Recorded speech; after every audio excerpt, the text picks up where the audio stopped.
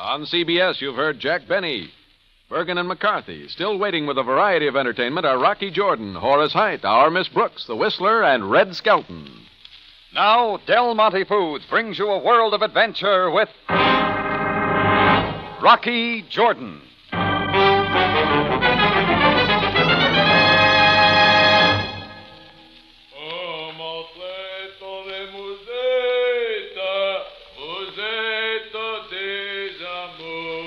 I'd been trying hard for some sleep in my room up over the tambourine, but the song that echoed up and down the dark Cairo street outside wasn't helping. I got out of bed and went to the window. The singer, dressed in cap and uniform of the French Foreign Legion, leaned against a building right below me. Hey! Hey down there! Go home! Oh, monsieur, c'est ton bonne nuit pour chanter, n'est-ce pas? No parley français. Just move it along. Allez, allez. Après un autre refrain, monsieur. Oh, mon tendre. Hey, let a guy get some sleep, will you? You want me to come down there?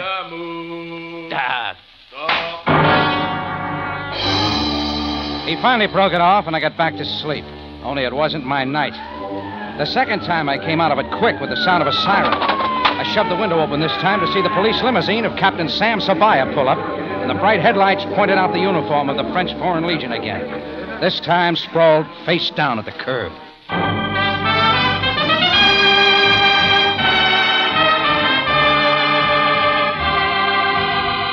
Del Monte, the brand you trust for flavor in so many good foods.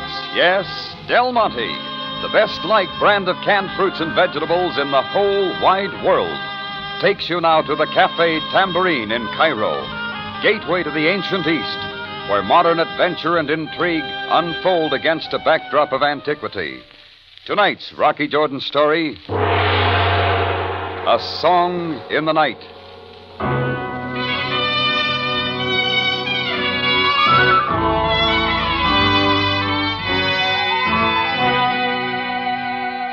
It started around 2 in the morning when a fellow in French Foreign Legion uniform woke me up with his singing below my window. The next thing that got me up was Sabaya's police siren, and the look this time showed the same uniform sprawled unmoving in the street. I put on some clothes and went down. Keep back now, all of you, keep back! He's dead, is he, Sam? As you see from the knife wound in his neck, is it possible that you have seen this man before? I only made out the uniform from my upstairs window. We had a few words a while ago. What about? He woke me up with his singing, that's all. Singing, Jordan? Yeah, guess he'd had a few drinks. I got back to sleep, and that's the last I saw of him. Then you can tell me nothing of this? His singing may not have been too good, but it wasn't bad enough to kill him over. Jordan, I have failed to find your humor the least bit amusing. What's the identification say? His pockets are empty. And do not make it your concern. It's just the blonde hair, his fair features, and the stocky build. Doesn't look much like a Frenchman to me, more like a Swede. That means nothing. All different nationalities are found in the French Foreign Legion. Yeah, but the fellow I talked to seemed to be French. His handling of the language is perfect. Oh, so now you are in authority on the French language. And the clothes don't fit any too well either. Captain, if I may offer my services... Who are you? I am Dr. Shamar. My offices are close by. I was returning from a night call when I saw the crowd gathered here. I see. Well, look if you like, Dr. Shamar, but I fear you are much too late. The knife wound is enough. But further tests will be made. Captain, I could not help overhearing your conversation with Mr. Jordan. You do not know who this man is? No, but the body will be identified. Well, don't be too sure, Sam. I got a hunch. Never mind, Jordan. I regret I did not arrive sooner. However, death came quickly. If that is all, then, Captain... Thank you, Dr. Shamar. I will require your services no longer. Nor yours, Jordan. The ambulance showed up before long, and the crowd melted away. I'd already gone back to my room, wondering about a man who sings 1 minute and gets killed the next. Well, it wasn't my puzzle, but the strange song he'd sung there kept ringing through my mind.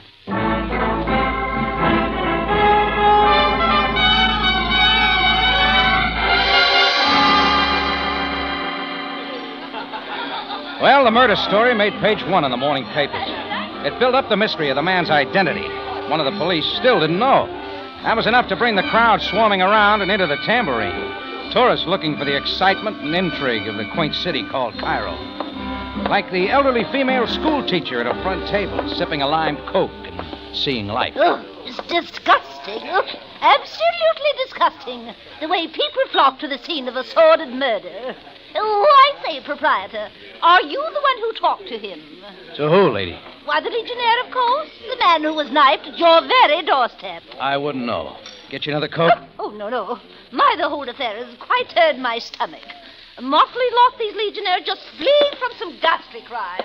All of them, everyone. I pulled myself away and began noticing another character in the crowd. A man in cutaway and white vest with well-clipped beard who listened intently to the chatter around him.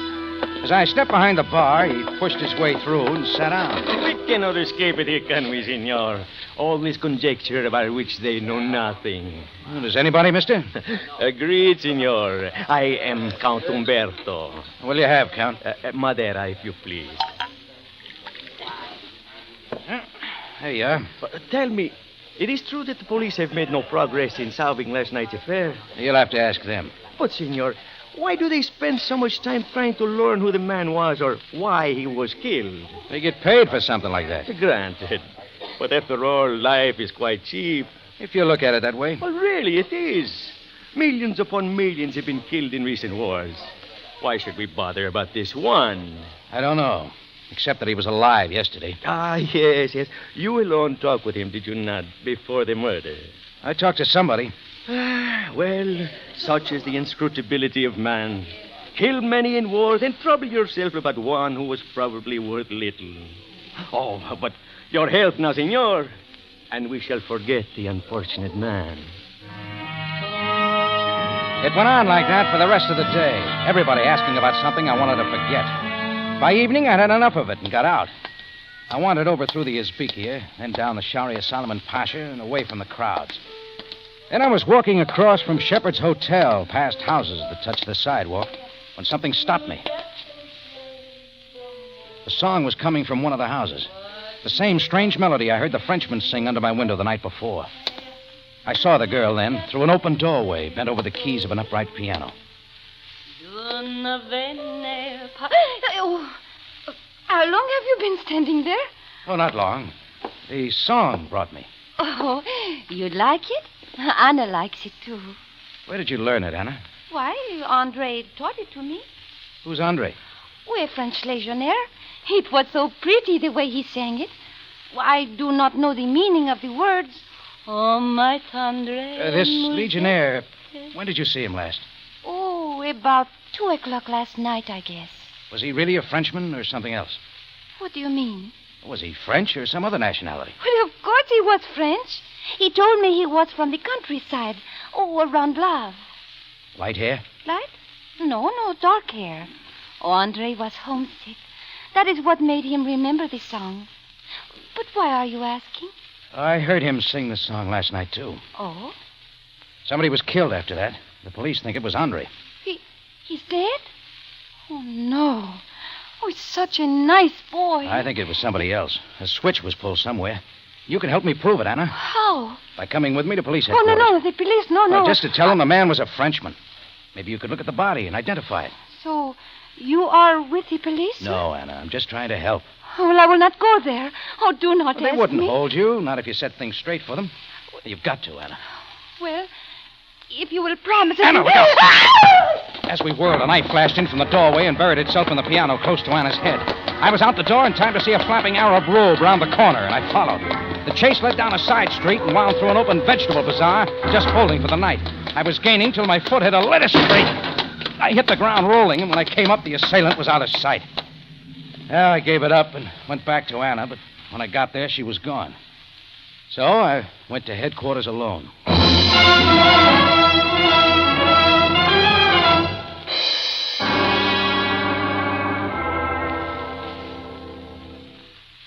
Jordan, you feel quite sure, then, that the legionnaire described by the girl is the same who woke you last night with his singing? It stands to reason, Sam. The song went with him. Anna said he was a Frenchman with dark hair. If this is true, the legionnaire's clothes were obviously changed to the dead man. Sure, to put you off the trail. Somebody doesn't want him identified. But where does that put Andre? Well, Probably killed, too. Jordan, about this girl... Oh, you can't blame her for running away, Sam. She was scared. Nevertheless, someone feared what she might tell. If she knows what is the bottom of this, she is in great danger. I will send men to find her and protect her. You've got something in the knife thrower, Sam. He may have been wearing robes, but he wasn't an Arab. Nobody ever heard an Arab whistle. Mm-hmm, as you say. This is a serious matter, Jordan. Any ideas?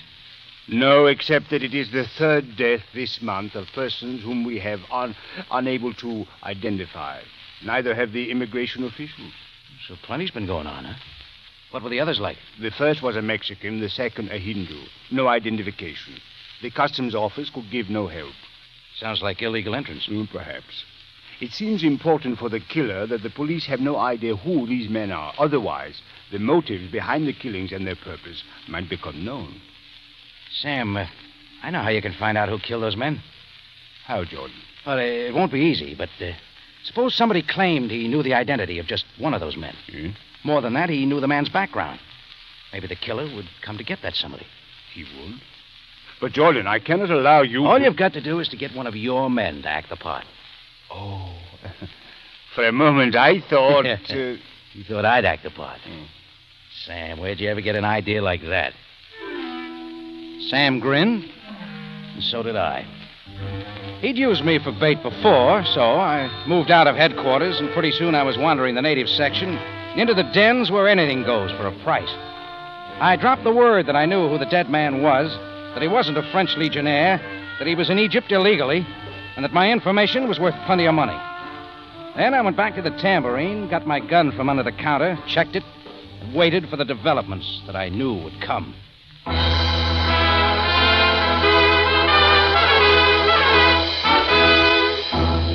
Del Monte Foods is presenting tonight's adventure with Rocky Jordan.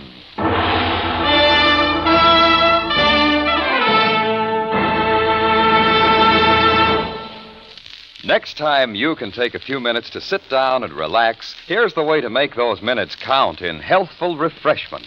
Pour yourself a long, lazy, thirst-quenching glass of Del Monte pineapple juice. You've got something there, Larry. I know I certainly look forward to enjoying Del Monte pineapple juice after I've been working hard around the house. Yes, that's the kind of sunny, sparkling flavor that makes things look brighter, all right. And you couldn't ask for better refreshment than this naturally tart-sweet, healthful juice. Del Monte pineapple juice is rich in the flavor of superb pineapples, picked thumping ripe, and the same extra luscious flavor you get in all styles of Del Monte pineapple. Sliced, crushed, chunks, tidbits, or juice. Well, I know I can expect a raid on the Del Monte pineapple juice anytime my family gets thirsty, morning, noon, or night. That's why I keep several cans handy all the time. Try Del Monte pineapple juice for cool, tempting, tart-sweet refreshment, friends. Buy it tomorrow. Buy plenty.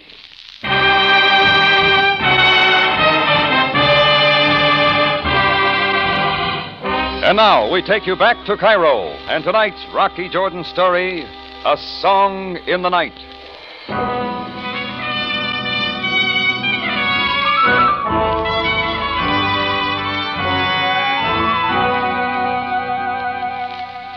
Well, it was my own idea to set myself up as the pigeon that would smoke out the killer, so there was no backing out now. I stayed in the tambourine with the customers, keeping the gun with me. Closing time came and nothing had happened. When everybody was gone, I cut all but the backlights, slammed and locked the alley door, and went up front to do the same there. I just reached the door when a figure moved in the shadows outside. My hand gripped the gun in my pocket, and I drew back, waiting. Good evening, Mr. Jordan. Oh, Dr. Shamar. What's this about? My being up at this hour? It is always the life of a doctor, just as it was last night. Oh, yes, sure. I'm sorry. I simply dropped by to inquire if the police have had any luck in tracking down the killer of the man we saw here in the street last night. Oh, not yet, Doctor. It has been a long day. Do you mind if I come in for a little something? Oh, I was just closing, but... Oh, well, come on in. Thank you. It's nasty business, that killing. Nasty business. Oh, hold it a second. Hello, Tambourine. A little jumpy, Jordan? Who's this? I introduced myself. With the knife. The one you threw at the girl? I got another one. Every bit as good. Now, play things smart, and you won't have to use it. That's what they tell me. You're supposed to know all about the guy somebody killed last night. I found out some things. How much do you want? To forget it. Well, I'll tell you. Just name the place. What's his name? Who was he? It takes a price, Buster. Any place but here. Have it your way then, Jordan. I'll be seeing you. Oh, wait a minute. Hello. Mr. Jordan, that call, could it be... It was, Dr. Shimmer. I did not realize the gravity of the situation. It is possible the killer will come here? Yeah, it's possible. Now, what'll you have to drink? Oh, why, it is getting late. Perhaps another time. Good night. Good night, Mr. Jordan. I figured I was too hot an article to be around. I locked the door behind Dr. Shamar's retreating figure and went back through the dim cafe and up the balcony steps to my room. I'd no more than opened the door when I knew somebody was there. Come in, Jordan. Sam, what are you doing here? Is it not the duty of the police to give protection? But you can't be here. You'll spoil everything. You place little faith in me, Jordan. Look, if the killer knows you're here, he'll know I've been lying about this whole business. He knows it's just a trick to get him out into the open. No one knows I am here. I had but to disguise myself as your head cook. I don't know, Sam. Jordan, you might be interested to learn that we have picked up the girl Anna and are holding her in protective custody. Well, that's something. Also, identification has come through on one of the dead men, the Hindu who was killed earlier. Oh, who was he? The name is not important, but he was connected with a narcotics ring. Possibly the other two were also. Yeah, that could explain why no passports. All illegal entrance. Oh, but why the killing, Sam? That is what we must learn. Switch off the lights now. We will wait out the night. I still didn't like Sam's way, but we settled down in a dark room. Sam sat erectly on the edge of the bed. I leaned a chair against the wall. Sam puffed for a while on an Egyptian cigarette, shielding the tip. Then he stashed it, and we stayed quiet. Maybe it was loss of sleep from the night before, or just the waiting. Anyhow, I dozed off. When my eyes opened, I knew a sound had done it. Sam had heard it, too. Scrape of a footstep somewhere. Then all at once it came, the glint of a knife through the open window. As Sam reeled back, I got to the window in time to see a shadow moving fast across the roof to the fire escape. My shots were wild, and he kept going over the side. Jordan! Jordan, after him. Do not let him escape. But you're hurt, Sam. No. The killer is all that matters. His knife was meant for me. I can't leave Jordan, it this way. I command you. Nothing doing, Sam. I'm getting you to a hospital. The ambulance made it in record time. I stayed with Sam till I knew his shoulder wound wasn't too serious, and they took him, still protesting, to a hospital bed. So our bait scheme was licked, now that the killer surely knew the police were in on it. Well, the morning papers did it again. The story even topped the squabbles of the royal family with headlines. This time I had to put on extra help to handle the tambourine crowd. The female schoolteacher had another lime coke. Why say, proprietor, that knife which wounded the police captain, was it quite large? Oh, big and sharp, and it went in deep, lady. Oh. I'll gladly give you all the details. Oh, no. Oh, I'm not at all interested. I wonder who the killer will try next. Another repeat customer was the perfumed Italian, Count Umberto. And more such excitement, senor, and you could raise your prices. I could do without it, Count. I dare say you could. You were a child to think it would work. What would work? Your plan, yours and Ceballos. Did you really think you could make the killer believe that you knew something? Maybe I do know something. Oh, no. The one who called you last night should have seen that. You're up on a lot of things, aren't you? Common knowledge. The papers, those babbling tongues. Just how does it concern you so much? But it does not. It means nothing. Sure, like you said yesterday. Only you keep talking about it. Senor, surely you do not suspect me. Oh, oh dear, this is delightful. He made it a joke, but I noticed his exit wasn't too graceful. I followed him through the cafe to the street and saw him get into a cab and pull away. I hailed another cab stationed up the block and made a quick bargain for the driver to follow. The following was almost too easy. Count Umberto's cab slowed for every native and goat and camel on the street.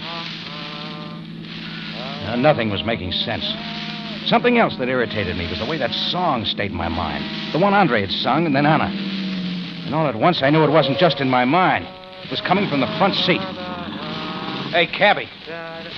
What now, Effendi? Where did you learn that song? Oh, the song? I cannot seem to forget it.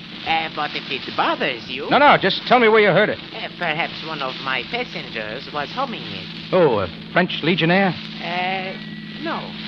But someone else. I am trying to think. Well, keep trying. How about an Italian count? Why, yes, perhaps. Sure, the count heard Andre singing it just before he pulled the big switch in the murder. The tune stuck with him, too. Effendi, am I supposed to understand you? Just keep following that taxi. Don't let it out of your sight. It is our bargain. Wait. No, it was not the Count, but someone else. Oh, I remember very well now. Who then? Someone else, yes. I remember 2 nights ago, very late, sir. I was standing at my post near the tambourine waiting for a fare, but there were no fares. Oh, go on, cabby. Tell me.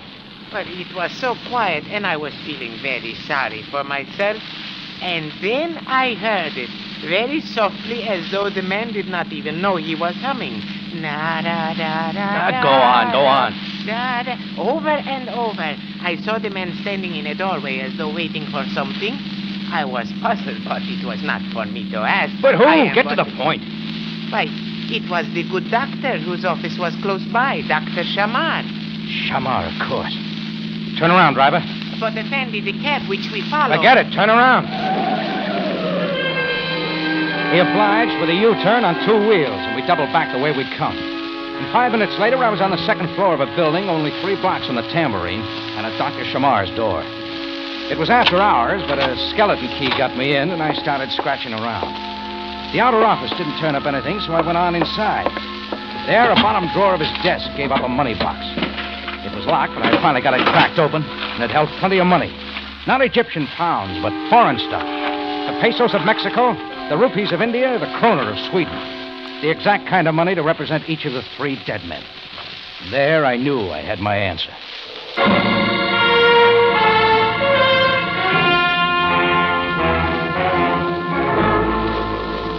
In just a moment, Rocky Jordan returns to conclude tonight's story.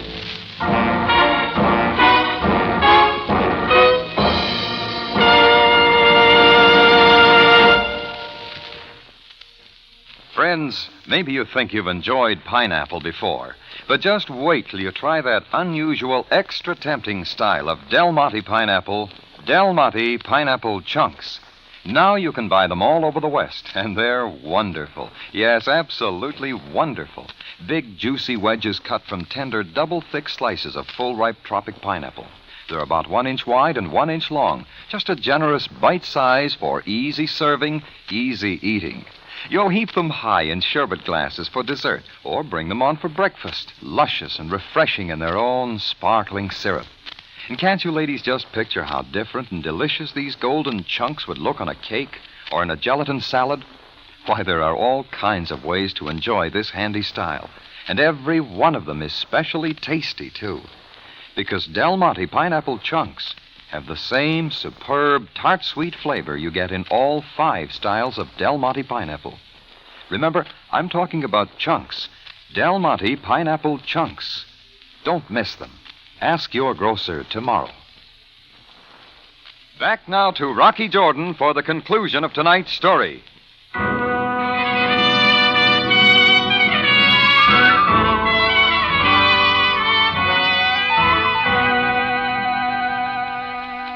Well, all it took was a song, the kind that stick in people's minds when they hear it, to lead me to Dr. Shamar's office and the whole answer. I decided to put the money back where I'd found it and leave the rest to the police. I just got the box closed. Observe the knife, Mr. Jordan. It came close enough to see, Dr. Shamar. Shall I finish him now, Doctor? In a moment, Arno. But keep your knife ready. What's the matter? No Arab robes this time, Arno? No whistle like the time you tried for Anna? I only whistle when their backs are turned. I like to have them see it coming. So, Mr. Jordan, We find you here as a common thief. Yeah, sure. Take me to the police. I'll confess everything. Stay where you are. Now, why did you come here, Mr. Jordan? What do you want? Oh, I just found it. What's the fancy side racket, Doctor? Wholesaling narcotics? You will find none here. No. Maybe you never did have any. But you could get word around that you have plenty of narcotics to sell. That brings the interested buyers to Egypt, all illegally. So when they're killed, it's tough to identify them. Jordan, you know too much. Let him prattle till he's through. Well, that's all. Arno handles the killings. A Mexican, a Hindu, and a Swede, all by the same pattern. You take their money and wait for the next. You even pick on an innocent Frenchman named Andre for the cover-up. Did he go the same way? You need never know. Quickly now, Arno. Okay, Dr. Shamar. Arno came toward me, his hands raised. He was 3 steps away when I grabbed the box and slammed it at him. The money bills flew everywhere, and his knife dropped. I kicked it away just as the wiry doctor pinned my arms from behind. Arno yanked the knife from the desk and came at me again. Drop the knife. Throw his hand. Release Jordan at once, Dr. Shamar. Captain, he broke in here to rob me. Yes. I heard everything, Dr. Shamar. Now pick up the money and bring it along. My men will assist you.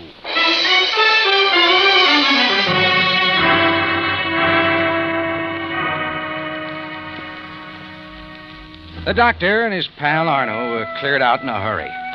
I personally escorted Sam back to the hospital where he belonged. On the way, he gave me some good news. Andre had been found, still alive. They had just carted him off and dumped him out in the desert someplace. Well, in a little while, I was back at the Tambourine where I belonged. I found a vacant table and had Chris bring me some coffee. Well, Senor Jordan, so here is where I find you. Oh, sit down, Count Umberto. Thank you. Oh, I was hurt, Senor, that you did not continue to follow me in the taxi. It was such a charming game. Sorry to disappoint you. So now the affair is over? Yeah, you can read about it in the papers. Yes, but already there are rumors about how you were led to the guilty party by a song. A haunting melody which people cannot get from their minds when they hear it. I am interested, Senor. How does this song go? You know something, Count? I can't remember.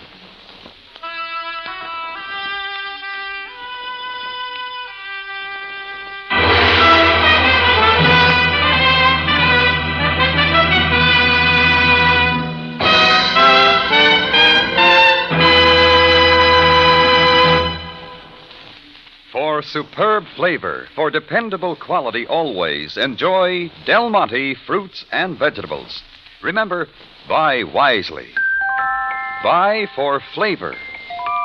Buy Del Monte, the brand you trust for flavor in so many good foods.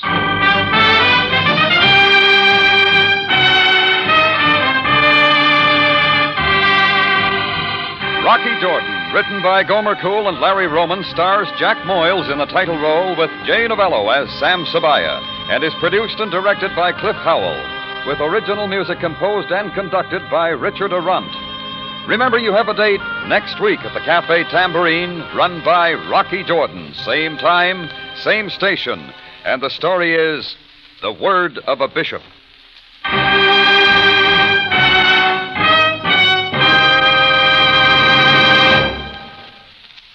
Now that it's shortcake season, why not enjoy one that's really easy and thrifty? Make it with luscious Del Monte sliced peaches. Mellow, tender, and full of tree-ripe orchard flavor. They're quick, they're inexpensive. Get Del Monte sliced peaches tomorrow.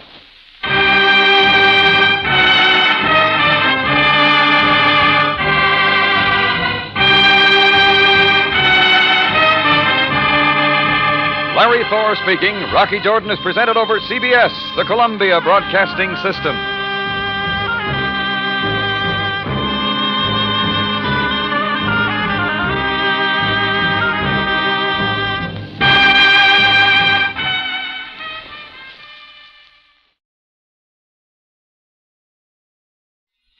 Now, Del Monte Foods brings you a world of adventure with Rocky Jordan.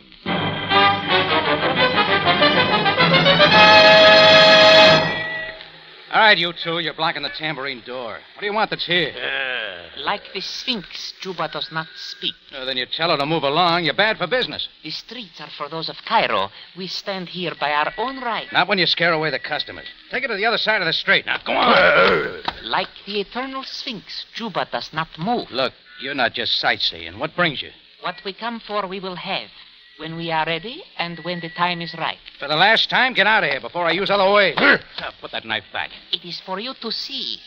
Like the falcon, Juba does not hesitate to kill.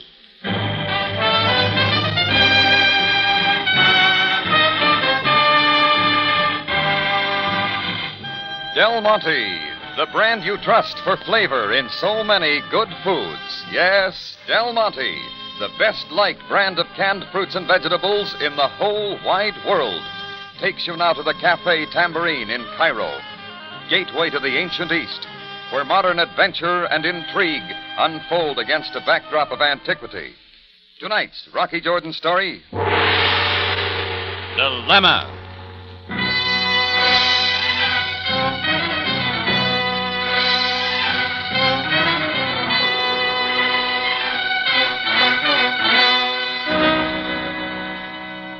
The night was shaping up bad for business and good for trouble, thanks to a couple of burly white-robed natives planted right outside my tambourine door. Feet wide apart, arms folded, waiting. For what? They wouldn't say, and I couldn't get rid of them. The nervous customers were soon gone, and no more came in. It was empty now, except for the blonde woman in a booth at the far side. American, well-dressed, mature, and attractive. With her was a little girl, 6 years or so, dark-haired and dark-eyed. They'd finished their meal long ago, and when they kept staying on, I decided to drop over. Everything all right here, lady? Oh, yes, thank you. Quite all right. Hello, my name's Mina. Oh, mine's Rocky Jordan. How are you, Mina? I'm fine, thank you. Mother's taking me back to New York. Aren't you, Mother? Shh. Yes, darling. When are we going? I explained everything to you, Mina. Not until tomorrow. Nursie said I would like Cairo. But I think I like New York better. Don't you, mister? Well, I guess they both have their points. You're American, aren't you? That's right. I see. Then maybe... Nursie showed me the pyramids, Mother, and the Nile River. She told me all about Egypt and about Cleopatra. Do you know how Cleopatra got in to see Caesar? Hush, darling, please. You mustn't talk so much. And a rug. Look, if those two natives out front concern you, I'll see that you get away safely. Natives? Oh, I really hadn't noticed. Oh, no, I'm sure you don't have to bother. Well, then maybe I can get you some more coffee. Oh, yes, if you don't mind. A little... Mr. Jordan? Yes? I just remembered an errand. Would you mind watching Mina for a moment or two? Mother, where are you going? I'll be right back. And listen, stay right here. Stay here for Mother. Promise me. I promise. But, Mother... Goodbye, Mina. Be a good girl, darling. Oh, just a minute, lady. This is no place to leave a kid. I'm sure she'll be all right with you. Thank you, Mr. Jordan. Lady! She hurried to the door, made it out, and was gone. I didn't like it, but how do you stop somebody like that? After an hour's waiting, I'd begun to wish I had stopped her. Mina wasn't any trouble, sound asleep now in the booth where she'd been left. When another hour had gone by, I knew something was wrong. I told Chris, my bartender, to lock up. Then I carried Mina to the cot in my office, picked up the phone for a call to headquarters. Rocky! Come out here, Rocky! I had the door open and was out into the cafe when the movement from the side and behind was too quick. Look out, Rocky! A silken cord dropped tight around my neck. Do not move, sir, and you are safe. Now the two natives were inside, joined by a third who held Chris backed up to the bar at knife point. Now, Juba, get the child and take her carefully away. Keep away from her, Juba. Silence! We do not wish to wake the child. Hurry, Juba, and carry her gently. You know what this will get you? Not what the meddling Americani thinks. Where's the mother now? Who sent you? Good, Juba. The child still sleeps. Go now and deliver her quickly.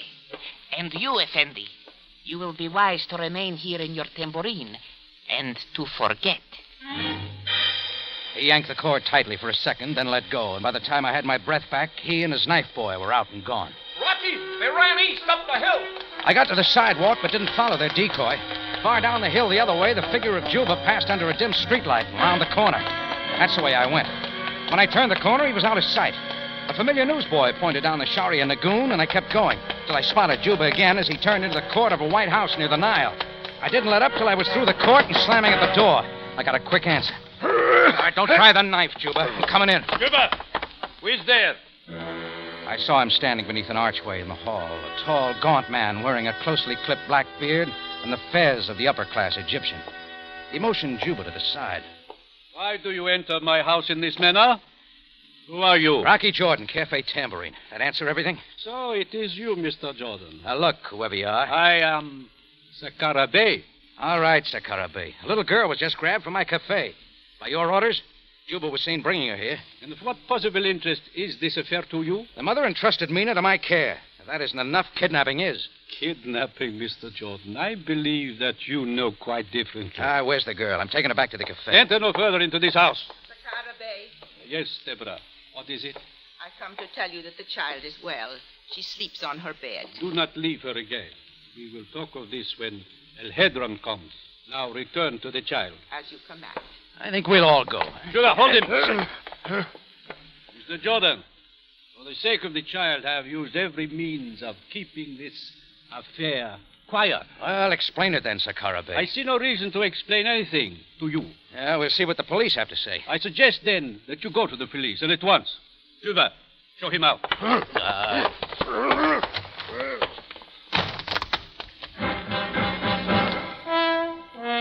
Well, Juba took that round. And trying to get in the house again wouldn't do me or the girl any good.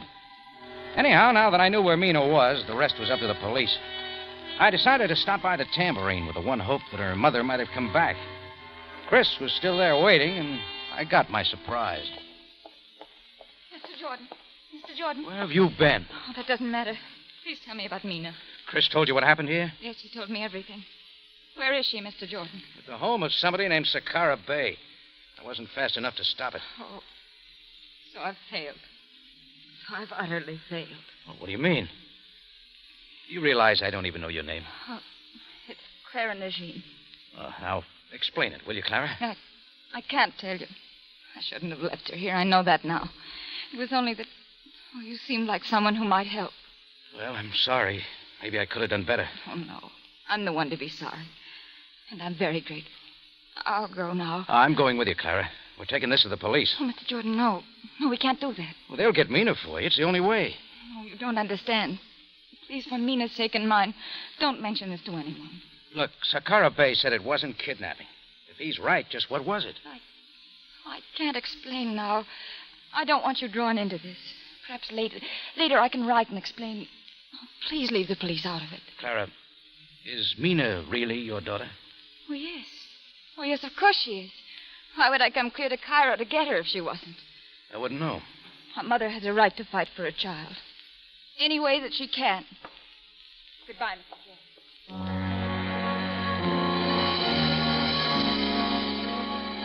She was gone, and it didn't make sense. But I couldn't do any more, not till I knew the reason why. I sent Chris home, locked up, and went on to bed. But it was all bad dreams, with a sleepy little brown-eyed girl caught up in something nobody'd explain. It was almost daylight when the phone opened up. Yeah, hello. Captain Sabaya speaking, Jordan. Oh, Sam, where are you? I'm at headquarters. Jordan, is it true that you were at the home of Sakara Bey earlier tonight? I was. Who told you? And it is also true that you threatened him there? Have your pad ready, Sam. I'll tell you everything. A woman named Clara Najim left her child at my cafe. While she was gone, a bunch of natives grabbed the kid. I followed to Sakara Bey's house. There you have it. And why did you not inform me of this sooner? Her mother didn't want it. Don't ask me why. I don't know. Where is Mrs. Najim now? I don't know, Sam. She wouldn't tell me anything. That is not surprising. Jordan, I think it best that you come to headquarters at once. Why? You've got it all. Perhaps there's more to it that you do not know, Jordan. Sakara Bey lies in his house shot dead, and the child is gone.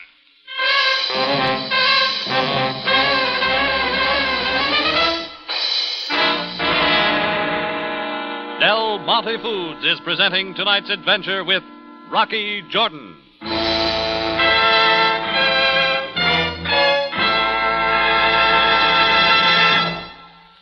Ask me to name the vegetable most likely to succeed with the men, and I'll say it's sweet, tender, buttery-tasting corn. And I'm sure every woman who has ever served Del Monte golden whole kernel corn will second that nomination, too. No doubt about that, Larry. You really can tell the difference between brands of corn. And Del Monte is the sweetest and tenderest we've ever run across. Everyone should make that comparison and see what happens when corn is specially raised for higher natural sugar content, the way Del Monte corn is. Talk about your country cream sweetness. And Del Monte keeps a careful eye on rich, hearty flavor. Makes a point of very thin-skinned kernels, besides, for melting tenderness. All that means Del Monte corn is remarkably good. Wonderful to eat just plain, and a pleasure to use in your favorite corn recipes, too. Well, Del Monte corn is certainly the quickest, easiest way I know to enjoy real summer corn flavor. And it's thrifty, too, friends. A fine value. Next time, ask your grocer for Del Monte vacuum-packed golden whole kernel corn.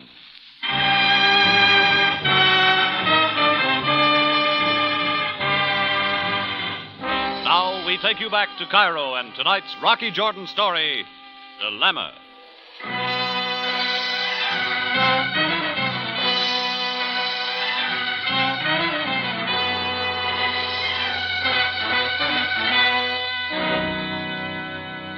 I could have guessed it wasn't over for me when I saw Clara Najim last.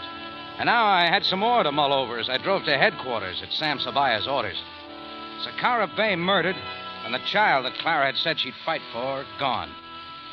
Well, Sam was waiting for me in his office, and we went all over it again. Now, Jordan, when Mrs. Najim finally returned to your cafe, what did she tell you then? Only that she wanted the police left out of it. Very well. But it stands to reason that when she is found, the child will be with her. Hey, look, you're not saying Clara did the killing. Can you suggest anyone else who might want the child, Jordan? Tell me something, Sam. What's this all about? Will you come in, please? Jordan, this is El Hedron, an attorney of Cairo. A pleasure, Mr. Jordan. Hi, El Hedron. Kindly tell Mr. Jordan the background of this case. I must go now to personally direct the search. Well, El Hedron, how does it go? You do not already know Mr. Jordan? No. Very well. Some years ago, a citizen of Egypt, Ahmed Najim, went to the United States in the diplomatic service. While there, he met and married a beautiful, wealthy woman of your country. Now, Mrs. Clara Najim. Well, that explains the dark-eyed girl. Mina is Clara's daughter, then? She is. All went well with the union until a few months ago, when evidence came to Mr. Najim's attention that his wife had been unfaithful. That is a serious thing for one of our people. Well, where isn't it? Go on. So, a few weeks ago, the marriage broke up, and then began the fight over their child, Mina. Mr. Najim was convinced by the evidence that Clara was no fit mother for the child, but she denied the testimony and demanded custody of the child. And it looked as though she was going to get it. Najim was sure about his wife? The testimony was beyond question. So in face of a court injunction forbidding him to touch the child, he spirited Mina out of Egypt and into Egypt out of America, placing her now in the custody of his uncle, Sakara Bey. And then Clara came to get her daughter. Yes. Somehow she got the girl from Sakara Bey's house. But he learned soon enough, and his servants trailed her to your cafe. He should have left it to the police. Now, wait a minute. Hold it, El Hedron. Hasn't Clara a perfect right to her own child? Not so, Mr. Jordan. Technically, the child is a citizen of both countries, born in America, but the daughter of an Egyptian citizen. While in Egypt, she is under the protection of our law. Ah, so that's it. It is a most delicate problem for the diplomatic officers of both countries. Truly a dilemma. How would you solve it, Mr. Jordan? I wouldn't know. So you see, if kidnapping is involved, only the mother is guilty of taking her own child. Where's the father now? He returned to his work in New York and was immediately arrested for his violation of your law. You're sure he's there now? Certainly. So Clara Najim has taken the last recourse, murder. She is stupid to think that she can get the child out of Egypt now. Just how do you fit in, El Hedron? I represent Mr. Najim as attorney in behalf of his daughter. Now, is there anything you wish to tell me? Just what do you mean by that? It is only that you are American, like Mrs. Najim. Captain Sabaya agrees that such a situation might offer temptations. Well, he's wrong. I don't know anything more. Then let me advise you to free yourself now, before you become too deeply involved. Well, that was a new one. A strange diplomatic tangle, and now murder, with an innocent child squarely in the middle. I left headquarters thinking about El Hedron's story. I found myself wandering back to Sakara Bay's White House by the Nile. I watched from across the street as the mourners went in, till I noticed a figure moving from the side of the house. Child's nurse, Deborah, who turned quickly onto a narrow side street, keeping close to the walls. I decided on a word with her and caught up with her a block further on. Deborah, wait a minute. Who called? Oh, your Fendi. Jordan, please, I must go. I want you to tell me what went on in that house last night. Captain Sabaya can tell you. I want it from you. Just what happened. I was with the child Mina at Sakara Bay's command. Late in the night, I was awakened by a shot. I ran to Sakara Bay's study. He was on the floor, dying. Did you see anybody there? Clara and Najim, maybe? Someone was leaving. I was afraid and did not follow. Did you see her? No, I knew it was best to return to the child. What then? When I got back to the room, Mina was gone. I do not know how or where. Now, something else, Deborah. What are you running from? I only wish to leave the house of death. Please, Effendi, I want nothing of murder. Deborah, get back. I shoved her to the wall. The bullet ricocheted and sandstone sprayed into my eyes. I couldn't see a thing. All I could hear were Deborah's running footsteps.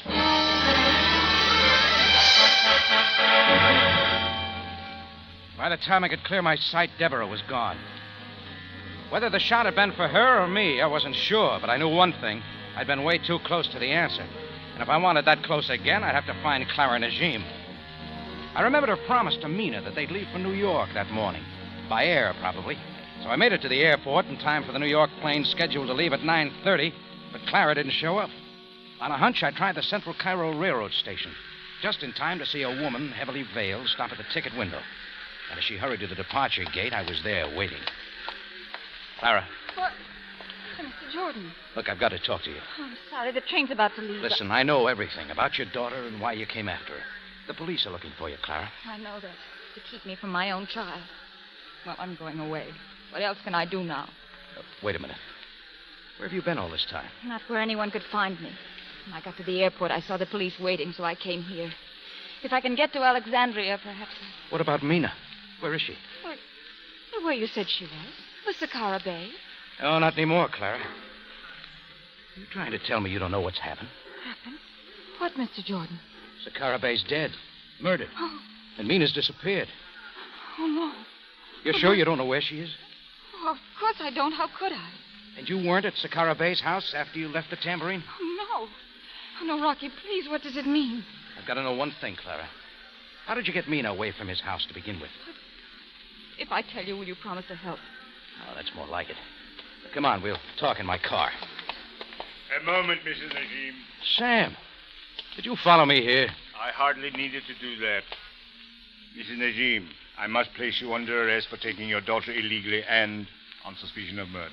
Captain, my child... Clara didn't do the killing, Sam. She doesn't even know what happened to me. I will take her statement, Jordan. Do not try to interfere.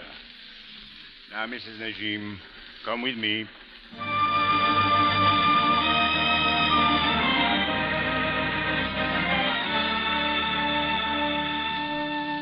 Sam took her away, and the last I saw was Clara's white face looking back. And I knew she expected me to do something. But what? Find the nurse, hiding or held somewhere in Cairo? That wouldn't be easy. I drove back to the tambourine, trying to figure where Mina could be, and got nothing. I parked my car in back and went in the office door. Rocky? Chris, what are you doing on the floor? Rocky, you just missed it. Missed what, Chris? You all right? Yeah, I guess so. I made the mistake of leaving the back door unlocked. A bunch of natives came in again. They just left? Yeah. Last I knew, they were slamming up around your room. Must have left by the roof. Come on, let's have a look.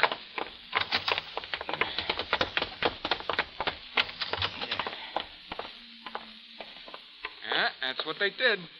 The roof window's wide open. Yeah, you didn't miss a trick, did they? Even rolled up the rug. I wonder what they found in there.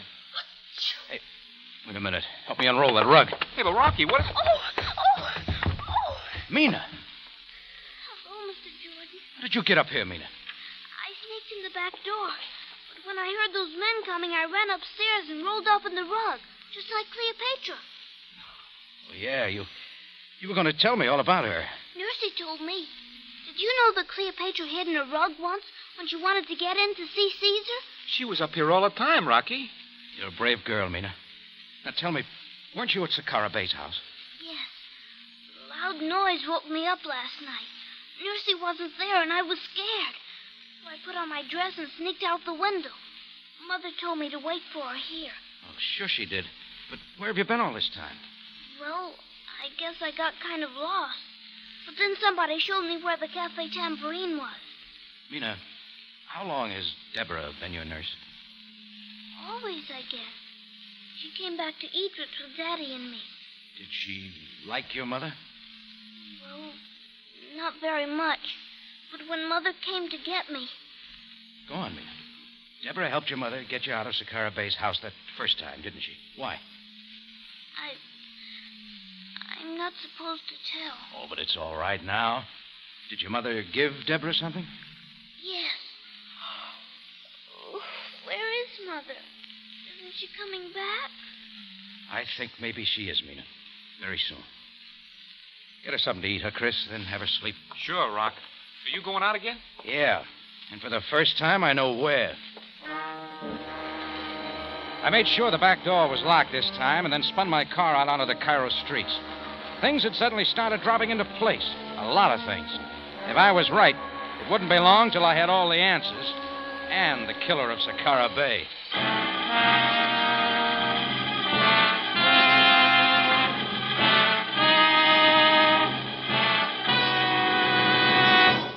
In just a moment, Rocky Jordan returns to conclude tonight's story.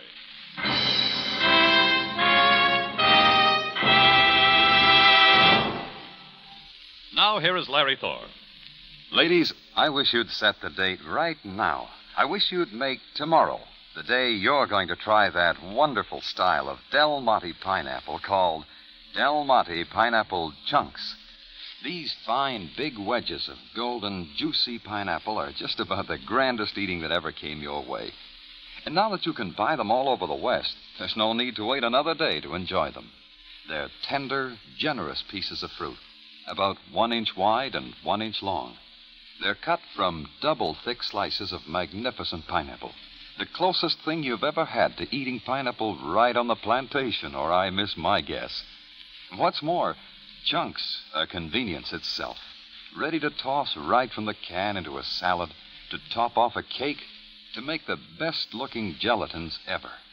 And for pure and simple enjoyment, well, serve Chunks just as they come, cool and refreshing, with the full, ripe, tart-sweet flavor you find in all 5 styles of Del Monte pineapple.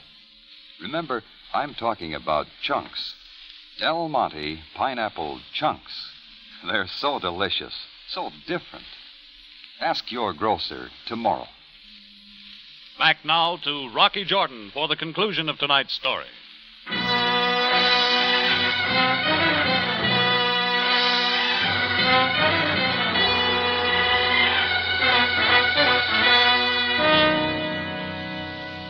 Well, Clara Najim could wait a little longer for news that her daughter was safe and well at my cafe. But before there was any happiness for either of them, there was more to be done. The diplomatic tangle settled, and Clara cleared of the murder charge.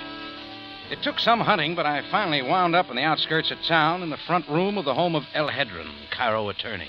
Mr. Jordan, I know Mrs. Najim has been arrested, but there's nothing you can do about it now. Oh, but I had a long talk with Clara at the railroad station. Well? She wants me to tell you she's willing to pay again. Anything you ask. Pay again? Yeah. It can still work out. It was Deborah, the nurse, who testified about Clara's unfaithfulness to her husband, wasn't it? A pack of lies, only to get Ahmed Najim to bring the girl back to Egypt. Was that on your counsel? I advised such a move. Of course I did. Only somebody who knew the law could have engineered it. You knew Clara would come after the child. She's wealthy. She could pay whatever you wanted. And it was Deborah's job to turn the child over to her. How else could Clara have gotten Mina out of the Bay's house? Mr. Jordan, has Mrs. Najim told such a tale to the police? What, and ruin her last chance to get her daughter away? Oh, no. Well, come on, El Hedron. How much this time? 20, 30,000? What do you think I could do with Mrs. Najim held for murder? You hold the strings. Just get Mina out of Egypt and back to America. Anyhow, the murder charge won't stick against Clara. She didn't go back to the Bay's house last night. You seem very sure. But somebody else was there. Sakara Bay dropped the fact that you were coming. Sounded like he was going to have it out with you and Deborah. He must have had an idea what was going on. Maybe Deborah said too much, huh? Mr. Jordan. So you had to kill him. And when Deborah got frantic and tried to run out, you tried for her, too. She said she didn't want any part of murder. My friend, I don't think you know anything. I don't think you ever will. And by the way, where is Deborah? I suppose we have a look. I advise you, sir. How about the study, then? Effendi, no. I thought so. It's caught up with you, huh, Deborah? Very well, Mr. Jordan. You realize that I now hold a gun. Come out, Deborah. Now that he has seen you. As you command. Deborah, will you tell the police what really happened at Sakara Bay's house? Will you tell Ahmed Najim the truth about his wife? That all you said were lies? Effendi, it is not possible. Enough, Deborah. Neither you nor Mr. Jordan will tell anyone anything. I was faced with El Hedron's gun again, and this time I knew he wouldn't miss. He raised it and took careful aim. The phone held his fire, and he hesitated just long enough. I dived in under the gun. I hit him below the ribs, and he went down flat and hard. I slammed his head against the hard floor, and the gun clattered away. He didn't have any use for it now, but I did. Yes, hello. Captain Sabaya speaking. Who is this? It's Rocky, Sam. Jordan, what are you doing there? I am calling for El Hedron. Well, just hold everything. You'll be right down.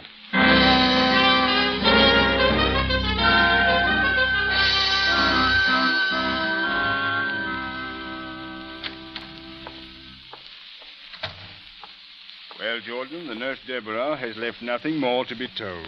I knew she would. And thanks, Sam. For what, Jordan? For calling El Hedron when you did. Saved my life. As it happens, I wanted to question him. Mrs. Najim had also told me of his part in this affair.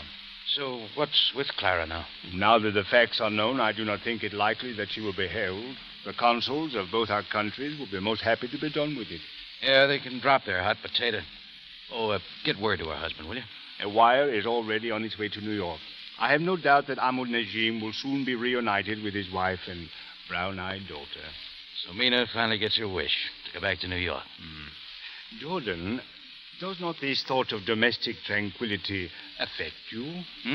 Among my people, a man without a wife is considered... Oh, no. Don't start that again, Sam. Come on, where's the coffee?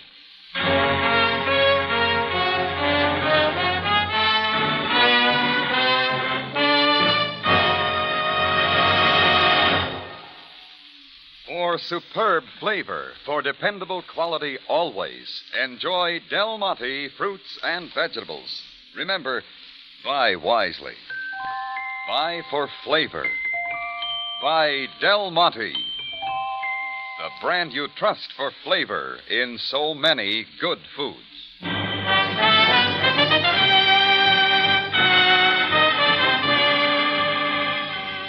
Rocky Jordan, written tonight by Gomer Cool and Larry Roman, stars Jack Moyles in the title role with Jay Novello as Sam Sabaya. Original music is composed and conducted by Richard Arant. Rocky Jordan is produced and directed by Cliff Howell. Remember, you have a date next week at the Café Tambourine, same time, same station. And the story is The Dead Colleen.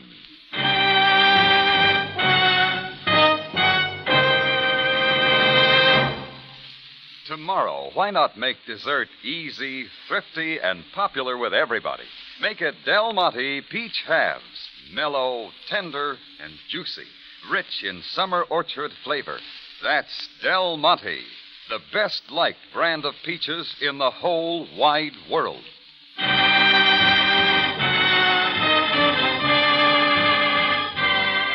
Bob Stevenson speaking. Rocky Jordan is presented over CBS, the Columbia Broadcasting System.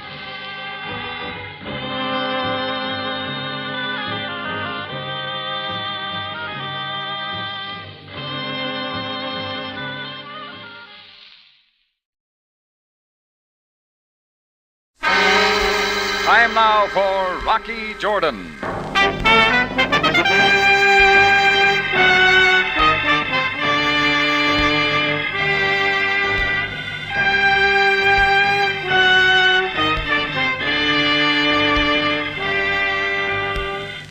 Not far from the Mosque Sultan Hassan in Cairo stands the Café Tambourine, run by Rocky Jordan. The Café Tambourine, crowded with forgotten men, alive with the babble of many languages. For this is Cairo, where modern adventure and intrigue unfold against a backdrop of antiquity. Tonight's story, The Race.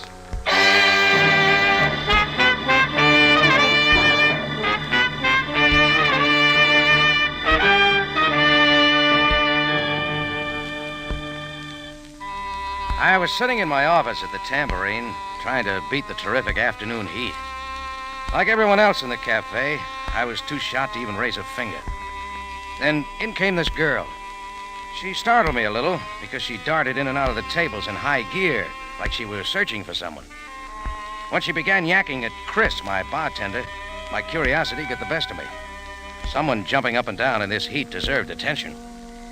As I walked over, I noticed she was nice-looking in a quiet sort of way, in spite of the fact she looked as if any moment she might spring right through the ceiling. But he has been here, hasn't he? I haven't seen him all day. What's up, Chris? Oh, Rocky. I've got to find Abdullah, Ben Abdullah. They said he was up here at the Tambourine. You know, Ben Abdullah. He owns that little pawn shop up on the corner. Yeah, sure, I know. It's very important. There isn't time to explain. Just tell me where I can find him, please. Every second counts. Well, I haven't seen him all day. I tried to tell her, Do you know where he is, then? He could be one of 1,000 places. Why don't you try the pawn He's shop? got a sign hanging on the door, out to lunch. A water vendor at the corner said he'd be up here. It's desperate, don't you see? No, I don't. If I don't get into that store in the next few minutes, there isn't going to be anything left of this whole block. Maybe the heat's got her, Rocky. It's too late to look for him. If I could just get into his shop. Here, take it easy, lady. Oh, that won't get a thing accomplished. Now, come on, tell me what it's all about. I'm afraid it's even too late now to break into his shop. I wouldn't even know where to look for it. Look for what? A high-powered explosive. A what? A bomb. It's in the pawn shop. Bomb? She's nuts. Maybe you'd better start from the beginning. There's not time to explain. It will be going off in a few minutes. What we better do is clear the entire area before everyone is killed. Sunstroke, if you ask me. Chris, I don't know whether she's loony or... Don't stand there! Tell everyone to clear the streets. They listen to you, not me. Look, lady, I don't like to have my leg pulled. Every second counts now. Please believe me. Anyone within 100 yards of the pawn shop is in danger. Okay. Chris, we better play it safe. Call the fire department, the police, and what have you. There's a bomb going off. I think.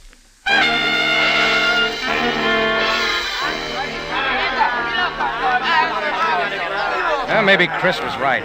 Maybe the dame had got too much sun and blown her top. But who could take chances on a bomb going off? I dashed down the street like a poor man's Mel Patton, and in what must have been the world's record, the block was completely empty. The girl had tagged right along with me, and once the block was cleared, we made a run for the safety zone where the crowd had formed 100 yards away. When we were about 60 yards from it, the girl began to tug at my arm and scream wildly at me. Down! Down! It's too late to run any further! What? Down! Fall on your face, quick!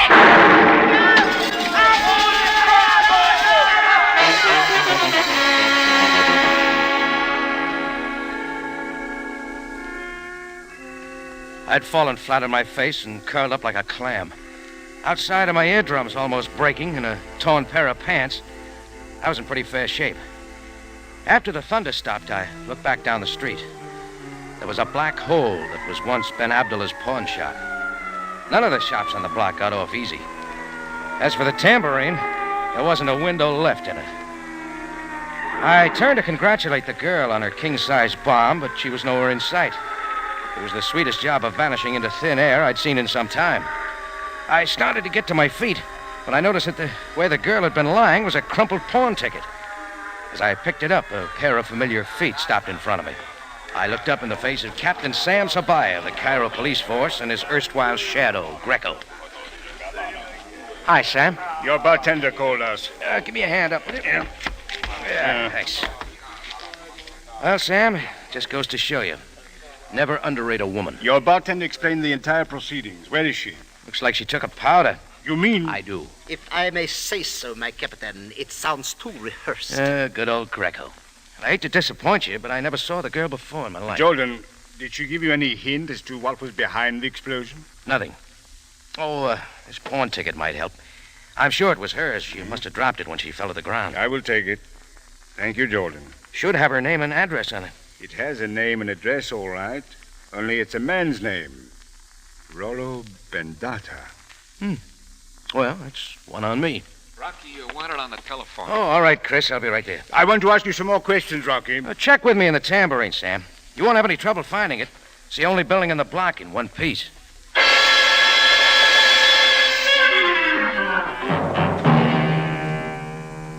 I hurried back to my office and picked up the phone. From the other end of the wire came the voice of my late friend, the young lady whose specialty seemed to be high-powered explosives. Mr. Jordan, I'm sorry I had to run out on you. Well, so am I. You must understand, I couldn't face the police. Where are you now? I won't waste words. I'm in terrible trouble. I need your help. I'll pay anything for it. Well, you can pay for the broken windows in the tambourine. Anything. Will you help me? I'm afraid tossing bombs is a little out of my line. Believe me, I'm not asking for myself. It's for hundreds of innocent people who may be harmed. You know, I could back that line with hearts and flowers. Mr. Jordan, if I weren't on the level, would I have warned you about the explosive in the pawn shop? Yeah, all right. You tell me and I'll listen. I can't over the telephone. I'll give you an address where you can meet me. Okay. But look, lady, I'm leaving word with my bartender where I'm going, just in case you got more bombs up your sleeve.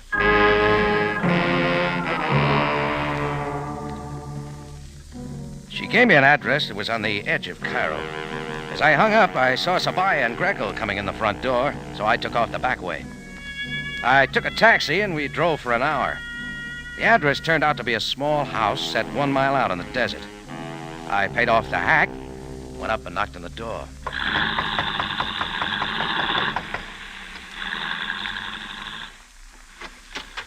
Are you alone? Yeah. You couldn't have picked a closer place. I'm sorry, but I live here. Come in. Huh? Oh, looks more like a laboratory to me. It is. I'm an explosives chemist. I live in the back. Dangerous address. I'd better introduce myself. I'm Suzanne Duran. Won't you sit down? No thanks. Not on a keg of dynamite. And stop jumping up and down. I can't help it. We only have 11 hours left. Hey, look, I've had enough riddles for one day. What's this all about? I'll start from the beginning. It would help. A man by the name of Negri Sear hired me to develop a time bomb that would have a 24-hour action delay. Why? He heads a combine that wants to blast for water in the desert. What? You can imagine what it would mean if you could bring an incessant water supply to Cairo. Well, sure, but why not a regular time bomb or dynamite? He wanted an explosive that would need no wiring so that his company wouldn't attract attention. Why all the secrecy? Why, it's like digging for gold. He thinks he's found a spot where there might be water, and he doesn't want anyone to know till he's staked his claim. I think he's crazy. Where does the pawn shop come in? I made 2 bombs, which I was going to test today. I was afraid my servant might accidentally spoil them, so I hid them in the base of an old clock. I went shopping, and when I came back, the clock was gone. The servant must have needed money, so he stole the clock, never realizing the bombs were in there, and pawned it. Is your servant's name Rollo Bendata? Yes. How did you know? You left his pawn ticket on the street. It looks to me like Rollo's in trouble, not you. Only one of the bombs went off in the pawn shop. Oh, don't you see? The other one will go off. You mean we're going to have to go through that all again? The bombs were set to go off at different times. Oh, but the blast of one could have exploded the second one. Yes, but you only heard one explosion, didn't you? Only one exploded, Mr. Jordan. I could tell by the force. Well, maybe Rollo's got the other bomb. I've already talked to him. He swears he knows nothing about them. Oh, fine. I don't know where to look for it, and according to my calculations, the bomb should go off in 10 hours and 46 minutes. Well, what's this bomb look like? A small object made of lead with a screw arrangement. When it's screwed down, the process begins. 2 liquids. One eats through the separation, and I get it. Hundreds of people will be killed. Look, if you want me to help, you got to promise me one thing. Name it. Stop jumping up and down. I promise. This guy, Negri Sear, you mentioned, you know where he lives? Yes. Come on, let's pay him a visit. I'll call a taxi. You're bouncing up and down again. I'm sorry. Now relax, will you? We've still got 10 hours and 46 minutes. 10 hours and 44 minutes.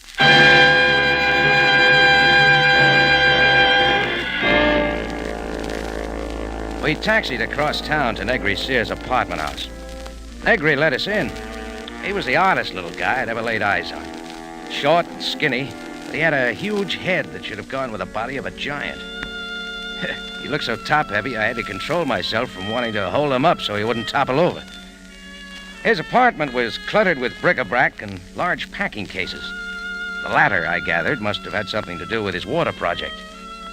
When Suzanne told him about the bomb, he got quite irked, to say the least. Really, my dear, I don't know what you expect me to do if you've lost one of your ghastly bombs. Well, coming here was my idea. And just who are you, Jordan? Suzanne, who is this man? He's trying to help me. You didn't tell him, I hope. I'm afraid I had to. You were sworn to secrecy. How could you? Well, Jordan, you'll never find out where I hope to get water. I'm not interested in your plan for digging water. I'm only trying to locate the bomb. Oh, this is dreadful. It will be all over Cairo. Everyone will be digging for water. No one outside of this room will know. Besides, you're the only one who knows the locale where the water might be. Huh? So you're going to blackmail me, huh? Or maybe you're going to torture me till I tell you the exact spot. Look, for the last time. What will my partners think? I will tell you nothing. Rocky, we can't afford to waste all this time. Look, Negri, if you'll just answer a few questions. Never. Were you out at Suzanne's place this afternoon? Yes, but she wasn't home, so I left. I was probably tracking down Rollo. What time were you out there? Our appointment was for 2. I'm always on time. Did you see anyone or notice anything that might help us? No. Is that clear? Very. There are only 8 hours left, Rocky. What are we going to do? All right, hang on to yourself. Suzanne, I want you to take this man out of here right away, or I'll call the police. We're going. So help me, I warn you. You'll never find out where I'm going to get water. Never. What I'm wondering is if we'll ever find out where to find that other bomb. Ever.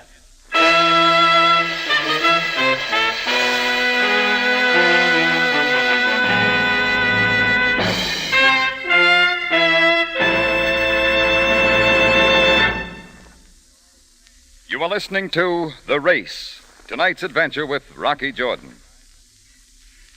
May we suggest that you vary your CBS listening.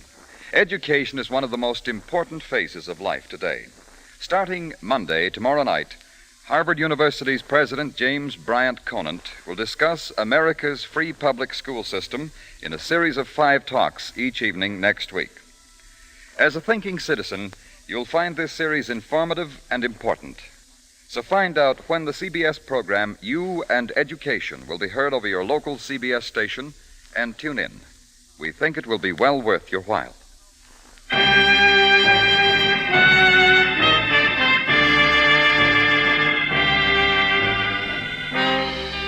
Now we take you back to Cairo and tonight's adventure with Rocky Jordan, The Race.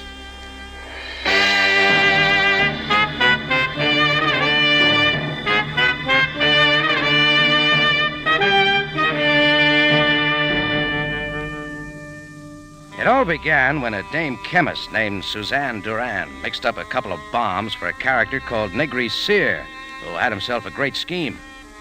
He was going to blast for water in the Sahara and make Egypt a garden spot.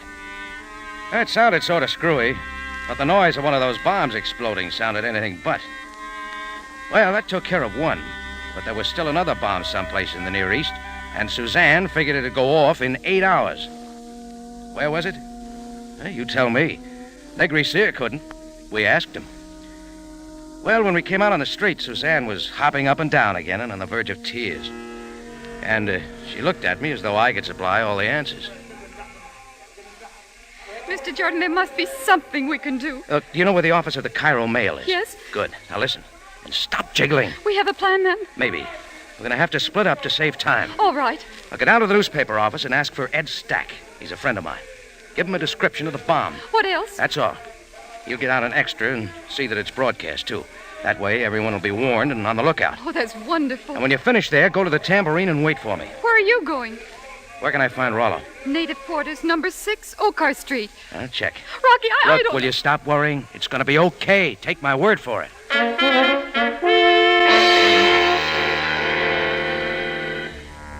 Yeah, it was going to be okay, sure. Only I wish I could have believed it. I was stymied from ear to ear. I put Suzanne in a taxi, and she was whisked off toward the newspaper office. I wanted to cross the street to get a taxi myself when up roared Sam Sabaya, taking the corner on 2 wheels. Jordan! Well, this is a coincidence, Sam. I traced you through this taxi company. Where's the girl? On her way to the newspaper office. Rocky, I'm losing my patience. You said you did not know the girl. When I finally traced her, I learned she has been with you. Sam, hang on to your brass badge. Got something to tell you. Well, Jordan, I'm waiting. She's working for a character named Negri Sear. Negri Sear? Yes, I've heard something of him. He's a dealer in fine art, a collector and such. Fine arts, eh? Well, he's got a sideline. What do you mean? The girl's a chemist. He hired her to make a couple of tickless bombs to blast for water in the Sahara. Jordan, are you serious? So help me, Sam. That's a story I got. Blast for water in the Sahara? Shh. It's a secret. Jordan, this is not an amusing matter. Water in this part of the world is nothing to laugh at. There are those in these desert lands who make of it a religion. Yet is it possible to blast for water in the Sahara? Negri Sear thinks so. Or so he says. What could be done to all this arid land? Jordan, is this a trick? Well, your guess is as good as mine. Then I am inclined to think it is. Well, the bomb was real enough. Yes, of course. We must make every effort to locate the other... But still... Yes, Sam? Jordan, if that girl is not at the newspaper office as you say, I'm going to hold you responsible for aiding her escape.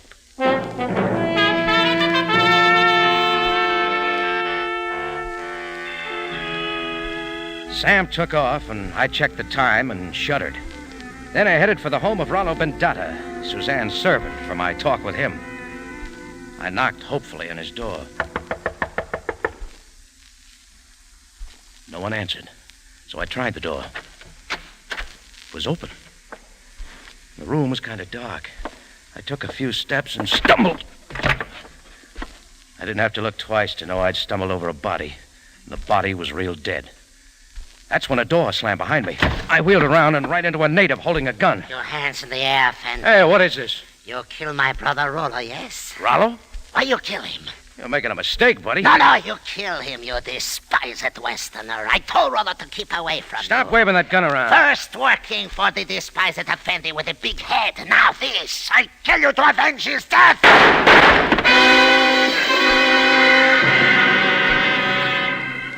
I dove on him as he fired, and his shots went wild. We rolled around for a while, fighting for the gun. Then I pulled away and caught him with a hard right. He dropped to the floor. Well, there was no sense in hanging around, with one of my hosts in the refrigerator and the other in the deep freeze. So Rollo was really working for Negri Sear. I raced up the street till I came to a public telephone and called the tambourine.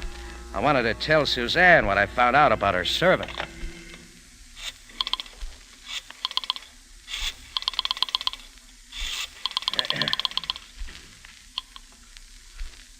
Tambourine. Chris, this is Rocky. Boy, I'm glad you called. Sabaya just left. Oh, what's up? He missed the girl again, and he thinks you gave him the business. Well, that's why I'm calling. Where is she? She was only here a minute, then left with some guy. Who? I don't know. He was a little guy with the biggest head. Negri Sear. What's going on, Rock? It beats me. But there's a noise that's going to rock Cairo in a couple of hours, and I got a feeling Sabaya's going to be looking at me. Well, there were a lot of lies in it someplace. I raced for Negri's apartment, but the place was deserted. Negri was gone. Suzanne wasn't there, but neither were the packing cases that belonged to Negri Sear. That took me to the railroad station, double time. I pushed through the crowd till I came to the gates for departing trains. Waiting in one of the lines was Negri Sear. Jordan, what are you doing here? Looking for you. You better step out of line. Do not be too hasty, Jordan. Come on, out of the line before I drag you. Dear fellow, let us talk this over where no one may overhear us. All right. All right, over into this corner.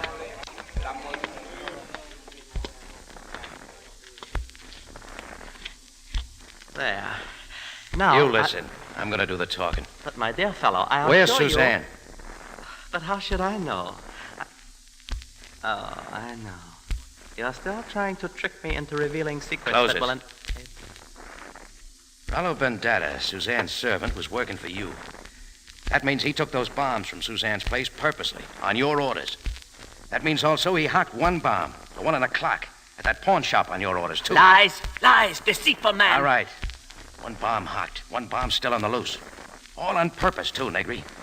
You figured if one went off, Suzanne would think both of them went off. Meanwhile, you'd have one to toy with. Go ahead, persecute me. Persecute me if you wish. Ah, come off it. So what if I say you are right? What then? So the bomb's going to explode in an hour and a half. I'll make your head ring until you tell me where it is. That would never succeed. I will never tell you. I will never tell you where the bomb is or why I have placed it there. That water blasting's a phony deal. Indeed? I bet your packing cases will give me some answer. I am the only one who knows the whereabouts of the bomb, and I will not tell. I will not tell unless... What's the deal? Allow me to leave Cairo. Allow me to leave Cairo, and I shall reveal the... Either one of you. Well, Greco. Jordan, you have trapped me.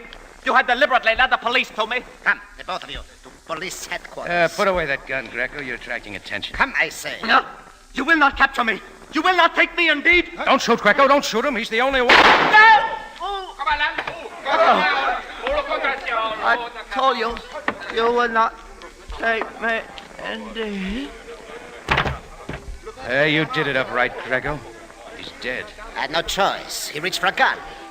Everybody, stand back. You'll probably get a promotion for this. It was me or he. I had no choice. Attention, everyone. Stand back. Now, Jordan. Jordan, where are you?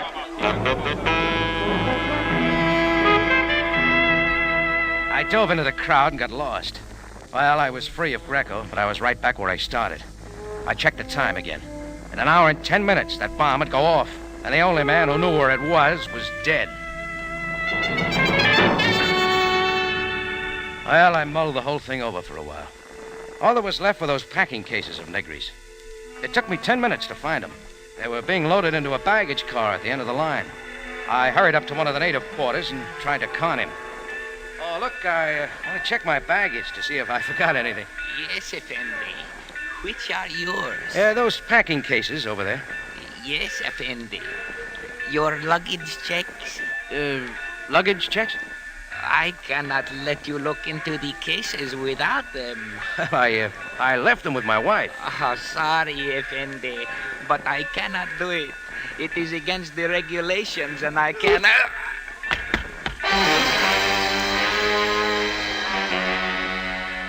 I didn't want to hit him, but who had time to argue or explain? I began ripping into the packing cases marked fragile. The first case had some figures carved in marble and some pictures, but they didn't ring any bells. It wasn't until I got inside the second case that I saw the light. It contained a green jade vase that I knew I'd seen before. And right then and there, Negri's whole deal became clear. I knew where the bomb was and why. I scrambled out to the street. When I looked at my watch, I broke out in a cold sweat.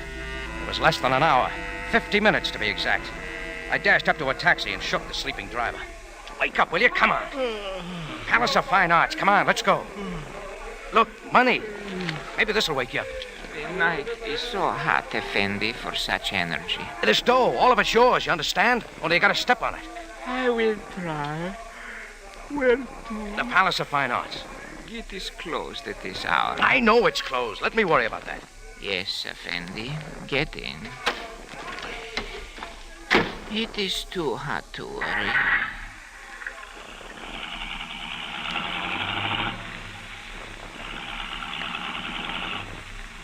Can't you go any faster than this? In this weather, the motor gets hot. Well, excuse me. I didn't mean to keep you awake.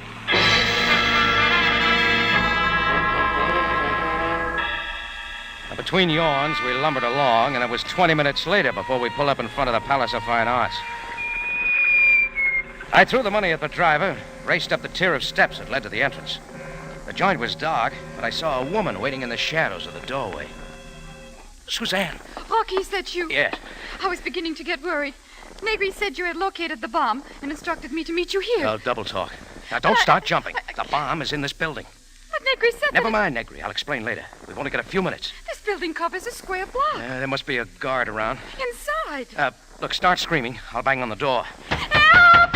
Open the door! Help, please! All right, that's enough. Here he comes. I said that's enough. Stop it! Sorry, I had to hit you. It's all right. My nerves. I couldn't stop. Oh, here's the guard. Oh, open up! We gotta get inside. There's a bomb in there. Go away. We are closed. Open up! There's a bomb in there. It is after hours. Can you not breathe? He can't hear you. I stand back. I'm gonna smash the glass with my foot. Yeah. He's got a gun. You are under arrest. For the last time, there's a bomb in here. What are you saying? Someone has planted a bomb here. It's going to go off in about 11 minutes. You mean the bomb they have been talking about over the radio? Yes. Oh. Come in. Now that we're in, Rocky, what are we going to do? Come on, follow me. Look out. There's a million places to look. All right, here. Here's the jade room. Come on. Yeah, over there, that green jade vase. It's the same as the one Negri had in the packing case. Yeah, wait a minute. I'll fish down into it. There. Well, here's your bomb. That's it. All right, do something to it, Suzanne. Loosen the screw, then pour off the top liquid. Uh-huh.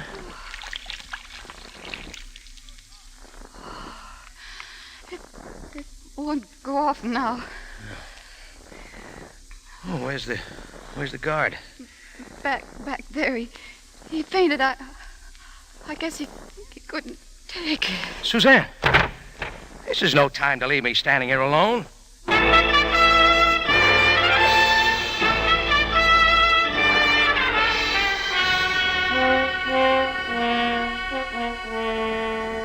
Well, that was about it.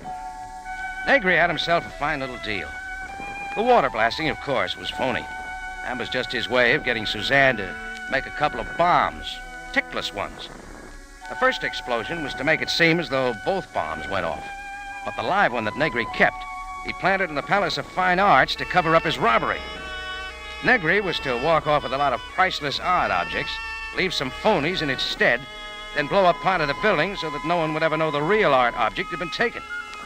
And the tickless bomb was necessary so that it wouldn't attract attention, sitting there real quietly in the green jade vase. Yeah, art can be a pretty interesting subject, I guess. I'll never forget the life class I once took when I was a kid. Funny thing about it, though, it was a pretty fascinating class, but somehow I can't remember that I ever had any time in it for painting.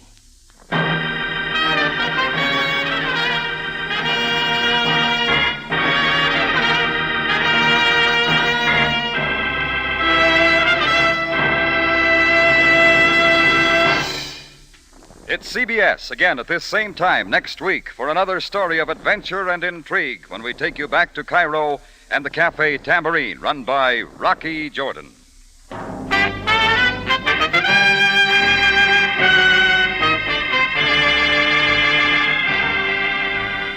Just another reminder to all our CBS listeners. You and Education, a series of 5 talks, begins Monday and will be heard each night next week on your local Columbia station.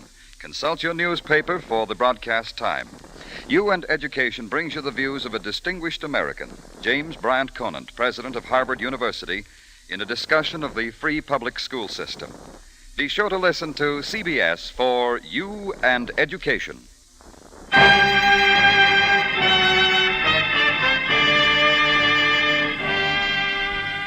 Rocky Jordan, starring Jack Moyles in the title role, is produced by Cliff Howell and directed tonight by Gordon T. Hughes. Original music was by Richard Arant and conducted by Ivan Ditmars. Tonight's story by Bernard Gerard was edited by Gomer Kuhl and Larry Roman. Larry Thor speaking. This is CBS, the Columbia Broadcasting System.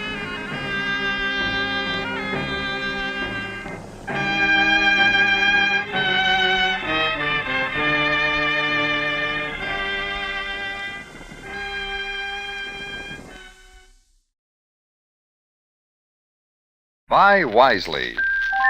Buy for flavor. Buy Del Monte. Del Monte, the brand you trust for flavor in so many good foods. Time now for Rocky Jordan, brought to you today by Del Monte Tomato Products.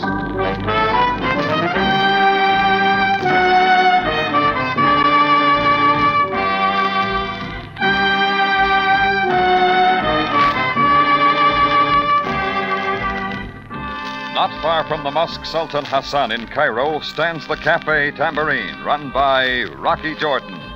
the Café Tambourine, crowded with forgotten men, alive with the babble of many languages. For this is Cairo, where modern adventure and intrigue unfold against the backdrop of antiquity. Del Monte presents Rocky Jordan and this week's story, The Nile Runs High.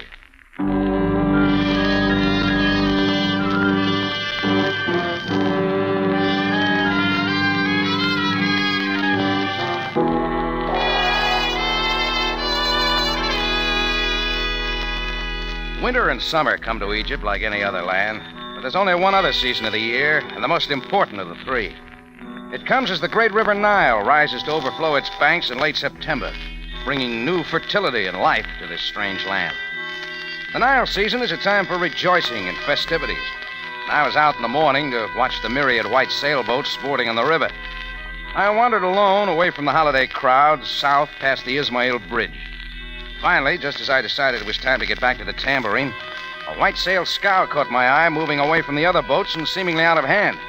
It heeled into the wind, then a breeze swung it directly toward shore, and it kept coming till it floundered aground. A voice moved me into action. Help me! In the name of Allah! Help me! I splashed out into the shallow water, and in a few seconds climbed onto the listing deck. I ducked under the boom toward where a man lay helpless across the tiller. He wore the blue robes of the fellahin, and they were splotched with red. Oh, my Effendi. My good Effendi. Easy, fella. You're hurt bad. What's it all about? I did my best.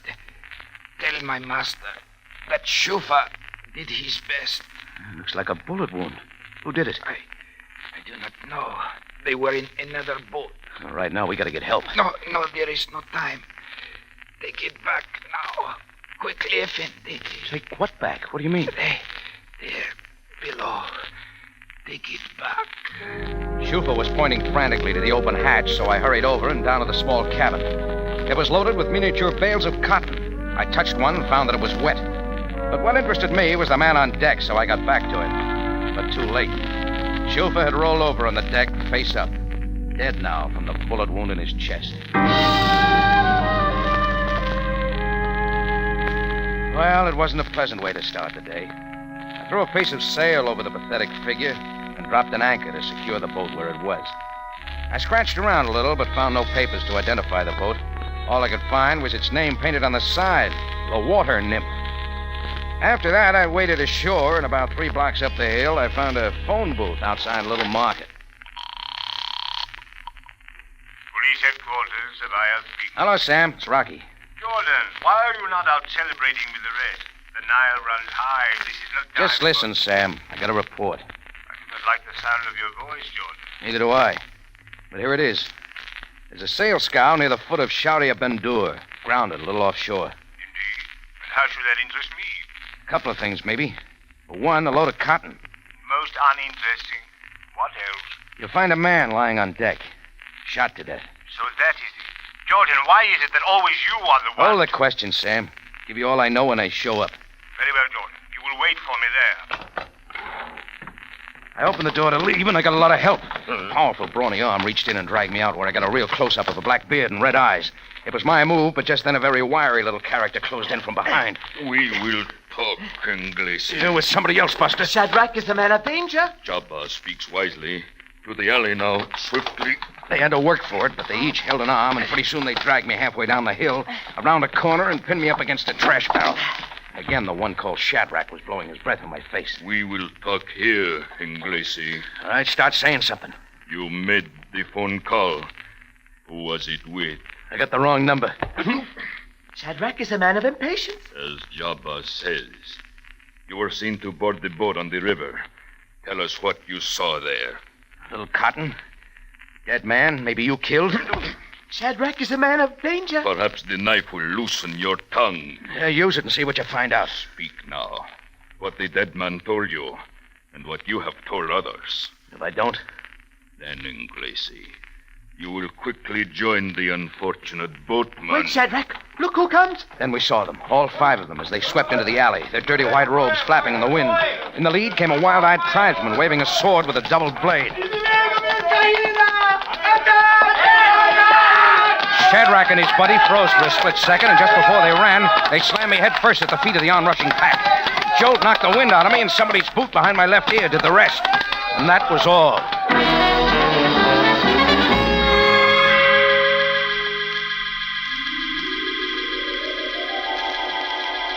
When I opened my eyes, I saw bare sandstone walls and light coming in a high window. The rest I saw made me sure I was dreaming. But the soft hand stroking my cheeks was still there, so I looked again. The face bending over me was beautiful but expressionless. She was dark, but not too slender. The only sign she was human was the throbbing at her temples, until she spoke. You need not fear. We are both quite safe. Oh, are we, lady? What happened to all the little men? They do not matter now. They brought you here. Now we are alone. Yeah, real cozy. Oh, lie quietly. The pain will soon be gone. Well, that's not what bothers me. My name is Farada. And you'd like to know mine? You are Rocky Jordan. You own a cafe called the Tambourine, and you are an American. There's a card in my billfold says that. When a woman meets a man, she wishes to know more of him, does she not? Yeah, she sure does.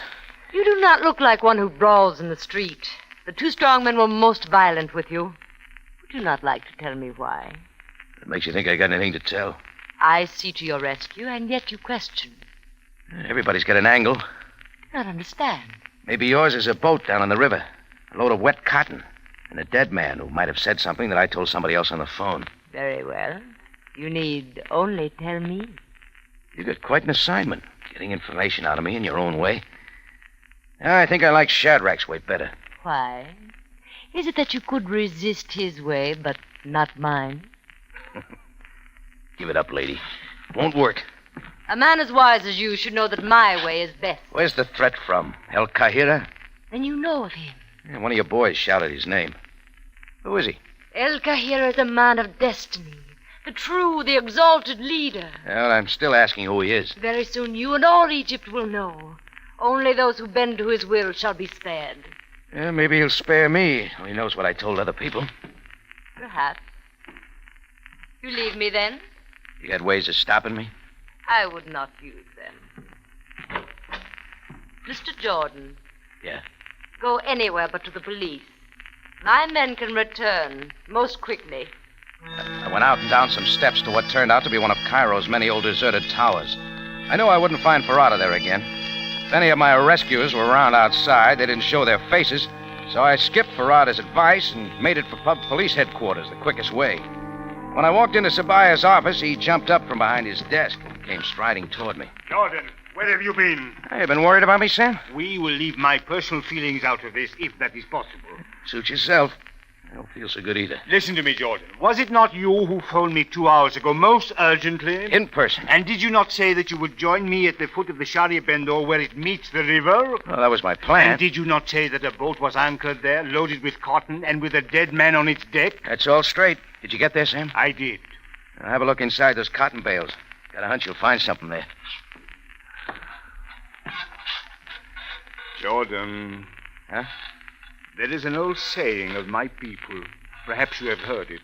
Oh, I can take it again. It is said a man who is bitten by a serpent will be frightened by the sight of a rope. Where does that fit? You, an adventurer, have often seen violence and death. Is it not possible that in a moment of, shall we say, celebration, what you saw was not real? Take a look at these bruises, Sam. They're real. They prove nothing. Just what are you driving at? I will tell you. It so happened that when I got there was no cotton. Also, there was no dead man. In fact, Jordan, there was not even a boat.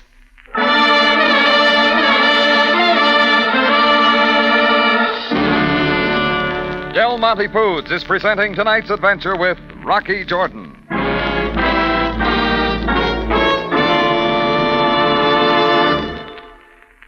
Fresh tasting, natural tasting, and refreshing. Fresh tasting, natural tasting, and refreshing. There in just 6 words is the whole story of Del Monte tomato juice. Fresh tasting, natural tasting, and refreshing. That's just what tomato juice should be. And that's just exactly what Del Monte tomato juice is. For the perfect appetizer at mealtimes, for a pick-me-up when you need it, just fill a glass with ice-cold Del Monte tomato juice, and with the first sip, you'll think, Say, This is good. Del Monte tomato juice is fresh tasting. Then with the second sip, you'll add.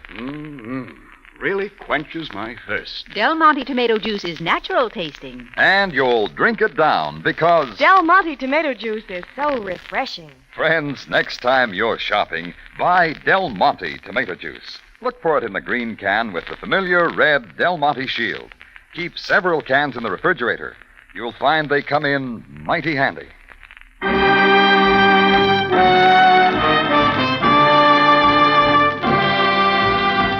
And now we take you back to Cairo and tonight's adventure with Rocky Jordan. The Nile runs high.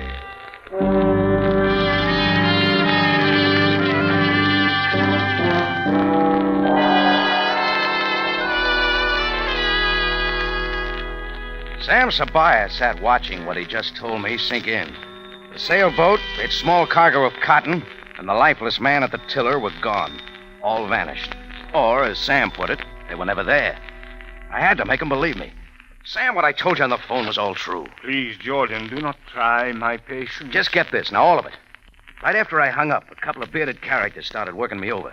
They wanted to know what I might have found or heard on that boat. And what might that be? I don't know. The boatman tried to say something about the cotton. Continue, Jordan. Just as the two bearded men got rough, a gang of desert rats charged in. It was a free-for-all with me in the middle. I went out for the count and woke up in a deserted tower with a dame named Farada. She tried to dig some information, too. You had quite a day. Oh, listen, will you, Sam? The desert gang in Farada were taking orders from somebody they call El Kahira. El Kahira? Is that quite everything, Jordan? Well, up to now it is, but there'll be plenty more. Let me suggest that you go back to your cafe and have a good sleep. I trust that you will not need an escort.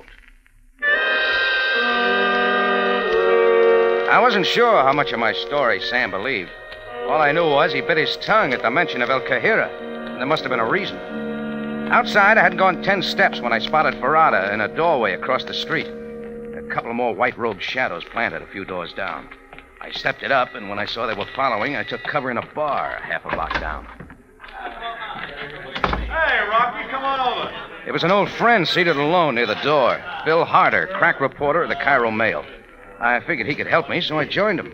He was a couple of drinks ahead of me. Man, what happened to your face, Rocky? Somebody step on it? Yeah, supposing I said somebody did. It wouldn't surprise me. The scrapes you get into. Now, give me a scoop on the next one, will you? Sure. Next time I mix with El Kahira, I'll let you know. No, I wouldn't wish that on you. Hey, Gus, take care of my boy here. Short beer's off.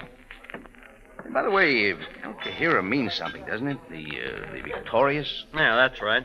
The original name of Cairo, named after the planet Kahir. It's the Egyptian name for Mars. And this El Kahira appropriated the name for himself. Yeah, talk about delusions of grandeur. He's got it. Hey, what brought him up? You did. I did? Maybe so. You know, I need somebody like him around. I've met a decent story in weeks. Oh, here, I'm paying. Oh, thanks. What's this El Kahira like, Bill? Oh, he's a screwballed end 'em all, Rocky. Pretender to the throne of Egypt.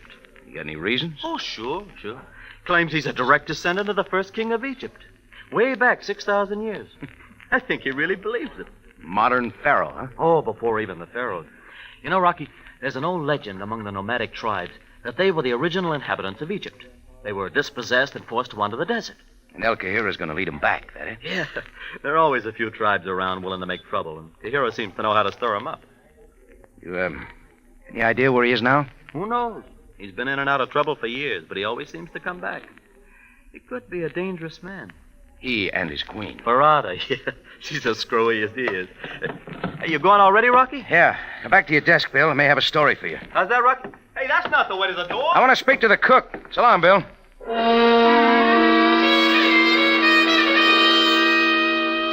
I did say hello to the cook, but I had other reasons for going out the back way. Namely, Farada and her crew hanging around out front.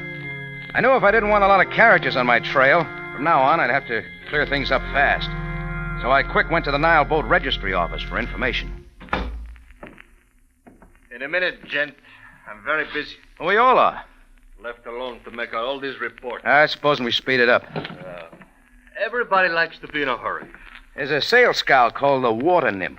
Who's it belong to? Hold your horse, gent. I'll look it up. Everybody in the office goes to the Nile but me. Just because I'm a Greek does not mean I do not like celebrations. What was that boat? What? The water nymph, under W. Water nymph. That belongs to Malik Bey. Goodbye, gent. All right, hold it. Who's Malik Bey? Malik Cotton Growers, Heliopolis Road. One more thing. Has the boat been reported missing? Oh, no. Does that mean I have to make out another report? Oh, skip it. Happy holiday, gent.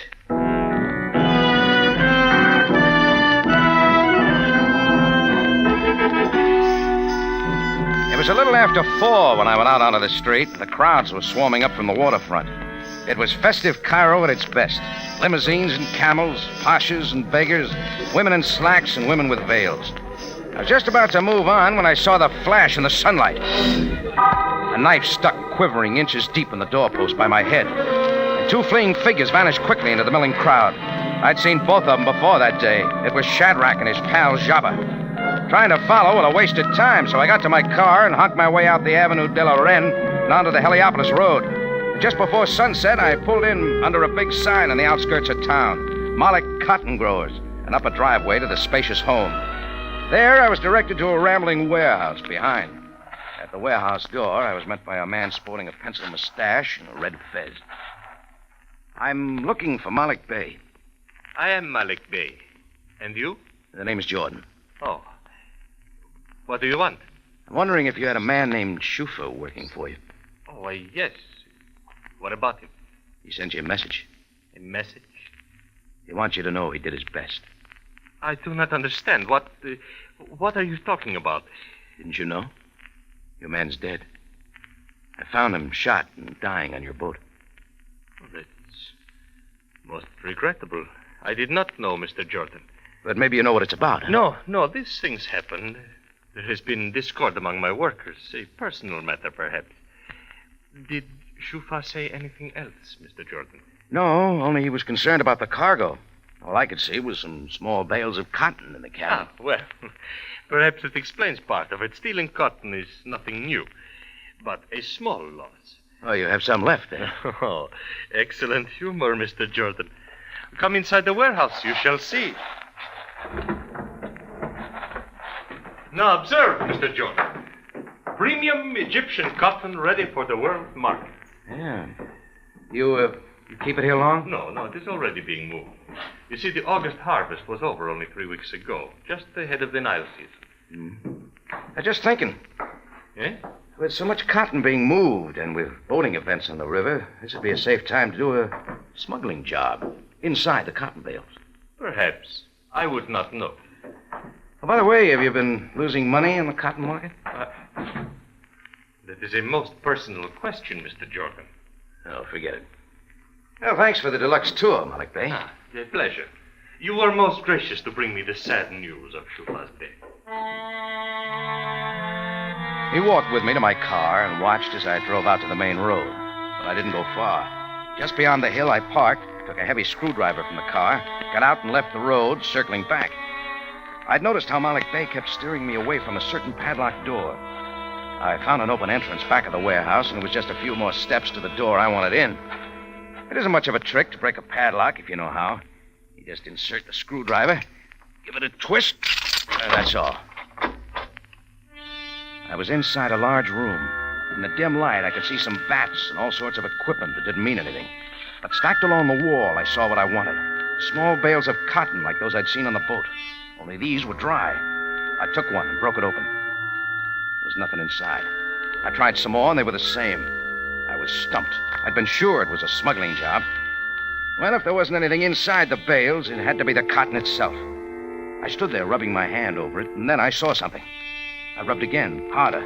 A phosphorescent glow followed in my hand's path, and all at once it clicked. It made sense now. Right away, I wanted more words with Malik Bey. I started back into the main room of the warehouse, but I didn't have to go far. Malik Bey was running wildly toward me, looking back over his shoulder. The 2 shots had found their mark.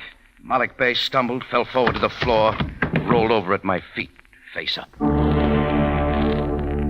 It didn't take a second look to see he was very dead. And there in the middle of the warehouse, flanked by her men from the desert, gun in hand, stood Farada.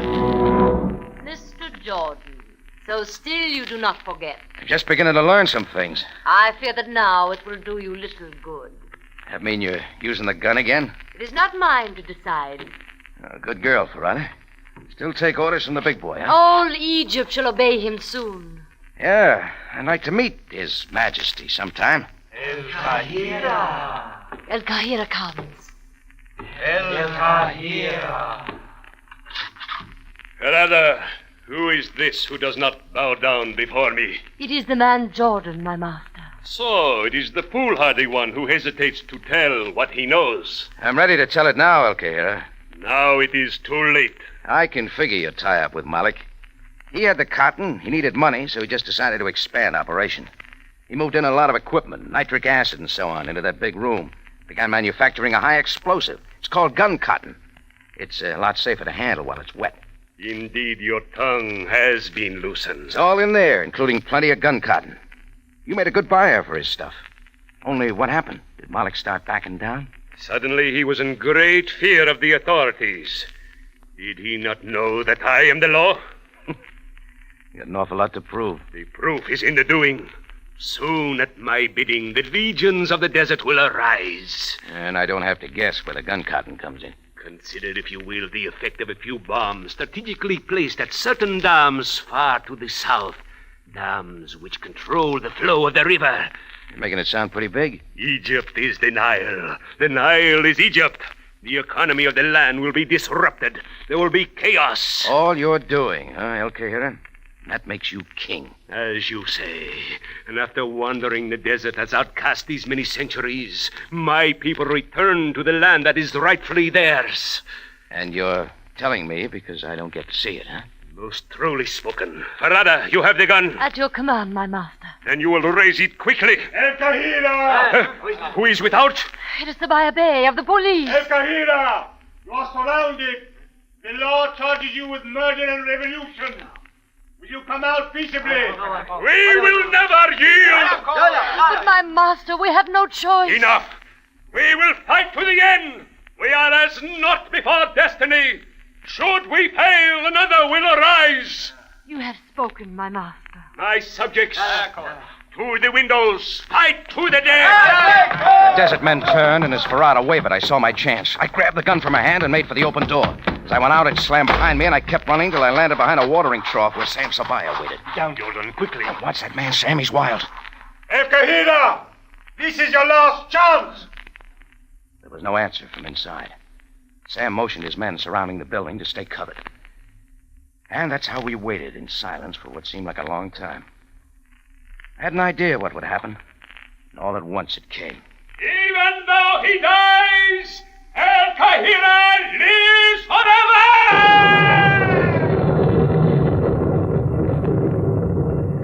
With the blast, a sheet of flame rose from the roof, and all at once the big warehouse caved into an inferno. Suddenly, they were all gone. El Kahira, the self-styled god of war, had died as fantastically as he had lived.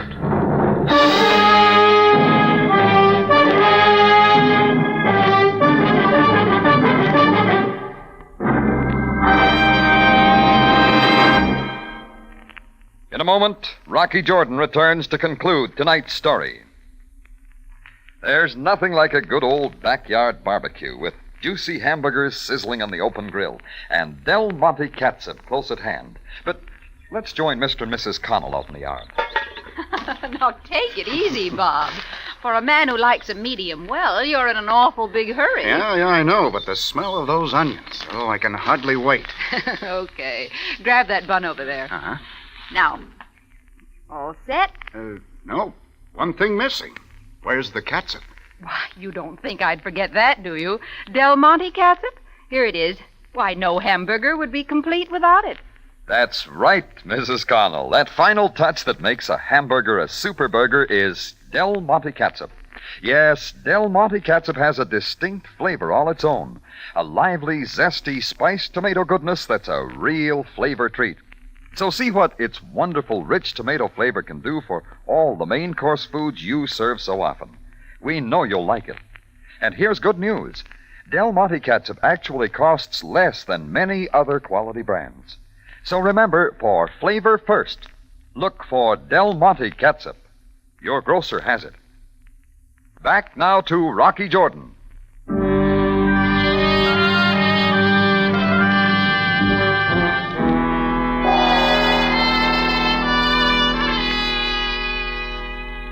Well, the minute we got back to town, I called my reporter friend Bill Harder and gave him the scoop I'd promised him.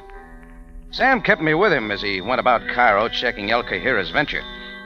Finally, we stood at the foot of the Sharia Bendur, looking into the dark across the river. Yes.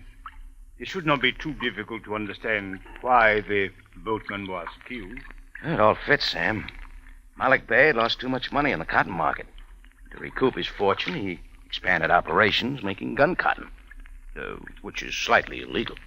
Slightly illegal, to say the least, Jordan. He found a good buyer in El Kahira, but he found out too late what Kahira was up to, and that the police were closing in. So he decided to call it all off. But in the meantime, Shufa was sailing with the first delivery.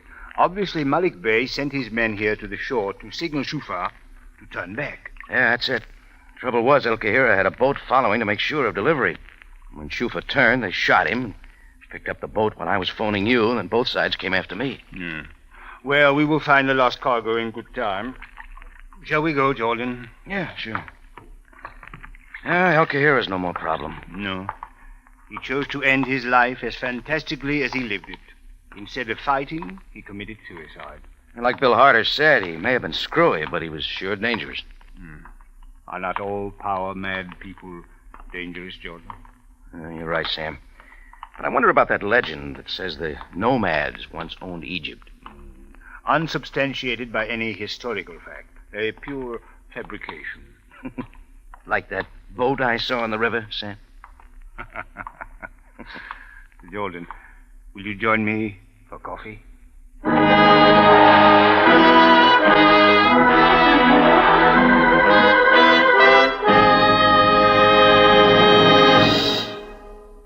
For the finest in tomato flavor, enjoy the whole family of Del Monte tomato products. Del Monte catsup and chili sauce. Del Monte tomato sauce and canned tomatoes. And Del Monte tomato juice. And remember, buy wisely. Buy for flavor. Buy Del Monte. Del Monte, the brand you trust for flavor in so many good foods.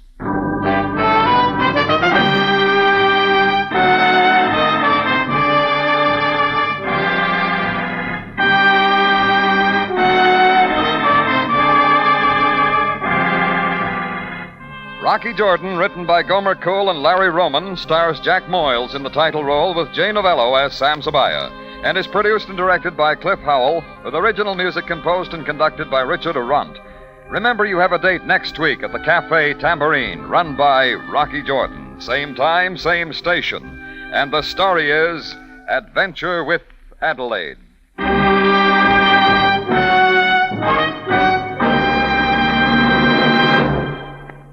Want to brighten up a simple meal? Del Monte Fruit Cocktail has just the glamour that can do it. Just serve it as is for a sparkling first course or as a gay salad or a dessert. Yes, let the wonderful flavor of Del Monte Fruit Cocktail go to work for you.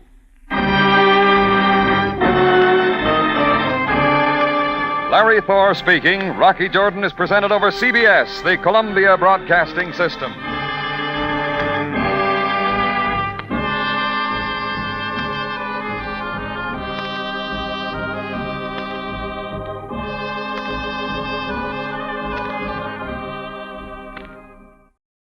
Buy wisely. Buy for flavor. Buy Del Monte. Del Monte, the brand you trust for flavor in so many good foods. Time now for Rocky Jordan, brought to you today by Del Monte Tomato Products.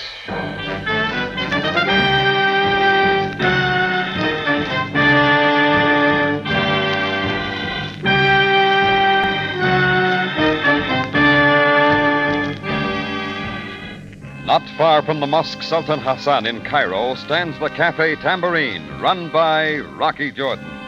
The Café Tambourine, crowded with forgotten men, alive with the babble of many languages. For this is Cairo, where modern adventure and intrigue unfold against the backdrop of antiquity. Del Monte presents Rocky Jordan and this week's story, Memento from Adelaide.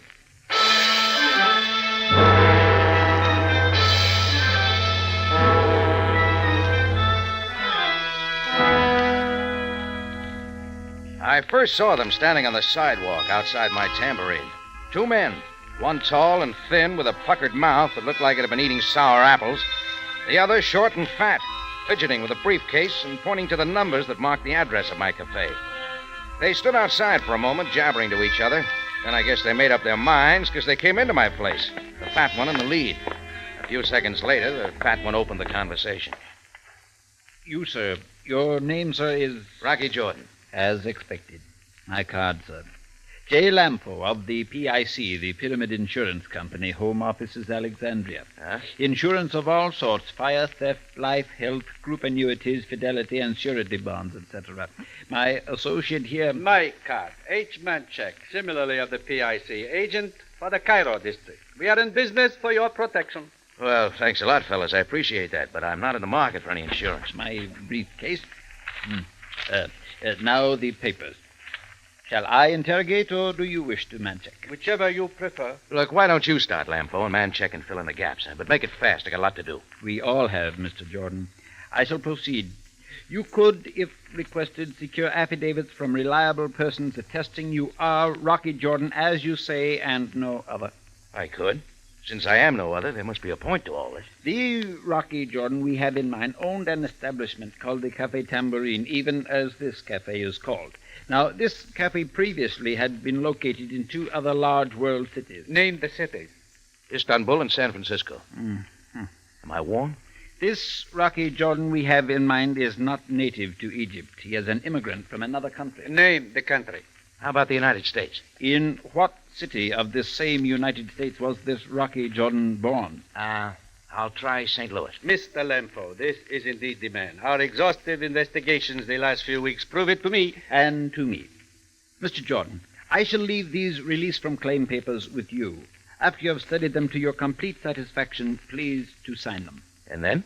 H. Manchek shall return this evening to pick up the signed papers and deliver to you a check. Payment in full, $40,000. $40,000 in American money, Mr. Jordan. PIC shall then be relieved of its obligation to you. Well, $40,000 is a nice obligation, fellas, but the Pyramid Insurance Company prefers always to pay claims against it as rapidly as possible. In this case, there was unavoidable delay because you presented no formal claim.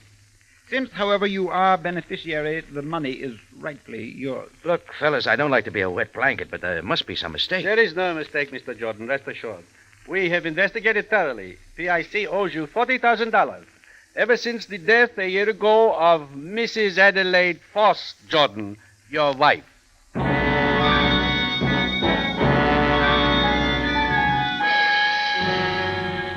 Lampo and Manchek walked out of the tambourine and left me standing there with my mouth open. I figured they were phonies, a couple of loonies working Cairo for laughs. But the insurance papers in my hand looked real enough. So I put in a quick call to the Cairo office of the Pyramid Insurance Company to check. It turned out that Lampo and Manchek did work there, but I still wasn't convinced. So I put in a call to Captain Sabaya, Cairo Police, to have a few words with him. Captain Sabaya speaking. Sam, this is Rocky. Good afternoon, Jordan. If you have a moment, I'd like to ask you something. Proceed. What do you know about the Pyramid Insurance Company? Why do you ask? Oh, curiosity, Sam. I want to know if they're reliable. Absolutely. I have even taken out a policy with them myself. All right. Thanks, Sam. Oh, Sam. Yes? Does the name Adelaide Foss mean anything to you? Adelaide Foss? No, it does not. All right. Thanks, Sam. See you later. Pyramid Insurance Company was legit, all right. J. Lampo and H. Manchek worked for it. If they said I had $40,000 coming, I had. And if they said I had a wife, I guess I had that too. Even though the name Adelaide Foss meant nothing to me. Adelaide Foss. Things began to stir in my mind. I moved down to my office over to the bar to have a talk with my bartender, Chris. Oh, Chris. Yeah, Rocky? Come here a minute, will you? Sure. What is it, Rock? Say, what do you know about the name Adelaide Foss? Adelaide? Adelaide Foss. Well, you know her, Rock. She used to work here. Work here? Yeah, about a year ago. Just for a couple of days. Waited on tables, and then she quit. Oh, yeah. I remember now. Sort of a small, skinny girl with a lot on her mind. How do you remember so well? I dated her a couple of times. Sometimes you don't forget the girls you date. You know what happened to her? She died. Not long after she left here. How? Accident. She was hit by a car. Why do you bring it up, Rock? Oh, I just had a visit from a couple of insurance representatives. Seems she had an insurance policy. Insurance policy? Yeah, with me as beneficiary. You see, she's got it marked that I'm her husband. Why would she do a thing like that, Chris? I don't know, Rock. Seems a little funny, doesn't it? Dame I barely know dies. A year goes by. Her life insurance policy turns up, and I'm $40,000 richer. Yeah. Yeah, it's funny, all right. I'd sort of like to know why. Any ideas where I could look for some answers? Why don't you leave it alone, Rock? What do you mean? Well, she's dead. Let it rest. What do you suggest I do? Just sign these papers and collect the $40,000? Well, it's all legit, isn't it? Well, seems to be. Look, let it lay, Rock. I think it'd be better that way all the way around. Sign the papers, collect the money. It's coming to you. And forget the whole thing. Maybe you're right, Chris. Maybe I'll just do that. That all, Rocky? Yeah. Well, I'll get back to these glasses then. Oh, Rocky, I've got a doctor appointment this afternoon. Only time he could take me. You mind if I knock off for an hour? No, not at all. Oh, thanks. I'll leave in a few minutes, but I'll be back before the evening rush.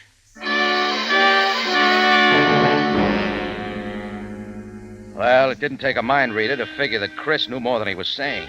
So when he left a few minutes later, I tailed him. First, he went to the Pyramid Insurance Company. Then he caught a cab and rode down to the El Mox Bazaar in Old Cairo. He wound his way through it and went in a tent under a crooked sign that said, Astrology, Prince Rico, the Divine. I waited up the street in front of a coffee and tobacco shop. The lady who ran it must have taken a correspondence course in high-pressure selling. The Effendi wishes to purchase from my fine shop fine articles of coffee and tobacco. No, thanks. The best selection in all Egypt.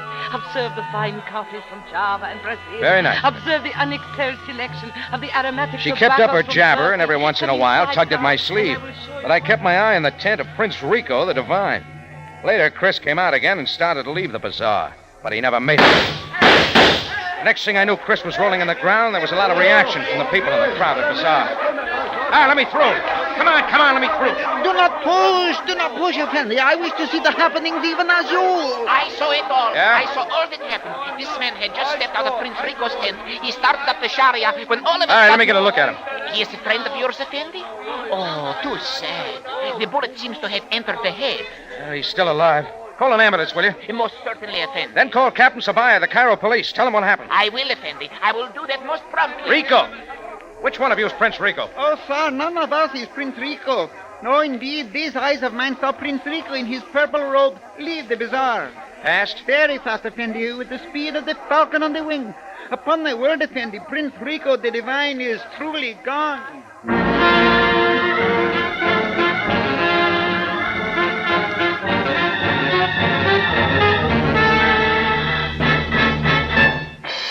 Del Monte Foods is presenting tonight's adventure with Rocky Jordan.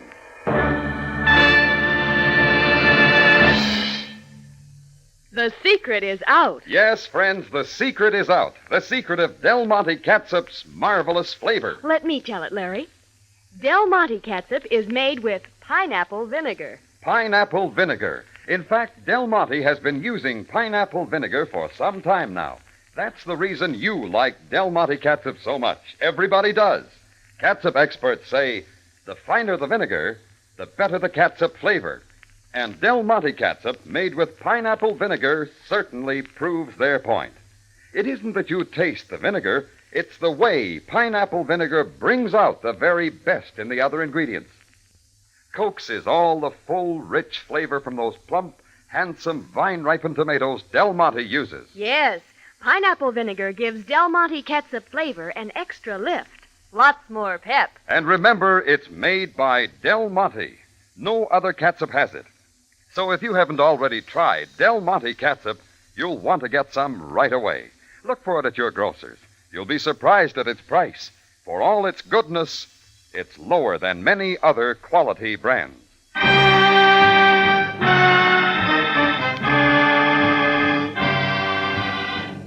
And now we take you back to Cairo and tonight's Rocky Jordan story, Memento from Adelaide.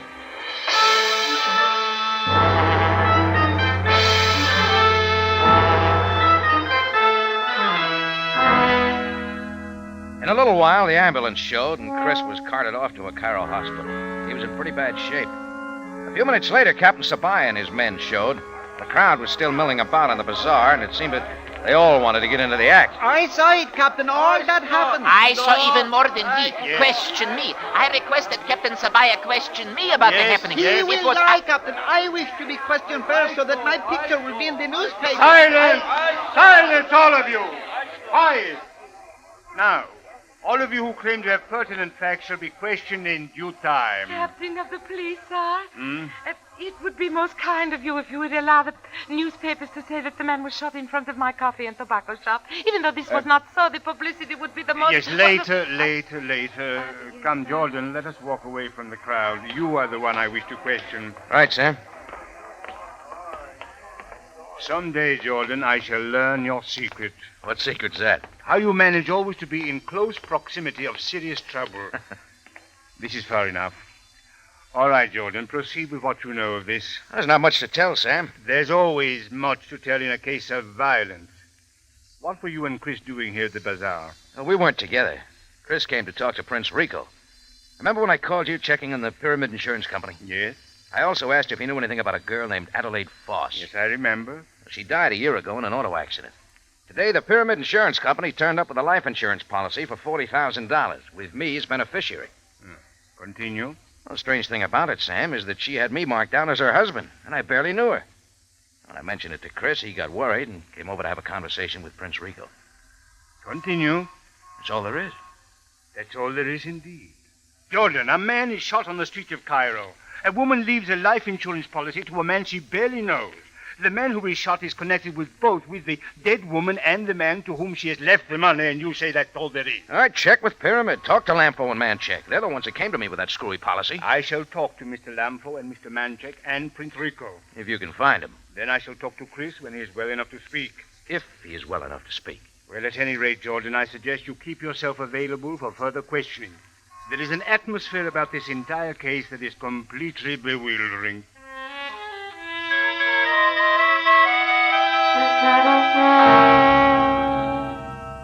Well, it was evening when I left Sam, and I headed straight for the hospital to talk to Chris, but the doctor said no.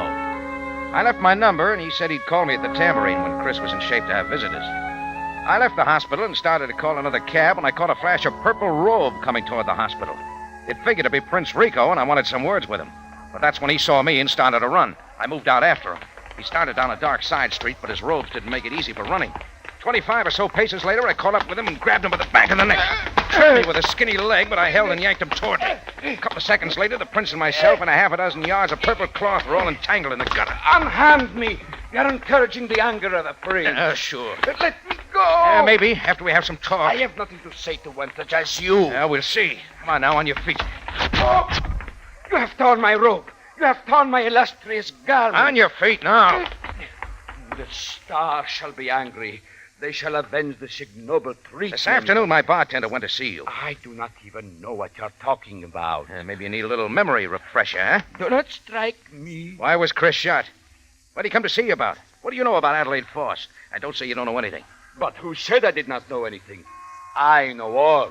Prince Rico the Divine knows everything. I read it in the stars. You know, Effendi, that the world is not round, as some say, but is truly flat. That the sky is an inverted bowl, and the stars are the language of the infinite, telling man of his future. All right, tell me about the past, about Chris and Adelaide. Prince Rico the Divine could give ready answers, but, alas, my mouth is sealed. The stars forbid me to speak. You know, some people are liable to think you shot Chris. I can keep no one from thinking as he wishes. I bet a £5 note would open your mouth. It would indeed. My mouth would open as large as you like, but no words would come out. Chris knew Adelaide Foss. Knew her well, I'd say. I think maybe they went together for a while. I bet you know about that. It is as I have said. I know everything. It cost a lot of money to take out a $40,000 insurance policy. Adelaide was a poor girl. Where'd she get the money? Why'd she put me down as beneficiary? Right, Rico, come on. Where are you taking me? Consult the stars, buddy. They'll tell you. I grabbed Prince Rico the Divine by his phony royal neck and shoved him into a cab. 10 minutes later, I dumped him into the lap of Sergeant Greco and asked him to have Sam call me after he had a chance to question Rico. Then I went back to the Tambourine and put in a call to the hospital. Chris was still unconscious. I sat out at a table and looked through the insurance papers that Lampo and Manchak had left for me to sign. A moment later, the door opened and H. Manchak walked in.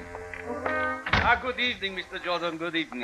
Sit down, Mr. Manchak. Thank you indeed. J. Lampo sends his respects. He had to go back to Alexandria. Huh? I see you have the insurance papers in front of you. Good. I have the check from Pyramid. If you will just give me those papers, I shall give you the check. I haven't signed them yet. Are they not in order? Yeah, they seem to be all right. Then what are you waiting for? I don't know. But you understand, Mr. Jordan, I cannot give you the check until you sign. Uh-huh. My pen, Mr. Jordan. You still do not sign? Perhaps, Mr. Jordan, it would be wise if you and I retired to your private office where we may talk this out more fully. Sure, I'll go for that. Come on. There we are. All right. Start talking. Mr. Jordan, it must be apparent to you by this time that there is more to this business than you are aware of, all of which makes it imperative that you sign these papers. I'm afraid you'll have to clear that up. Chris, your bartender, is a friend of yours? Yeah? You are aware that he and Adelaide Foss knew each other quite well? I heard some talk. But I would say that you are not aware of the fact that Adelaide Foss's death was not accidental. What are you getting at? I am simply stating a positive fact. Adelaide Foss's death was not accidental. Now, if suddenly the police get a suspicion of that fact and proceed with an investigation, they might learn that Chris was in love with the girl, but she was not in love with him. They might then wonder if he was not responsible for her death. Get to the point, Manchak. What are you after? This, Mr. Jordan, if you sign these papers. These are perfectly legal papers, let me impress upon you. I then can turn over to you this check worth $40,000. Go on. Should you then return $20,000 to me personally, I promise to keep certain information pertaining to Adelaide Foss's death from the police. They consider it a closed issue. It will remain so. That makes a pretty sweet deal all the way around. Indeed. You make $20,000, I make $20,000. And Chris's secret remains hidden forever. Well, me taking that check, you make it sound like the thing to do. It is? My pen. Thanks. First, the insurance papers releasing Pyramid from claim. Huh? Excellent. Here is the check. Thank you. Now, your check to me for $20,000. Well, I don't have that much money in my checking account. You will. Please endorse your check from Pyramid. Mail it to your bank for deposit tonight. In the morning, I shall be at the bank to cash your check to me. You got it all figured out, haven't you? These many years of experience in the insurance business. Now, you will endorse the $40,000 check and then write me one for $20,000. I did as he said, wrote him a check, scribbled an endorsement on the one from Pyramid, and sealed it in an envelope. Then Manchak walked me to the mailbox to be sure I dropped it in. After that, he left, but I knew that wasn't the last I was to see of H. Manchak. Before he came back, I had to move fast. The first thing I did was put in a call to Chris to see if he could talk. The doc still said no. Well, if Chris couldn't talk, his belongings could. So I caught a cab and went over to his apartment, started to look around. First the bureau drawers, then the closets, finally a small desk standing in the corner. When the bottom drawer failed to come open at a pull, I knew I had something, so I kicked it in. Inside, I found a framed picture of a very skinny, very unhappy girl, Adelaide Foss. Clipped to the back of the picture was a faded piece of yellow paper. It was a short note, but it told a lot of things. Right then and there, I knew I had all the answers to the whole rotten mess.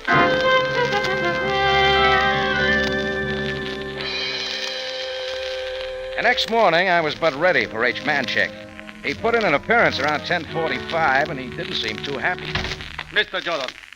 Good morning, Mr. Manchak. This is a surprise. Mr. Jordan, I arrived at the bank this morning and attempted to cash the check for $20,000 which you made out in my favor. I was told there were insufficient funds in your account.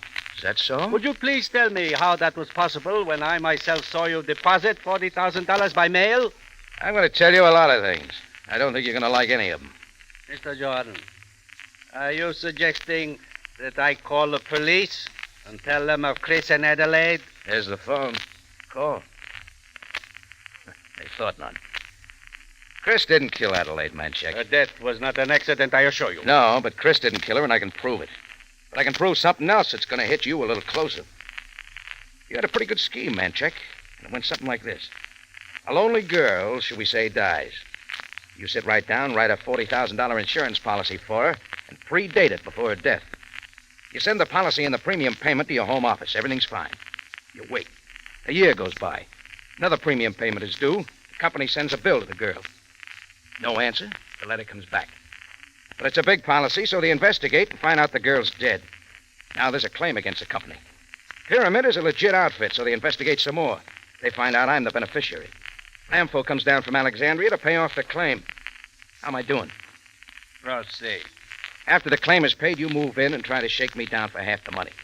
Mr. Jordan, may I ask how you intend to prove this? By a piece of faded yellow paper I found in Chris's drawer. It explains why he didn't want me digging into Adelaide's accidental death. It explains how she died.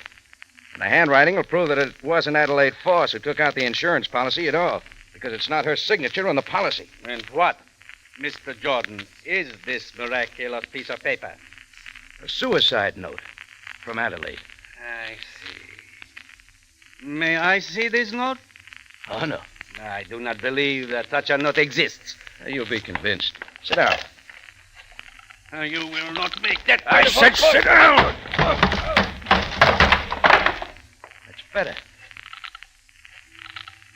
Captain Sabaya speaking. Rocky, Sam. Come on over to the tambourine, will you? There's someone here who wants to tell you how he tried to fleece the Pyramid Insurance Company. How he threw a bullet into Chris, and how he ended up sitting in my waste paper basket. Is that all he did, Jordan? There are a few more things. Come on over. I'll tell you all about it.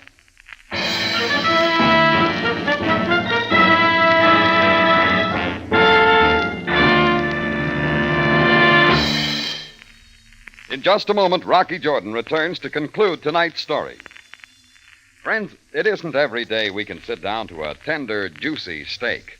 With most of us, that's just a once-in-a-while special treat. You homemakers know it's the everyday meals that count, the low-cost foods that come within the average family budget.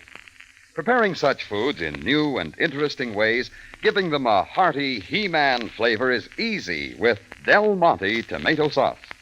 It's been tested for flavor by a generation of good cooks. Why, it's almost as much of a staple with them as pepper and salt. For instance, Mrs. Blanche Clove of Los Angeles said, I use lots of plain meats in one-dish meals, lots of big vegetable casseroles, and I just wouldn't know how to make them without Del Monte tomato sauce. The flavor is just right for our taste. It makes any dish zesty and peppy and better looking, too. Yes, Del Monte tomato sauce has been my standby ever since we came to California 24 years ago. Thank you, Mrs. Clove. Yes, it is easy to make budget dishes popular with Del Monte tomato sauce. Just pour it on and cook it in. Then notice how that rich, spiced tomato flavor perks up those inexpensive foods. Watch your family enjoy every bite. Next time you go shopping, ask for Del Monte, the original tomato sauce. Back now to Rocky Jordan.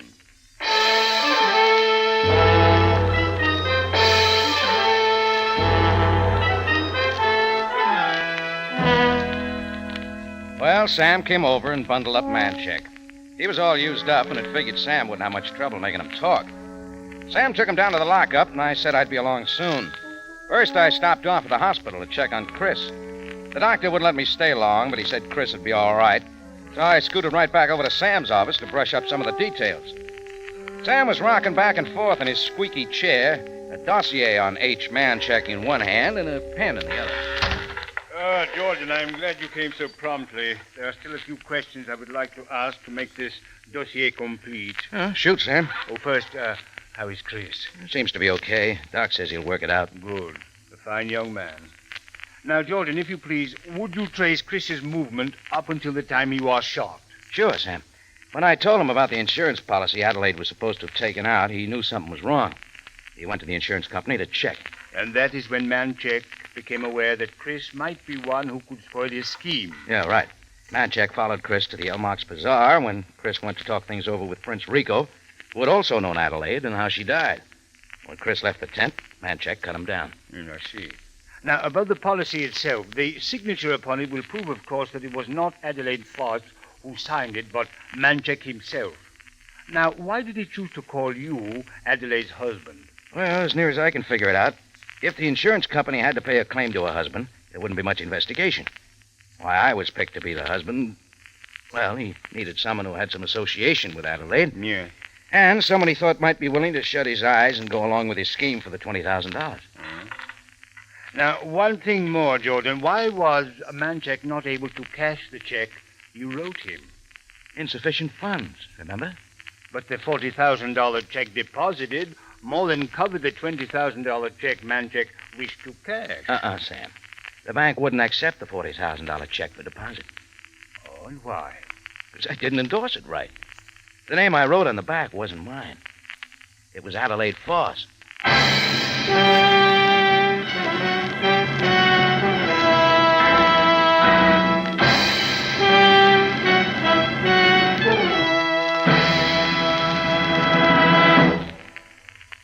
For the finest in tomato flavor, enjoy the whole family of Del Monte tomato products. Del Monte ketchup and chili sauce. Del Monte tomato sauce and canned tomatoes. And Del Monte tomato juice. Remember, buy wisely.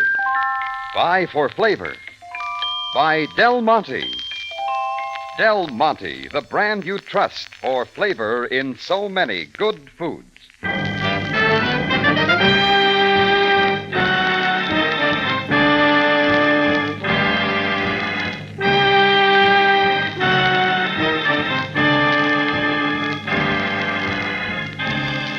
Rocky Jordan, written by Larry Roman and Gomer Cool, stars Jack Moyles in the title role with Jay Novello as Sam Sabaya, and is produced and directed by Cliff Howell, with original music composed and conducted by Richard Arant. Remember, you have a date next week at the Café Tambourine, run by Rocky Jordan. And the story is Pattern for Revenge.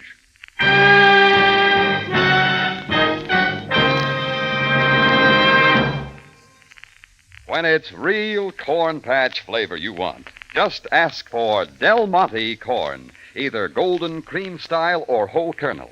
Yes, if you want rich, melt-in-your-mouth, butter-tender corn, look for Del Monte, the brand that always puts flavor first. Next Sunday, Rocky Jordan will come to you at a new time, 1/2 hour later. Here's the lineup. You will hear Jack Benny, then Amos and Andy, then Edgar Bergen and Charlie McCarthy, and then Rocky Jordan.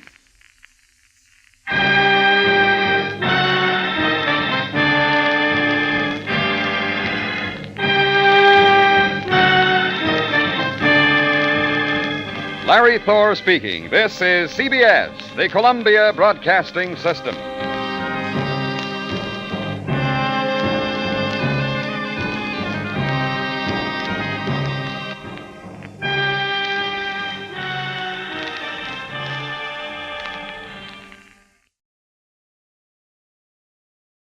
On CBS, you've heard Jack Benny, Amos and Andy, Bergen and McCarthy. Still waiting with a variety of entertainment are Rocky Jordan, Horace Heidt, R. Miss Brooks, The Whistler, and Red Skelton. Now, Del Monte Foods brings you a world of adventure with Rocky Jordan.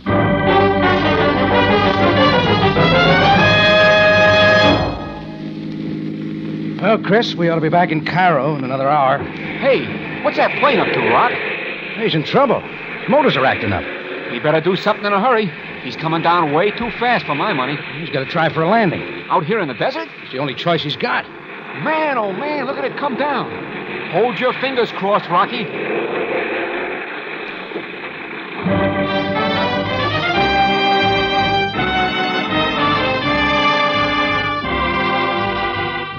Del Monte, the brand you trust for flavor in so many good foods. Yes, Del Monte, the best-liked brand of canned fruits and vegetables in the whole wide world, takes you now to the Café Tambourine in Cairo, gateway to the ancient East, where modern adventure and intrigue unfold against a backdrop of antiquity. Tonight's Rocky Jordan story, Horde of the Mamluks.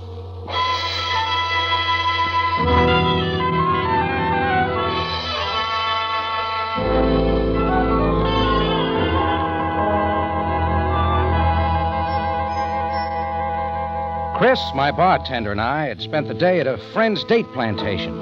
We were driving back toward the Nile that evening along a desert road when we saw a big plane in trouble overhead, its motors sputtering.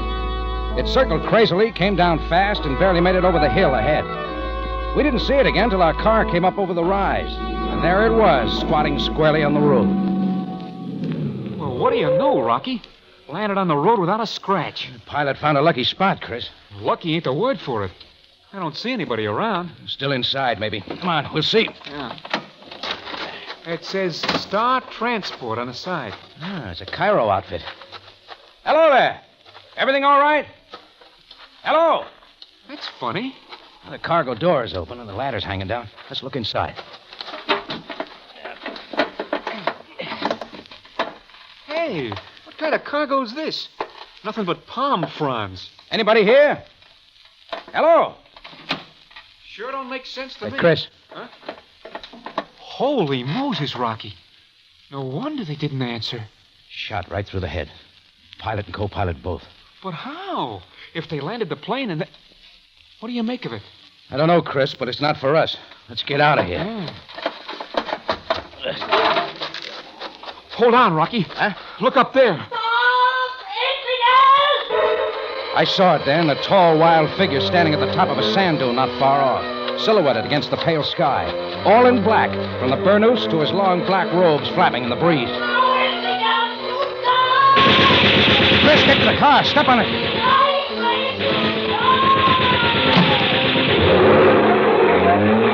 Jets of sand kicked up everywhere as we swung out around the plane, but the shots didn't find us, and we made our escape. I kept the throttle down hard till we reached the little Nile village of Sharona. We notified the authorities and then went back with them to show the way. When we reached the place, the plane was still there. So were the two lifeless pilots. But now the strange cargo of palm fronds was gone. The plane was empty.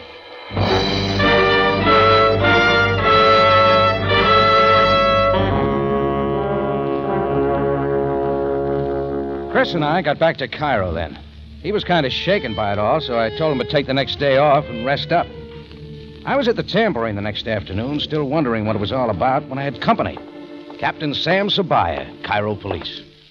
Well, Jordan, you quite outdid yourself this time. Sam, I didn't half try. A plane loaded with palm fronds, a fantastic figure in black who fires at you with a modern machine gun. All right, you can relax. It's all out of your territory. Let us hope that it remains so. However, Mr. Madine of the Star Transport Company is somewhat puzzled. So am I. Did he tell you what the flight was about, Sam? Only that the plane had been commissioned by one Amin Bey of this city to fly a cargo out of Dongola. Dongola? Far to the south in Lower Nubia, the village of the remaining Mamluks. Amin Bey was flying palm fronds all that way? That is not what puzzles Mr. Madine, Jordan. What then? It is your statement to the Sharona authorities that the plane made a forced landing because of engine trouble. Well, that's right. Why?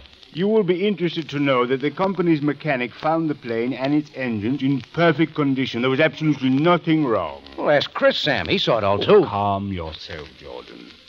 Amin Bey has yet to learn of the disappearance of his cargo. It is he who will have questions which you might help answer. Shall we go, Jordan? We stepped into Sam's limousine out front and rolled down to a street lined with all white houses near the riverfront. Pretty soon, Sam was knocking at one of the doors.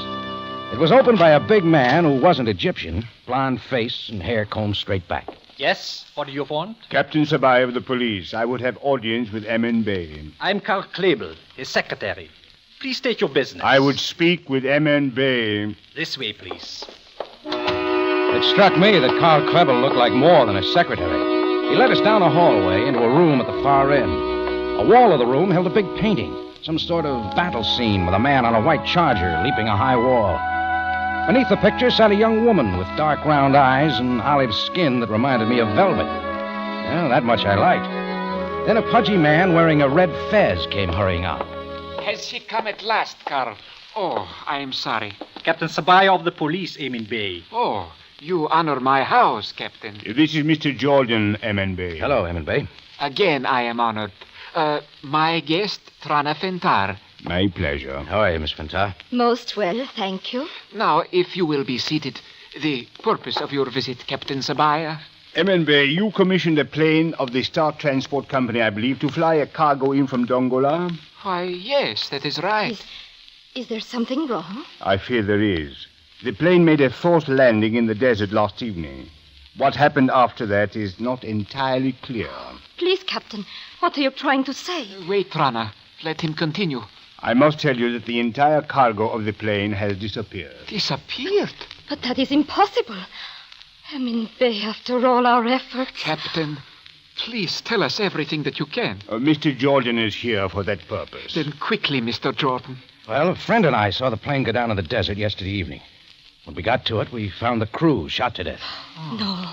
The plane was loaded with something when we found it. But did the captain not say? No, I'm getting to that. Somebody in black robes showed up over a hill and cut loose with a machine gun. We got away and reported it to the authorities. But when we all got back to the plane, it was empty. I cannot believe it. Emin Bey, what can we do? Well, does a plane load of palm fronds mean so much? It is best that I explain. The palm fronds were but a covering. Underneath was ivory, the very finest ivory, worth many thousands. We must get it back. Let us trust that it is possible. You say they were all dead, Mr. Jordan. The pilot and his partner, both shot at close range. But wait. What of the third?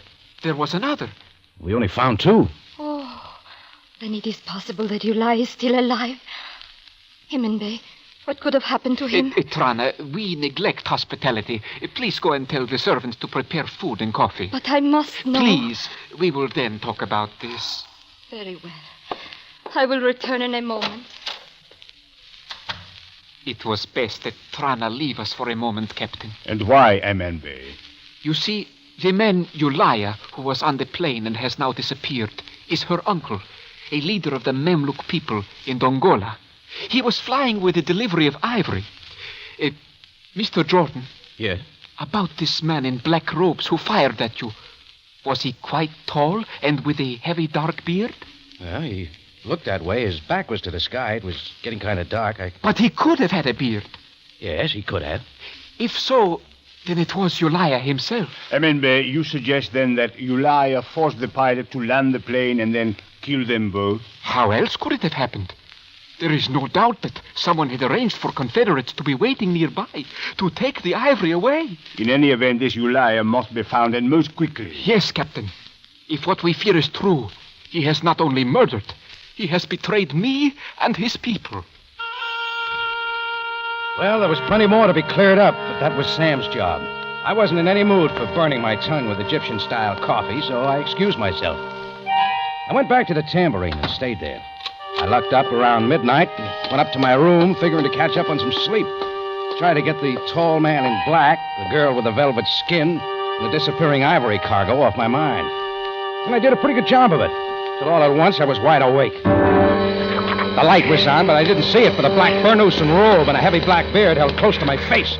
Something didn't go with it, but I didn't have time to figure what. His powerful fingers closed to my throat. They held as I fought back, and we rolled to the floor.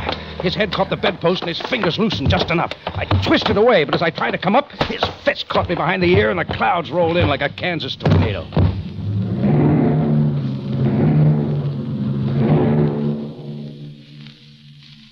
When I opened my eyes again, he was gone. Through the open window to the roof. The way he'd come in.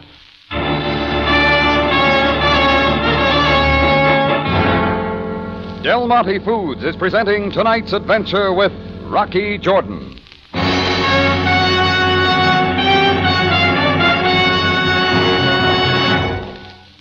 Just let the weather turn fair and warmer, and right away your family gets hungry for lots of refreshing fruit flavor.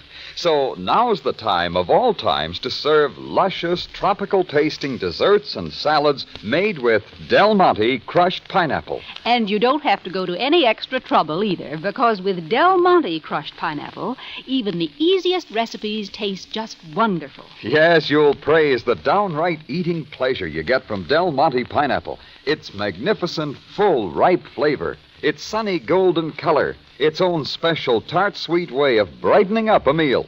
And best of all, you know you'll find all those good things in every style of Del Monte pineapple. Whether it's sliced, chunks, tidbits, juice, or that tempting Del Monte crushed pineapple. That's the style I find so handy for pies and cakes. And it makes marvelous puddings, ice cream, and gelatin salads, too. Actually, you'll discover new enjoyment in all your favorite pineapple dishes with Del Monte pineapple. Just buy Del Monte crushed pineapple this week and see.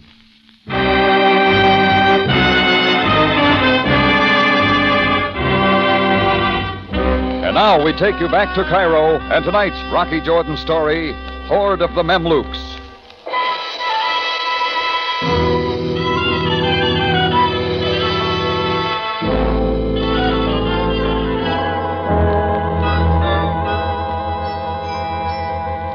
The whole thing wasn't for me right to begin with, and I'd intended to leave things that way. But now things were different. Right away, I called headquarters and told them to get Sam Sabaya out of bed and down there. I wanted to talk to him. Sam made it before I did. Jordan, is there no time for sleep in your life? What brings you here this time? A black burnous, a black robe, and a black beard. And you'll find his thumbprints in my throat. You are telling me that such a man attacked you? Not a half hour ago, in my room over the tambourine. Could you identify him as the same one who fired at you on the desert? No, I didn't see the face before. I wouldn't know. Nonetheless, he is surely the man Emin Bey described as Ulaya, the leader of the Memlooks in Dongola. Maybe. But there was something wrong with the face. Oh, how so? Wish I could tell you. The important thing is that Ulaya is now in Cairo, surely to dispose of the stolen ivory, and to get rid of you, Jordan, for what you might have seen at his plane. He had his chance both times. Why didn't he finish me? Perhaps you are a better fighter than he anticipated. Sam, what's this all about? The Memlooks, the big shipment of ivory to a man like Emin Bey. Who is he? The shipment was perfectly legal, Jordan.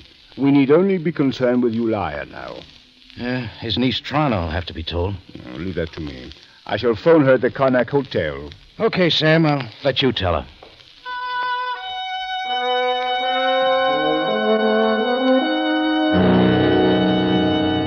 I drove back through the dark streets toward the tambourine, trying to figure what was wrong. The man in the black beard could answer it, but how to find him before he found me again was something else. Well, I knew I wouldn't be able to sleep till I knew a lot more. So before I reached the tambourine, I turned the car around. In another 10 minutes, I was at the Karnak Hotel, where Sam had said Trana lived. The light under her door said she was up, but one knock got an answer. Mr. Jordan. Oh, Mr. Jordan, please come in. Were you expecting me, Trana? No, but I am glad that you have come. I must talk to you. Sabaya called you then. He told you. Yes, but I tell you that it is not possible that my uncle attacked you. Ulaya is a man of respect and trust among my people. Well, people can change, Trana. No, he would never do such a thing. Tell me something. Why are you here in Cairo? To study at the university. I have special permission, for I am not a citizen. My people cannot be. Let's hear about your people. Why would they ship valuable ivory to Emin Bey? He's not a buyer. I must not tell you as yet.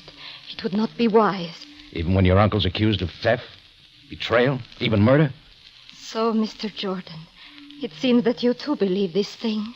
I'm beginning to, Trana. Then can you explain why Ulaya was not accused when it happened before? Before? Twice before, attempts were made to send ivory to Cairo, the only treasure of my people. Once by caravan and another by boat. Both times the ivory disappeared before it reached the city. Emin Bey didn't tell me. And why should he tell you, Mr. Jordan? He can answer that. I think he will now.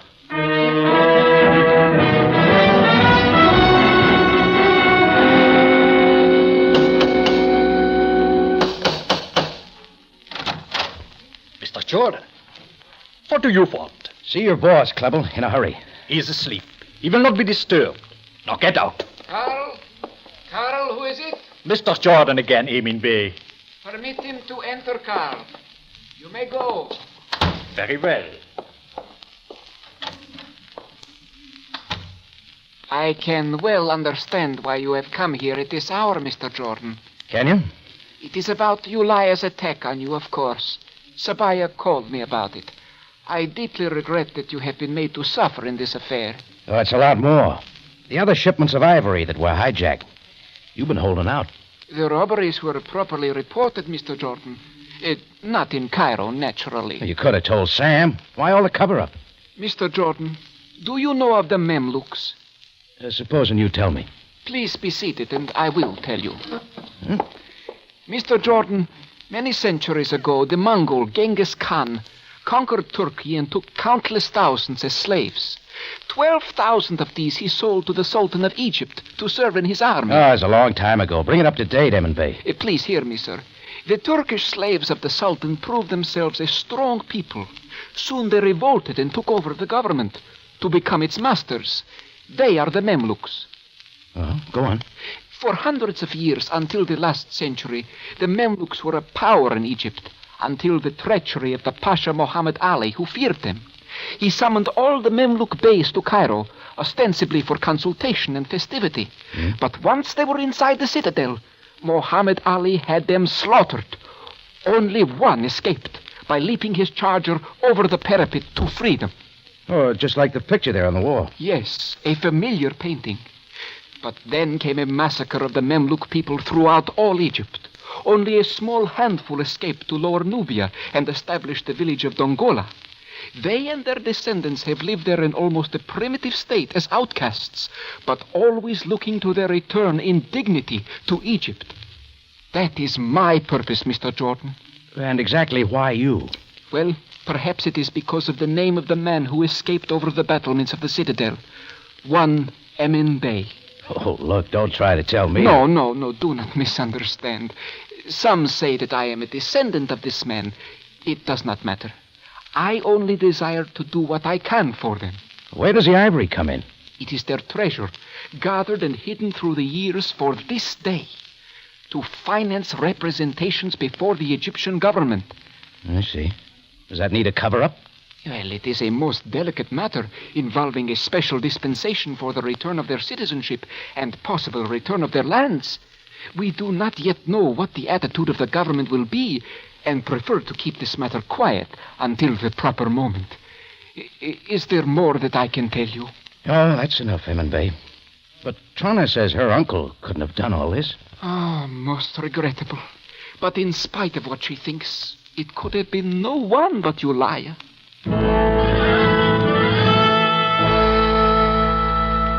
So now I knew. All that seemed left now was to find Ulaia and get it over with. But something didn't match up. Like a blue tie on a green shirt. One morning came, I did some scouting on my own at the university, the Ivory Mart, and a couple of the consulates. I learned some things. But the black beard didn't show again, and I was beginning to wonder if he would. When I finally got back to the tambourine, Chris told me Sam wanted me down at headquarters. Just as I pulled up at headquarters, the girl Trana was just getting there, too.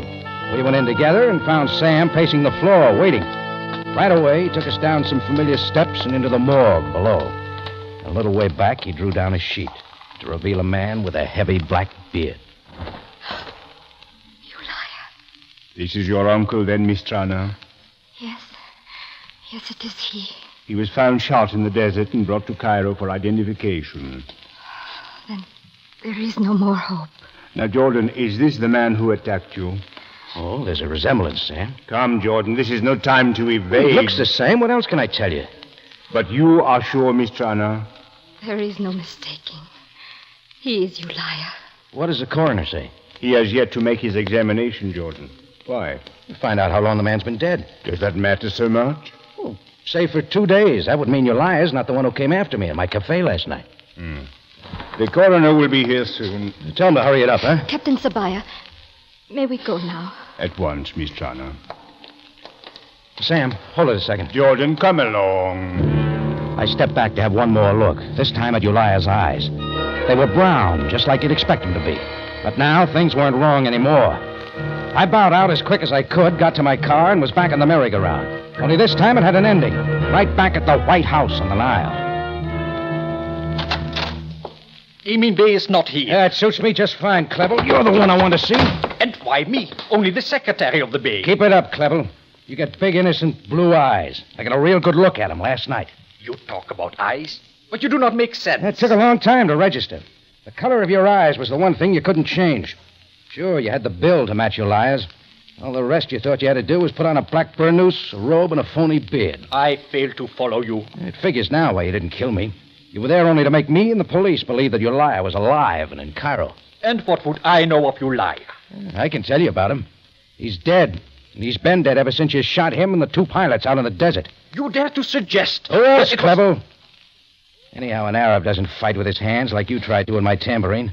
They like the knife. That is hardly a proof. All right, then try this. Your consulate tells me you've got quite a police record on the continent. Maybe Emin Bey'd like to know that. Not proof enough. Well, let's get some more. Might be in your room. Jordan, you realize that you are breaking into this... Save it. In here, Clevel? It won't take long. The first drawer never pays off. Maybe the second, Mr. Jordan. Yeah, here we are. All the makings of a real black beard and the gum Arabic to stick it on with. I have warned you enough. All right, don't take that gun. Come on. No, Jordan. Yeah, it's better. You're big, Clevel, but way too slow. Wait, Jordan, listen to me. Tell it to Sam Sapphire. Come on, let's go. No, please. It was not I. I did only as I was told. Only who's going to believe it? Perhaps I can convince you, Mr. Jordan. Emin Bey? So, Carl, it seems that you should have finished with Mr. Jordan at the beginning on the desert. Fortunately, it is not yet too late.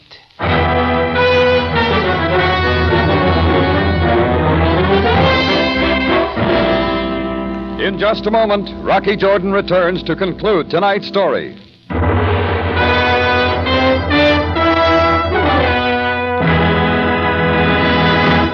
What's your family up to these busy May weekends? Picnics, gardening, golf? Well, whatever it is, if the refreshments are up to you, I hope there's plenty of frosty, cool Del Monte pineapple juice in your refrigerator. Now, there's a drink that makes it a pleasure to be thirsty. I'll second that, Larry. Del Monte pineapple juice is so refreshing, and it's good for the whole family, too. Yes, there's something that appeals to everybody about the tantalizing flavor of Del Monte pineapple juice, and I'll tell you why. Del Monte has developed its own special strains of pineapple. Rich, tender, golden fruit. Del Monte picks and packs these fine pineapples fully ripe when tartness and sweetness are in just right balance. And there you have it, the sunny, refreshing flavor you find in all 5 styles of Del Monte pineapple. Sliced, crushed, chunks, tidbits, or juice. In other words, it's just the pineapple you'd expect from Del Monte. Simply delicious. So keep a good supply of that refreshing Del Monte pineapple juice handy for the thirsty folks at your house. Why not buy several cans tomorrow? Back now to Rocky Jordan for the conclusion of tonight's story.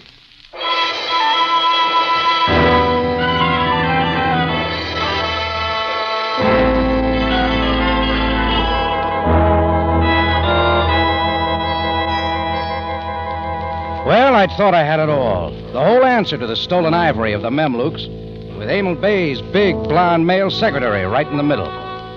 My idea now is to take him to Sabaya till Emin Bey himself walked in and the gun he held canceled out mine. Give your gun to me, Mr. Jordan. Carefully. I will take it, Emin Bey. No, Carl. Stay where you are. But I can dispose of him for you. I will take it. There. Thank you, Mr. Jordan. Don't mention it. And now, Carl, I believe you were about to tell Mr. Jordan something. Emin Bey, I was only marking time. I knew that you would soon return. Of course. But go ahead now. Tell him that it was I who gave the instructions. It was I who have deluded the simple Memluks and taken their ivory hoard. Tell him. He doesn't have to. My hunch was right to begin with. Mr. Jordan, ivory brings a very good price. There is still more of it in Dongola. I have only to keep it coming. And keep the Memluks trusting you. Tell me now, Jordan, just before you die, is it possible that you suggested what you know about Carl to the police? I don't know anybody else I'd tell. Then I must proceed from here with my plan alone. Poor Carl was such a good help. Emin Bey, you could not. Kill Jordan, but not me. But death has always been cheap to you, Carl. Face it bravely.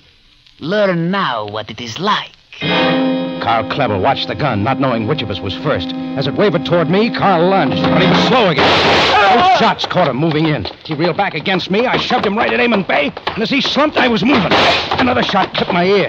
Then I was inside the line of fire and working him over. And that was all for Eamon Bay.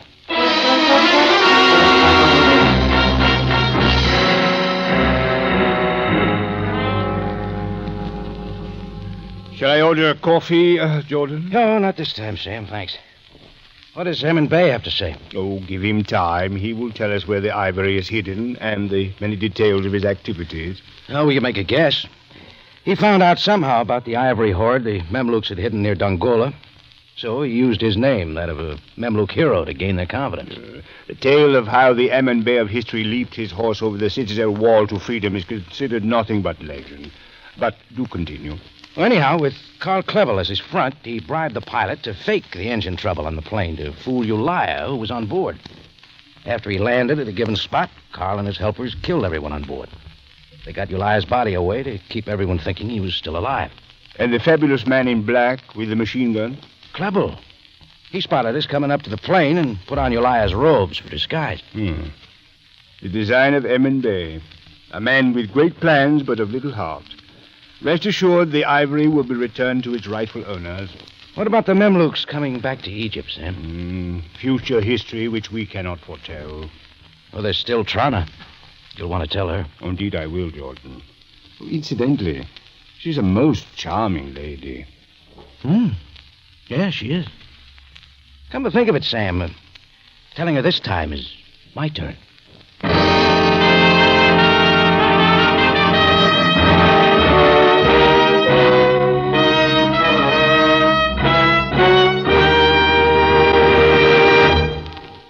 For superb flavor, for dependable quality always, enjoy Del Monte fruits and vegetables.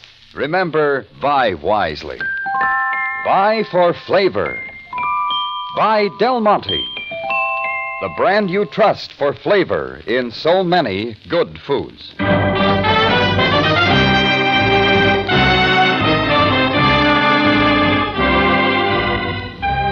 Rocky Jordan, written by Larry Roman and Gomer Cool, stars Jack Moyles in the title role with Jay Novello as Sam Sabaya, and is produced and directed by Cliff Howell, with original music composed and conducted by Richard Arunt. Remember, you have a date next week at the Café Tambourine, run by Rocky Jordan.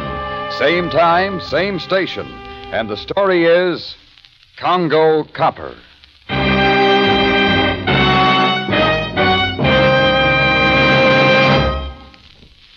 For a real experience in corn enjoyment, try Del Monte vacuum-packed golden whole kernel corn. Plump, very thin-skinned kernels crammed with rich country flavor. You'll say Del Monte is the sweetest, tenderest corn you've ever tasted. And it's thrifty, too.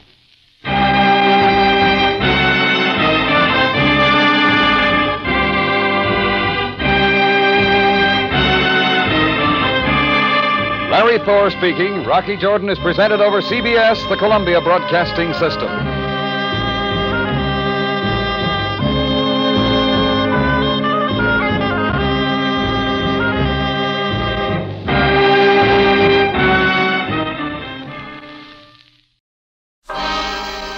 Time now for Rocky Jordan.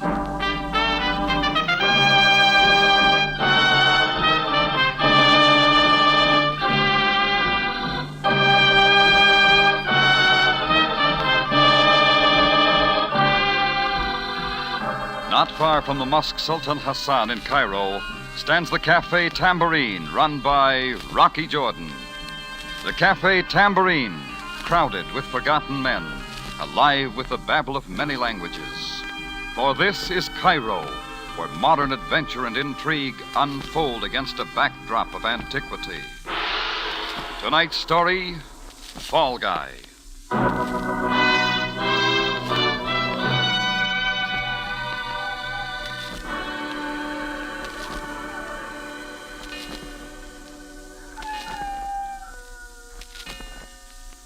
3 o'clock in the morning's just about the same all over the world.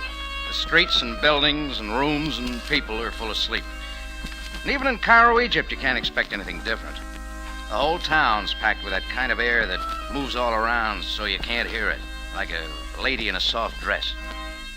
I don't generally sit up and wait for 3 in the a.m., but last night was different. I was working on the books in my place above the tambourine when things got noisy. From my window, I made out a couple of Egyptian police waving pistols in the air. I didn't know what the show was about, but whoever they were shooting at figured to be the leading man. I didn't have time to pick him out because just then he picked me. Open up, Rocky! Rocky, it's me, Johnny Servey. Open up quick!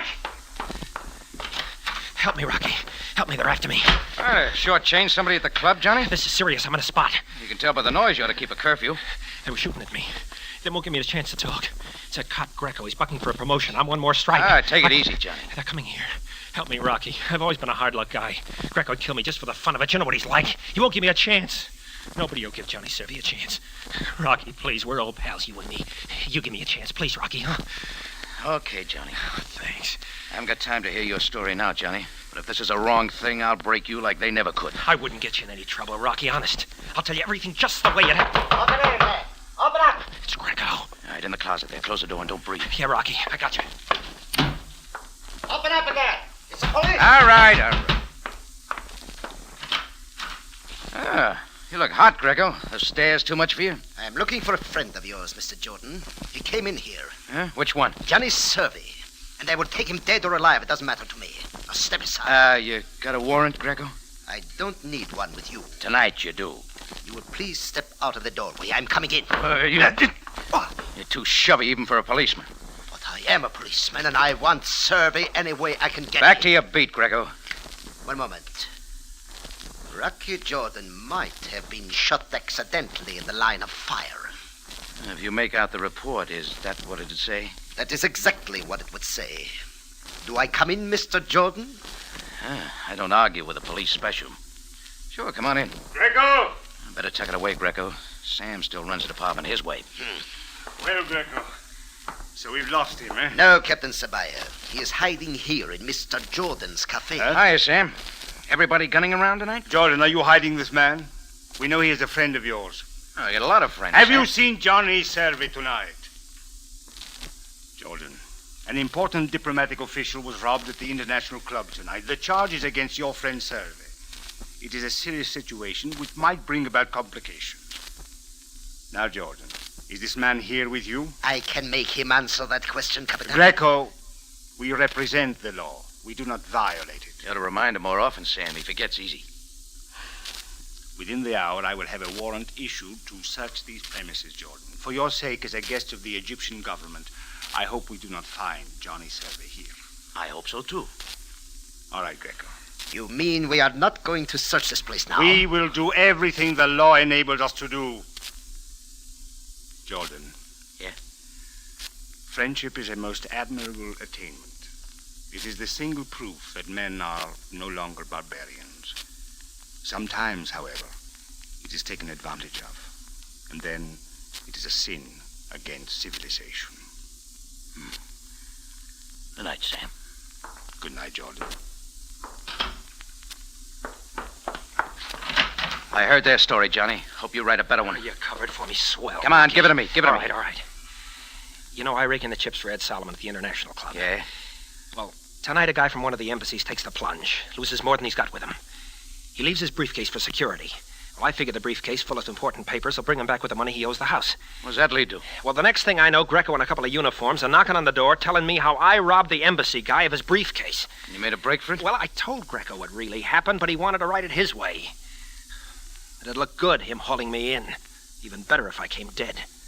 People talk in places besides Cairo with an embassy guy in the deal. Greco'd get a promotion, and I'm his water boy. Hey, you did real good, Johnny. What happens now? Big Ed Solomon, he owns the International Club. Greco wouldn't tangle with him, and Ed could do all my talking to the right people. Now, you can help me, Rocky. Keep going. Ed Solomon lives in an apartment on the river. Will you see him for me, Rocky? Will you tell him what happened and get me out of this? I'm not going to get any sleep anyhow. Oh, you're a pal, Rocky. And I sure can use a pal. Yeah, Johnny. That's what scares me.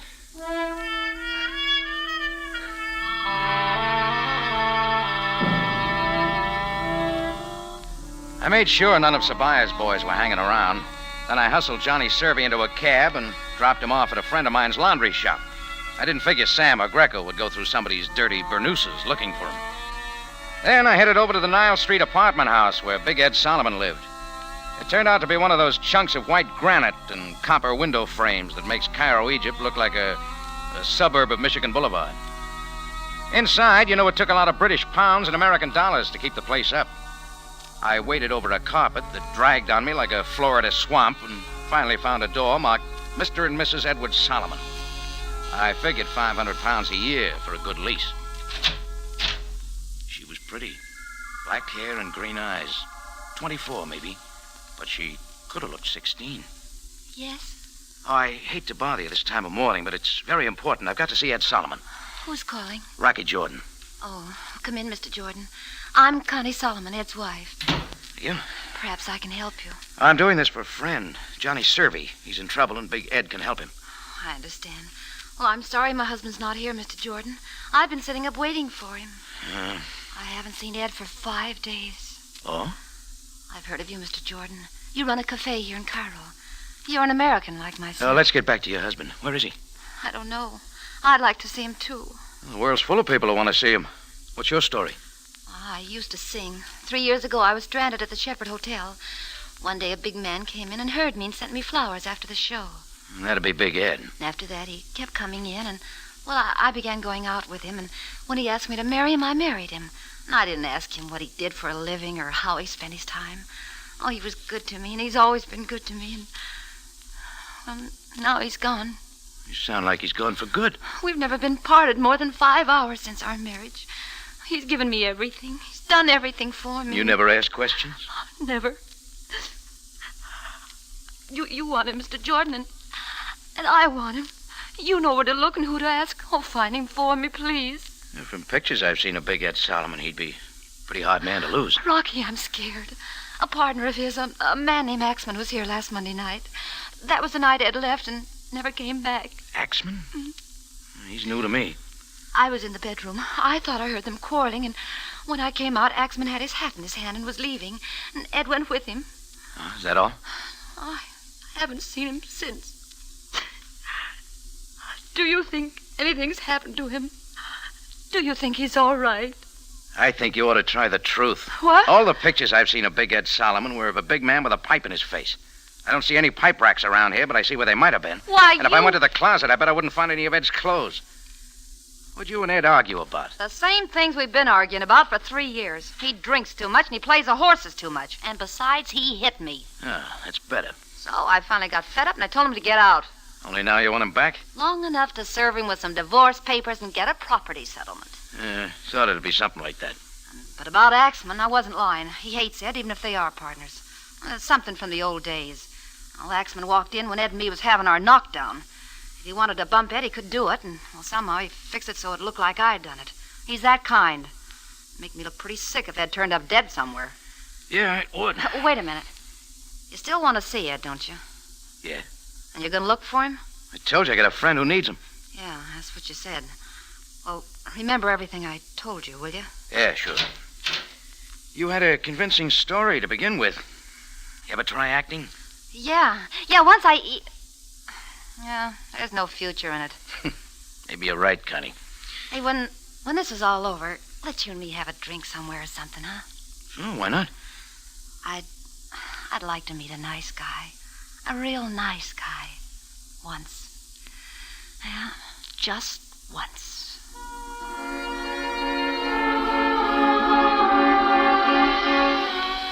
When I left her place, the morning sun already had the hangover crowd on the ropes. And it looked like a pretty busy day for me. I'd covered for Johnny Servey, and the only way I could square myself was to find Ed Solomon and clear things up. So I started looking. I ran up a tab at 5 different places asking questions. Everybody talked, but nobody said anything. That is, until I ran into Sam Sabaya at the Courtney Club. He was standing at the bar, sucking in on one of those long Egyptian cigarettes. His eyes didn't shift when they saw me. He just came my way like they were pulling him around.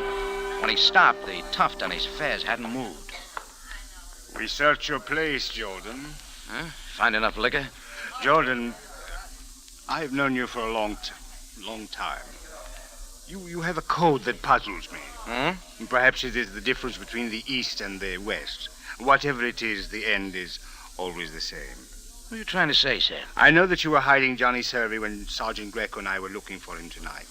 I know that you have hidden him somewhere else in the city. Now, listen, I posted no men to watch your cafe. I hope you can produce Survey when I ask for him, Jordan. What you trying American cigarettes, And Sam? I hope you have done the right thing this time. I'll handle Survey if you handle Greco. Jordan, there are some people who are controlled only with patience. Good night again. Or rather, good morning. See you, Sam.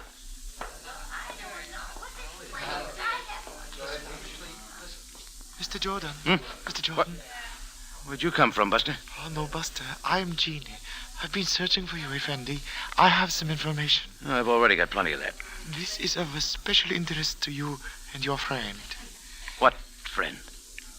Inshallah. Yeah. I got the guy. Effendi, Mr. Edward Solomon is a man of peculiar habits. I do not understand them. Come on, Jeannie, let's have it. In Cairo, he maintains a beautiful apartment and a lovely wife from your own country, I believe. Yes, I met her. But on the edge of the desert, away from the Nile, at a large oasis near El Fayoum, he also maintains a home. Not many persons know about it. Not even the beautiful Mrs. Solomon. You seem to know all about it. Kismet, it is fate. I am in a business that makes such information my business. Mr. Solomon went to his desert home 5 days ago with a Mr. Axman. Is that all? That is all you need to know, Mr. Jordan. If it isn't enough, I'll want my money back. Effendi, I am superbly honest. Here, my home address in case you wish to talk further with me. You act like this is a sure thing. Nothing is certain in this life, Mr. Jordan. Not even friends. You've been peeking in Sam Sabaya's diary. Effendi, I do not understand. Well, skip it. Neither do I.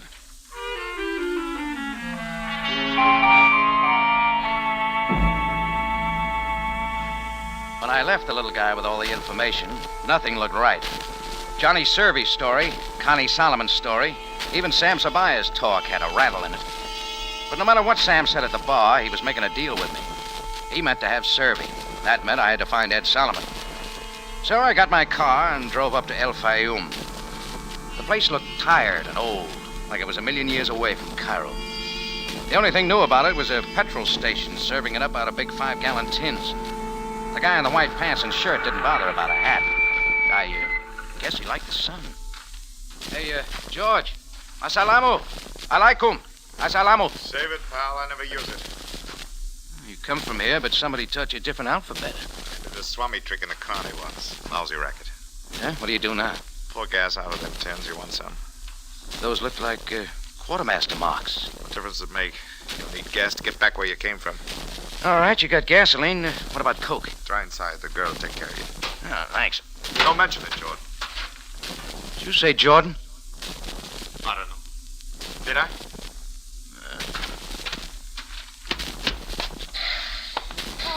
Oh, darling, I cannot go on. Oh, I'm sorry. I thought you were Paul. Paul? Who's that? Paul Cairo. This is his place.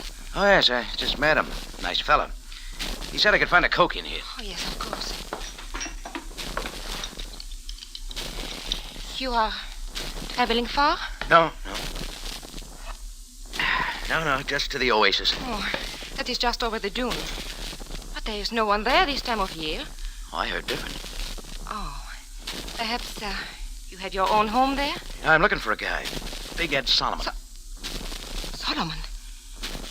You are a friend of his? Oh, never met him, lady. Let me tell you. Car's all ready to go. Oh, thanks. Lisa, don't you think you ought to see how the fire's doing? Fire? What fire? Build one. Of course, Paul, of course. Goodbye, sir. Lisa is too friendly. I like friendly people. So they tell me.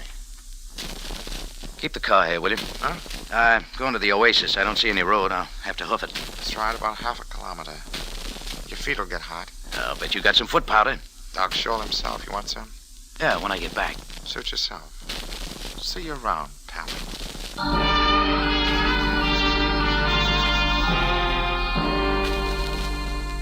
Big Ed Solomon's house was there, all right. Well-ordered palm trees surrounded by an all-white job with a lot of grill work. I pounded on the door, nobody answered. I smelled an oil lamp burning somewhere, so I pounded on the door some more.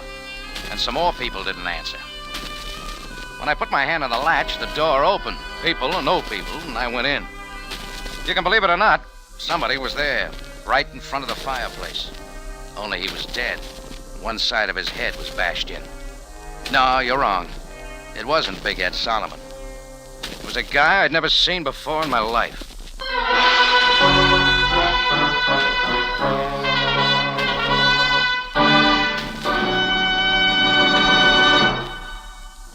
You are listening to Fall Guy, tonight's adventure with Rocky Jordan. For the most exciting mystery, turn first to CBS.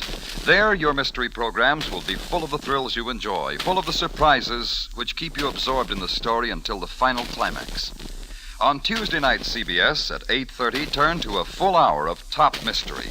Mr. and Mrs. North first, then Mystery Theater. Two unusual programs, a full hour voyage into the chilling realm of crime and punishment. Beginning at 8:30 on Tuesday night, CBS.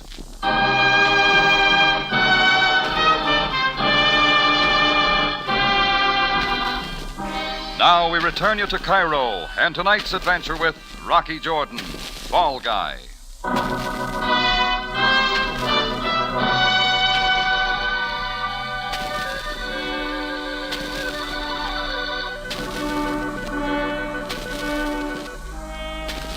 Sometimes you don't know just why you do things. Anyhow, when the police came looking for my friend Johnny Servey, I covered for him. Things like that don't exactly set with the law, so I had to find Johnny's boss and try to clear him. So I started out hunting Big Ed Solomon. All I found was a dead man I'd never seen before. I stood there and looked at whoever he'd been. Nothing in his pockets, labels cut off his blue suit, not even a Pasha laundry mark. None of it made sense. I began looking around for a poker or a hammer or something. What I found was a heavy chunk of palm branch that had been polished for a lamp base. One end of it was stained. It was about then I heard somebody come in the door.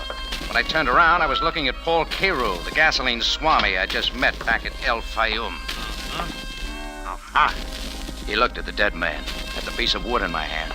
But I was looking at the Luger he was pointing at me. Through being friendly, Jordan. This guy's all used up. Know him? Never saw him before in my life. I did. Name's Tom Axman, friend of Big Ed Solomon. Tom Axman? You killed him? You did. Why, you... There was a big fight. I don't know what it was all about. Just heard parts of it from my place. You conked him with that piece of wood. Pretty neat. I saw it all. And Lisa, she saw it too. That makes me the patsy. You're it, Pally. Let's go find ourselves a cop. Cairo waved the Luger at me, and I started ahead of him for the door. He was good at doing frame-ups, and he was good at running things. But he was only an amateur when it came to pushing a man with a gun. I waited to feel it in my back. It was there by the time I got to the door. That was his mistake. Hey, look at him! Come back here! I shoved him against the wall, but he held onto the gun. There wasn't anything for me to do but make a break for the oasis. Come back, Jordan! Come back here!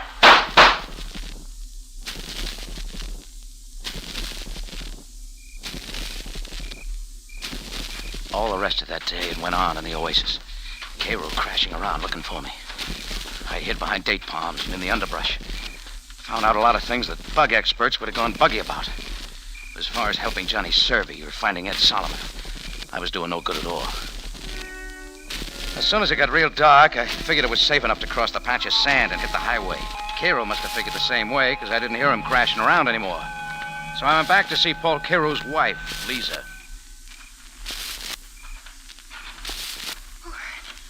Who is it? Who is there? Easy, baby. It's me. Oh, Mr. Jordan, it is you. Paul is looking everywhere for you. He says you killed a man. Tom Axman. Over in Mr. Solomon's home. Yeah, that's what he's saying. But you did not kill him. I know that. Yeah? You must leave here right away. Your life is not safe. The way you're talking, neither is yours. I came here with Paul 2 weeks ago. And everything that has happened has been strange. Especially especially the disappearance of Mr. Solomon. Hey, what about him? Have you seen him? A few nights ago, he came here with Mr. Exman. They had been drinking and they were arguing when they went over to the cabin. Oh, I've heard that before. What else? I've not seen them since. But Paul has Mr. Solomon tied up in one of the cabins. He's been taking food to him. Who killed Axman? I'm afraid it was Paul. You've only got some of it. We better get to Cairo and see Sabaya. Your husband has my keys? Yes. Solomon's car here? Yes, and the keys are in it. Where's the car? In back. Come on. Of course, this will mean the end of everything between Paul and myself. Oh, he doesn't strike me as good husband material. Love is a strange emotion, Mr. Jordan. It makes what is wrong very right. Can't put that on a police blotter. Yes, I know too well. I don't know whether I should go back to Cairo with you or not. Lady, all he'll give you is a lot of grief, you know that. But I love him. Come on, get in. It was Cairo off in the dark somewhere, shooting at anything that moved. Lisa fell off the running board. I scrambled down, but when I got one look at her face, I knew she couldn't use any help. So I shoved the car into gear and burned tires straight for the road to Cairo.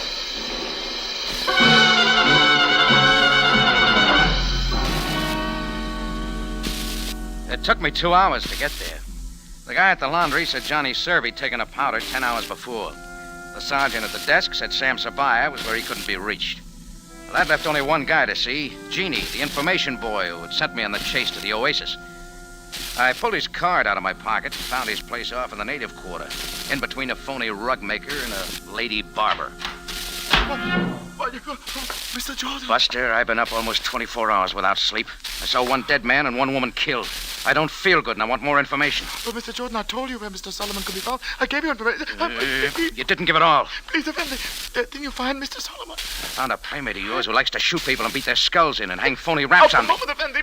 So start talking. Please, I know nothing of a man who would do such things. I know nothing of that man. When a punk like you comes sidling up to me and tells me out of a clear sky where to find my man and doesn't argue about what I pay him, that means he's already been paid. And they only pay you for working. I am above reproach, Mr. Jordan. I would never become involved in a killing or murder. Yes. Who paid you to send me up to El Fayoum? Who paid you to frame me with a murder? It was me, Rocky. I didn't tell him, Mr. Serby. I didn't tell him. Shut up. That 38 makes you a foot taller, Johnny. Easy, Rocky, easy. I'll use it right here if I have to. I think you would. Paul Cairo phones me from El Fayoum. Said you lambed out twice. You're awful tough, Rocky. Too tough to call a friend. Here, take this and buy yourself a new fez, Jeannie. Forget you ever saw Jordan. Oh, yes, Mr. Serby. Yes. All right, Rocky, let's get going. Long drive ahead of us. I'll be able to drive it blindfolded someday. Someday. I'm still the fall guy? I hate to do it to you, Rocky, but you're it. This is my chance not to be a punk anymore. I take you back there and we call Sabaya. Me and Cairo fix it up like you did it all. Now, come on. Cairo will be getting anxious.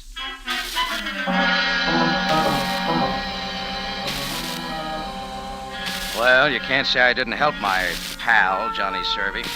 You can't say I didn't find my man. Even if he was sitting in that same cabin with a couple of corpses on the floor. Big Ed Solomon needed his shave, but his face was a funny color. Maybe that was because he was looking at two bodies, Axman's and Lisa's. I guess Cairo brought Lisa over from where she dropped by the car. He was standing there with a couple of big tears in his face, holding a gun against Big Ed's back. Johnny, I thought you'd never get here. Come on, let's get this over with. Sorry about Lisa. Never mind. Never mind about her now. Let's get this finished. Don't be nervous, Cairo. Meet Rocky Jordan, Ed. He killed you. Hi, Jordan. You're the fall guy, huh? Tough luck. Where'd you find him, Johnny? Where I said I'd find him. You still killing the wrong people, Cairo? Not quite finished, Pally. 2 down and 1 to go. I'm next, huh? Sorry, Ed. Business. The bill of sale's all signed. Me and Cairo will take over the International Club where you and Axman left off. Yeah, that's good enough reason. Hey, Jordan, we gonna let him rub me out and then pin all this on you, or we're gonna do something about it? Take it easy, Ed. I think we ought to do something about it. Watch him, Cairo. Big Ed Solomon was good. He stopped the first 2 slugs from Cairo's gun and the first 2 out of Johnny's, all in the chest. By By that time, I'd gotten hold of a poker and brought it into Cairo's face. He looked sick in a big way and went down without a word. When I looked around, Big Ed had twisted the gun from Johnny's hand. I think he was already dead when he pulled the trigger. No!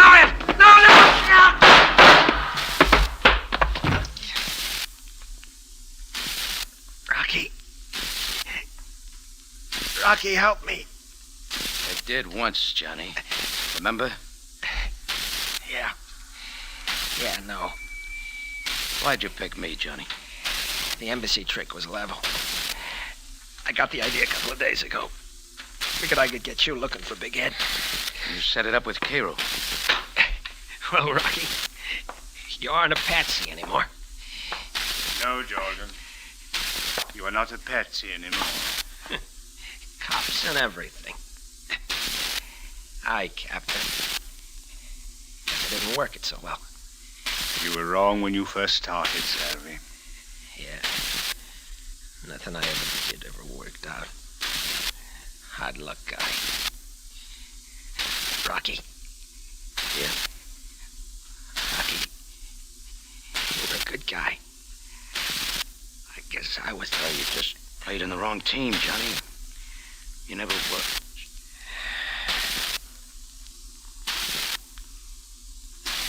Let's go, Jordan. Yes, sir. From here on, it's a monologue.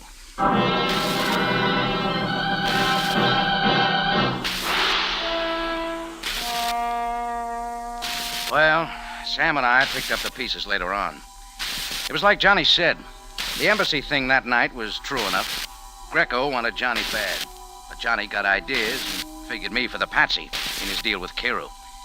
He had the guy tip me off to where Big Ed was, and Cairo put Big Ed under lock and key, killed Axman, and waited for me. You know how it happened from there on out.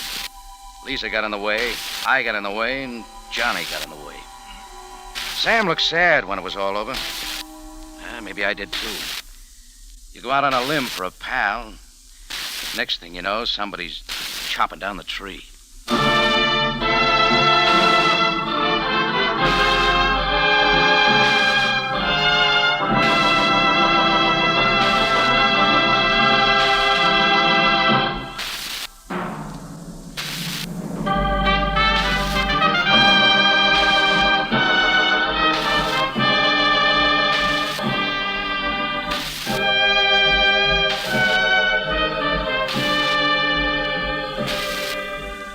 It's CBS again at this same time next week for another story of adventure and intrigue when we take you back to Cairo and the Café Tambourine, run by Rocky Jordan. Jack Moyles plays the title role, with tonight's story by E. Jack Newman, edited by Larry Roman and Gomer Cool. Rocky Jordan is produced and directed by Cliff Howell, with original music by Richard Arant. Larry Thor speaking. This is CBS, the Columbia Broadcasting System.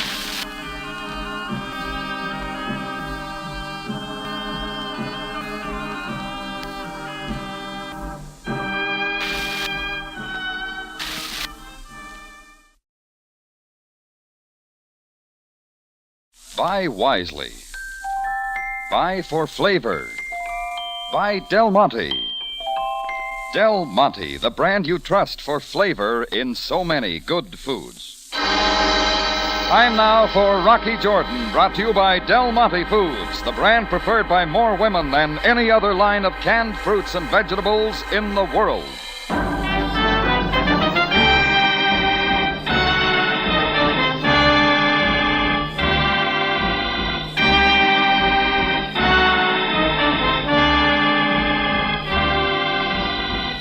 Not far from the Mosque Sultan Hassan in Cairo stands the Café Tambourine, run by Rocky Jordan. The Café Tambourine, crowded with forgotten men, alive with the babble of many languages. For this is Cairo, where modern adventure and intrigue unfold against the backdrop of antiquity. Del Monte presents Rocky Jordan and this week's story, High Pressure.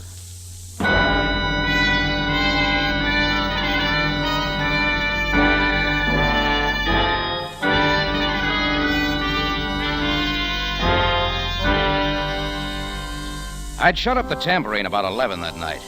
The help were all gone, and I just piled into bed in my room upstairs for some extra sleep till the roar of motor cars coming down the street way too fast sent me bouncing out. I looked out the open window as two identical sedans braked to a stop directly in front of the tambourine. The doors flew open, a dozen uniformed men scrambled out, and one of them started barking orders. 2, 3, to the back door. The rest surround the building. Quick! Guard every means of escape. I was already throwing on a robe when a big slamming opened up at the front door. I got down in a hurry. All right, cut the racket. I'll get there. Yeah, what's it about? Put on your clothes, Mr. Jordan. You come with us. Takes a warrant, Buster. As you wish. Read it quickly. Foreign Ministry. Precisely. Now your clothes. Look, a phone call would have got me there. Why the middle of the night? The armed guard. At once, Mr. Jordan. The Egyptian government does not like to be kept waiting.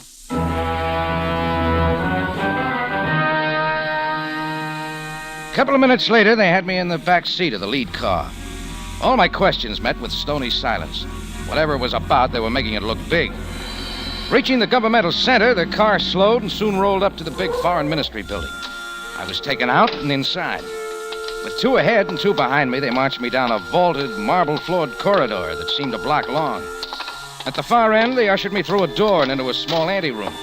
They left me there, the door lock snapping behind them, and I got the full treatment. I sat cooling my heels for a full hour. Then the door to the inner office suddenly opened. A guard beckoned, and I went in.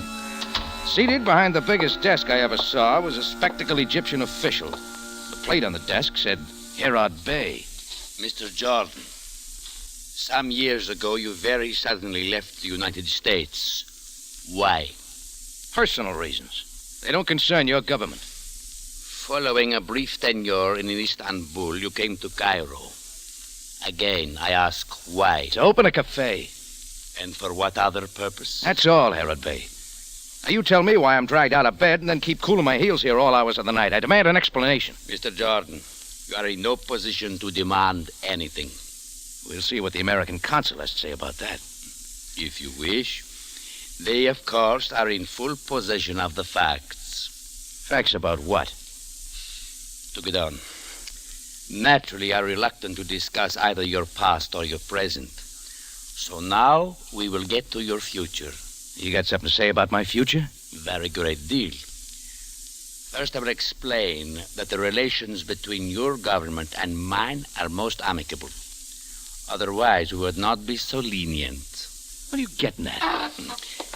In this envelope, Mr. Jordan, is a one-way air flight ticket to New York City. A TWA plane leaves the Cairo airport at 3 o'clock tomorrow afternoon.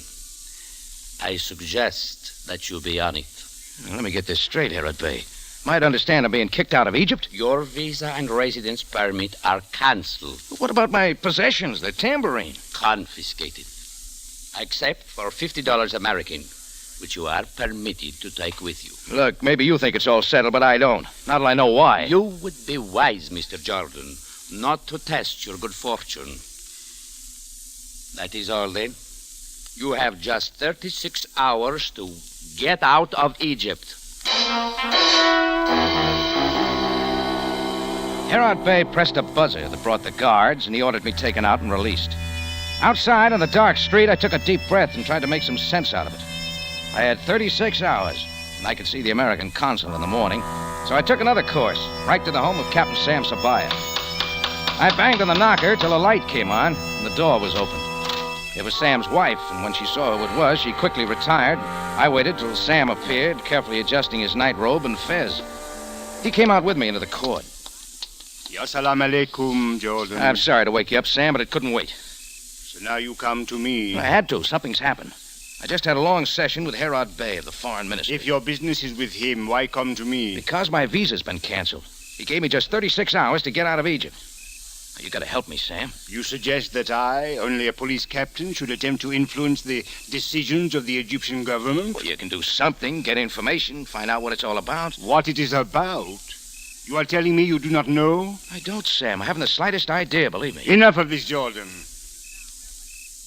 There is an old saying of my people. Without trust, all understanding is futile.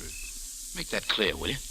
Many times we have not seen eye to eye. Many times I have found it most difficult to justify your actions. But you've always given me the benefit of the doubt. This time there is no doubt. With the Foreign Office, with me, or with you. Oh. That means you already know. I regret that I did not know long ago. Jordan, I only wish there was some shred of evidence in your behalf. I see none. What is it, Sam? What can I do? Do only as you are told. Be on the plane for New York tomorrow. Now I return to my bed. No, not yet, Sam. Not till you tell me everything. Farewell, Jordan. Allah be with you. Then I was staring at another closed door. Sam knew what it was about, and both he and Herod Bey seemed to think I should know, too. Well, there was nothing to do but go back to the tambourine and wait it out till morning.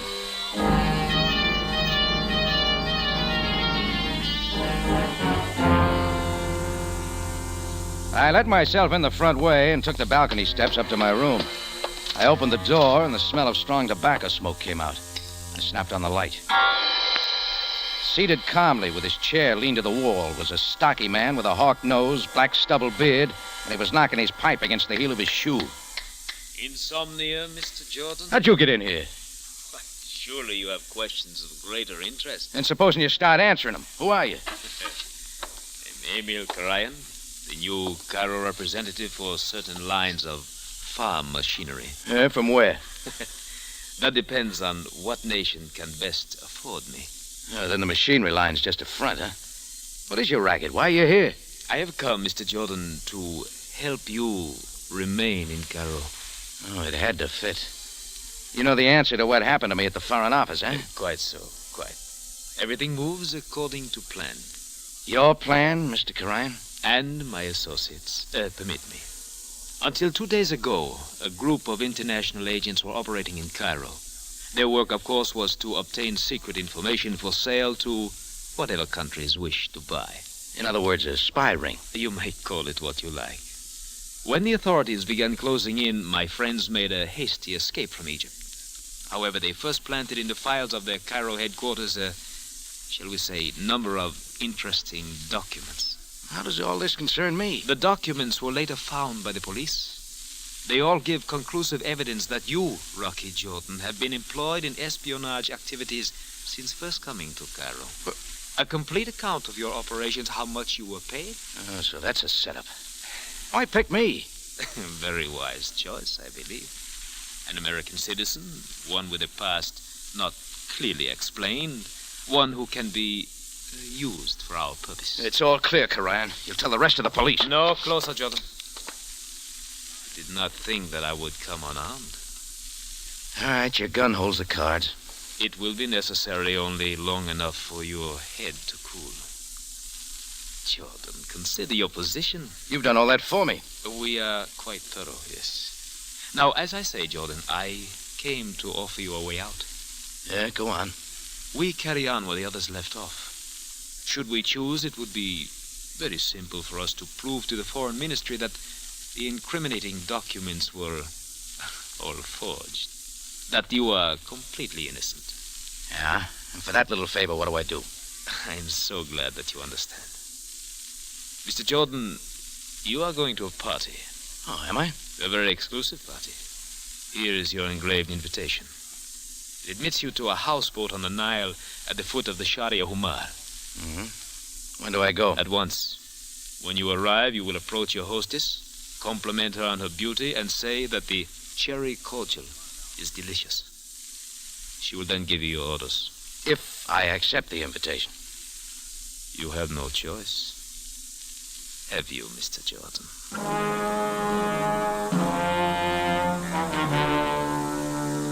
So I went to that houseboat at the foot of the Sharia Humar. There was plenty more to learn, and this was a good place to start.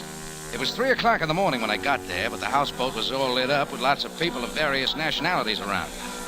The invitation got me in. I hung around the canopy table till I spotted the hostess, then I wandered over. I could see calling her beautiful was going to be easy. She was tall and not too slender. Her black hair was pulled back to a knot at the nape of her neck, above open shoulders. Hello. I'm sorry I'm so late. You are late. I've been waiting for someone like you for a long time. May I say, you're very beautiful tonight? Well, you're very kind. Is there more you would like to tell me? Well, I haven't seen any around, but they tell me the cherry cordial's delicious. Your sense of humor, Mr. Jordan. Oh, yes, I've had a lot of laughs tonight. Oh, you must tell me about them. Shall we go where we can talk? Whatever you say. You are Rocky Jordan. That's right, lady. Who sent you here? Emil Karayan. Then it is all settled. It's what he says. Good. Do only as I say, and you may remain in Cairo as long as you like. You have my promise, Rocky. Tell me all about it, huh? Oh, there is no hurry now. Sit down, Rocky. Thank you. You know, when I call a woman beautiful, I like to know her name. For the purposes of my stay in Cairo, it will be Tanya Malnick. Do you like it? It's as phony as you are. All right, Mr. Jordan. We keep it on an impersonal basis as you wish. My orders, Miss Malnick. Very well. Geologists working for the government of Egypt have located what is believed to be fabulously rich oil deposits somewhere in Egypt. Mm-hmm. This is a top secret. Egypt does not wish other countries fighting over those fields at her expense. She prefers to leave them untouched as security for defense. You're telling me quite a lot. A client of ours wishes to know the location of those fields, also their extent and value. And that's all I have to find out for you. There are others in Cairo intent on this information. With your help, we will get it first. I got enough now. Do not be stupid, Mr. Jordan. I'll see you around, Tanya. What? Back into the room, Yankee. Well done, Futar. Close the door now. Yes. Now I watch close the Yankee. Mr. Jordan, you will remain here as my guest until tomorrow night. Till after my plane leaves. That's your plan, too? Hold him here, Futar. If he gets troublesome, do what is necessary. I do it with pleasure. What is necessary. And now I must return to my guests, but have him ready for tomorrow night. Mr. Jordan has important work to do.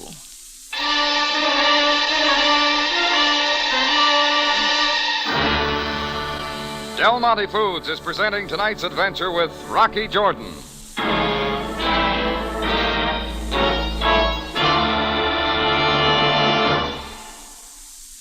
Question: how do you make a good hamburger into a superb hamburger? Answer: with Del Monte catsup. Yes, with Del Monte catsup, of course. That zesty, lively catsup that gives you real tomato flavor at its best.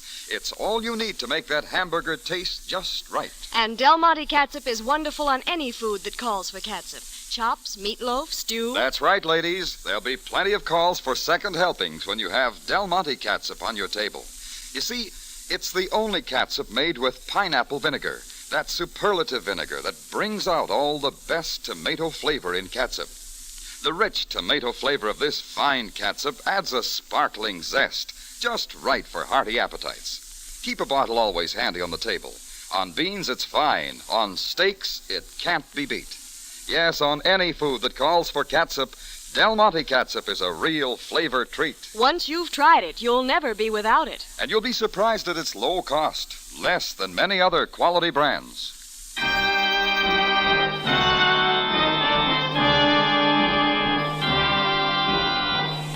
And now we take you back to Cairo and tonight's Rocky Jordan story, High Pressure.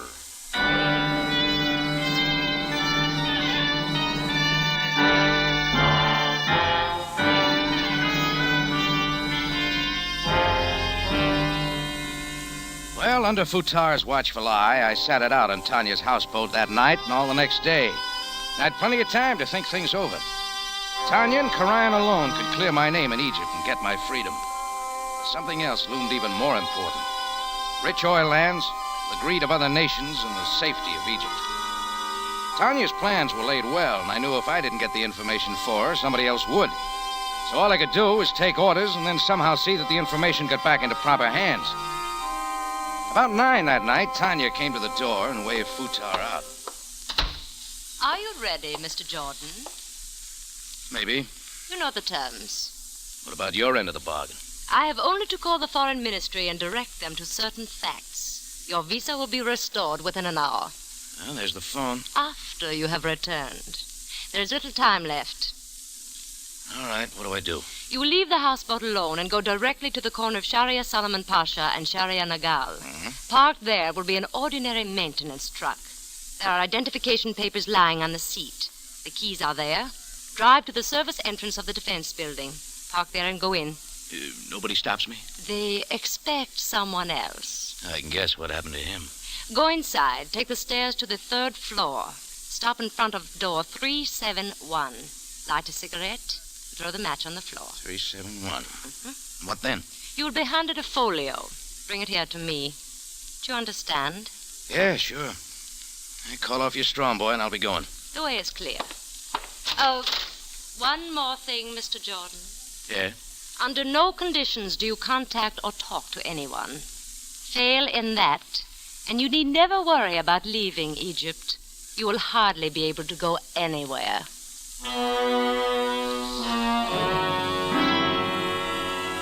And I was on my way, willing to carry out her orders up to a point. I left the houseboat, and then I was alone. I'd walked maybe a block along the dark Nile docks when a small shadow wearing a derby hat hopped in my way. Mr. Jordan. Mr. Jordan. What'd you do, come out of a hole? Shh. Behind the crates on the dock. Come, quickly. He was a new element, and I couldn't pass up any bets. So I followed him behind the stack of crates near the dock's edge. He was suddenly talking again. Here, Mr. Jordan. Quickly now. We are not safe. Did you ever try a gargle? Shh. You are on your way to the defense building. Everything is set. Who are you working for? Not for Tanya. You see, I too have a client. One willing to pay much more for the information. Much more. Name your price. I got a deal. What's yours? Bring the folio to me here, and I will pay. Stand away from him, Jordan. Karayan. No! No, Henkel, back up. A little further. No! No, Karayan, please! So you see now, Jordan, how well you are covered. If you do not wish to join the unfortunate Henkel, get on with your work. Karayan didn't have to tell me again. I moved off the dock and up the hill. Just before I reached Sharia Solomon Pasha, I spotted an empty phone booth and decided to make a quick try for help.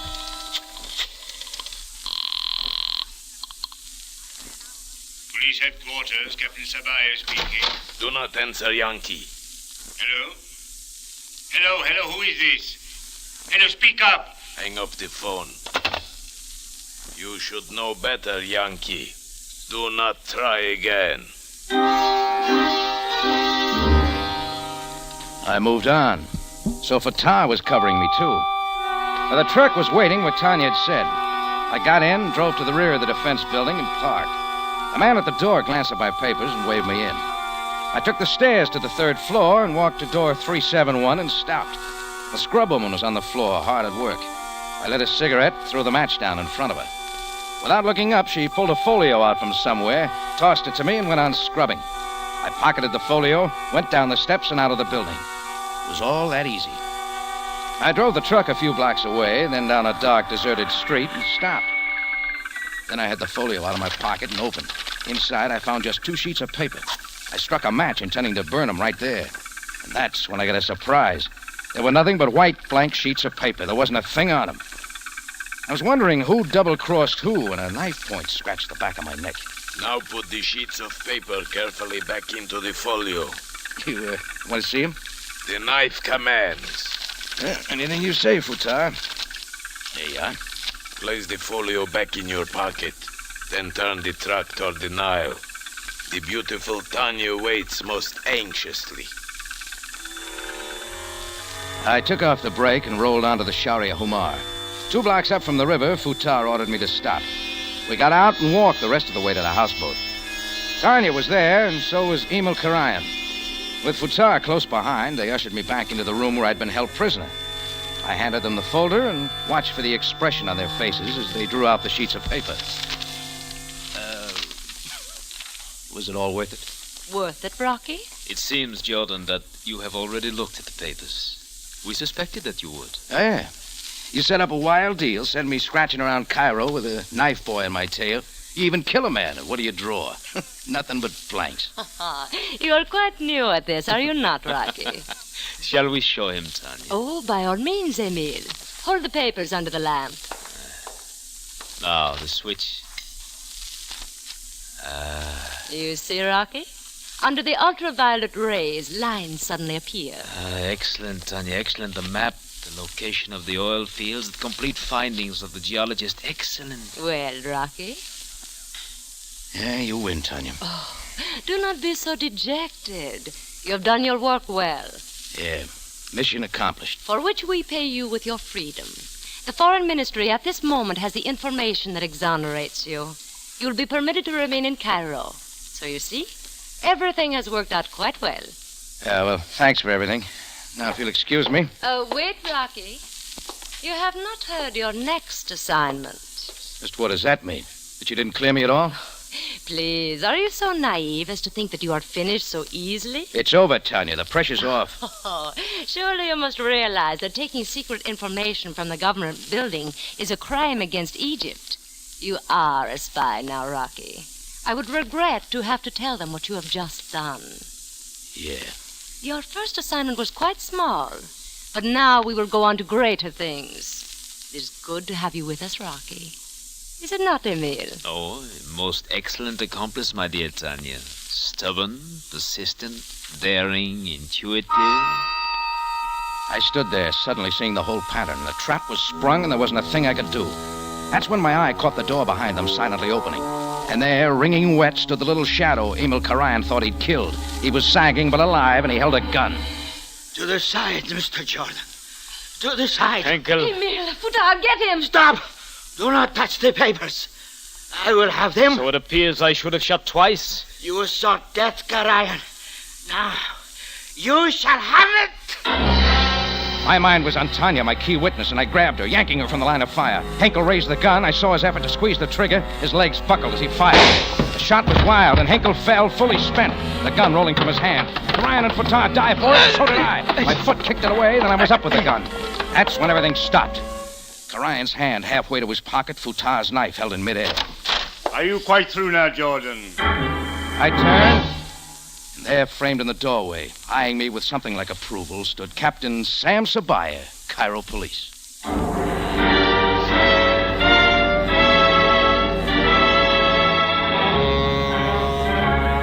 In just a moment, Rocky Jordan returns to conclude tonight's story.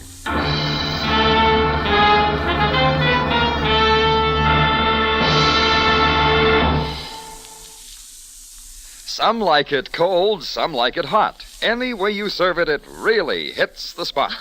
What kind of rhyme is that? And anyway, what does it all have to do with Del Monte? Just this. A chilled glass of Del Monte tomato juice is a wonderful dinner-time appetizer. We all know that. But here's a tip. Del Monte tomato juice served piping hot is mighty fine these nippy days, too. Del Monte tomato juice served hot? Say, that's a good idea. Yes, it's a wonderful warm-up drink in the morning. And the fresh, natural taste of Del Monte tomato juice is so refreshing. It has a just right tang, a rich, sunny flavor you find only in fully vine-ripened tomatoes. And those are the only tomatoes Del Monte uses.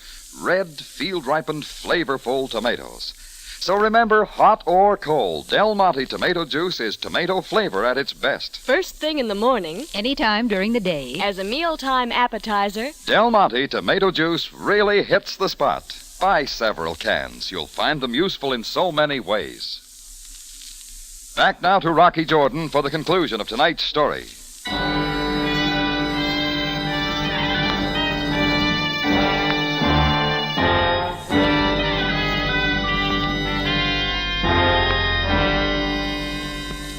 Well, Sam picked up the stolen papers, and I got on the phone for an ambulance to come and pick up the luckless Mr. Henkel. It looked like he was due for a long term in the prison hospital. Then, with Tanya, Karayan, and Futar in tow, we went down to headquarters. Then Sam invited me into his office for coffee. I had the coffee made especially strong, Jordan. I thought you might need it. Thanks, Sam. Ooh. See what you mean. Jordan, even for one who places great value on duty, an apology is sometimes difficult. Oh, skip it, Sam.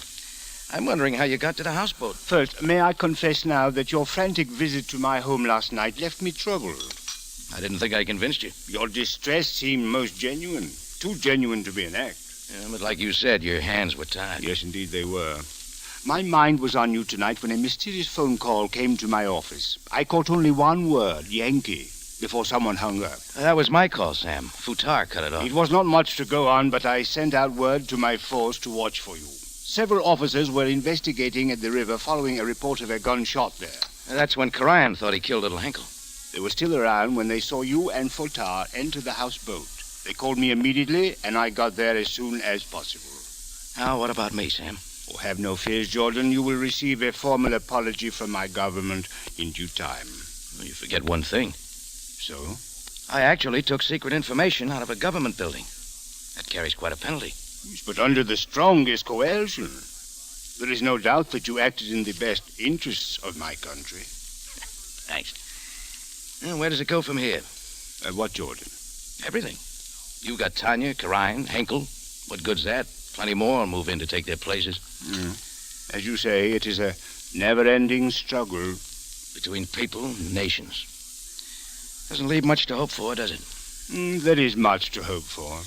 We who live in what is called an ancient land know that the world is still young. The good will come. Well, I'll try to sleep on that, Sam. You see, Jordan, even you have hope. Hope that sometime you will get a full night's sleep.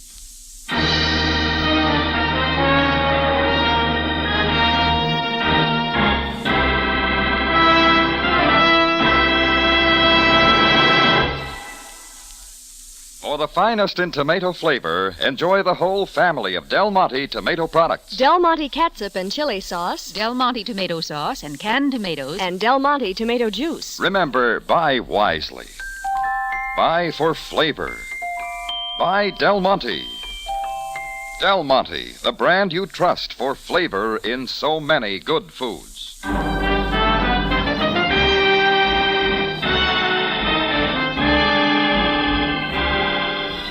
Rocky Jordan, written by Gomer Cool and Larry Roman, stars Jack Moyles in the title role with Jay Novello as Sam Sabaya, and is produced and directed by Cliff Howell, with original music composed and conducted by Richard Arant.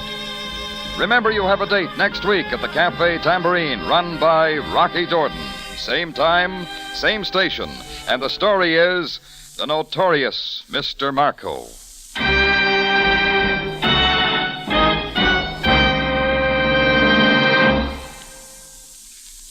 For a wonderful, quick, and thrifty dessert, try Del Monte peaches, the best liked peaches in the whole wide world. Sliced or halved, served any way you like.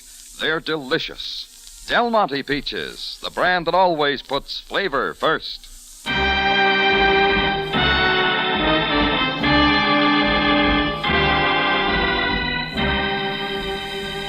Larry Thor speaking. Rocky Jordan is presented over CBS, the Columbia Broadcasting System.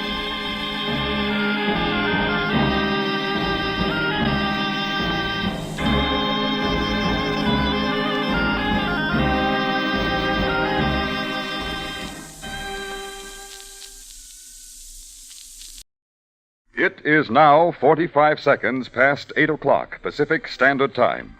But remember, next week, Sunday afternoon at 5 o'clock, it will be time for Rocky Jordan.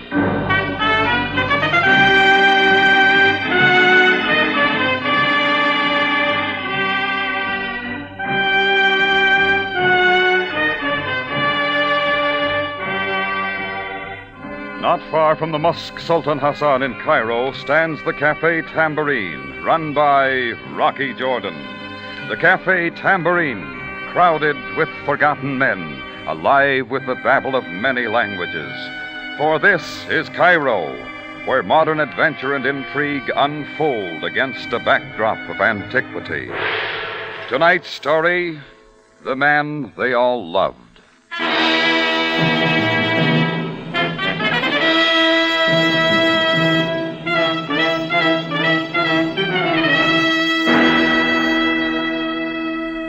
The Egyptian desert isn't the best place in the world for a man who likes to hunt. But once in a while, the fleet-footed gazelle makes things interesting. So a couple of friends and I decided to take the day off, drive up the Nile near Helwan, and try our luck. It was quite a way, so I was up about 4 in the morning. I was still half asleep as I went down the stairs from my quarters to the half-lighted café. The tambourine still reeked with oriental tobacco smoke from a few hours before. As I walked along the bar past the empty tables, I never felt so glad to get away from a place in my life.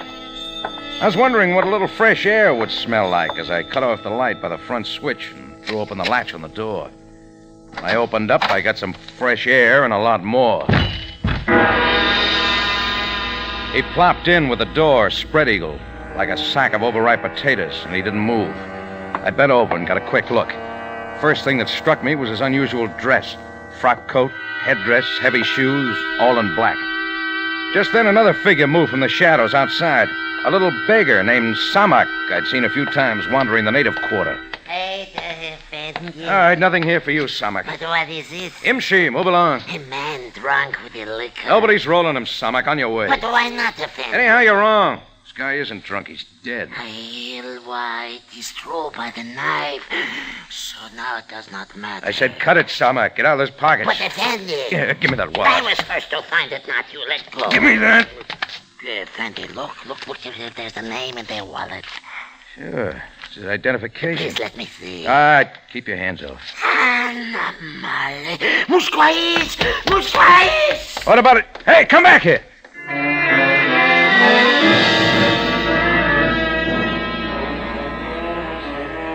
Samak was gone just that quick. I'd caught the look in his eyes, and it was fright that sent him scampering off into the dark. Something about the wallet. So I took a closer look, and the name meant everything. It was the name of a man I'd heard a lot about, but had never seen before. Jonathan Mello. Jonathan Mello, a man of unknown nationality. He'd become a missionary for the Coptic faith, an ancient branch of Christianity centered in Old Cairo. Several years before, he had journeyed to the African interior to bring information to the native tribes. Since then, few outsiders had seen him. But ever so often, word had come of his good works and personal sacrifices, and his name had become almost a legend throughout the Middle East. Yes, Jonathan Mello was a man greatly loved and respected by everyone, and here he lay murdered at the door to my café.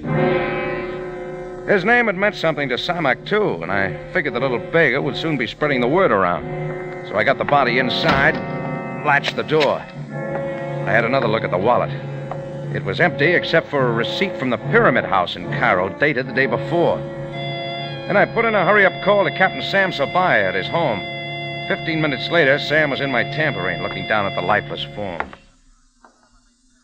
So, this is the fabulous Jonathan Mello. Yeah, that's what the identification says. That in his clothing leaves small doubt that he is the missionary. Do you know he was back in Cairo, Sam? It had not come to my attention, Jordan. He surely must have returned very recently. Looks like he should have stayed in the Sudan. Yes, it would have been better for all of us. Finding an enemy of such a man as this poses a very strange problem. You haven't much to go on. No. Jonathan Mello was known to lead a most exemplary life. Maybe there's some things we don't know. True, Jordan. For example, why he should be found dead at your cafe. Oh, now, look, Sam. No, Jordan. You have many accomplishments, but the skilled use of the knife such as this is not one of them. A lot of Coptics might not agree with you, Sam. It is not necessary that they learn of your connection with this, Jordan. Well, they'll find out. Leave that to Samak. Samak? A little beggar who came up a couple of seconds after I found Mello's body here. And the beggar knows who this man is? That's right. Got away fast when he found out. I see. You see where that puts me, Sam? Yes, I do, Jordan. Jonathan Mello's death will be a profound shock to his people. They will demand immediate justice. Yeah, after Samak gets a word around. I bet that doesn't take him long. Jordan, you say you were going hunting up the Nile. That's the way it started out. Let me suggest that you continue with your plans. Stay out of Cairo for a while. You suggesting I run away? Only until this matter is cleared up. Supposing it isn't cleared up, Sam. If I leave Cairo now, I'll never get back. Do you not realize that it is for your own safety? Sure, but you don't know me better than that. Jordan, for once in your life, you must listen to me. It is my duty to protect you when it is possible, but I can offer no guarantee. It's no good, Sam. I'm staying right here. Very well. But you have been warned. Sure. Thanks. We will cart the body away secretly and trust that Samak does not spread the news.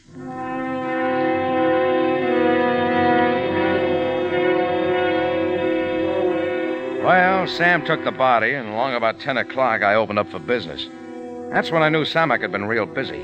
Not a single person came in that morning. And the tambourine was just as empty at 2 in the afternoon. Even the Muslims crossed to the other side as they passed, which meant they sensed trouble and didn't want to be around. I got out on the streets and felt the unrest growing. When a knife sailed out from somewhere and almost parted my hair, I decided it was time to get busy. I remembered the receipt in Mello's wallet from the Pyramid House. It hadn't meant much, but it might put some light on Mello's activities since he'd returned to Cairo. So I made for the place over on Sharia Rangoon. The sign on the window puzzled me, but I went on in. I can help you, mister? Yeah, with some information. Sorry, I don't sell that. Did you ever see this receipt? Sure, Mike. I wrote it myself for a customer yesterday. Hey, wait a minute. Where did you get it? That's not important. What did he buy? Liquor. What else? Maybe I don't tell you. You sold that man liquor? What do you think I sell here? Elevator shoes? What kind of liquor? Champagne, scotch, bourbon, arak, gin. The very best. 50 cases. What did the man look like? All in black. Headdress, frock coat, heavy shoe. Wait a minute. You don't tell me where you got that receipt. I don't tell you. Maybe you mixed up anyhow. You think I forget him? When I'm going to make him a special price for a big sale, but he pays me like that, all in cash for quick delivery? Delivery? Where to? His boat, the Delta Queen. Wharf 4 it was. Don't you ask me. All right. Thanks, I won't. Yeah, sure. I clam up for guys like you, mister. I don't gonna tell you nothing.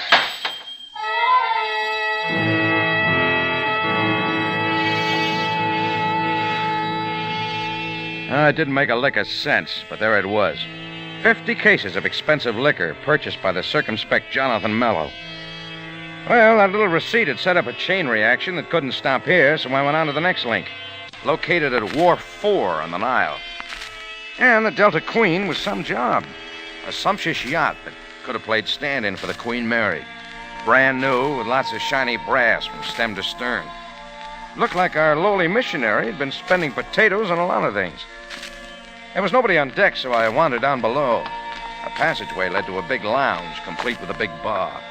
There were some cigarettes on a side table, American brand, so I took one. I reached for a match, but I didn't need it.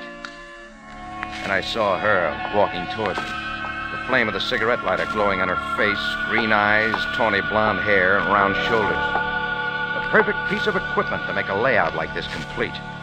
I accepted the light. Thanks. Not at all.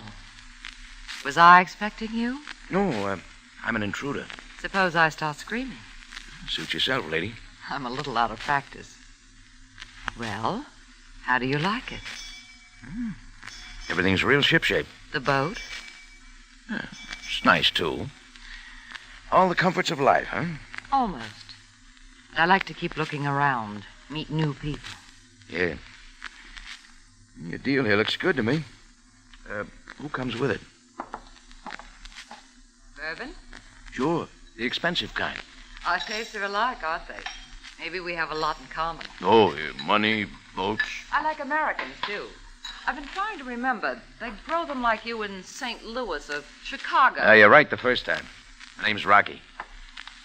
I'm Corrine. Here you are, Rocky. Thanks again, Corrine. Why don't we sit down? Over here. Maybe I ought to check the passenger list first. We're alone, Rocky. For a while. Okay. Now, why'd you ask me why I came here?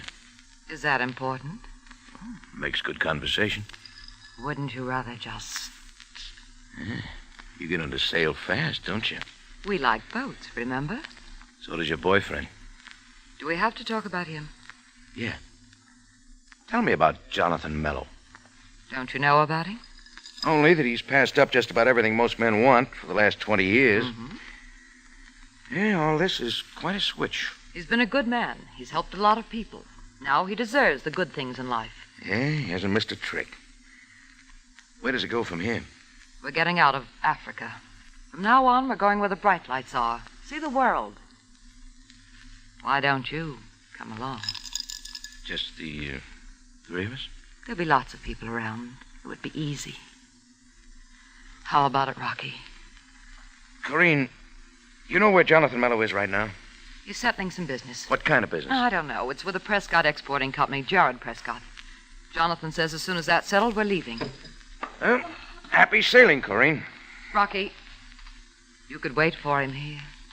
No, thanks. Why? I don't like things that don't make sense. And none of this does. The liquor, the yacht, you, and especially... What, Rocky? That's something you gotta find out for yourself, Corinne. I don't want to be around when you do.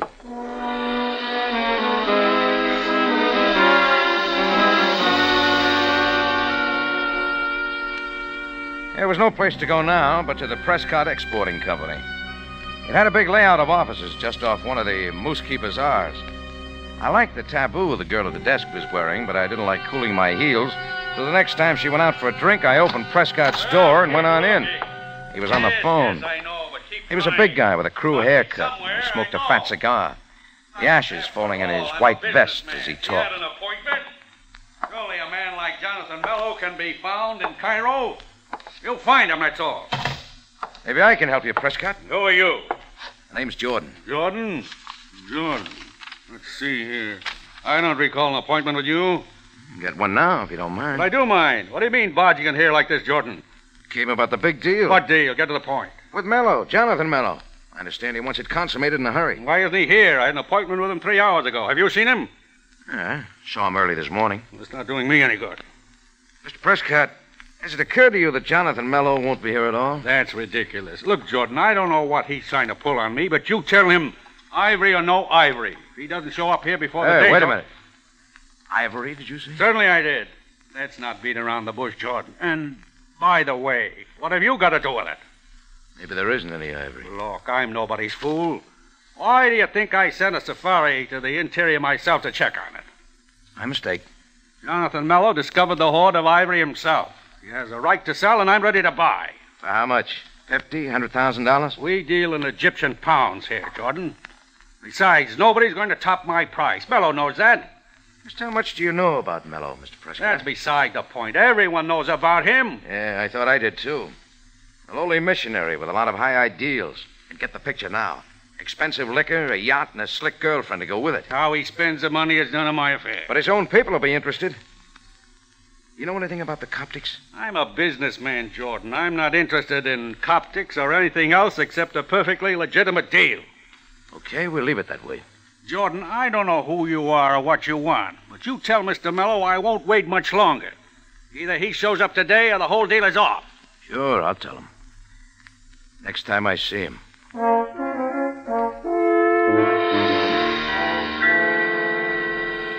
I had everything from Prescott but the answer to the jackpot question. Who killed Jonathan Mello and why? Well, I figured the ivory hoard he had uncovered somewhere in Africa had something to do with it. That's why I was scouting for a payphone to bring Sam Sabai up to date. I avoided the bazaar and had walked maybe a couple of blocks when I spotted a character hugging the shadows not so far back and staying on my tail. I stepped it up, figuring to double back at him, when all at once he was in the center of the street and yelling. It was Samak, the little beggar who had found me with Mello's body that morning. That's when I tried for the sprint record. I left a lot of natives far behind, but Samak had his robe up around his knees and kept coming. Samak was lagging too by then. I slowed to catch my breath when I saw another native running from the other direction right at me. Right then, I picked an alley. It was the wrong one.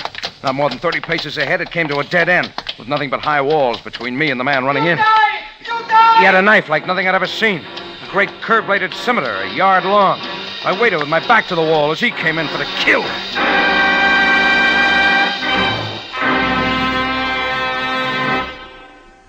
You are listening to The Man They All Loved, tonight's adventure with Rocky Jordan. Here's a special announcement for all you Rocky Jordan fans. Starting next Sunday, Rocky Jordan will come to you at a new time, 5 o'clock Pacific Standard Time. Make a note of it so you can remember to tune us in next Sunday. The new time for Rocky Jordan is 5 Pacific Standard Time.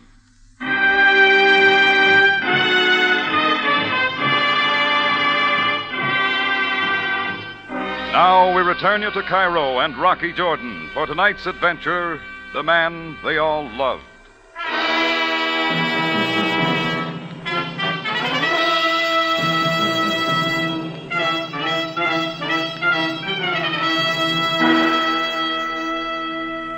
Imagine a man with his back to the wall at the end of a dirty blind alley in Cairo, facing a character with blood-red eyes coming at him waving a huge curb-bladed scimitar. Well, that's me. Not the one with a knife, but the one backed against the wall. And the guy kept coming with Samak the beggar somewhere behind. Kill Jordan by the scimitar, you die! In the split second it took him to reach me, I thought of a million moves, but none of them worked. I knew one swing of that blade, and I was finished. My eyes were on the raised scimitar, so I didn't see a third figure enter the alley. But all at once he was there. A tall, dark-skinned man who had my assailant by both arms from behind, and the knife never came down. I had the feeling he could have crumpled the guy in his powerful hands, but he only slammed him back and rolling. Little Samak was already gone, and his chum got up running. Another time, Jordan! We'll meet again! And I was alone with the man who had saved my life. His intelligent eyes watched me as I got my breath. Well, maybe we better shake hands. I'm most honored, Mr. Jordan. Oh, Abyssinian, aren't you? Yes. I am Jethro, an Abyssinian and a Coptic. Then maybe you don't know why they're after me? The beggar Samak tells everyone that he found you early this morning by the body of Jonathan Mello. Well, I still don't get it, but thanks. I've helped you, Mr. Jordan. Now you help me. You think I can help you? We both share certain interests in this affair, do we not? Yeah. Maybe you've been finding out some things about your missionary you didn't know before. Maybe he's not such a big man. Mr. Jordan, no one grieves more for the death of Jonathan Mello than do I. How well did you know him, Jethro? He was my greatest friend. To him I owe everything. He taught me kindness and understanding. It was he who provided the funds for all my education. Yeah, I used to hear things like that about him. It was his wish that with my training and education I would go back to the tribes and bring enlightenment to my people. You mind if I ask you something, Jethro? Not at all, Mr. Jordan. When did you see him last? Not for a long time. When he first brought me and my family to Cairo. Were you expecting him back? Yes. Let me explain that my father and I have a small construction business here. About a month ago, we received a letter from Jonathan Mello, who was then in the Sudan. It stated that he would soon be in possession of a great deal of money with which he wanted my father and I to construct schools and other installations for the tribes of the Sudan. He was to arrive here a few days ago. But you never saw him? The next I heard was the news of his death. I wish to know why he died and why he did not contact us upon his arrival. I can't answer the first one, but you'll find the second answer down on the Nile. I do not understand. It's all his. Brand new. And loaded with all the provisions for a big joyride around the world. Looks like all that money turned his head a little. Mr. Jordan, have you said that you will help me? Of course, anything. I wish to see Jonathan Mello's remains, if you can arrange it. Right away, Jethro. Let's go.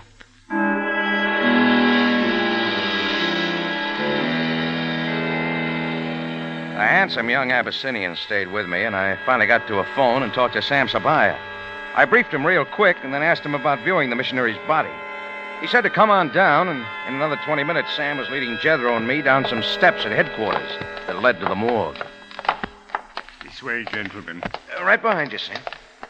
I had the remains moved to a room off the main hall. You will understand why. Oh, sure. Every precaution was taken to conceal his identity, Jordan. However, many people already know of Jonathan Mello's death. Yeah, I found that out. You would still do well to take my advice and hide out for a time. No, not interested, Sam. In here. Is this the one? It is. Yeah. 3 stab wounds. Any one would have brought instant death. Somebody sure wanted him out of the way. Indeed. Would that be all, Jethro?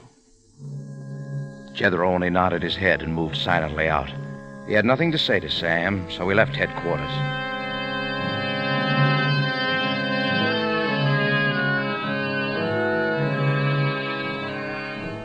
We were soon walking away down the Sharia Nagoon. The desert twilight had given way to sudden dark, and a dim street lamp every 4 or 5 blocks didn't help much. In spite of my being with him, he seemed alone and lost. It was hard to know what to say. Tough, was it, Jethro? Yes. But not a surprise, Mr. Jordan. How do you mean? That was not Jonathan Mello. Say that again. The man lying in the morgue is not Jonathan Mello. Are you sure? I knew him too well to be mistaken. If it's not Mello, who is it? I can tell you that, too, Mr. Jordan. His name is Matson, a hunter whom I saw often before coming to Cairo. A man who would not hesitate to kill. Did he know Jonathan Mello? He did. Their paths crossed often in the Sudan. Why would he want to switch identity with your missionary? That is quite obvious, is it not, Mr. Jordan? And now I can be certain that the real Jonathan Mello is dead. At the moment, that is all that matters. Look, Jethro, how about coming back to the tambourine with me? No, Mr. Jordan. I wish to think on this alone. We parted there, and I headed back to the tambourine. It occurred to me that I hadn't eaten since 4 that morning, but something else interested me more. There wasn't much question why the disappearance of Jonathan Mello, but that didn't explain the killing of his imposter, the hunter Matson. Well, I got back to the cafe, and good old Chris, my bartender, was real busy swatting flies. The tambourine had just one customer. Rocky. Well, you got better liquor on your yacht, Corinne. Rocky, I've got to talk to you alone. Okay, go into my office. Yeah? Rocky, where is he? Where's Jonathan? You asking or telling me? I don't know. He was to come back. I've got to see him. You'll never see Jonathan Mello, Corinne. Fact of it is, I don't think you ever did. I don't understand you. And sit down and get it once through. Tell me, Rocky, what are you driving at? Jonathan Mello was never anything but a good missionary. But in his travels, he happened onto a fabulous hoard of ivory. Worth enough to build a lot of schools and hospitals. I know that. Wait a minute. Before he could do anything about it, a hunter named Matson found out the whereabouts of the ivory. He killed the missionary, assumed his identity, and came to Cairo to sell the ivory and use the money in his own way. Oh, that's impossible. Oh, no, it isn't. Mello had been gone a long time. Few people would recognize him. You, for instance. His name made no difference to me. No. Only the money. What about Matson? He's dead. How do you know? Because I found him that way at the door of my cafe. Me and Samak. Who's he? I'm beginning to wonder. Maybe it wasn't a coincidence Samak showing up when he did. I figure he was working for someone. He made quick work of spreading the word that I'd done the killing. Then you're in trouble, Ricky. A lot of Coptics don't like me. Rocky, listen, the yacht, it's ready to go. We can get away if we hurry. You make a quick switch, don't you, lady? You know how I feel about you, Rocky. I think you feel the same way. It'd be wonderful, you and I. We've been all over that. Look at me, Rocky. Hurry, get back. The English Jordan is still afraid. He knows his time is short. He cannot escape the Coptic revenge. The brave Mr. Jordan! The beggar Samak was back on the job. I forgot all about Corinne right then and went through the broken window. Samak was already scrambling away and running hard. He kept to the alleys, always a few steps ahead of me. As he entered a dark passageway with buildings on either side that almost touched at the top, I realized he knew where he was going. I had to catch him quick. I was almost on him when suddenly there was another shadow and the flash of the scimitar. I ducked back in time. As I did, my feet struck something. My hands made a grab, and I came up with a piece of iron pipe. That was all, against the biggest knife I ever saw. This time, Samak's buddy was at it for keeps. He swung the huge blade with both hands. I parried the first one, then the next one. Third time I was lucky, and now he was swinging wild. I followed the blade, ducked it, and came around with the iron pipe flat against his face. The scimitar landed 20 feet away. He piled up at my feet. I looked around for Samak, but he was gone. You're not through yet, Jordan. The light from the room inside hit me as the door opened. He took one step into the alley, a cigar in one hand and a gun in the other. Right on time, Jordan. I didn't have an appointment, Prescott. Yes, you did. Drop what you have there. Samak led me to the right place, did he? He carried out his assignment very well. Only his pal with the scimitar bungled the job again. As a businessman, I should have known. When I want something done right, I have to do it myself. Yeah. Now, who gets all the ivory? Just you? That is my plan. You put on a great act for me back in your office. You knew Jonathan Mello and Matson were dead all the time. And I'm wondering how you know about the ivory hoard. The man has ivory to sell. Who else should he write to but a reputable dealer? Like myself. Sure.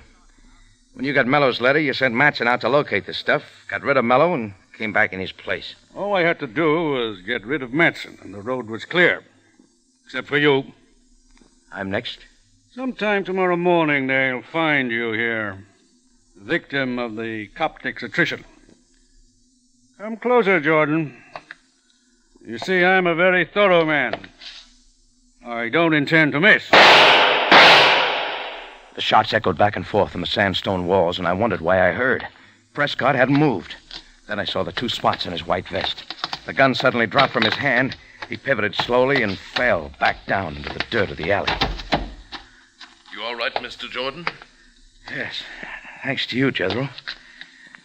Oh, there's a second time today. It will not be necessary again. No. Samok's still loose, but nobody to work for. The police will find him soon enough. You know, I'm wondering something, Jethro. Yes? Why did you do this? Just to get Prescott, or to save me? How can I say, Mr. Jordan? I only know that now the way is clear for the great work Jonathan Miller wanted done. I'm happy for that. You can be happy for a lot of things. No. You see, he taught me the ways of peace, not violence. Tonight I've killed a man. I think Mellow'd understand. Yes, he would understand. That is why we all loved him so much.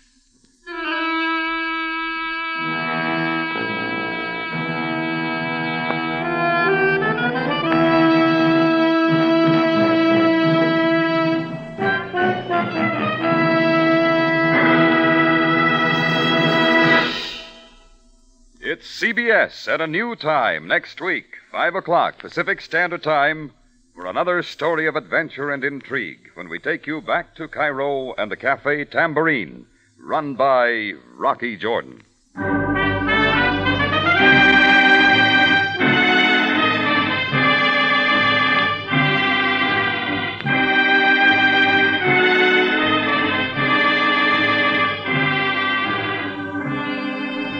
Rocky Jordan, starring Jack Moyles in the title role, is produced and directed by Cliff Howell with original music by Richard Arant. Tonight's story by Gomer Cool and Larry Roman. Remember the new time next week for Rocky Jordan, 5 o'clock Pacific Standard Time.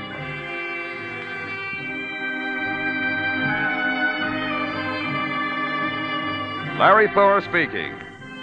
This is CBS, the Columbia Broadcasting System.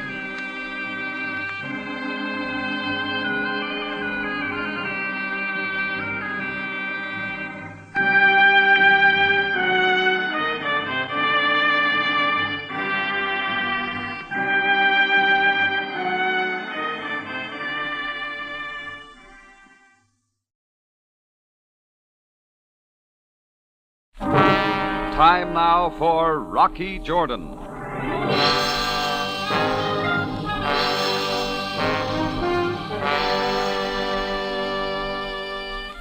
can't always be right, but with the practice I've had, it doesn't take long to spot a phony. She had on low tan Oxford shoes, service-weight hose that disappeared under the hem of a very new-lookish tweed suit. Her hair was plastered down in a severe updo that left her ears sticking out as perfect resting places for the brown tortoiseshell arms of her glasses. She was carrying a brown leather briefcase, and the end of her nose was tilted just a little as if something smelled. I thought so, too.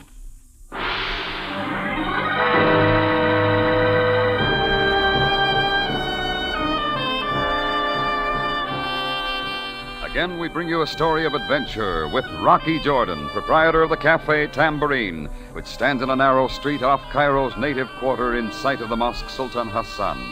The Café Tambourine, crowded with forgotten men of the waterfronts, alive with the babble of many languages. Now, Rocky Jordan, and tonight's story, Up in Flames.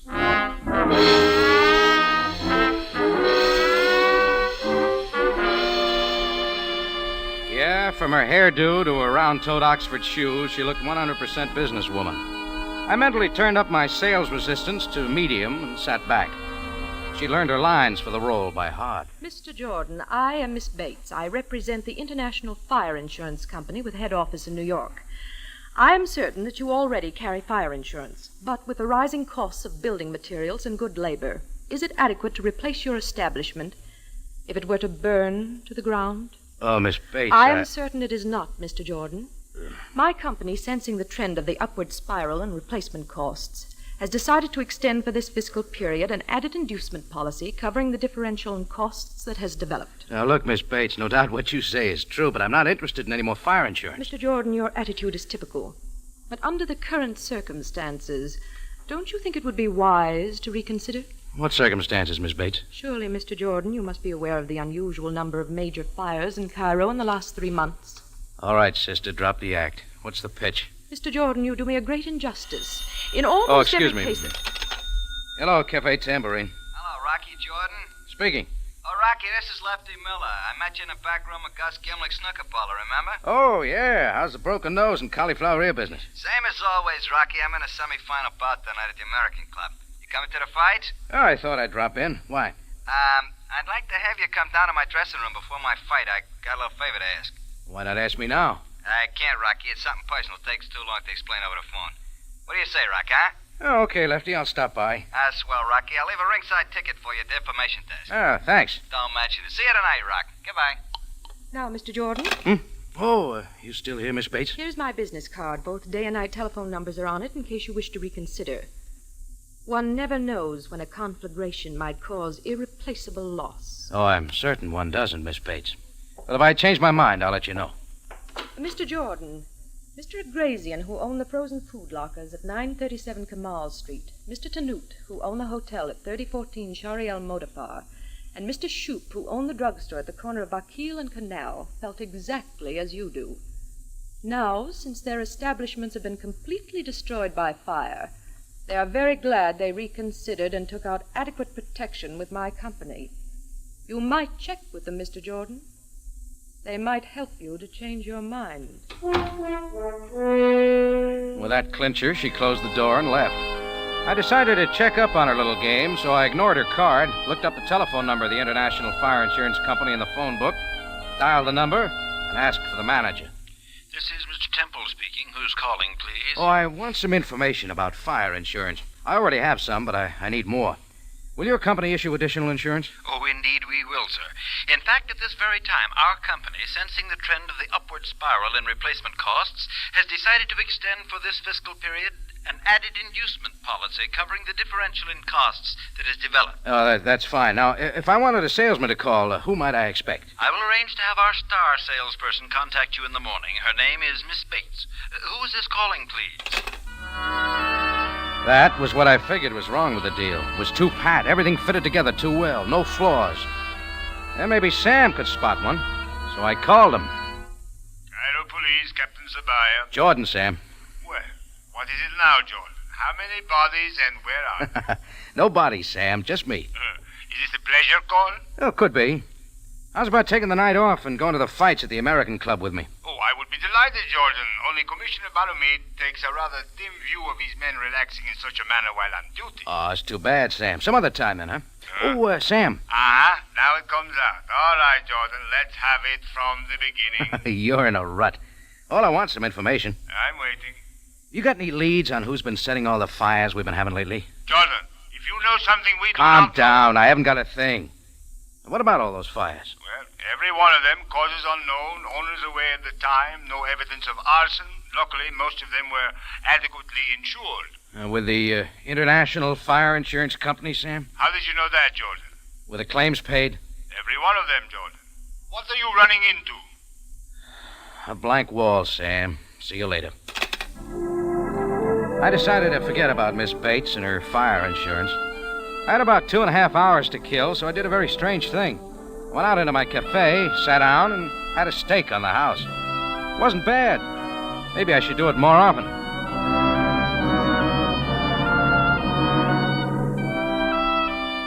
I picked up my ringside seat ticket at the information desk of the American Club. The attendant told me Lefty Miller's dressing room was number 7 in the basement under the gymnasium. The first preliminary was already underway upstairs. Lefty's door was open. He was sitting on his rub-down table, a faded purple dressing gown over his shoulders. His manager and his sparring partner in second were just finishing tying up his shoelaces. Rocky, come on in. Hey, look, Mac, you and Benny step outside for a while, will you? I want to talk to Jordan alone. What's the idea, Lefty? You'll be on pretty soon. Never mind. You and Benny wait out in the hall. This won't take long. Okay, if that's the way you want it. Rocky, Gus Gimlick says you're a right guy, that you don't mind doing a favor now and then. Well, I'll return the compliment when I see him. All right, what is it? I came down to see the fights, remember? This won't take but a minute. Rock, my wallet's in my coat pocket there in the locker. Get it out for me, will you? Sure. This it? Yeah. There's $250 in it. Take the dough out, will you? Okay. Now what? Quick, stick the dough in your pocket. They might come back in. Now, here's the favor. When you go back upstairs, I want you to bet it on tonight's... Oh, get the phone for me, will you, Rock? I got my gloves on. Hello? Hello, Jordan. Yes, Sam. How'd you find me? I called the information desk to have you paged on the loudspeaker. They said you were in Lefty Miller's dressing room. That's how. I'll buy that. What do you want, Sam? Jordan, if any of my men stop you as you are hurrying back to the tambourine, tell them you are going to a fire. What's that? I'm trying to tell you, it just came over the teletype machine. The tambourine, your cafe, is on fire. Thanks, Sam. I'm on my way. Hey, Jordan, where you going? I ain't finished. No time to explain, Lefty. I didn't get to use Sam's advice. Nobody stopped me. I pulled up in front of the tambourine. Business was going on as usual, so I wheeled around to the back. There'd been a fire, all right. Seemed the trash barrel had caught on fire and smoked up the back wall of my cafe a little. If this was a practical hint to buy more fire insurance, I didn't like it. I went inside. Miss Bates' card was still on my desk. I called the night number. A man answered, but I didn't hang up. Hello, this is Mr. Temple speaking. Oh, I called earlier today for some information. Oh, you're the gentleman who called. We must have been cut off or disconnected. Yes. Would you please give me the phone number or the address of your star salesperson, your Miss Bates? Who is this, please? And may I ask why you want that information tonight? Well, never mind, Temple. Just give me your phone number or her address. Who is this speaking, please? My name is Jordan. I run the Cafe Tambourine.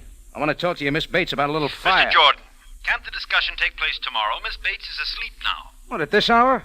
Wake her up and get her to the phone. Mr. Jordan, I am seldom abrupt with a prospective client, but I am afraid you're overstepping your bounds. This apartment is my home. Miss Bates is my wife, and she's worked very hard today. If I do not choose to awaken her, that is my prerogative. Good night, sir. Well, that was that. It was too late to go back to the fights, so I tore up my ringside ticket and went out into the cafe.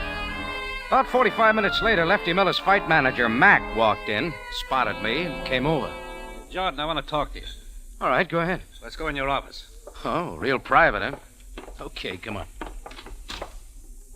Hey, Jordan, why did you come to Lefty's dressing room tonight? I'm an admirer of muscles. Oh, smart guy. What went on in there? Look, if it's just $250 you want, here. He said he wanted me to bet him on the fight, but I left the club before I could make the bet. Well, what's sticking in your craw? You wouldn't be knowing that Lefty took a dive in the third round and didn't even make it look good. What? Look, Jordan, I don't appreciate guys getting to my boy. When I find out for sure it was you who did it, I'm coming back. Time's up. End of bout. Beat it, Mac. Take Lefty's dough with you.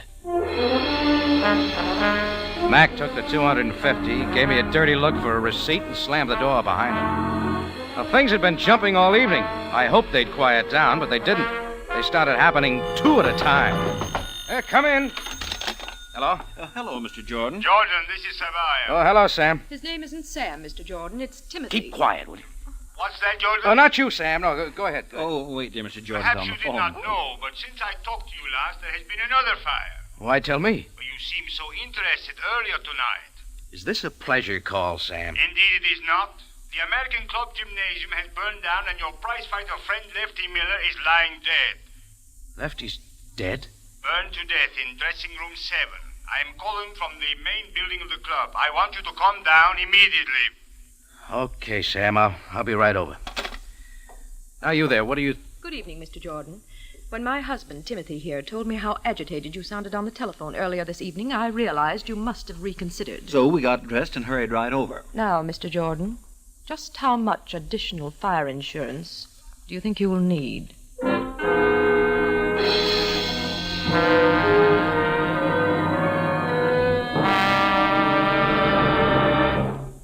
Rocky Jordan returns in just a moment.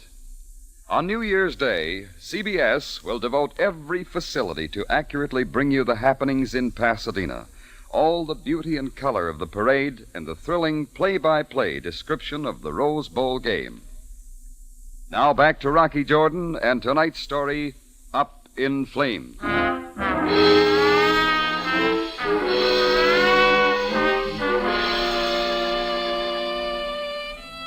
It all started when Miss Bates, tweed suit, horn-rimmed glasses, and briefcase, had tried to sell me some extra fire insurance.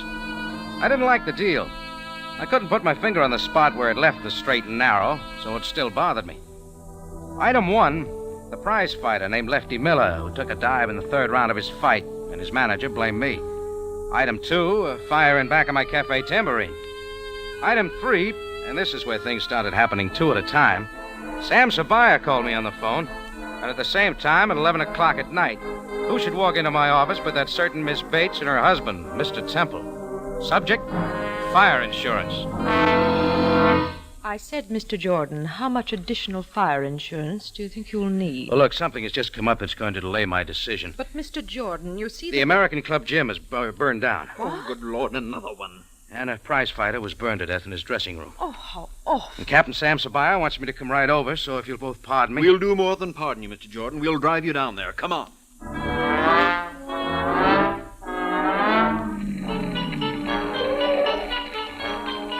It came out during the ride that the American Club was insured with International. I had a feeling it would be. There was still some equipment and a lot of people around when we arrived. Mr. and Mrs. Temple went looking for Bert Johnson, the manager of the club. I went looking for Sabaya. I found him with some of his men in the basement of the gym. He turned his flashlight on me as I came up. So, Jordan, you finally got here. Yes, Sam, now that I'm here, why were you so anxious for me to come down? I thought perhaps the atmosphere here might induce you to tell me what is going on. Sam, believe me, I would if I could, but I can't. can't. You mean you will not? Very well, Jordan. Look around you. Sam began pointing things out with his flashlight. They weren't pretty, especially the body lying beside the burned rub-down table. Sam played his flashlight on the lockers, then over to the wall in the back. He held it steady for a moment on the electric light fuse box. A little metal door was hanging open. Is that what caused it, Sam? No. If there had been a short circuit, the fuse would have burned out. I checked them. None of them is burned out. Any ideas? Perhaps you would like to explain what you were doing here earlier this evening. Lefty Miller phoned this afternoon, said he wanted me to come to his dressing room before the fight. He wanted to ask me a favor. Yes, go on. It turned out he wanted me to bet $250 of his money on the fight. You called before he could do it. That's all, Sam. Thank you, Jordan. I might have known you would not tell me the truth at this time. Sam's like that. This was once I didn't blame him. That didn't make much sense to me either. I knew I should get to Lefty's manager, Mac, before Sam did. I wanted to clear up a few things, so I took off. On the way downtown in the taxi, I figured Gus Gimlick would know where I might find Mac. I checked my watch. If things were running normal in the back room of Gus Gimlick's snooker parlor, they'd be getting the results of yesterday's races short way from the States. Now, we finally pulled up in front of Gus's place. I told the driver to wait, walked on in and through to the back room. Things were running normal. They were waiting for the results of the fifth, the Tanforan. It wasn't hard to spot Gus, even in the crowd. He was all Greek and a yard wide. He weighed a little over 300 pounds. He looked up from a form chart as I walked over. Hello, Rocky. You'll have to hurry if you want to get the bet done. The fifth is about to start. Horses are entering the starting. Oh, thanks just same, Gus. I'll sit this one out. Suit yourself, Rocky. You got something on your mind? Yeah. You know Lefty Miller's fight manager, Gus? His name's Mac. They're all in the starting Yes, I know Mac. He's not very smart, but he's honest. Why? Well, I want to get in touch with him. Know where I might find him? And there they go. Yeah, the fifth race is started. Blue Flash is going to the front. Ernie Keltner is second. Maximilian is third. Day's End is fourth. Flying Knight is fifth. And up in flames. Where can I find him, Gus? Later, Rocky, after the race. Blue Flash in front by a nose. Ernie Keltner is second by one length. Day's End is pulling up between horses. It is now third. Maximilian is fourth. Flying Knight and up in flames. Who's the favorite, Gus? Day's End. But most of these guys got bets on the long side. Up in flames. Up in flames? Ernie Keltner is third. Flying Knight is fourth. Maximilian is fifth. And up in flames. Up in flames. They said it was a hot tip, Rocky. Day's End is second by half a length. Flying Knight is third. Ernie Keltner is fourth. Up in flames is fifth. And Maximilian. And there goes Up in Flames. He found a hole in the rail and is moving up between horses. God, Gus, your bankroll's going up in flames. It's blue flash, day's end, and up in flames. Now it's day's end and blue flash and up in flames. They're in a drive and coming down to the line of finish. It's day's end and up in flames. And up in flames gets up to win it by a nose. Day's end is second and Ernie Keltner is third in front of blue flash. Too bad, Gus. Can't win all the time. Don't worry, Rocky. I'll get it back. There are still 2 races to go. No, they'll all bet on the long shots. I hope they do, Gus. But to get back to where I can find Mac. Oh, yes. I don't know where he lives, but he hangs around Lefty's apartment all the time. It's 847 St. George Street. 847 St. George Street turned out to be a medium-sized apartment house in a middle-class neighborhood. I paid the driver and walked up the 6 stone steps to the entranceway. The entrance light was burned out, so I scratched a match. The name Lefty Miller was on the mailbox numbered 311. I started to flick out the match and stopped. Just under it on the mailbox numbered 211 was the name Mr. and Mrs. Timothy Temple. It was a mild shock, but I'd been waiting for something like this all evening. Things had to tie together, and maybe this was it. I went upstairs and knocked on the door just under where it said 311.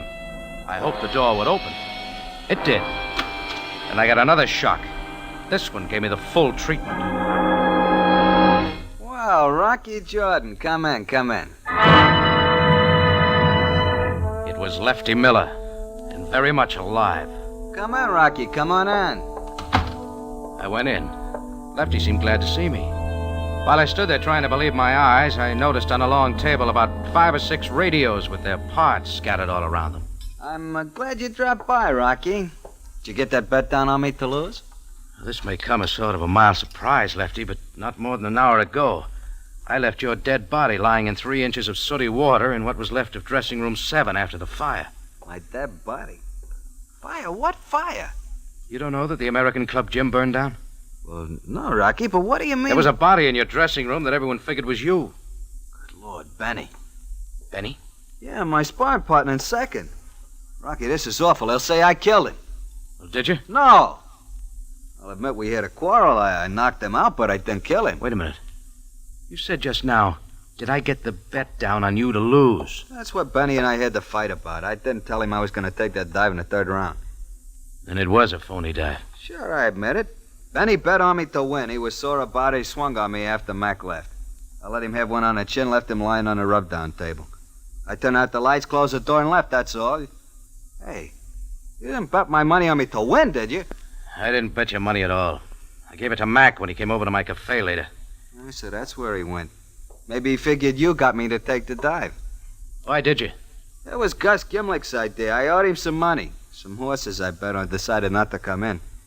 He said if I take the dive in the 3rd round, he'd cancel a debt. That's a quick way to end your fight career. As far as I'm concerned, it's over right now. I wasn't making any dough in a fight game. Not enough bouts. I've been making my rent money repairing radios. It's quite a hobby for a prize fighter. I picked it up during the war. Essential industry kept me out of the Army. Oh. Hey, let me show you the combination screwdriver and solder iron I invented. No, some other time. Hey, what did you come here for, Rocky? I was looking for Mac to convince him I didn't get you to take the dive. I guess it won't be necessary now. No, I guess not, Rocky. Go in already? Yeah, but you'd better stick around.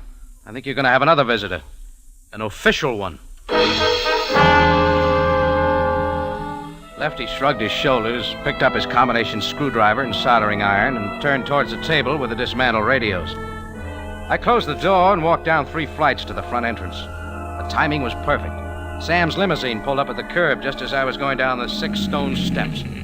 Jordan! Jordan, what were you doing in there? Talking to a very much alive dead man, Sam. You'll find his story very interesting. No doubt, Jordan. The body is not that of Lefty Miller, but of his sparring partner and second, Benny Myers. Miller was seen leaving the club quite some time before the fire. Yeah. Jordan, a penny for your thoughts. You just rang a bell, Sam. See you later. Jordan, come back here! I guess Sam figured he knew where he could find me later, because he didn't follow me. I grabbed a taxi at the corner and headed for dressing room 7 of the American Club gym. I didn't ask for permission, and nobody tried to stop me. Just as the 4th match was burning my finger, I found what I was looking for. 14 minutes later, I pulled up at 937 Kemal Street at the charred remains of Mr. Agrazian's frozen food lockers. The next stop was 3014 Shariel Modafar, and what used to be Mr. Tanut's small hotel. From there, we wheeled around and went to what used to be Mr. Shoup's drugstore at the corner of Bakil and Canal. Then I gave the driver the address of 847 St. George Street and settled back to count my evening's loot. Adding them up carefully, they would just come to the price of the new American airmail postcard.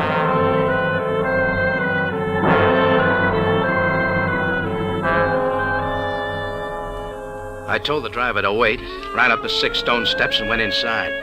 This time I knocked on the door right under where it said 211. I figured when the door opened, it'd be Timothy Temple. It was, and he was in a bathrobe. Mr. Jordan. Thanks for asking me in, Temple. What do you mean by forcing your way in like this? What do you want, Jordan? I'm onto your game, Temple. Did you ever see these before? You're asking me to identify 4 American pennies, Mr. Jordan? They're yours, aren't they? How would I know? Look, will you please go? Mrs. Temple and I were about to go to sleep. Who is it, dear? What is going on? Oh, Mr. Jordan. Well, you look quite different without your glasses, Miss Bates. Mrs. Temple. Mr. Jordan, I don't know why you forced your way in here like this, but will you please go? We would like to go to sleep. With that radio on in the bedroom? Sounds more like you were dancing. Mr. Jordan, that radio is not in our bedroom. It is in the apartment upstairs. That awful man plays his radio day and night. And what is more, he is a prize fighter, and when Timothy reprimanded him, he offered to knock my husband's block off. We're going to move just as soon as we can find another apartment. It's just possible I could be wrong about you two. What are you getting at, Jordan? Why did you want me to identify those 4 coins? Let me ask one, friend. Who besides you and your wife would know to whom you had sold extra fire insurance? It is odd you ask, Mr. Jordan. My husband and I have tried to keep that information a secret between us, discussing it only here at home. The number of our clients having fires is alarmingly high. The head office is quite disturbed. Well, what would happen if you could prove those fires were deliberately set just to collect the insurance? Why, we could force them to return the money and put the guilty persons in prison. But what makes you think the fires were not accidental? There's no proof. I've got the proof, Temple. Wait a minute. You stay right here. I've got an idea. I left Mr. and Mrs. T looking at each other without saying a word.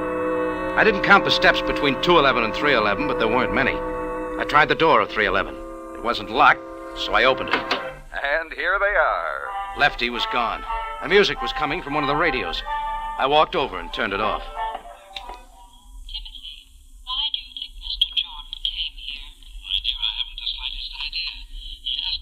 Mr. and Mrs. Temple's voices were coming out of a pair of headphones lying on Lefty's work table. It all fit now. I had my answers.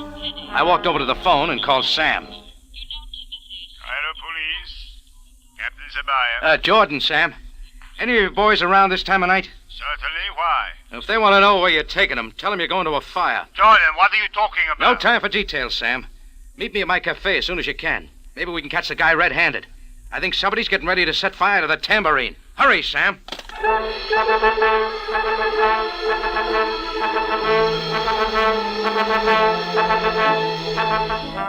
When we pulled up in front of the tambourine, there was no sign of Sabaya.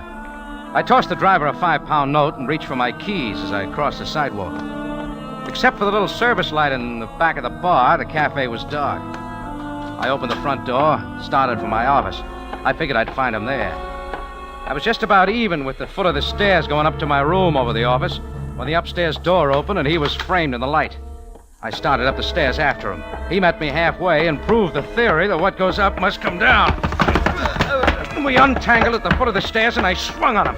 I should have known better. He was a trained fighter. He caught me right on the button and I went backwards against one of the service tables full of glasses and silverware. I got up and started for him again. His back was to the front door. Just then, Sam, with full siren, pulled up out front. My opponent turned. His chin was silhouetted against the glare and the headlights, and I let him have it. And for the second time in one night, Lefty Miller took a dive. Only this time, it wasn't fate.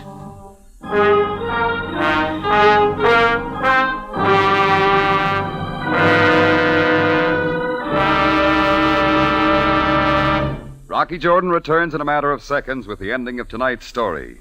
On New Year's Day, the Rose Bowl kickoff will be at 2 instead of 3 p.m. due to the return of California to Standard Time. Remember to enjoy both the Tournament of Roses and the Rose Bowl game on your local CBS station New Year's Day. Now back to Rocky Jordan for the ending of tonight's story. Well,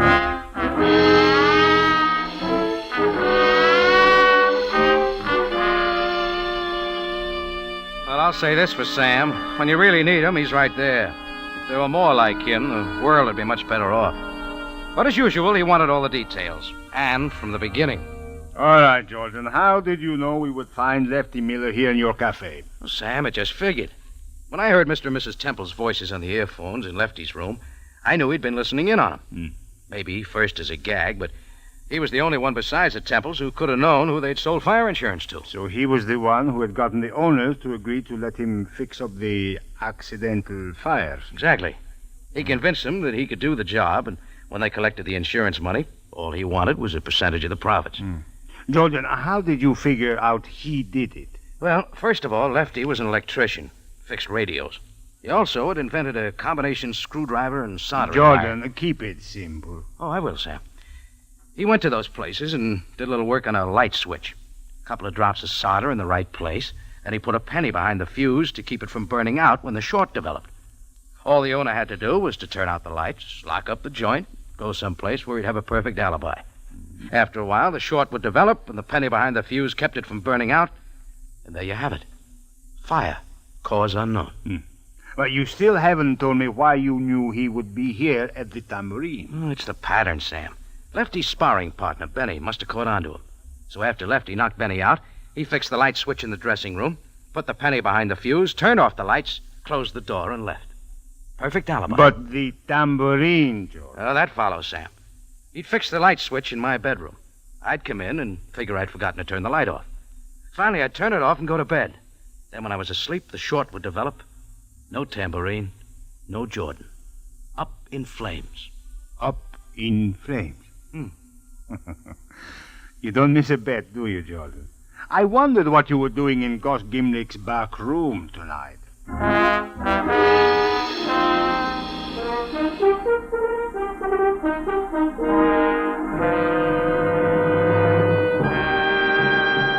Rocky Jordan is presented from Columbia Square in Hollywood and stars Jack Moyles in the title role. Tonight's story was produced, written, and directed by Cliff Howell with original music by Milton Charles. This is CBS, the Columbia Broadcasting System.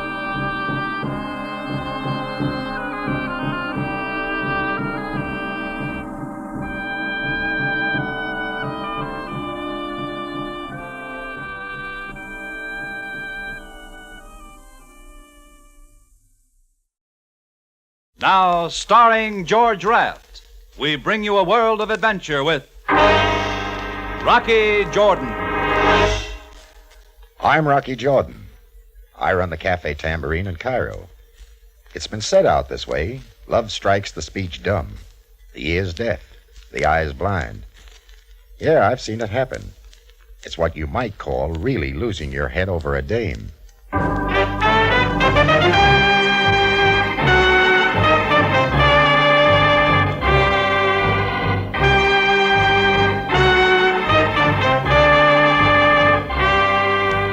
The Café Tambourine, crowded with tourists, camel drivers, women, cheats, forgotten men down on their luck, the lonely and the lost.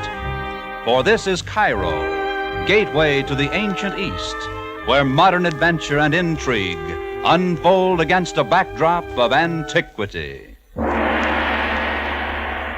Tonight's transcribed Rocky Jordan story, Valley of the Dead.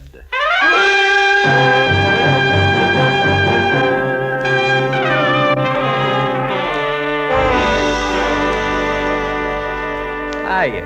Remember me? Chris, the barkeep at the Tambourine. Also the general dispenser of information. Yeah, Rocky Jordan and me have been buddies for years. And usually things go kind of smooth between us. Not always, though. I'm thinking of that Valley of the Dead deal when the blow-up between us sounded like the echo of an A-bomb.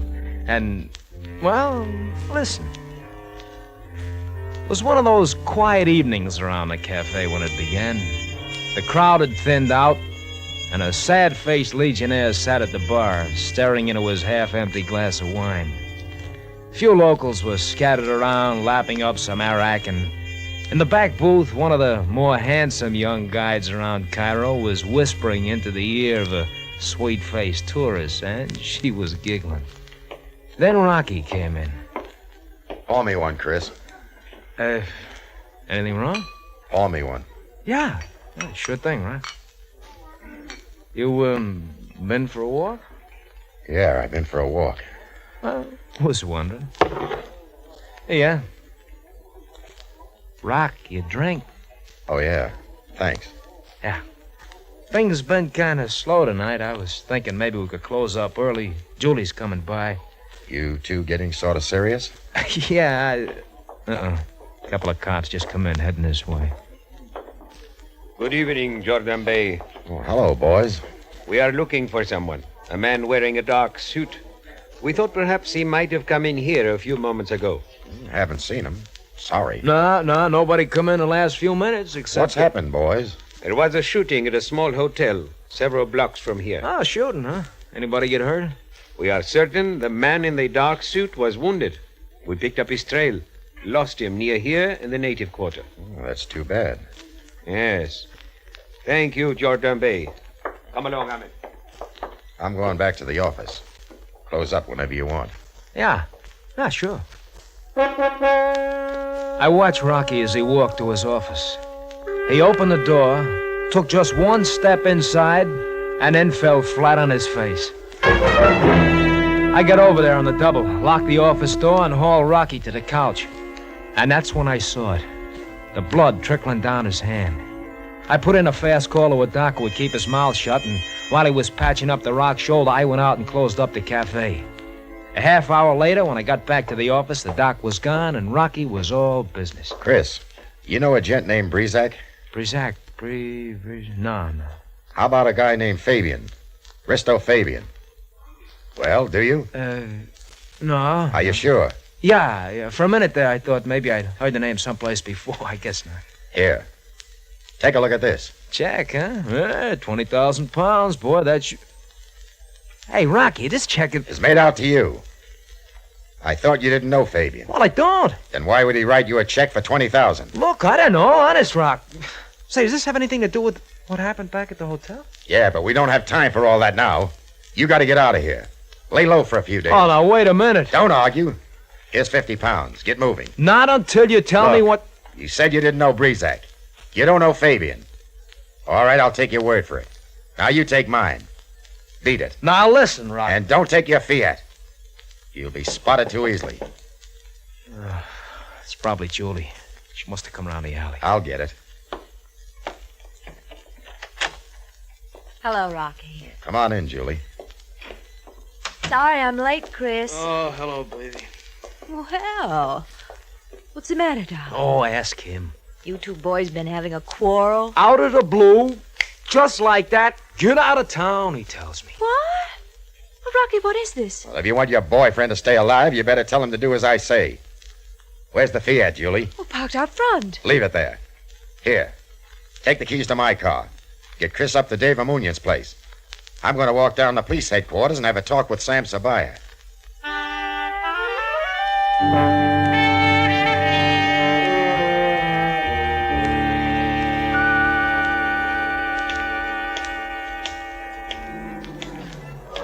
Oh, Mr. Jordan.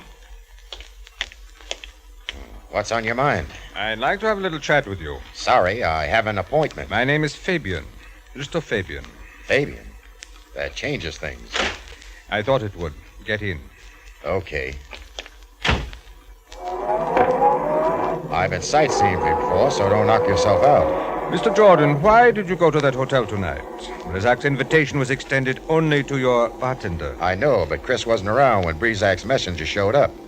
So I was asked to pass along the invitation. Which you did not do. That's right. Knowing Breezak as I do, I couldn't resist going myself. The fact that the messenger mentioned 20,000 pounds, that had something to do with it, too? You think I'm trying to cut in? That is exactly what I think. Suit yourself. Fabian, what is this all about? All I got from Breezak was double talk. And a bullet in the shoulder. He resented the fact that I took the check from him. I shall only have to write another one. Really, Mr. Jordan. It is a simple business deal. I wish to pay Chris for information which he has acquired. I'm not convinced. If you ask me, that check was just a come-on to get Chris and Breezak together so that killer of yours could do his work quietly. Mr. Jordan, if you are as concerned over Chris' welfare as you seem to be, you will do as I say. For the police would like to know more of a certain death which occurred here in Cairo a month ago. A man named Griswold was murdered, a geologist. I read about it. The killer got away in a small car, a yellow Fiat. That wasn't in the papers. Neither was this. Breezak arrived a few moments after the killing. He heard someone running out the back door, saw the yellow Fiat race away into the night. Breezak fired after the car, succeeded in breaking one of the tail lights. That's quite a story, Fabian. It happened. You can ask your friend Chris, but I doubt if he would admit that he was the one who murdered Griswold. Oh, we seem to have driven right back to your café. You can let me off here. But I thought you had an appointment. I've changed my mind. Yes, I can appreciate your dilemma. Oh, there is the yellow Fiat. I suggest you examine the tail light closely. Good night, Mr. Jordan.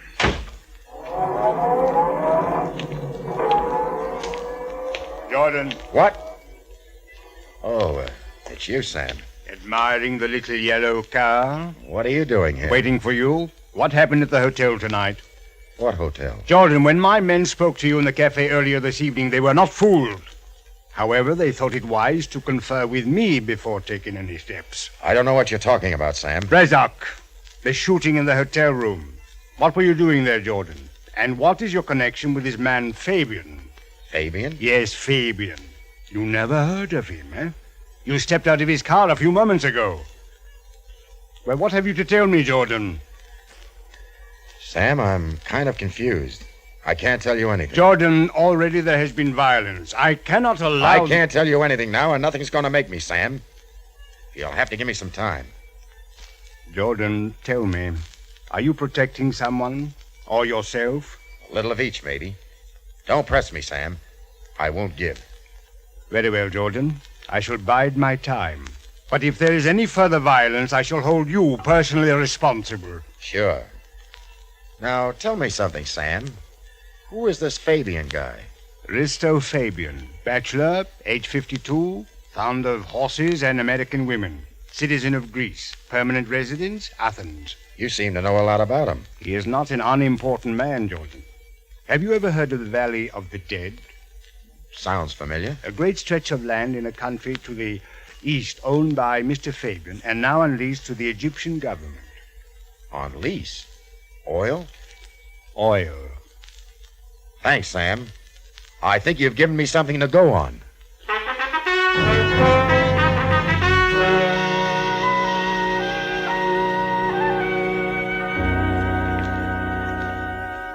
Jordan, after all, I am only a government clerk, and this is all I know about the matter.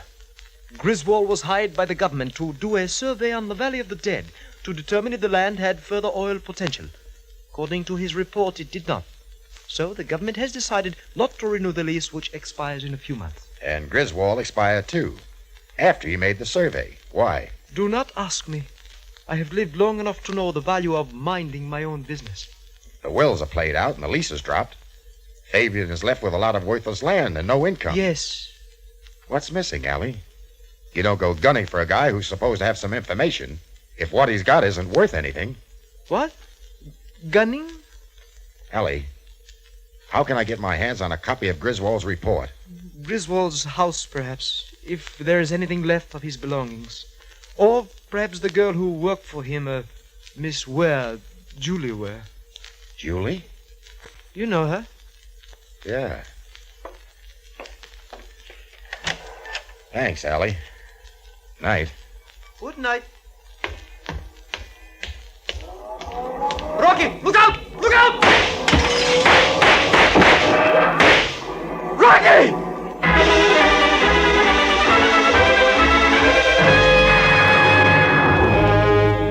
You are listening to tonight's adventure with Rocky Jordan, starring Mr. George Raft.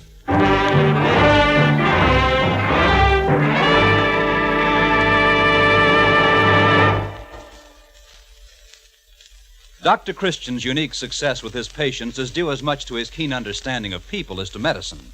Every Wednesday evening on CBS, Gene Hirschholt stars as kindly Dr. Christian of River's End, bringing you stories full of warm understanding.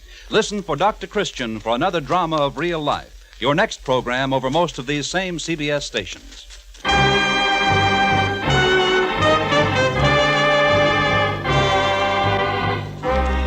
Now we take you back to Cairo in tonight's Rocky Jordan story, The Valley of the Dead.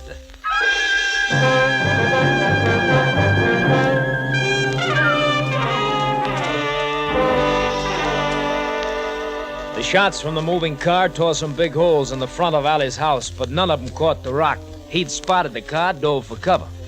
Well, he picked himself up knowing full well it had been Fabian and Brizac. And 10 minutes later, he walked into a low-slung apartment building not far from the Tambourine. First thing he caught was the low wail of a sax. He listened for a minute, and it took him back. But then it stopped, and he walked down to room 212 and knocked. He tried again, and a door came open. But it was the one at the next apartment. And standing framed in the archway was a redhead with a neckline that looked like it was diving for pearls. Hello. Hello. Looking for Julie? Yeah, Friend of hers? in a way. Want to come in and wait?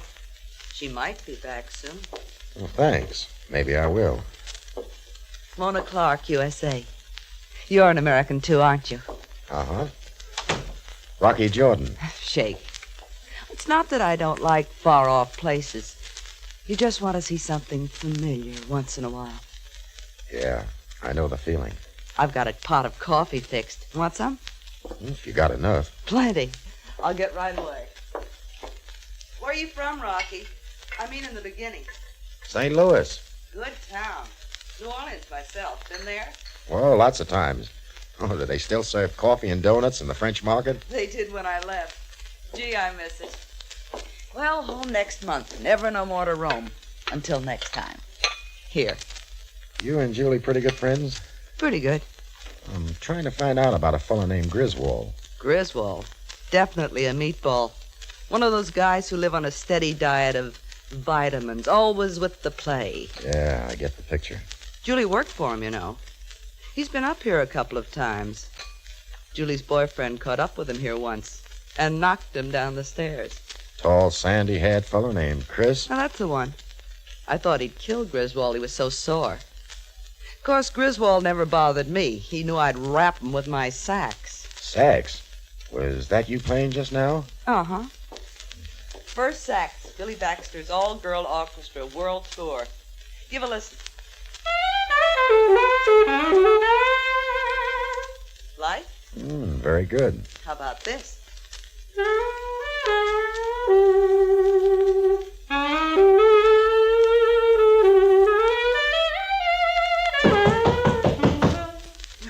Neighbors. Mona, tell me something. What kind of work was Julie doing for Griswold? He did an oil survey on a place called the Valley of the Dead or something. She typed up all the reports for him. I see. Julie uses Chris' yellow Fiat quite a bit, doesn't she? Uh-huh. Why? Just wondering.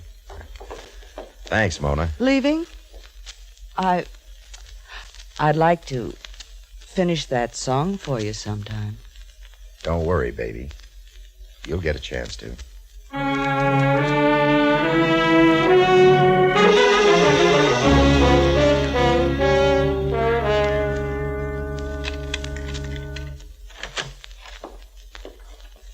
Chris. Hi. What are you doing back at the cafe? You're supposed to be up at Dave Amunya's place. I'm not going any place until you tell me what you found out. All right. As near as I can make out, it goes like this. Risto Fabian thinks you killed Griswold. For information about the Valley of the Dead. Oh, Rocky, you don't believe that, do you? No, but Fabian does, and that's why Brezak's gunning for you. Chris, where's Julie? Well, staying with a friend at the Island House in Bullock. Is she in trouble, too? More than she knows. What do you mean? Chris, how did the taillight get broken on your Fiat? What's that got to do with it? Answer me. Well, I did... Oh, yeah, I remember. Julie had the car that day. She said some kids broke it throwing stones. Sure. Chris, I'm going to tell you something you're not going to like. But I wouldn't say it unless I thought it was true. Well, go ahead. I'm listening. I think Julie's the one who killed Griswold. Rocky? It's lousy, I know, but it all fits. She typed Griswold's report on the Valley of the Dead. She's in the know. She drove your car that night. Not you. Don't you see you're playing a fall guy for a double-crossing, two-timing... Rocky, I'm sorry. I didn't mean to hit you. Forget it. But that doesn't change what I think. I'm going over to Bullack, see Julie. No, you're not. You go wandering around, you'll pick up a bullet. I'm going, Rock. You're not going to stop me. I guess I'll have to.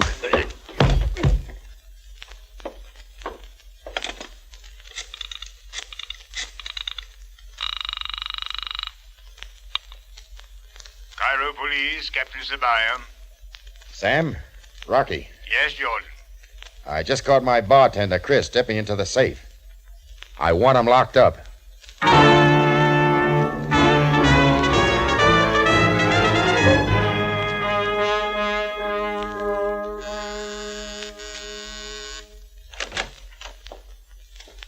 Hello, Julie.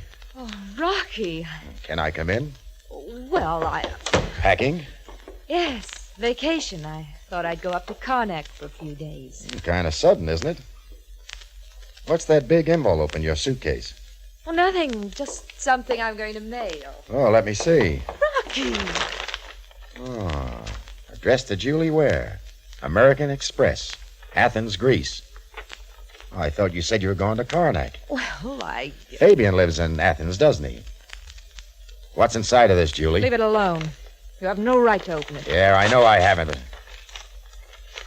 Well, Griswold's report on the Valley of the Dead. This report any different from the one the government got? No. Give that to me. Take it easy. The other report said there was no oil in the Valley of the Dead.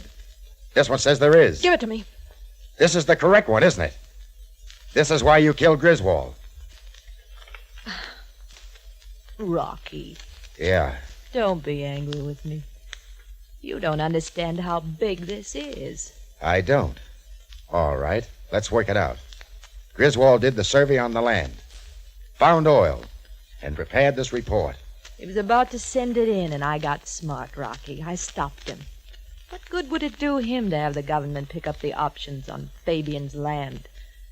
But if Griswold made a deal with Fabian to turn in a false report... The government would drop the option. Fabian would get his land back. Yes. Oil's worth a lot these days, to a lot of different people and countries. Price is high. Fabian could make a fortune. So Griswold went for your idea. Yes. Fabian went for the idea, too, because he'd already been approached by a representative of a foreign power. But that's when Griswold began to act like an idiot. He said he'd settle for 20,000 pounds. 20,000 pounds. That's less than $50,000. Fabian stood to make millions. So you and Griswold talked it over, and he ended up with a letter opener in his back. You waltzed off with the right report. Then you contact Fabian yourself and make a new deal. Yes, Rocky. And it can still be done. You and me, we can hit Fabian hard. A partnership and a billion-dollar business. Where's Chris? A nice, safe place. Why don't you get him out where it's not so safe? Fabian thinks he's the one who killed Griswold and knows about the oil. It'll be over in a minute. Fabian will go back to Athens satisfied. And then what? The day before the option comes due, you and I take a trip to Athens to see Fabian. We'll have partnership papers all drawn up. Fabian will have to sign them. It'll be too late for anything else. What do you say, Rocky? Lady, you're a louse. Rocky, what are you doing? Phoning the police. Oh, no, you're not. Put down that poker. Ow! That shoulder hurts, doesn't it? Oh! So long, stupid. What? Do not let my gun startle you, my dear. Fabian. Yes. May I come in? I have been following you, Mr. Jordan, for at length I have devised a method for bringing Chris, shall I say, into the range of Brizak's gun. Chris is out of reach, Fabian. He is in jail. I know. You will telephone Captain Sabaya and tell him you made a mistake. Tell him to release Chris. So Breezak can be picked off coming out of the station? Yes. He's standing across the street from police headquarters now, waiting. Let him wait. Mr. Jordan, you will take the phone and do as I say. Sure, I'll take it. There! You pulled it out of the wall. That's right, and you can't find much use for it now. Mr. Jordan. Go on, pull the trigger. That'll get you nothing. Mr. Fabian, Yes, my dear. I know how to get Chris out of jail. If it would be any help to you. And why should you want to help me? Because I'm afraid you will be angry with me. Through no fault of my own. All this and no music? Why should I be angry with you, my dear? Because I have this. Look, I believe this is something you want. Griswold's original report on the Valley of the Dead. Where did you get this? Chris gave it to me to hold for him. She's lying, Fabian. Silence. My dear, have you read this document? Oh, good heavens, no. It's full of such technical language I wouldn't understand it for a minute. Fabian, you're not going to go for this, are you? Chris doesn't know anything about this report. He didn't kill Griswold. She did. Oh, how can you say that, Mr. Jordan? Oh, he's lying, Mr. Fabian, to protect his friend. Yes, my dear, I understand. Tell me, how would you get Chris out of jail? Well, Chris and I have been quite friendly. It would be a simple matter for me to bail him out. Excellent. My car is downstairs. Mr. Jordan, you will drive. I shall sit by you with my gun in your side. Come, let's get started.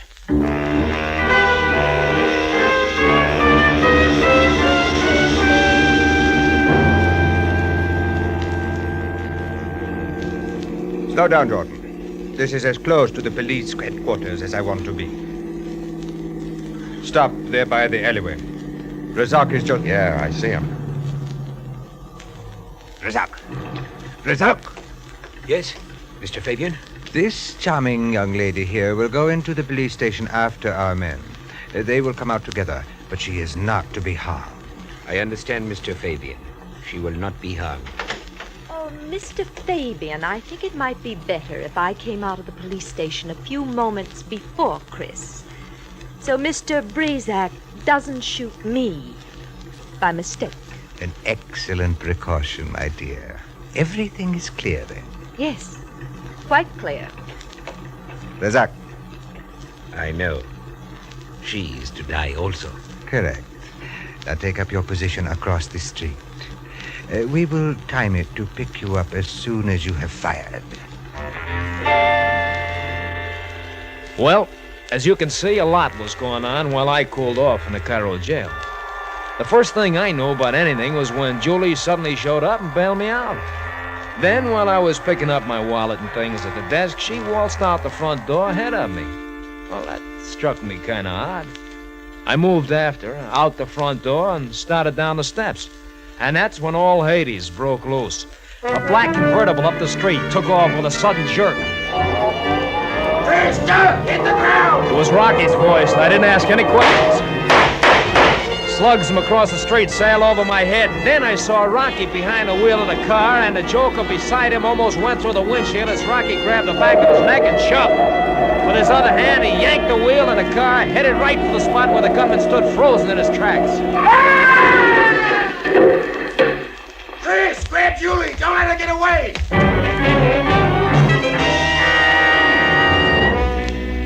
Well, by then I didn't need anybody to draw me a picture. I caught up with Julie halfway up the block and hauled her back. Captain Sabaya and a flock of cops had piled out of headquarters and taken over. And when Rocky got through talking, they had it all. A little later, Rocky, Sabaya, and me were heading along the street on the way to the Tambourine. I guess I did it up good this time, huh, Rocky? Forget it, Chris. No, I don't want to forget it. I played the prize dope. I'm sorry. I apologize. Well, it's nothing to apologize over, Chris. It's one of those things that happen. Jordan is right, Chris. It happens. Why? Nobody knows. But nonetheless, it does.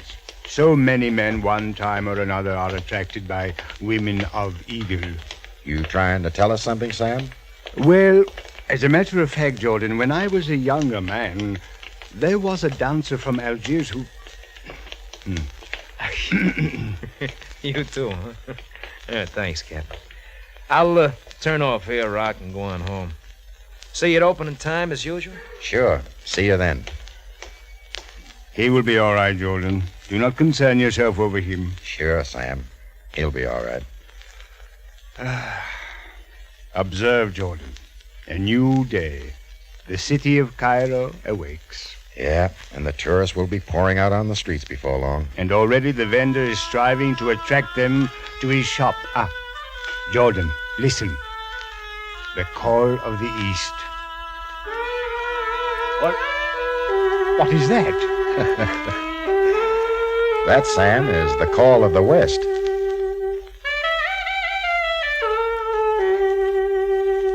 Excuse me, Sam. I'll see you around.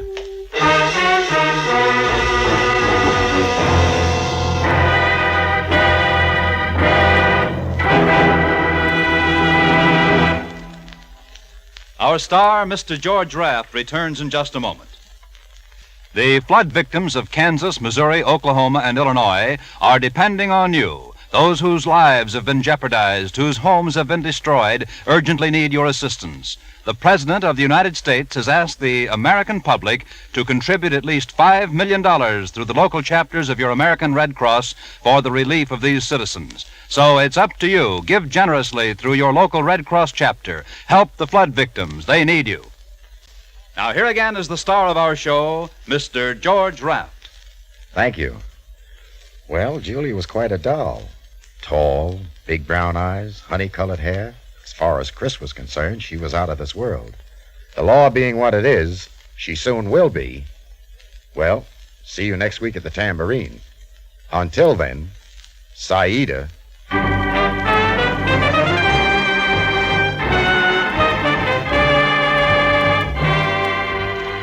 Rocky Jordan stars Mr. George Raft with Anthony Barrett as Chris and Jay Novello as Sam Sabaya. Also heard in tonight's cast were Donald Morrison, Gene Bates, Ted Osborne, and Gloria Blondell. Our original music is composed and conducted by Richard Arant. Production and direction by Cliff Howell. Rocky Jordan is written by Larry Roman and Adrian Jondeau. Bob Lamont speaking. This transcribed program came to you over CBS, the Columbia Broadcasting System.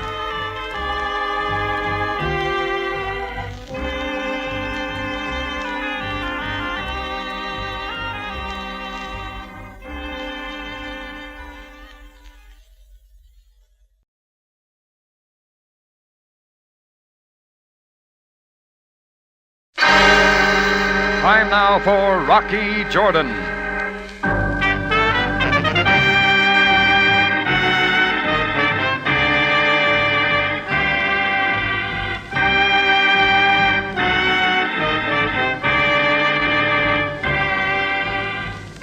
Not far from the Mosque Sultan Hassan in Cairo stands the Café Tambourine, run by Rocky Jordan. The Café Tambourine, crowded with forgotten men, alive with the babble of many languages. For this is Cairo, where modern adventure and intrigue unfold against a backdrop of antiquity. Tonight's story, Barlachi.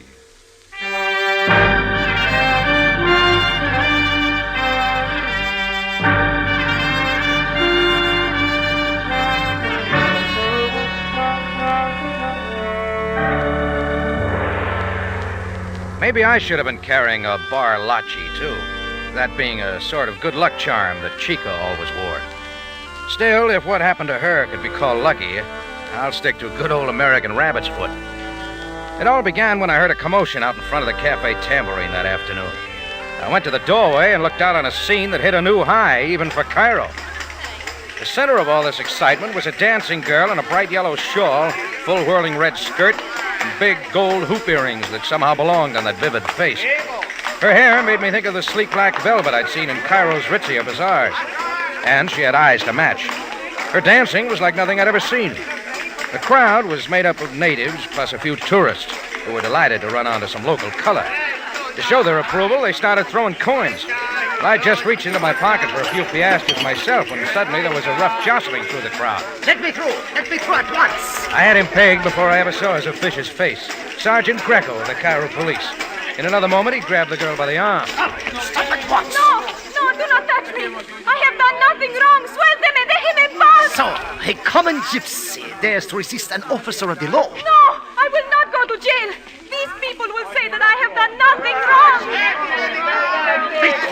will disperse! And quickly! Let me go! You have no reason to arrest me, I beg you, Perhaps please. a let few me days go. in a cell will teach you a lesson. Hey, what's the matter, Grego? Having trouble meeting your quota today? Ah, the gallant Mr. Jordan. Go back in your cafe and water your wine for tonight's customers. Look, I don't mind the girl picking up a few coins in front of my place. Dancing in the streets is not permitted in this sector. Okay, let her go someplace else then. Besides, she is a gypsy. She will steal all of these people blind. I do not steal. This gitana does not steal. Look, I shake out my skirt. See? No money. Oh, nothing but the jangle of all those bracelets, as far as I can see.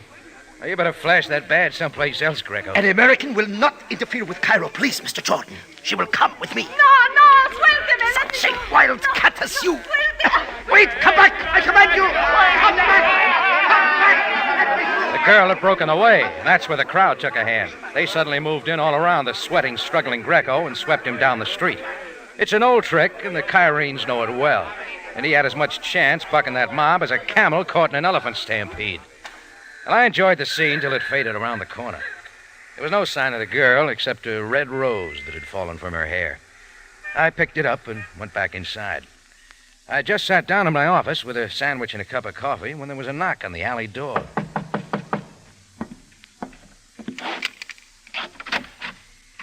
Please, let me in, senor. Hey, lady, I thought you'd be clear across town by now. I hid quickly. I was tired. And the police... Okay, sure. They won't bother you here. Oh, is this your rose? Si, senor.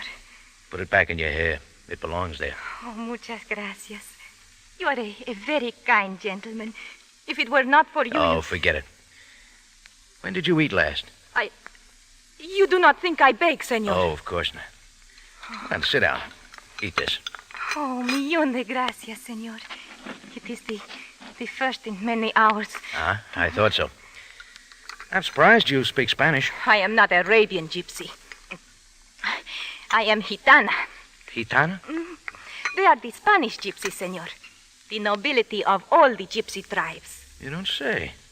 Where are they? In the hills to the east.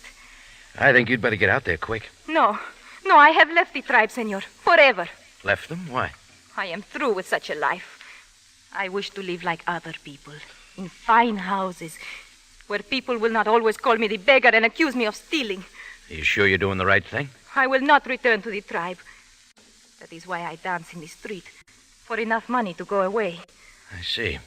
Senor, if you would let me be what you call entertainer in your cafe for tonight, then I move on, huh? No, nothing doing, Chica. But for only a few pesetas and a place to sleep... That's out, lady. Sorry. It is never mind. I find place. Yeah, right where Greco can get his mitts on you again. Wait a minute. I got an idea, Chica. Hold everything.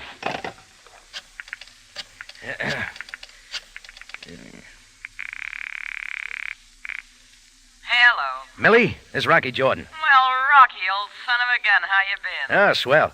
Still loading that third-rate jade off on the tourists? Business is booming, Rocky. What's on your mind? Listen, didn't you say your daughter was getting married and moving to Morocco? Sure did. You had your chance and muffed it. Yeah. Well, how about putting up a friend of mine in her room for a couple of days? Why, sure, Rocky. Anything for you. Atta girl. Be right over.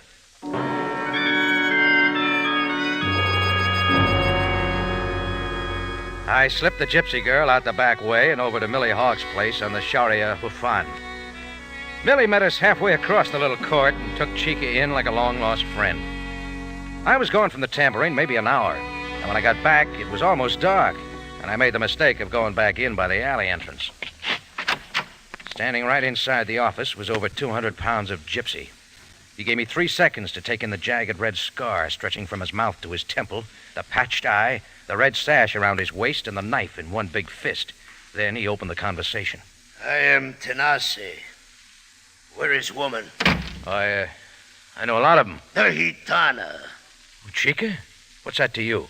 I no say what, I say where. What makes you think I know? Tenase see her come here. Where's she now? Hey, look, supposing you drop the knife and let's just... I will kill a man who take my woman. You think I took her? See, but she cannot love you. She love me. Okay, we'll keep it that way. So why don't you run along? Where you hide her? This knife make you tell. I tell you she's not here. Look around for yourself. The place is yours. Why you go behind desk? Something in this drawer might interest you. Not the gun! Before I got the gun, Tanasi made a power dive headlong across the desk. I ducked back, grabbed his knife arm quick, and slammed it against the sharp edge of the desk. And the knife hit the floor.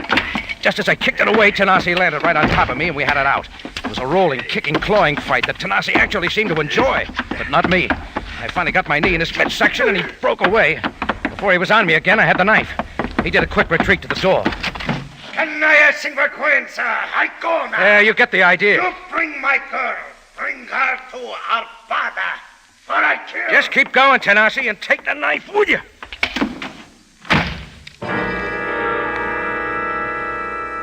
Well, what can a guy expect when he tries playing godfather to a gypsy girl? Right then, I decided on a return trip to Millie Hawk's place to check up on our star boarder. I made sure nobody was following me through the dark streets, and just as I got to Millie's gate, I heard soft voices from the inside court, and I waited. Hi, Petros. I knew you would come when I sent for you. Will you take me away from this place quickly? Have patience, Chica, my darling. In 2 days, we meet in Alexandria, then we'll be gone from here forever. I will wait, Petros. Kiss me now, amor mío. Yeah, looked like I was playing Cupid, too. Well, I'm not one to eavesdrop on love scenes, so I coughed a couple of times and went in the gate. Who is that? Oh, it's all right. Chica knows me. Oh, Petros, it is the kind gentleman, Mr. Jordan. This is my future husband, Petros Varga, from Athens, Greece. Howdy. Tikanis. Mr. Jordan, I wish to thank you for protecting my little Chica. Oh, don't mention it. You just watch out for Tanasi. Tanasi, when did you see that man? A few minutes ago. He says you love him, Chica. I love Tanasi no more. He is very bad man, like a beast. I tell him so. I will have nothing more to do with him or gypsies. That why you're running away? See, one is not permitted to marry outside the tribe. What did you tell him, senor? Oh, he doesn't know where you are, Chica. But Tanasi's on the prowl and in a bad mood. He's a violent man, a terrible fighter. Yeah, I found that out. Did he hurt you, senor? No. But I got the general impression he'll do most anything to break up your romance. Oh, Petros, I fear for you, too. Be calm, Chica, my darling. Do you not see that you must hide here? I will go quickly to Alexandria, arrange for passport. Oh, hold it, Petros. Let's just be sure. Do not say that, senor. His heart is for me. It is all right, Chica. I will prove to him my good faith. Here, sir, is money. What for? Please, as a favor, would you buy the steamship tickets for us at the office in Cairo? There is a boat leaving for Athens in 2 days. Wouldn't you rather Chica got them? It would not be safe for her. Please, it must be the least expensive. But if you would be so kind. And give them to Chica to bring. Sure. I'll get them for you. Oh, senor, you are the most kind gentleman. We shall be indebted to you always, Mr. Jordan. Always. All right, then, Mr. Cupid tore himself away and went back to the tambourine for the night. And bright and early, I was down at the steamship office to buy the tickets. They came to £5 more than Petros had given me. So, like the most kind gentleman Chica said I was, I shelled out the difference from my own pocket. I planned to deliver the tickets to Chica right away, but it didn't work out. Just as I stepped out to the curb, a big hand went over my mouth. I felt my arms locked on either side from behind. I was slammed into an old Model T Ford, and off we went roaring through the back streets of Cairo.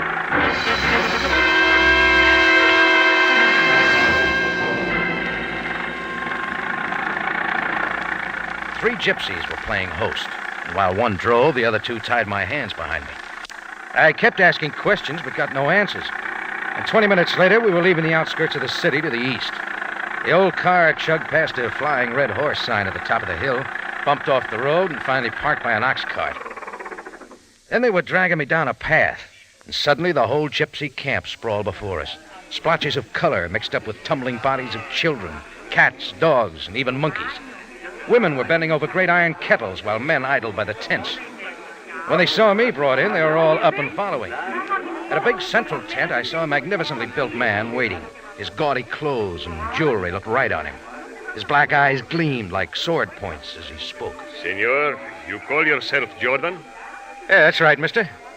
What's this all about? I don't like being dragged around. You were brought here for a good purpose. Well, let's clear it up. Who are you? I'm El Chacon, the king of the Gitanos. Okay, El Chacon. What do you want with me? It is known that a girl left our tribe to join a man in Cairo. She's got every right. It is also known that she went to your café, that you hid her. Supposing I did. Where is Chica now, senor? She's where you won't find her, El Chacon. All Chica wants is her freedom. Freedom? Freedom from what? From your tribe, from the life of a gypsy. She wants something a lot better than all this. And I think she deserves it. Por favor. How you say your life is better than ours? I can think of a lot of reasons. Look around, senor, at the faces of my people. Do they look unhappy? They sing, they dance, and yes, sometimes they cry. But even crying is good when it washes away sorrow. You say it is you who have the freedom? Yet you are slaves to your houses and your cities. We may wander where we will. Our home is the earth and the sky. It is not you, but we who are free. Now, how you say your life is better than ours? Well, I haven't got an answer for that, El Chacon. However, if one wishes to leave our tribe, we do not stop them. Then what do you want with Chica? She must return that which is ours. Return what? The entire treasure of our tribe. Many jewels of priceless value. Are you trying to tell me Chica stole them? Why else does she hide from us where she cannot be found? Have you thought of telling the police? The law of our tribe is sufficient to deal with our own. Now, where is the girl? And what if I don't tell you? Oh, Senor Jordan, you have only to tell us where Chica can be found. If you do not, the methods of Gitanos against their enemies is legend, which you soon may learn. And if that fails, we will not hesitate to turn you over to the Cairo authorities as one who harbors a common criminal. Decide now, Jordan, and quickly.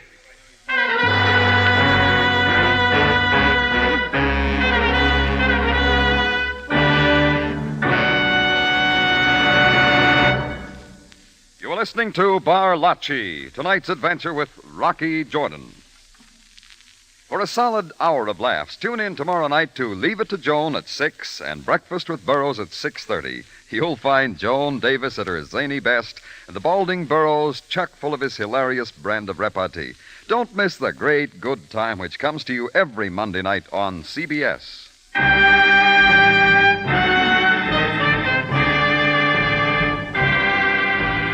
Now we return you to Cairo and tonight's adventure with Rocky Jordan, Bar Lachi.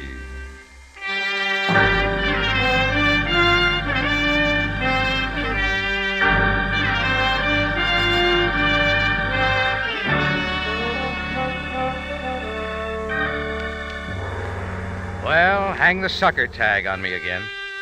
I take a liking to this gypsy girl, Chica, find her a good place to hide. I even spent £5 out of my own pocket to help buy tickets for her and a boyfriend to escape to Athens. Then it turns out she's stolen her wealth and jewels from her tribe.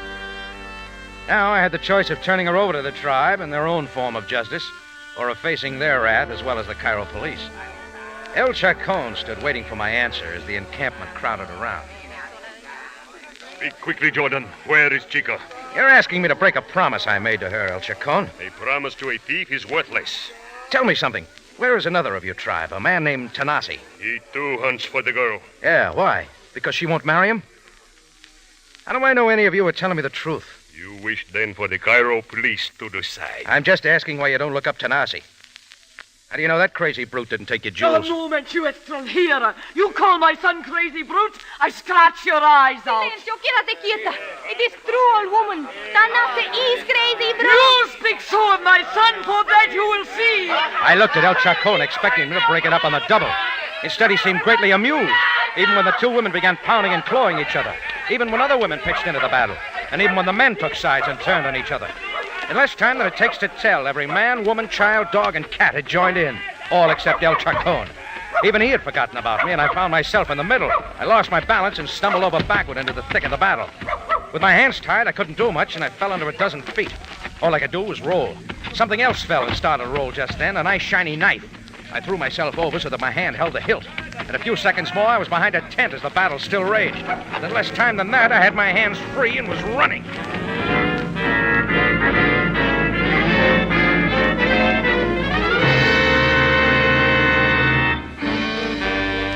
I didn't stop running till I was over the hill and well into the outskirts of Cairo. Well, there were a lot of things I had to clear up with Chica right then. And when I finally found a taxi, I headed for Millie Hawk's place. Millie was pacing the court when I opened the gate. Oh, Rocky, have you seen Chica? No, but I want to see her right now. Where is she? I don't know. I was away only for a minute, and when I came back, she was gone. How long ago was that? Over 2 hours, Rocky. Yeah, looks like you can forget her, Millie. What do you mean, Rocky? She's bound to come back. She left your stuff here. Huh? Let me see it, huh? Okay, come on. It isn't much, just the stuff tied in this shawl. All right, give it to me. It's all she had in the world. She was such a sweet little thing. I just knew I shouldn't let her. Mercy me, what are those? Something I hoped I wouldn't find. Ever see rubies before? Rubies? Yeah, and there's plenty more to go with them someplace. But I thought the poor... Right. See you later, Millie. Let me know if you find her, Rocky. Yeah. Well, that wrapped it up. All El Chacon had told me was right. I'd been protecting a common thief. I took Chica's stuff and went back to the Tambourine. Back in my office, I reached for the phone, but it went out. Yeah? Jordan, this is Captain Sabaya. Oh, I was just about to call you, Sam. I am sure you were. We have a great deal to talk about. A guy named El Chacon been talking to you already? Indeed he has. A warrant has been signed for your arrest for protection. Yeah, I know. A gypsy girl stole the tribe's jewels, and I've been hiding her. Is this a confession, Jordan? On every count, Sam. I'll be right down. That will save me the trouble of sending for you. I can count on you then? Oh, I'll be there. Bring something with me. Bring what, Jordan? I won't tell you now. Only it sparkles. Are you trying to tell me you had the jewels? It's possible. And maybe I'll have something else. Now what are you talking about? That remains to be seen, Sam. Just dust out your best cell and sit tight. I knew if that cell wasn't going to be for me, I'd better do some quick cleaning up. I remembered the big gypsy Tanasi had said I'd find him at the Harbada, sort of a Cairo counterpart of an American flophouse. So on a hunch, I took a detour down that way. I found out he had a little room all to himself on the 3rd floor, so I got up the stairs, found the door, and knocked. There was no answer, so I tried the knob. It was locked, so I came up with my heel. The rickety door lock snapped on the first try, and I went in. Yeah, standing back to the wall at the far side of the room was my little gypsy sweetheart, Chica. Senor Jordan. You picked a bad hideout, Chica. But I am not hiding. How did you find this place? Thank Tanasi for that. Where is he? He went away. Senor, I could not get out. I did not want to come here. Sure you didn't. You wanted to go to Alexandria, remember? I got a couple of tickets to prove it. Give them to me. I will go now. Quickly. Not yet, Chica. And I got something else of yours. Did you forget these? They are like rubies. Where did you get them? Out of the stuff you left at Millie's. But I do not understand. I have never seen these before. It's too late for that, Chica. You want to tell me where the rest of the loot is? It is you! Tanasi. Why did you come here, Jordan? Ask Chica why I'm here. I warn you, she's mine. Now you die! Before he could draw the knife, I caught him just below the ribs. He doubled and I crossed one to his chin and stood him up. This time I was onto his style and I felt like fighting. I kept outside his hairy arms and swung from the ankles every time he lunged in. Tanasi was game, but the 3rd time did it. He went down on his face. Senor, what you do to Tanasi? He'll keep right there, Chica. Now let's go. Where do you take me? Right to the police. You can take it from there.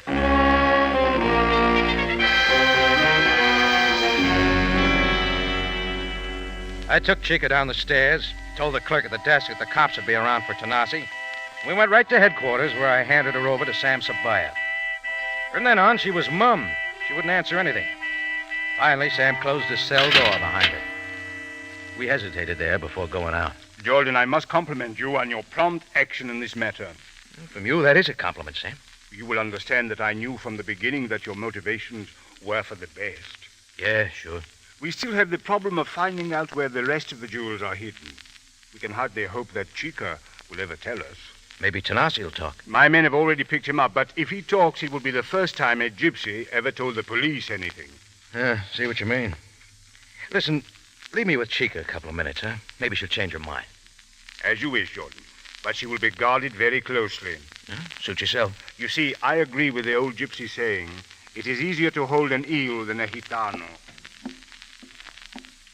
Senor Jordan, Yes, Chica. you are making big mistake. Sure. I did that to begin with. You must believe me.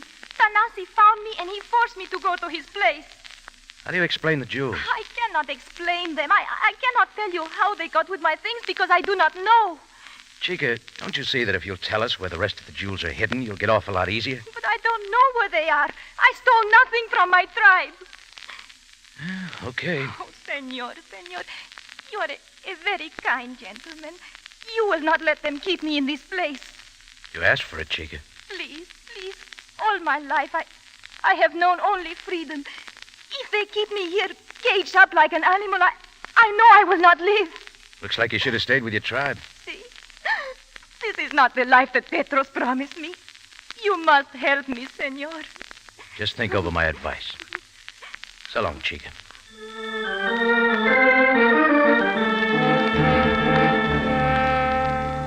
I left her then, but her pleading eyes stayed with me. A lot different from the fiery eyes of the girl who danced in front of my café the day before. I tried to push them out of my mind, but a few things kept bothering me. Why she'd steal her wealth and jewels, and then show herself by dancing in the streets for a few piastres was something I couldn't answer. The 2 steamship tickets in my pocket reminded me that Petros was waiting for her. That's when I shelled out some more of my own money for a long-distance call from the Tambourine to the Greek consulate in Alexandria. Will you please repeat the name? Varga. Petros Varga. Have you issued him a passport there? Mr. Jordan. Is this Varga a tall, slender-faced man with black hair and mustache? Yeah, that fits him. What about it? Petros Varga has not been issued a passport. In fact, he could not possibly get a passport to Greece or anywhere else. You mean he hasn't been there? Certainly not. He hardly dares to show his face in any consulate. Varga is international thief, wanted in a dozen countries. That's the way it is. Could you possibly be one of his victims, Mr. Jordan? That remains to be seen, mister. Thanks for everything. All at once, I felt good again. I knew now that Chica was right. She knew nothing of the jewels. And there was just one way to clear her. Petros Varga, who was loaded with hot jewels, but no passport to get him out of Egypt, which meant he must still be in Cairo. Well, there wasn't a chance of my finding him in that sprawling city, so he was going to have to find me. So I took a roll of bills out of my safe, borrowed a pair of dark glasses, wrapped a muffler up around my neck, put on a dirty Panama hat, and went down through the Musky Bazaar till I spotted a familiar character who called himself Shagrif. What do you desire, Effendi? You, see these, Shagrif? So very much money, Effendi. Well, I got plenty more, and I'm buying jewels. Jewels? But why do you tell me? I don't care where they come from. Get it? Oh, but I have no knowledge of stolen jewels. My room's over the rug shop at the corner. I don't ask questions. But, Effendi, I know of no dishonest person. Here, take this and get moving. Imshi. Mutashaki. Yeah, that's all it took. I hurried to the room I'd rented for the day, and the procession started 5 minutes later. First, a scared Turk with a handful of sapphires. Next, a woman carrying a baby trying to peddle some pieces of broken glass. Next, a Dutchman with a diamond the size of your fist. I got rid of them one way and another and went on that way all afternoon. At the end of the 5th hour, I was about to call it quits when the door opened, and Petros Varga was standing before me. You, are the jewel fence? That depends. What have you got? Have I seen you before? You won't see me again. Show your stuff or get out. How do I know I can trust you? You don't. All right, it must be cash. For what? Very well. How much for these? Open it up. Keep your hands away. What are you scared of? Open it. There. Gems of priceless value. Yeah. How much? Hurry. I'll give you 500. You stupid. They're worth 20,000. For the risk I take, where do you get these? You think I would tell you? El Chacon, maybe? How did you... That is nothing to you. What are you scared of, Varga? Chica's taking the rap. You're in the clear, aren't you? Jordan. You're a big operator, they tell me. Big enough to steal a hoard and jewels and plant it on an innocent girl. If you think I would tell you... You don't have to. You showed up at Millie's place only to hide a few rocks in Chica's belongings. That's when I came along and you dreamed up the idea about the tickets to Athens. You didn't intend to use them at all. You could spare the money. Stay where you are. You did not think I would come here without a gun. Now use it, Varga. Kill me. Take your bag of rocks. But what do you think you'll find outside that door? What do you mean? Go ahead. You're not scared of a few gypsy knives in your back, are you? You're lying. No one is there. No? Then why wait? Shoot, Vargas. Jordan, listen to me. I did it only for Chica. Help me get away from here. For her sake. Okay. Give me the gun. No, Jordan! That's better. Come on, let's go. No, not out there, Jordan, please. Not out there. Cut it, Vargas. You're safe. Anyhow, till the police get their hands on you. And that's just where we're going.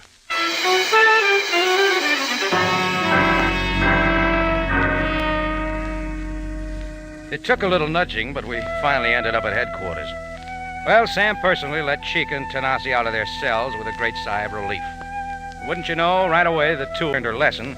Chica went off with Tanasi toward their camp, both as happy as a gypsy. Me, I went back to the tambourine, a little wiser myself. I was sort of glad nobody was looking when I stooped and picked something up off my office floor. It was a half-wilted rose, but it looked real pretty, even in the beer mug where I stuck it.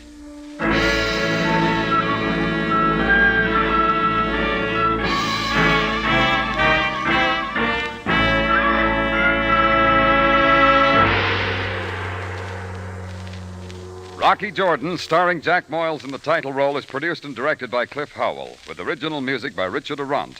Tonight's story was by Margaret Barnum, edited by Gomer Cool and Larry Roman. Now, here is our star, Jack Moyles. Ladies and gentlemen, beginning next Sunday, August 7th, the Rocky Jordan series will be brought to you by Del Monte Tomato Products, the brand you trust for flavor in so many fine foods.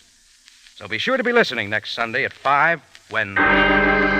Del Monte Foods presents Rocky Jordan and the story Gold Fever.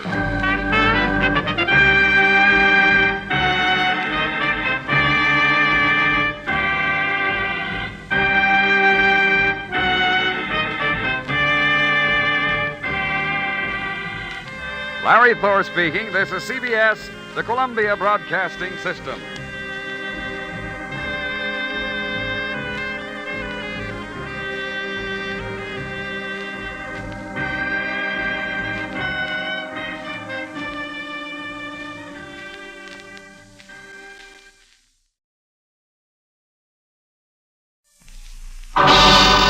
Time now for Rocky Jordan.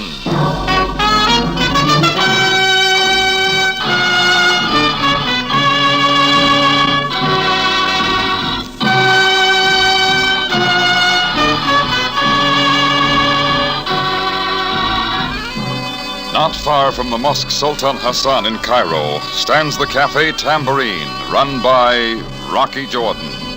The Café Tambourine, crowded with forgotten men, alive with the babble of many languages. For this is Cairo, where modern adventure and intrigue unfold against a backdrop of antiquity. Tonight's story, My Quiet Friend.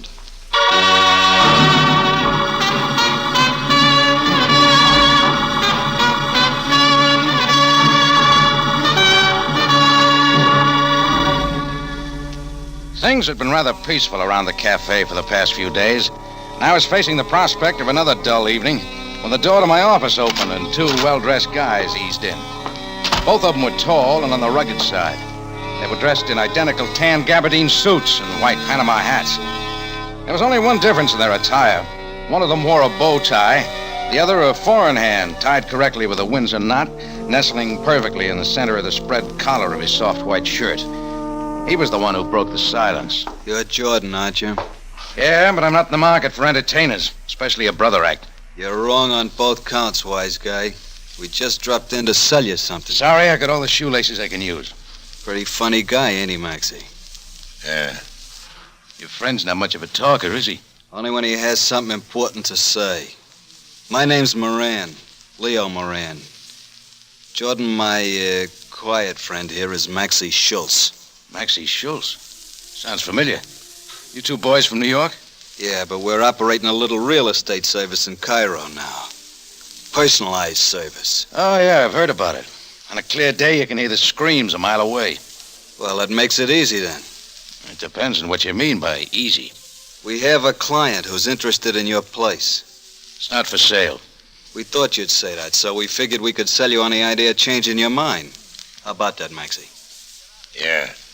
I thought you only spoke when you had something important to say, Maxie. Better take it on the slow bell, Speedy. I do other things. Yeah, I'll bet.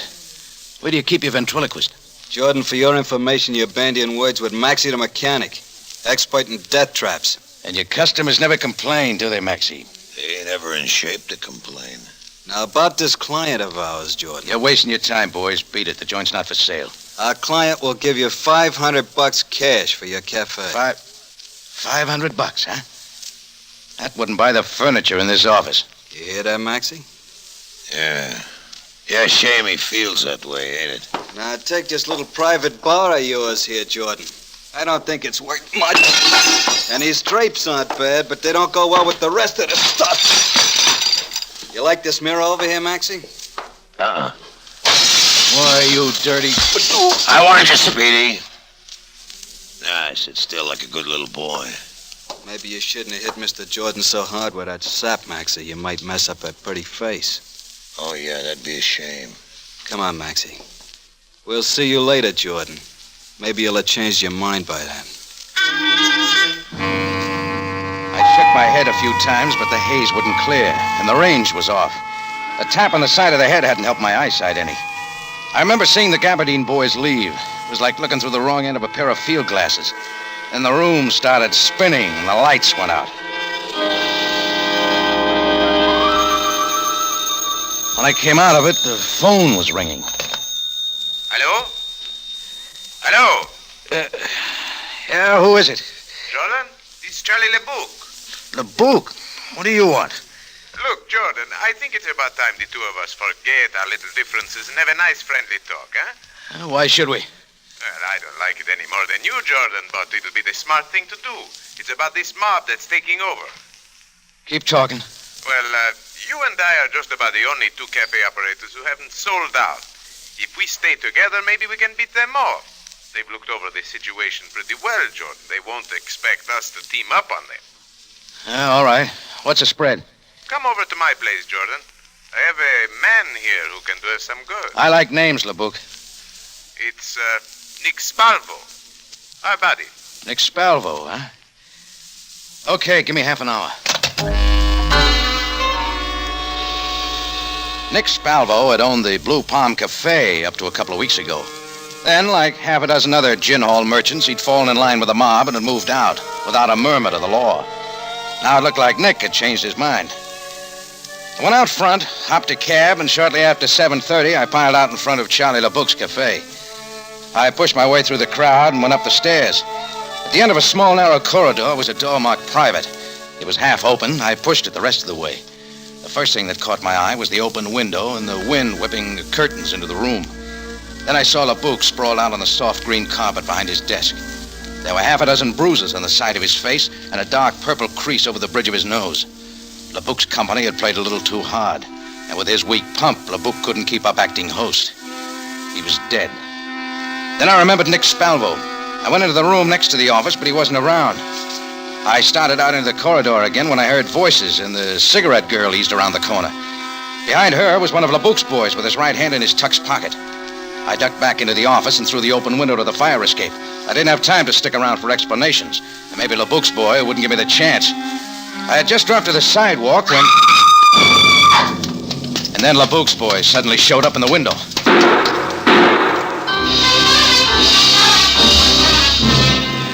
I was glad then that I hadn't waited. At the corner, I grabbed a hack, and 15 minutes later, I was leaning on the buzzer of apartment 21 at the Sharita house. Yes, what... Oh, Rocky. Hello, Nina. Well, this is a surprise. I wasn't sure if I'd catch you in. I don't go to the club till 9. You know that, darling. Come in. Come in. You, still dancing at the Blue Palm, huh? Of course, darling. Sit down. Did I fix your drink? I thought maybe after Nick Spalvo sold out, you might have left the club. Why should I? Oh, I like Nick a lot, but then a girl has to make a living. How do you get along with the new boss? I've only seen him once or twice. He doesn't come to the club much. Now, about that drink, Rocky. Where's Nick, do you know? Oh, Rocky, must you always talk about business? Nick, baby, where is he? I don't know, Rocky. At his apartment, I suppose. Why? I went around to check before I dropped into Charlie LeBouc's club. 3 of us were supposed to meet there. Charlie LeBouc? When I got there, LeBouc was dead. Nick wasn't around. Dead? Oh, Rocky. Oh, relax. I didn't do it. In a room next to LeBouk's office, there was a cot and a few blankets and an ashtray full of cigar butts. They might have been Nick's. Rocky, I don't understand. What does it all mean? Means that Nick could have been hiding out at LeBouk's. But why? Look, baby, Nick didn't want to sell his place. The other owners didn't want to either. But they were pressured into it by a couple of strong-arm boys and told to keep quiet about it. So that's it. I thought it was strange. Nick couldn't take it. He decided to talk, so he waltzed over to LeBouk's and told him about it. LeBouk had been given the same pitch, and he wasn't happy about it either, so he called me and suggested we get together and fight off the wolves. That's why you went to Charlie's place. Yeah, but the pressure boys beat me to it. I don't think they wanted to kill LeBouk. They just played a little too rough. But Nick, where's he? Nick might have been in the room next door when LeBouk was killed. He probably ducked out. Did you ask anyone at the club if Nick had been there? I didn't have time. I had to leave rather suddenly. One of LeBouk's boys kind of got ideas that I'd bumped off his boss. Oh, Rocky, the police, they'll think that you... Rocky, you've got to get away. I'll help you. Well, thanks, baby, but... Please, Rocky. I've got to find Nick. But with the police looking for you and LeBouk's men, you won't have a chance, Rocky. Well, it'll take a bit of doing. And that's where you come in. Of course, anything you say, but I... Where would Nick go? Any ideas? Well, let me think. Girlfriends, relatives? Celeste Donati, but she's in Port Said for a few weeks. Okay, where's her place? The Komar Apartments on Shari Almon. Where else would Nick hide out? Well, he has so many relatives. Perhaps his cousin's shop in the square. Or his uncle's house. Wait, there's a brother, too. Hey, slow down, baby. I'll need some names and addresses first. Then I'm going to go call him.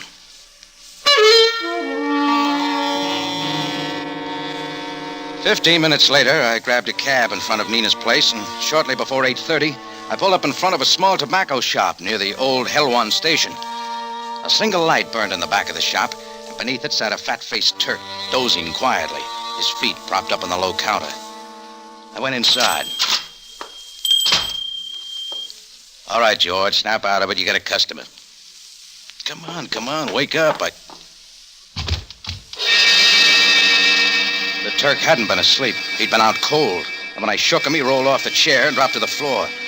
I noticed a dark purple bruise over the bridge of his nose, the same mark I'd seen earlier on Charlie LeBouk. I worked on him a few minutes, and then he snapped out of it. No, please. All right, take it easy, chum. I'm not going to hurt you. Here, I'll help you up.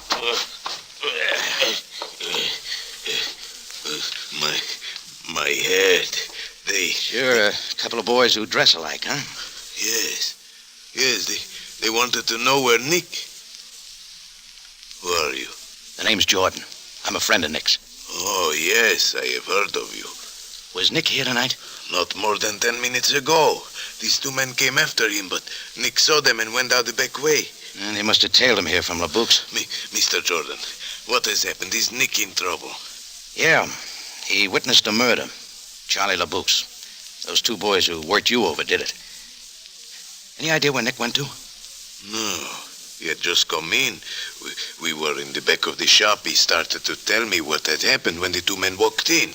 Nick went out the back way. How about Nick's brother? He lives around here. Think he could have gone there? Perhaps. I do not know. How much did you tell the boys who worked you over? Nothing at all. I could not tell them where Nick went because I do not know. Okay. I'm going around to see Nick's brother. You better fix your face up and close up shop. Those two boys are liable to come back for more. And I don't mean cigarettes.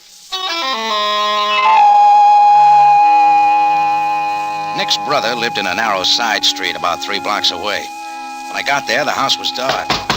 The only answer to my knock on the heavy door was a dog howl coming from somewhere inside. I waited for a minute, then went back downstairs and started for the rear of the house. I caught a movement along the wall out of the corner of my eye, but I just kept walking. I went around the side of the house and pulled into a doorway. A few seconds later, I heard him coming along the gravel walk. When he passed me, I reached out. His gun came up, but he didn't have the chance to use it. I flipped on my cigarette lighter and held it to his face. It was Charlie LeBouk's boy, the guy who'd taken the pot shots at me from the window. He was still red hot on the idea that I'd bumped off his boss. I packed him off to my cab, gave the driver an address, and we took off. I had to put this boy on ice before somebody got hurt. Couldn't expect my luck to hold out all night.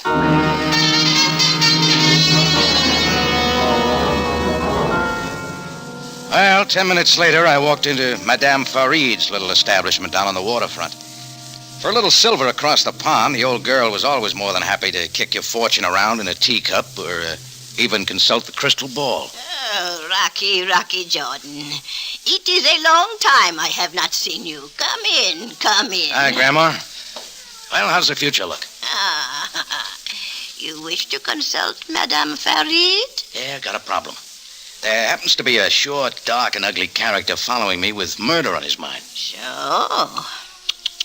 He's got the picture all wrong, but I don't have the time to explain it to him now. He's sleeping off our last engagement in my cab outside. I see. Oh, it is a problem, Rocky. Yeah, take a look at my palm, sweetheart. Oh, you'll find it just under this $10 bill. Yes, I see. Well, I would say there is an old woman who can help you. I can see an empty cellar, an excellent place to put this man till morning, perhaps, until you can explain his mistake. That's the best advice I've had all day. It's a deal. Now, where can I find this old woman who's going to help me? Bring him in, Rocky. Bring him in. At least, with LeBouk's boy out of the way, I wouldn't have to worry about his taking a pot shot at me every time I turned around. I still had to find Nick before the Gabardine boys did, and my next stop was Celeste Donati's place at the Comar Hotel Apartments in the Sharia El Mun. Even if Nick's doll wasn't around, he might be using the place as a hideout, and it was worth a try. I was just about to press the buzzer over the nameplate when the door opened suddenly. Framed there was Captain Sam Sabai at Cairo Police. Hello, Jordan. Uh-oh. Hello, Sam. I've been looking for you. Come on in. Sure. What are you doing here, Sam, if you were looking for me? I am also looking for Nick Sparrow. Well, so's everybody else. What happened to Charlie LeBouk, Jordan? I'm not sure, Sam. I arrived a little late. I got there even later. All I found was LeBouk dead. You and Nick had already left. Why? Nick left because LeBouk's killers got too close to him. I left because one of LeBouk's boys got an idea I'd polished off his boss. What were you doing at LeBouk's? I have heard you were not very good friends, Jordan. Oh, just small talk. Jordan, I have All right. He called me over to team up with him against the pressure boys who were buying up a flock of joints. Or didn't you know about that? We know all about it, Jordan. Then why haven't you done something? We have nothing to go on. Absolutely nothing. The cafe owners have refused to talk. Nick changed his mind. He'll sing like a blue jay. Is that why he was at LeBouk's? Yeah. He knows who bumped off LeBouk. Do you? The Gabardine boys, Sam. It figures. The Gabardine? Leo Moran and Maxie Schultz, the super salesman. Oh, Succamelli's men.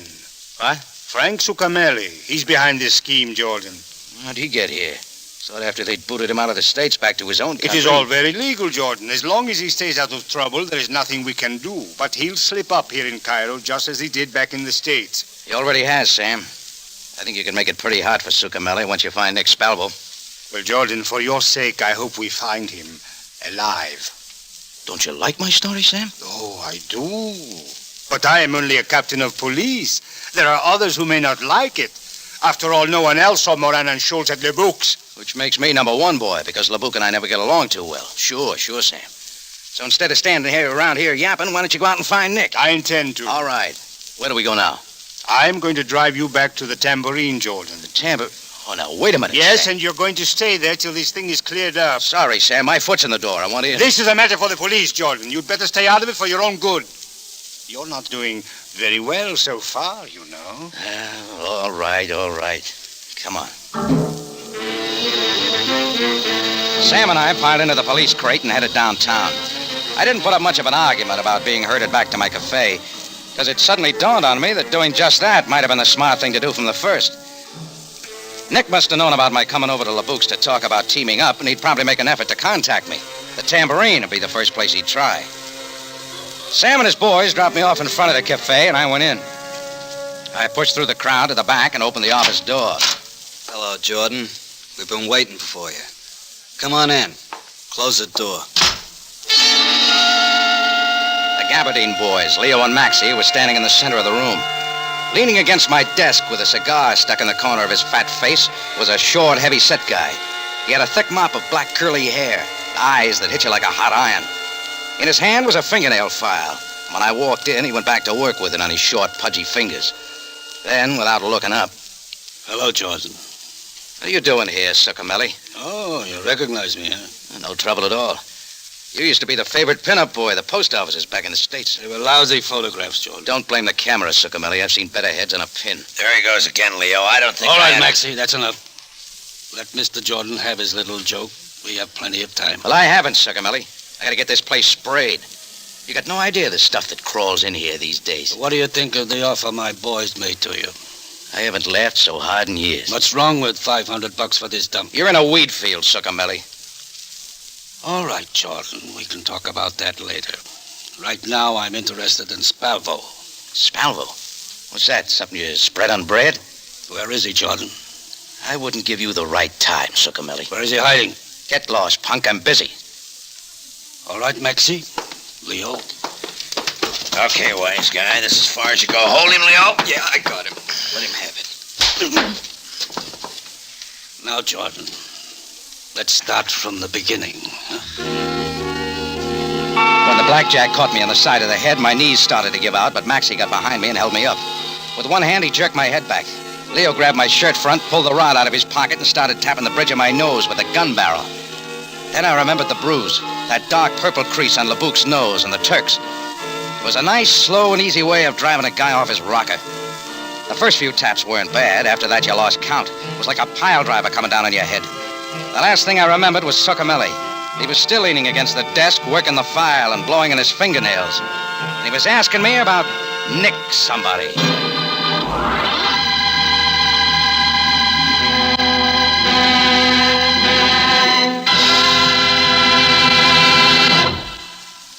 You are listening to My Quiet Friend, tonight's adventure with Rocky Jordan. Tomorrow night, radio's most popular dramatic program, CBS Radio Theater, brings you The Song of Bernadette. This inspiring screen story of a humble girl whose faith elevated her to sainthood will be the Easter week presentation of Radio Theater Monday night at 6. Ann Baxter and Charles Bickford are the stars. Don't miss it tomorrow, Monday night at 6 on CBS.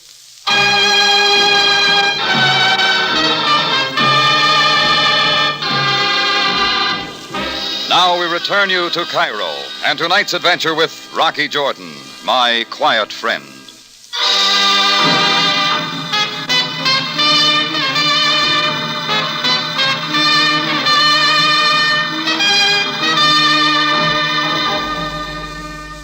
When a character named Frank Succamelli moved to take over the Cairo night spots, gangster style, a couple of gin mill owners and I decided to get together. But just before we kept our date, one of them was murdered. The other, named Nick Spalvo, disappeared. I spent a lot of time looking for Spalvo without any luck. When I got back to the tambourine, Succamelli and his two boys were waiting for me and gave me a nice going over with a gun barrel. It was quite a bit later when I finally started to wake up. Rocky. Rocky. Oh, go away. Rocky, it's Nina. Nina. Great girl, fine dancer. Rocky, listen to me, please. Nina. One of the nicest... Wait a minute, what is this? Not so loud, Rocky. They'll hear you. Nina. You're at the Blue Palm Cafe, Rocky. I saw them when they brought you in an hour ago. Blue Palm? Yes, one of the upstairs rooms. Oh, yeah. Kind of comes back now. What happened to my playmates? Leo and Maxie are out and back. They're loading up the owner's car. Where's Succamelli? Succamelli? The boss. Oh, in his office. Rocky, I think the three of them are getting ready to leave. Not without me, they don't. Oh, no, Rocky, they'll kill you. You've got to get away. Not on your life. They have a score to settle with this crowd. Look, baby, it's a cinch they're not going to take off without making another try to find out where Nick is. I think I can stall them off long enough. But why, Rocky? Why don't you leave when Can you get to a phone and fast? Yes. Then hop to it, Nina. Give Captain Sabaya a buzz at police headquarters and unload the glad tidings. And tell him to hurry up and get here. Nina eased out the door, and I heard her high heels clicking off down the hall. I made my way across the darkened room to the window and looked down into the parking lot below. A long, gleaming limousine was parked in the driveway. Walking away from it were Leo and Maxie. Maxie was wiping his hands. They passed under my window and went into the cafe. I waited a couple of minutes, then I heard footsteps in the hall. The key turned in the lock. Turn the light on, Maxie. Yeah, sure. Well, look at that, Maxie. Bright boy is up and around again. Yeah. How do you feel, Jordan? Just fine, boys. We go round again? You don't look so bad for a guy who's had a rough evening. I'm used to it. Well, the night isn't over yet. Come on, Succamelli wants to see you. And he doesn't like to be kept waiting. You two really jumped through the hoop for that punk, don't you? I wouldn't say that, Jordan. He orders you around like a couple of zombies. We're not worried. Not a bit. You do the dirty work and he rakes in the dough. What's the matter? You scared of the little bum? And like Leo said, Jordan, we ain't worried. Not a bit, huh, Leo? Now, come on, let's go. What's your hurry? Look, wise guy, do you want me to wrap this sap beside your head again? Well, if you... What's the matter? Ain't you ever seen a blackjack before? Yeah, sure. Okay, boys, let's not keep Mr. Succamelli waiting, huh? We walked down the hall to Succamelli's office. He was sitting there at his desk, smiling like a pitcher who had just struck out murderer's roll. He had his hat and coat on, and in front of him, resting in the green blotter, was a briefcase. Ah, Jordan, I see you have recovered. It's a special favor to you, Succamelli. That's as far as I go. I've decided to forget about Nick. I'm afraid it's a little too late now to do anything about that. You're gonna pull out, huh? Yeah. I've decided not to press my luck too far. We've made a neat little pile of dough anyway, haven't we, boys? Yeah, let's get out of here. We can dump Jordan on the road. Good idea, Leo. I'll take care of it. Now, we can do it, Frank. Me and Leo take Jordan in our car, follow you. No, I'll take care of it, Maxie. After I've taken care of something else first. What do you mean? This, Max. Frank, no! Oh, you dirty double cross. Max had started to get up out of the chair when the first slug hit him and he dropped back. Leo went down right at my feet. The Gabardine boys were through. Succamelli had just done a nice job of trimming the payroll. All right, Jordan, let's go. Oh, I don't get it here, huh? No, I have other plans for you. I think I'll take you along with me.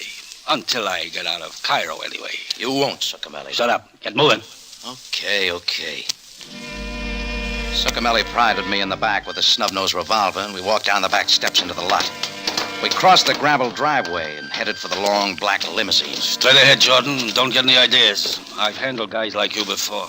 Yeah, I can believe that. Go on. Okay, you don't have to push that gun through my back. It's sore enough now. You'll never know it in the morning. All right, Jordan. Now open it. What's the matter, Succamelli? Open the door. Sure. Now back away. I'm getting in. Oh, I'm not invited, huh? Sorry. I'm taking off alone, Jordan. I changed my mind. You'd have to step on it. Sam Sabai will be here in a minute. I'm not worried, Jordan. I'll leave you here to meet him with a bullet in your head. When they stop to investigate your corpse, it will give me extra time. You know, I just thought of something. What's so funny? This is going to be close. The law will be here in a minute. Suppose you can't start your car. Don't worry about that, Jordan. It'll start. Yeah? Why don't you press the starter button? Okay, Jordan. Just so you won't die with it on your mind, watch. I had a hunch what was coming. As soon as Succamelli's hand went for the starter button, I hit the ground and started to roll. But even so, I caught part of the blast. I was shaking the buzz out of my ears and scrambling to my feet when the police car screeched up to a stop.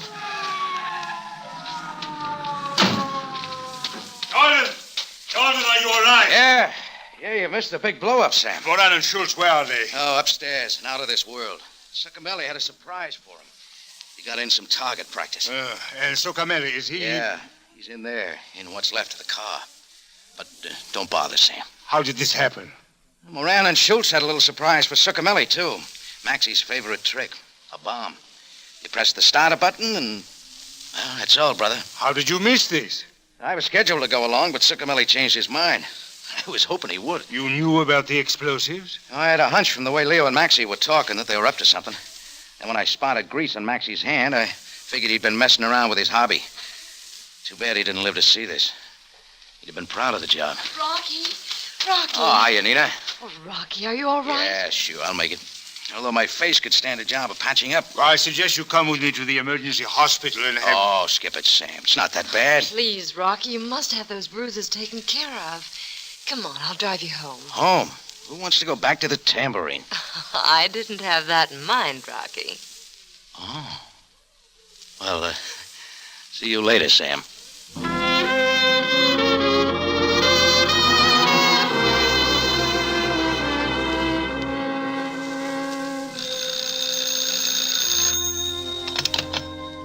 Hello? This is Captain Sabaya. Is Jordan still there? Yes. Just a moment, Captain. Rocky. Rocky. Huh? It's for you, Captain Sabaya. Oh, thanks, Nina. Hello, Sam. Jordan, I thought you'd like to know Nick Sparvo was waiting for us at headquarters when we got back. Mm-hmm. It was as you said, Jordan. Moran and Shields came to boot. He saw them do it. Well, Jordan, did you hear what I said? Huh? What was that, Sam? Aren't you listening to me? Oh, it's a beautiful night, Sam. With a lady's cool hand on my fevered brow. I'll have to admit it's a little distracting. What was that again? Nothing at all. Good night. What was that? I said good night. Oh, yeah. Good night, Sam.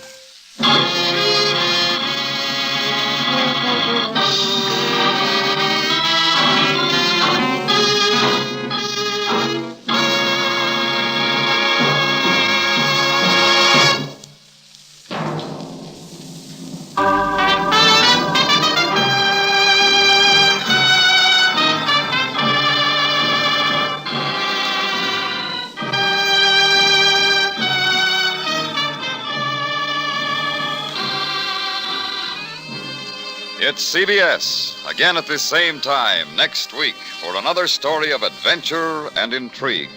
When we take you back to Cairo and the Café Tambourine, run by Rocky Jordan. Jack Moyles plays the title role, with tonight's story by John Moore. Rocky Jordan is produced and directed by Cliff Howell, with original music by Richard Arant. Larry Thor speaking. This is CBS, the Columbia Broadcasting System.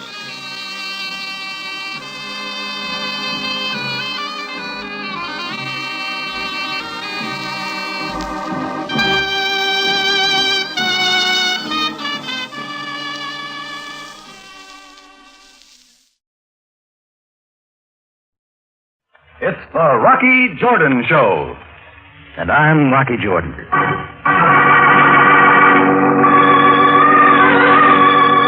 We take you now to Cairo and the Café Tambourine for a world of adventure with Rocky Jordan.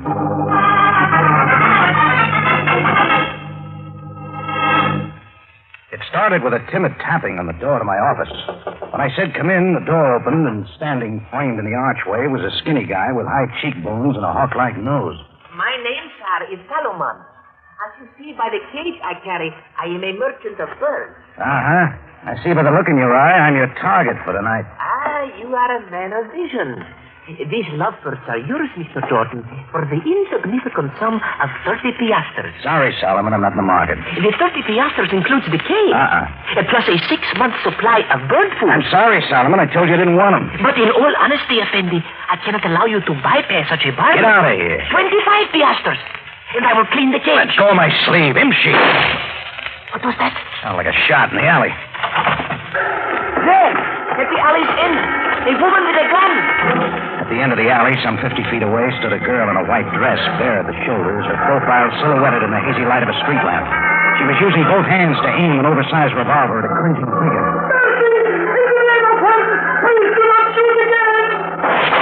Two more shots came, and the figure of the man rolled into the gutter. The girl threw a shot at the street lamp, shattering it, and started to run. By the time I got to the spot of shooting, she, whoever she was, had completely vanished into the Cairo night.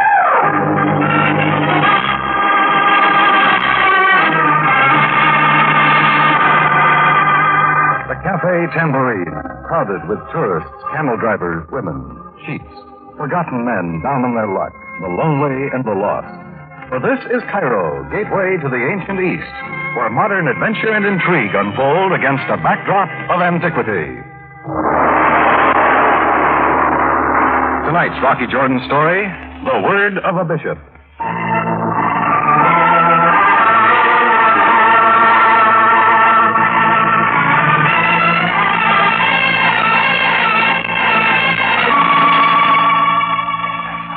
Well, it didn't take long for the Cairo curious to swarm around the place like a bunch of summer flies.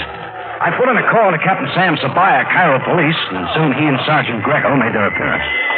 Now, Jordan, what do you know of this? Well, very little, Sam. I was in my office having a verbal bout with a seller of birds named Solomon. He's around here someplace. We heard a shot, looked out my back door, and saw a woman pour a couple of bullets into this guy. Before I could do anything, she was gone. Mm-hmm. From the size of the wounds, I assume a large caliber pistol was used. That is rather unusual for a woman. You know this man? Never seen him before. Well, let me see the identification upon his person. No passport, no billfold, apparently no identification of any sort. Now, are there any of you here who can inform me of the identity of the dead man? Oh, come, speak up. Do any of you know him? I do, Captain. Who speaks? That girl over there, Sam. The name of the dead man, Captain, is Robert Deidre. My husband and I have just consummated a business deal with him. I believe I know why he was killed. I see. Jordan, may we use the quiet of your office to go into this matter more fully? Sure, Sam. Come on. Captain, you might send a messenger to the bar of the hotel to meet Deidre II up the street. My husband's there, Ralph Keene. Yes? He knows as much of Mr. Deidre as I do. As you say, Mrs. Keene. I wish to get to the bottom of this killing as quickly as possible.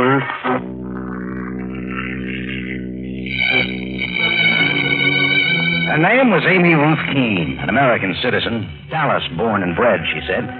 She was tall and thin with fair skin and green eyes. But the most striking feature about her was her hair, a natural copper color. She said it gave her a nickname, Copper Keene. Well, in my office, the three of us waited, passing a little small talk, until Greco ushered in a 6'2", tan, wiry Texas millionaire, sporting a broad-brimmed Stetson and high-heeled boots. Amy Ruth, what's all the excitement? There's a crowd in the street Mr. Deidre's been killed, right? Killed? What in the world for? Now, Mr. Keene, I am Captain Sabaya of the Cairo police. This is Mr. Jordan, who is the owner of this cafe. He was kind enough to allow us to use his office. How do you do? Your wife tells me you and she have just consummated a business deal with Mr. Deidre. Why, yes, not more than 20 minutes ago in the hotel. $60,000 worth of business. You see, I bought some Arabian horses from him for my ranch in Texas. A cash deal, Mr. Keene? Why, yes, Mr. Jordan. Mr. Deidre wanted it that way. He was an agent for some sheik or other who wanted American dollars. Now, there's your motive, Sam. Robbery. The girl who shot Deidre must have known he was carrying the money, robbed him, and killed him. You say it was a girl? Well, doggone. Did you see her, Mr. Jordan? Well, then you'll be able to identify her for Captain Sabaya. Well, no, I didn't see her that well. Oh, that's too bad. Ralph, Mr. John's an American from St. Louis. He told me all about it while we were waiting for you. Don't you think we ought to invite him to have dinner with us before we leave Cairo? Well, Amy Ruth, If that's fun, we could talk about home. I'm homesick already. Mr. Keene, who knew you were consummating your business with Mr. Deidre tonight at the hotel? Well, that's mighty hard to say, Captain. Amy Ruth and I haven't said anything to anyone. But I don't know who Mr. Deidre told. I see. Well, I will detain you no longer, but I shall get in touch with you in the morning. Why, sure, Captain. We'll be mighty happy to give you any help we can. Goodbye. And bye, Mr. Jordan. Come along, Amy Ruth. Bye, Mr. Jordan. Remember, we'll meet again. Well, find the woman, Jordan. That seems to be my job. Wonder if it's going to be as easy as it sounds.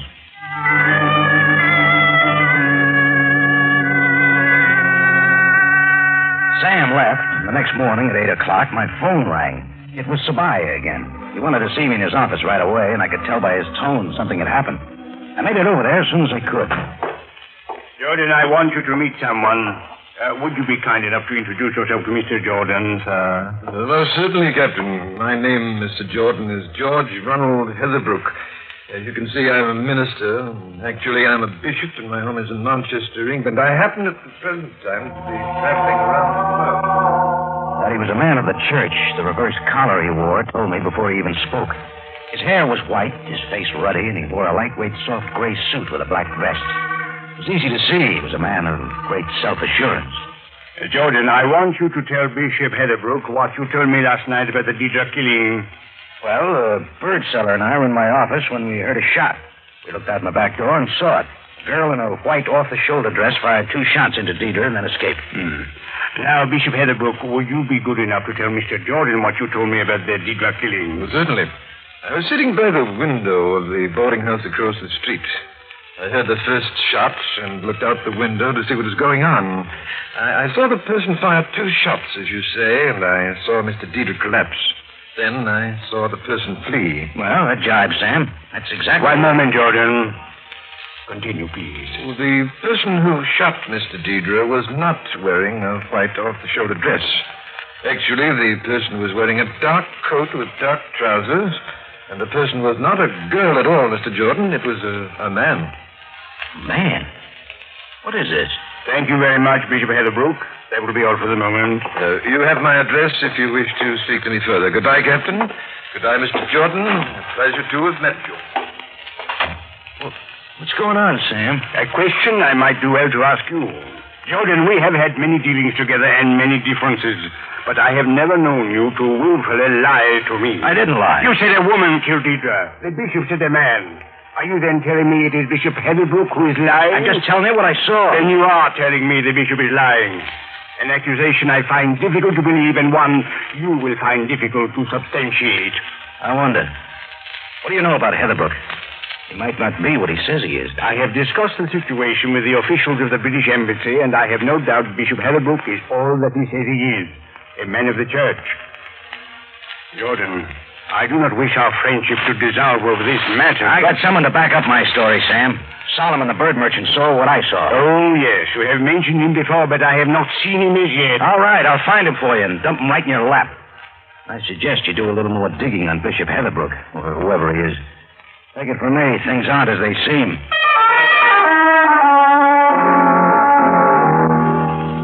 Sam was right about one thing. There was a lie in it someplace. Deidre wasn't killed by both a man and a woman firing the same gun.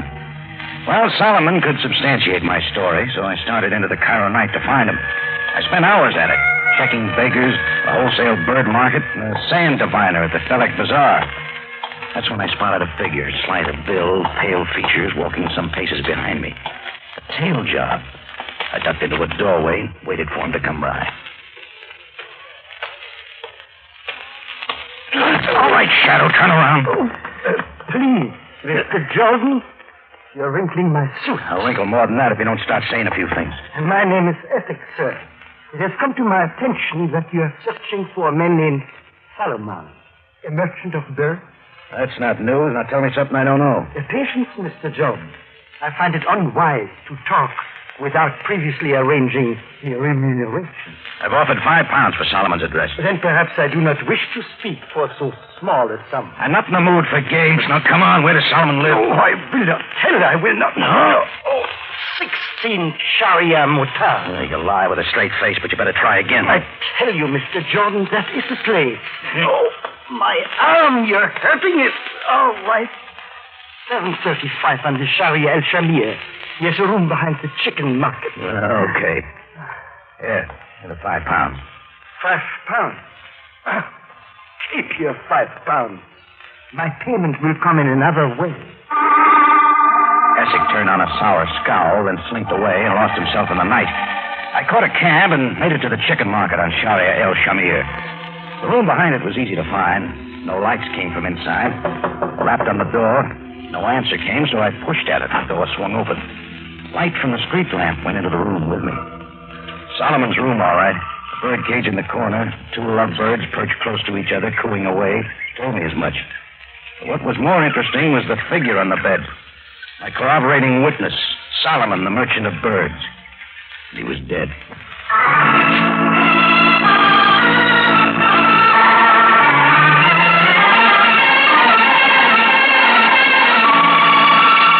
Well, the bird seller who could prove to Sabaya that my version of the Deidre killing wasn't a lie was dead. So I was right back where I'd started from. It was still Bishop Heatherbrook's word against mine. I threw a cloth over the dead Solomon and stepped into the street again to find a public phone to call Sabaya.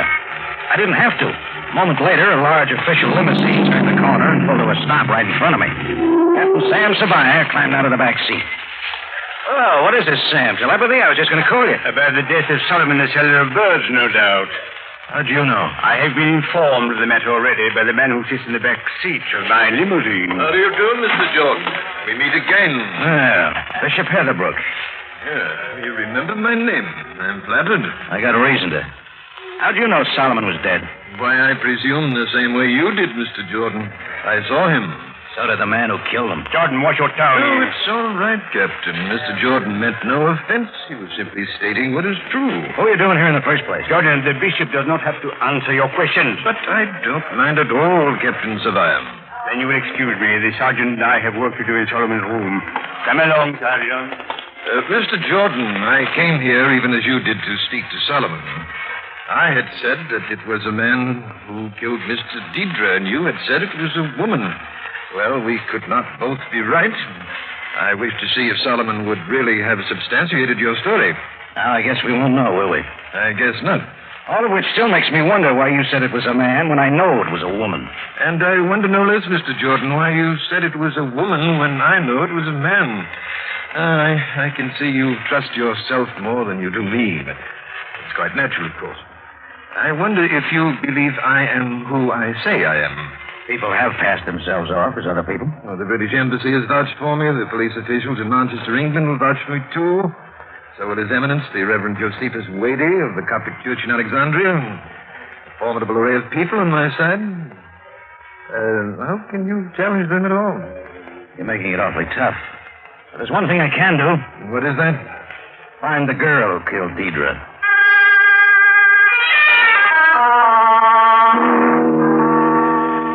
When I left the bishop, I headed toward my end of town, but all the while I sat in the back of a taxi, my mind was thinking of Amy Ruth Keene, Copper Keene, and the things she'd said in my office.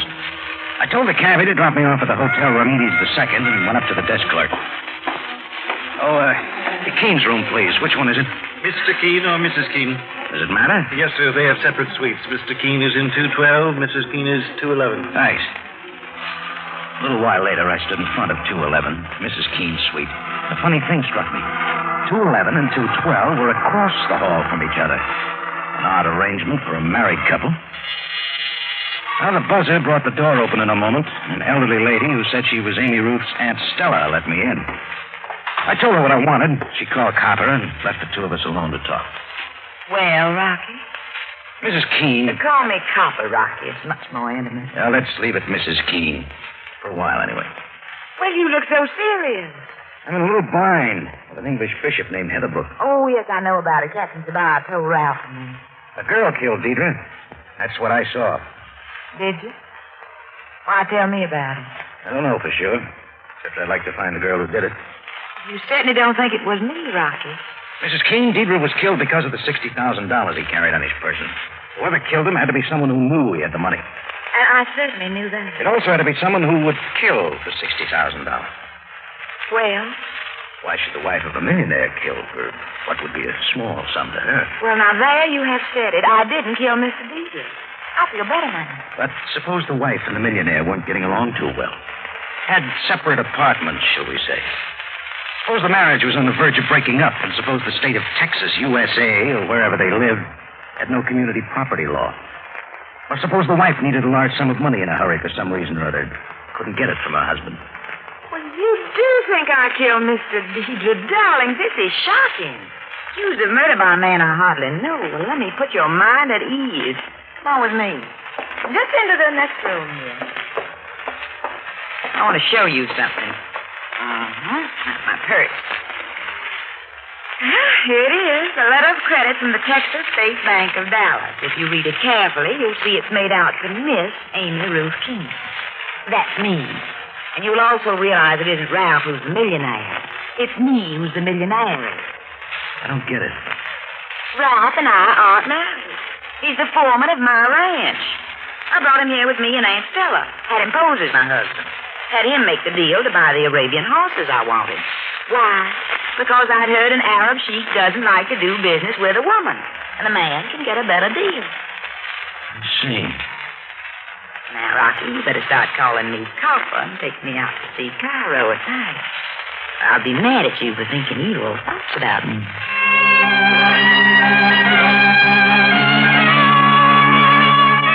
Well, she was dressed in 15 minutes, and we started to make the rounds, even though I wasn't in a festive mood. El Kami's Club, the House of Pharaoh, the Little Paris Club. Copper liked them all. At 1 o'clock, we were sitting at a corner table in the exclusive Key Club, sort of rendezvous for visiting dignitaries from foreign lands. Copper like that place, too. Well, I must say, Rocky, I couldn't have picked a better guide. But I sure could have picked a gayer one. Oh, sorry, Copper. Must have been thinking about something else. Like you have been all evening. The Deidre killing, isn't it? That's the bishop that bothers me, I guess. I'll let it go. I'll try to... More entertainment, Rocky. Introducing the internationally famous dance team of Pandro and the Police. For your pleasure.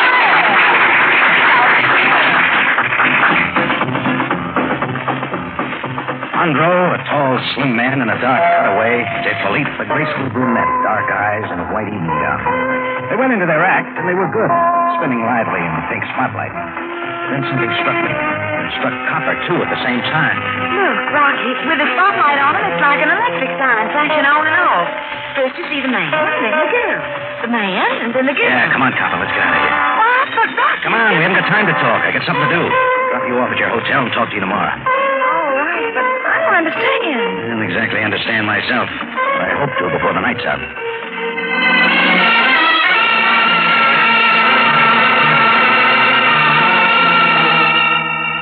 I dropped Copper off at a room at Hotel Ramirez II, walked down to the lobby, and found a phone. A moment later, I had awakened the good Bishop Heatherbrook. Hello?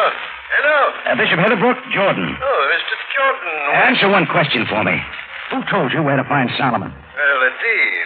Oh, a slight, very pale-faced young man. I can't remember his name. Essex? Yes, that's it. We met in the lobby of the Hotel Ramirez II. I believe he has a room there. Well, he couldn't have picked a better place. I'm there already. Thanks, Bishop Heatherbrook. Sleepy desk clerk gave me Essex's room number. Knock on the door brought no answer, but a sleepier elevator man loaned me his passkey. Inside Essex's room, I wasted no time. I started with the bureau drawers. Nothing there but a lot of soiled clothes. Next came the desk by the corner window. Nothing there but hotel stationery. Then came the closets. A locked suitcase looked promising. I pried it open and looked inside. Lying right on top was a photograph of Essex himself. A theatrical photograph of Essex in dance costume. One look at the costume told me the answer. Both Bishop Heatherbrook and myself had told true stories of the Deidre killing.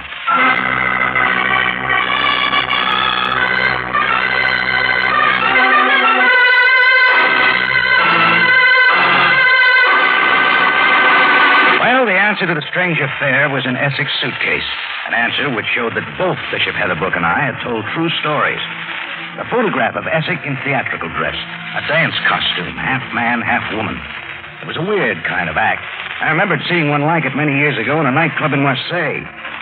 I stuffed the photo into my pocket and prepared to go to Sam. Please, Mr. Jordan, I do not wish you to leave so soon. Walk toward me. It was Essex standing with his back to the door, 38 in his hand. You have found the secret then? If you dig deeper into that suitcase, you will find the costume itself. I won't need it, Essex. This photo will do fine. How can you talk so arrogantly? After all, I have the gun. The same one that killed Deidre and Solomon, huh? The very same. A fairly neat trick, Essex. Killing in costume, half man, half woman. In the night, it would confuse the witnesses, making the job harder for the police. As you say. Well, Sam would have worked it out. He'd figure just like I am now. You weren't in it alone. How so? You were all dressed up in that outfit of yours, hiding up the street someplace from the Hotel Ramirez II, waiting for Deidre. But you had to know what time he'd come by, and he was carrying the money. Now, who'd know that? Deidre himself, Amy Ruth Keene, and Ralph. Deidre wasn't going to tell anybody. It would be a dangerous thing for him to advertise. Amy Ruth had no interest in the $60,000. Lipstick money for her. So it was Ralph who got a taste of high living and liked it. $60,000 would be a lot to him. He tipped you off. What was the split, Essex? How much did you get for killing? Enough, Mr. Jordan. Come on, tell me. I'm interested in knowing the going rates for death. Yours, my good friend, will be very cheap indeed. In fact, I plan on doing it for nothing.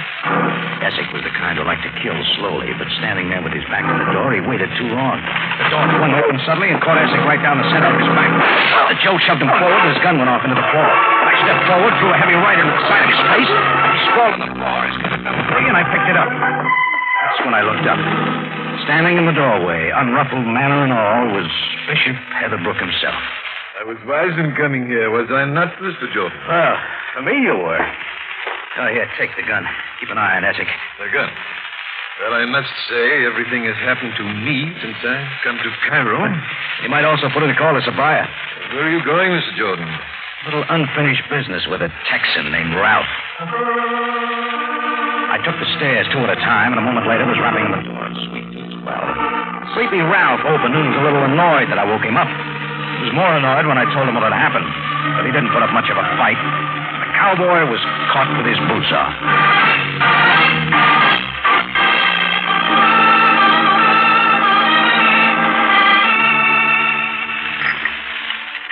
More coffee for you, Bishop? Oh, no, thank you, Captain. I'm afraid I'm not quite man enough to drink much of this strong Egyptian brew.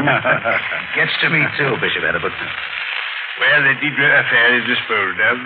Essex and Ralph will, of course, pay for their crimes, and Miss Keene will go back to her state of Texas. I do not mind telling you, I'm quite glad the matter is ended. So am I, Sam. Had me spinning for a while. I don't mind admitting that I, too, was somewhat confused. You know something, Bishop? You were right and I was wrong. How so? A man did kill Diedler. Essex. Well, that is so. You see, young men, never dispute the word or the bishop.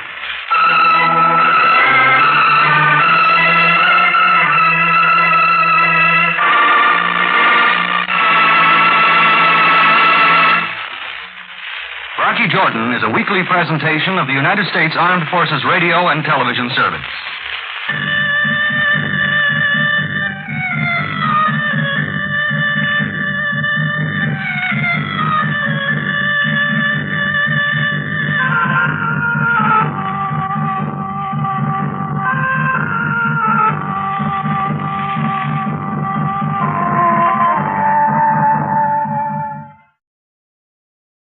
Buy wisely.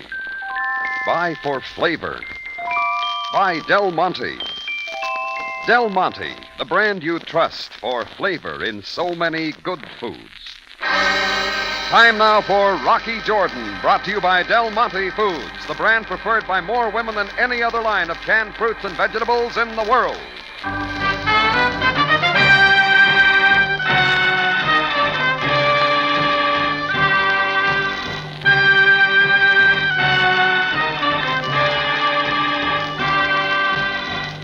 Not far from the Mosque Sultan Hassan in Cairo stands the Café Tambourine, run by Rocky Jordan. The Café Tambourine, crowded with forgotten men, alive with the babble of many languages. For this is Cairo, where modern adventure and intrigue unfold against the backdrop of antiquity. Del Monte presents Rocky Jordan and this week's story, The Man with No Name.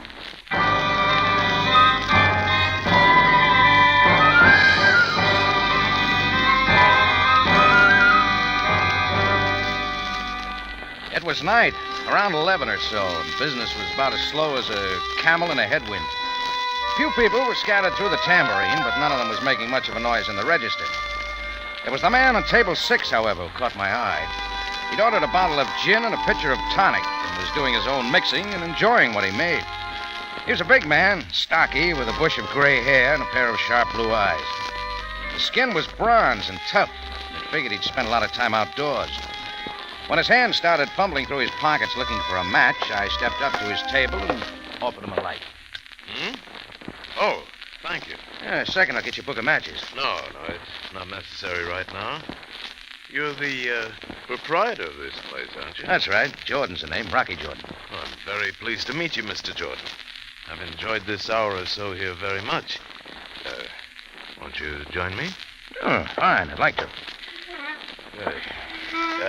Gin and tonic? No, I'll pass if it's all the same to you. Certainly.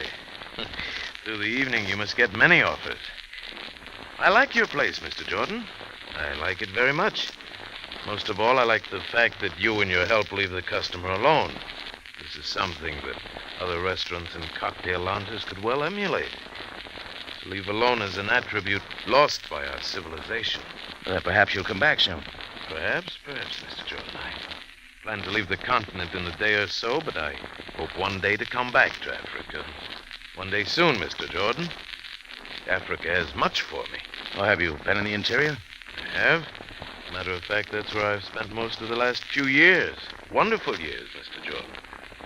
Primitive land with primitive peoples, but they both meant a great deal to me. There's a lot of people feel that way, Mr. Have you ever been on an elephant hunt, Mr. Jordan? Yes. Then you know how thrilling an experience it can be. Marvelous beasts, elephant. Had an exciting time. Mr. Jordan. You're an American, aren't you? I am. American in business in Cairo.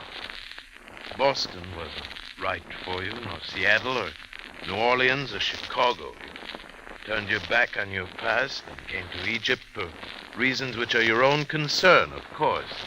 Mind you, I'm not prying. What are you doing? What am I doing, indeed? Perhaps I'm trying to find a justification for something I once did.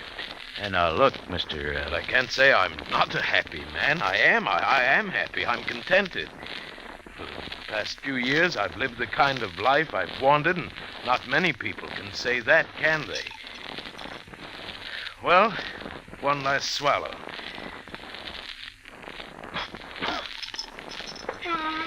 Thank you, Mr. Jordan. Thank you for a fine evening, for the fine café, for the fine gin and tonic, for the comfort you've been to me. Good night. I watched him walk out of the tambourine, pause for a moment in the doorway, then disappear in the dark up the street. Well, people come and people go. You meet all kinds running a cafe in Cairo, as I do. And usually you don't give them a second thought.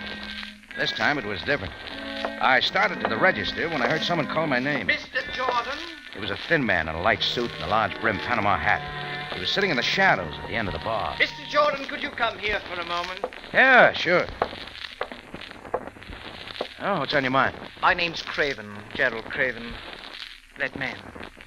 What man? The one you were talking to, the big fellow with the gray hair. What about him? His face looks familiar. A lot of faces do. What's his name? I don't know. Well, you talked to him for quite a while. Surely I said I don't know. All right, don't get sore. Just anxious, that's all. Do you have a phone I could use? Yeah, at the end of the bar. Well, don't you have one that's a little more private? All right. Come on. Sorry to bother you like this, Mr. Jordan. It's just that it's very important Yeah, for me to... sure. There's my office. Oh, there's the phone. Help yourself. Thanks a lot. I'll be out in front. Hello, operator. I'd like to put a call into New York City in the United States. New York? Don't worry, Mr. Jordan. I'll handle the charges. The number is Plaza... just a moment, please, operator. Do you mind, Mr. Jordan? This is a pretty confidential call. Oh, no, not at all. Make yourself right at home. Just don't forget to stop by and see me on your way out. He didn't forget. He made the call, paid me for it, and left. That, I figured, was to be that. It was, for 4 days. Craven, the phone call, and the gray-haired guy who drank gin and tonic faded from memory till I picked up a copy of the Cairo Mail 4 days later. A small article on an inside page caught my interest.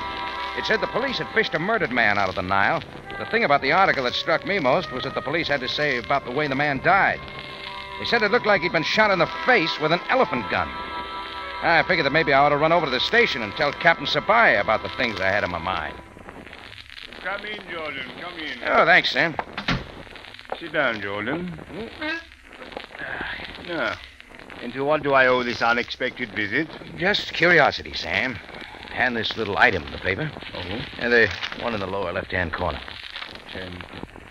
Oh, the man who had been shot in the face with an elephant gun. Who is he, Sam? We have not been able to identify him. Seems to be a lot of mystery about it. Jordan, what do you know of this? Oh, very little. A man came into my cafe a few days ago, drank a lot of gin and tonic, talked about an elephant hunt, a lot of other things. An elephant hunt, you say, Jordan? A moment, please. I would like you to look at something. Here it is. Now, study these photographs for a moment, Jordan. They are of the man we took out of the Nile. Is he the one you speak about, the one who was in your cafe? Whoever shot him didn't leave much face for identification. Quite purposefully, in my opinion. Looks about the right size. Clothes are the same. Very tan skin, Sam? Yes. Gray hair? Gray hair? He's the one, all right. He's the gin and tonic man. Oh, what's this photograph, Sam? Oh, that is a close-up of the inner portion of his right arm. Observe the tattooing. Can't miss it. Now, tattooing, of course, is quite common in the East, but not the tattooing of numbers. 11-24-42. 11, 24, 42. What does that mean to you? Nothing. Jordan, when a foreign national is murdered in Cairo, quite naturally I am under extreme pressure from my superiors, who in turn are under pressure from the foreign embassy involved, whatever it may be. Now, Jordan, I must apprehend the murderer. Yes, Sam, I know that. Now, you will be so good as to relate to me in detail the exact happenings the night this man with no name visited your cafe. Sure, Sam, be glad to. And Jordan, I must insist that you leave out nothing. Absolutely nothing. Now, proceed. Well, I told Sam all I knew about my conversation with the gin and tonic man, about Gerald Craven and his questions concerning that man's identity, and about the telephone call to New York City. Then I went back to the tambourine. I was sitting in my office thinking about the whole affair when suddenly I found myself wanting to know more about that telephone call. A little later, I was talking to one of the girls at the phone company's business office. Yes, I have the record of a phone call made from your number to New York City. Well, the call was made by one of my customers, and I'd like to know the charges. It was a person-to-person call to Gloria Hennessy at Plaza 79970, and the charges will be £5 and 35 piastres, including tax. Okay, thanks. Well, I found out what I wanted, who the call was made to. What I was going to do with the information, I didn't quite know. But right then and there, I had something else to think about. I no sooner had put the phone in the cradle when a big hand grabbed me by the arm. Mr. Jordan, turn around. You don't give me much choice. I'm sorry if I appear to be rough, but we must talk. Look at me. I did, but I had to look up to see his face. He was 6'6" or more, and he was from someplace in the middle of Africa. But I figured he'd had some education. He had a grim look and a vice-like grip, and I knew he meant business. My name is Jonah. I'm a Zulu from South Africa.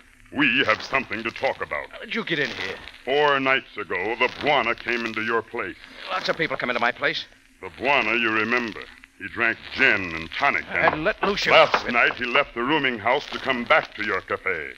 I never saw him again. The police found him dead in the river. Let go, I said. You'll get a knee in your stomach. And you, Mr. Jordan, will have a broken arm. Now listen to me. He knew no people in Cairo. He saw few people here. But someone he saw killed him. And perhaps it was you. You can stop squeezing. I get your point. I do not know it was you, but I shall watch you, Jordan. I shall watch you most closely. And if I find out it was you who did the killing... What then? Then you shall die most hard. Good evening, Mr. Jordan.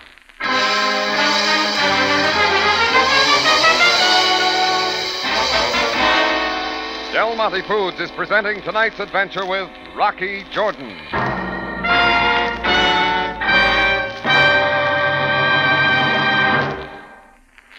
All good cooks know it's flavor that counts in satisfying healthy appetites.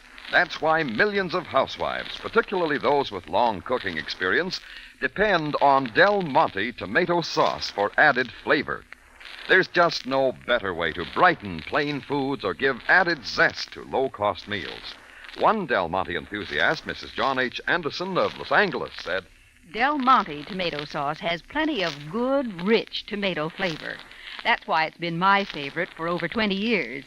It really brings out the flavor of the food you cook with it, and I say that's the test of a good tomato sauce. Another thing, Del Monte tomato sauce is dependable. I use it many ways: vegetable soup, meatloaf, stuffed peppers, meat pies, and so on. Del Monte tomato sauce is always good. Thank you, Mrs. Anderson. It's a fact. American housewives have bought more cans of Del Monte tomato sauce than any other brand. Flavor is the reason. The flavor that's never been matched. You can depend on Del Monte, the original tomato sauce. Many women buy it by the half dozen or dozen cans. Then they're never without it.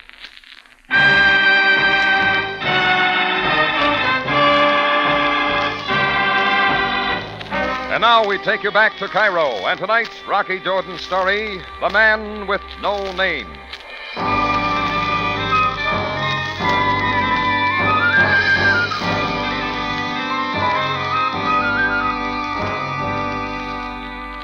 Well, Jonah, the Zulu, let me keep my arm and left. The next incident didn't happen till some hours later.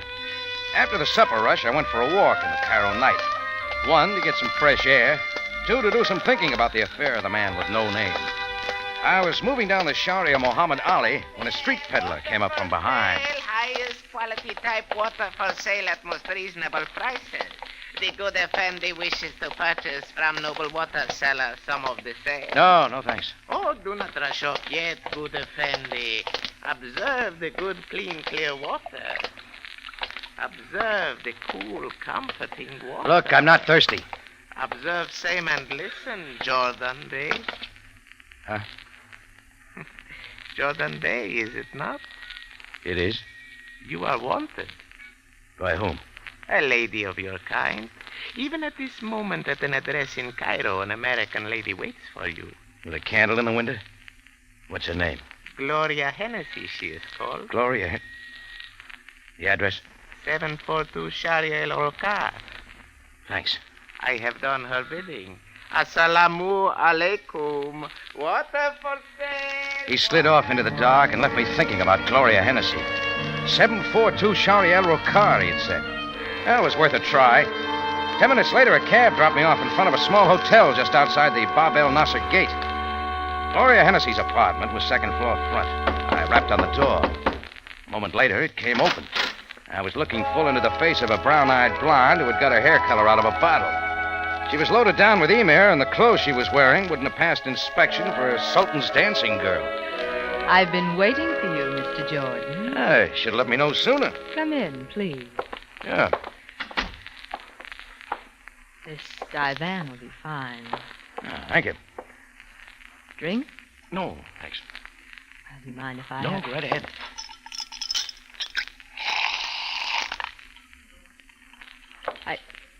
I wonder if you know who I am.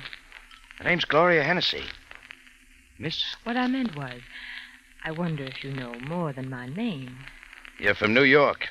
4 days ago, you received a phone call from Cairo from Gerald Craven. That suitcase in the corner still got the TWA tag on it, so it figures you flew here in a big hurry. Yes, that's right. Just to see me? In a way, yes. A few nights ago, a man came into your cafe. Big, heavy-set, drank gin and tonic. Yeah, a lot of people are interested in him. I know. Even the police. Yes, I read about that, too. It's a shame. If I'd been able to see him, I wouldn't have had to bother you like this. Well, so far, it's been no bother. All I want you to do, Mr. Jordan, is tell me who that man was. Don't you think you ought to get Craven in here before we take this any further? What? The cigarette in the ashtray hasn't got any lipstick on it. You wipe yours off before you smoke? All right. It's Craven. It's Craven. You may as well come in. Good evening, Jordan. Hi. We thought it'd be better if I spoke to you alone. I already told Craven I didn't know who that man was. That was 4 days ago. And you think I may know now? Yes. Why don't you ask the police? They don't know. The police figure he was shot in the face on purpose with a big gun, so he couldn't be identified. What's so important about that man? Why all the questions about his identity? Mr. Jordan, I am willing to pay you $1,000 if you tell me who that man was.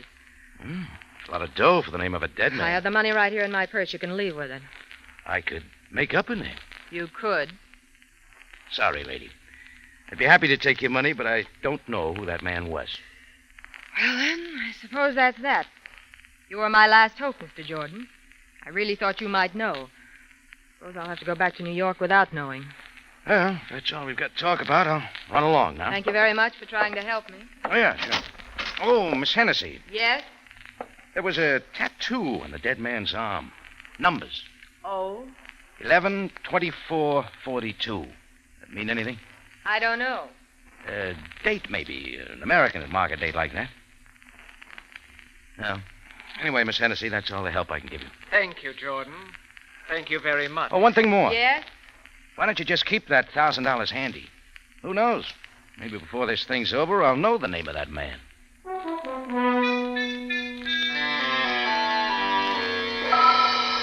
I left and walked out into the street. I knew I couldn't catch a cab on the lonely Sharia El Rocar, so I decided to walk back to the Tambourine. I had a lot to think about anyway. I wound my way through the dark Cairo streets, up the Sharia Ibrahim Pasha, past the Empire Club and the Victoria Hotel. Then I turned off, making my way down the Sharia El Bin, half street, half alley. That's when it happened. The window pane in front of me shattered, and it didn't take a lot of figuring to realize I was a target. I hit the pavement and scrambled on all fours for the protection of some garbage can.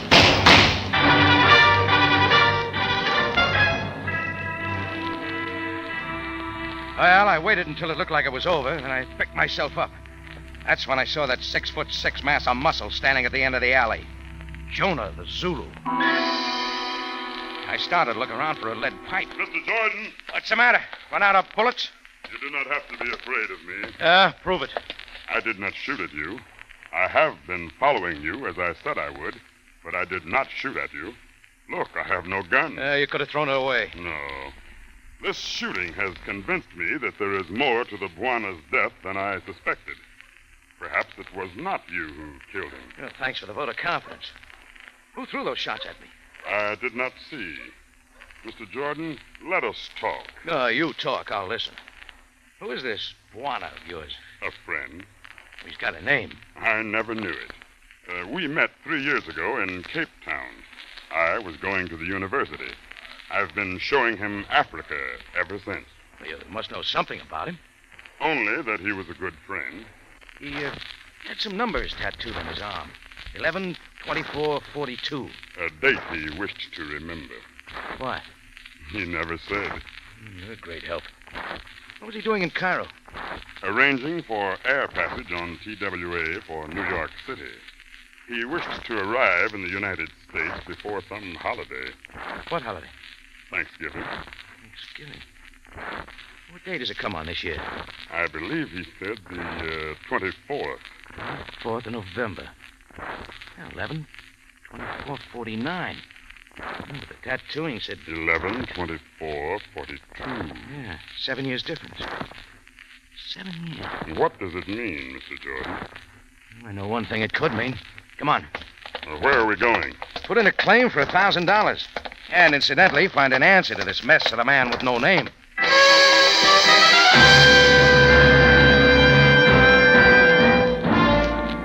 Jonah and I took out fast, like the super chief on a downgrade, retracing my steps down the Ibrahim Pasha, across to the Sharia El Rokar. The hotel I was looking for was easy to find because I'd been there once before. So was the apartment, second floor front. When I rapped on the door, it was opened by the same one who'd opened it for me before. And a moment later, Jonah and I were inside, and Gloria Hennessy was looking at me kind of funny. Mr. Jordan. The same. Oh, this is Jonah, a friend of mine, I think. How do you do? How do you do? Why did you come back, Mr. Jordan? Oh, maybe to earn that $1,000. Jonah was a close friend of the man who was killed. I see. He knows who he was? No, I'm afraid I don't understand. you will. Please get to the point, Mr. Jordan. Mr. Craven and I are leaving Cairo soon. I want to ask you one question, Miss Hennessy. What is it? That's it. That's what? That's the question. Is it Miss Hennessy or Mrs. Hennessy? I don't see what that's got to do... I haven't heard your answer yet. Maybe I don't think I ought to answer it. Huh? You don't have to. Where are you going? Your purse here on the table? You leave that alone. Sure, after I find what I want. Here. Driver's license. This'll do. Mrs. Gloria Hennessy. There's your purse. Well, I guess it was I who made the first mistake. I looked at you and started calling you Miss. Maybe it was wishful thinking. Oh, don't worry, mister. A guy with your manners hasn't got a chance. All right, so I'm Mrs. Gloria Hennessy. What does that mean? And let's see if we can figure it out. What's going on? Jordan. Hi, Craven. Come on in. Just in time to see me earn $1,000. Who's this? Oh, his name's Jonah. He's not going to like you. Gerald, he's found out that I'm Mrs. Hennessy and not Miss. He's trying to make something out of it. Oh, but that's preposterous, Yeah, not if the man who's dead was Mr. Hennessy. You supply the first name, Gloria. He was your husband. Well, the way I figure it, went something like this. 7 years ago, Hennessy disappeared. I don't know what the circumstances were. You'll have to tell me. Anyway, he spent the next 7 years in Africa, living the kind of life he wanted. But after 7 years, New York says a man is legally dead. All his possessions, and they're probably quite a bit, go to his wife. Hennessy didn't want that, because I don't suppose he liked you very much, Gloria. So he was making it a point to get back to the United States before the 7 years were completely up. Well, that wasn't so hot for you, so you decided to kill him in a way the body couldn't be easily identified. As far as the law knew, Hennessy'd been dead for 7 years. The riches are all yours.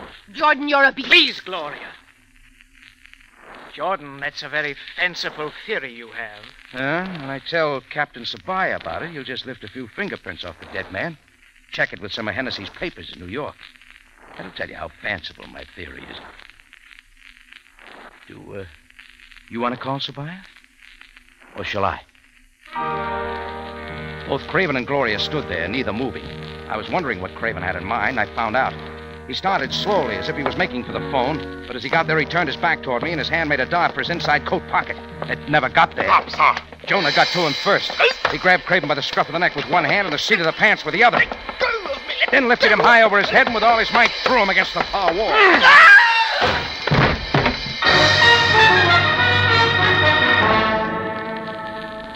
Well, as it turned out, when Craven landed, he wasn't even in condition to dial a phone. So it was I who had to put the call in to Captain Sam Sabaya, Cairo Police.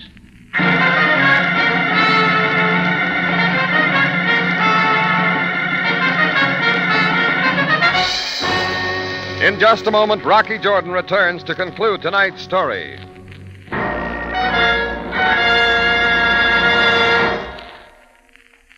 What gives Del Monte catsup such marvelous flavor? Pineapple vinegar. Pineapple vinegar? Sounds good. But just what is this pineapple vinegar? It's a superlative vinegar, crystal clear and sparkling. It's made by Del Monte for its own use. No other catsup has it. And that's what gives Del Monte catsup its wonderful flavor? Yes, it's one of the things, and a very important one. Catsup experts say the finer the vinegar, the better the catsup flavor. It isn't that you taste the vinegar itself. It's the way pineapple vinegar brings out the very best in the other ingredients that is so important. It accents the rich, sunny flavor of Del Monte's plump, vine-ripened tomatoes. And it helps blend the special herbs and spices with the tomatoes to make catsup that just can't be topped for hearty, satisfying flavor. Del Monte catsup has always been my favorite.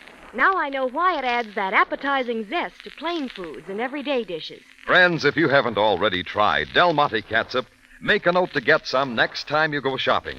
We know you'll like it. And you'll be surprised at its low price. For all its goodness, Del Monte catsup costs less than many other quality brands. Back now to Rocky Jordan and the conclusion of tonight's story.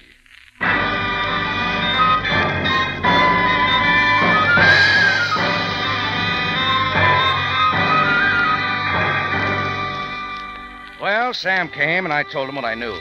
He hustled Gerald Craven and Gloria Hennessy to the station, told Jonah to go back to his rooming house. He'd talk to him later. He told me to go into his office and wait until he had a chance to talk to Gloria and Craven. And 20 minutes later, he came into the office and roused me out of his squeaky chair. Hello, Jordan. Jordan, please, use the other chair. I do not like you looking through the papers on my desk. I didn't find much, Sam. Just your weekly quota for traffic tickets. Your Occidental brand of humor has always failed to impress me. Sorry? Well, Jordan, as they have confessed all, I understand from my conversations with Craven and Mrs. Hennessy that this is approximately what occurred. After Hennessy arrived in Cairo from the interior of Africa, he sent a telegram to his wife in New York advising her of the fact that he was not dead and was returning within the 7-year period. She must have got a big kick out of that. She did not know whether or not it was a hoax, so she dispatched her lawyer, Gerald Craven, to Cairo to find out. He found out it was no hoax, called her, and etc., etc. Her long conversation with you, of course, was not to determine the identity of the dead man, which she already knew, but to determine whether or not you knew his identity. And when I said I might find out, Craven took his bullets after me. Precisely. Well, coffee, Jordan? No, thanks, Sam. I've to get back to the tambourine. Tambourine? What is the hurry? I want to cross gin and tonic off my menu.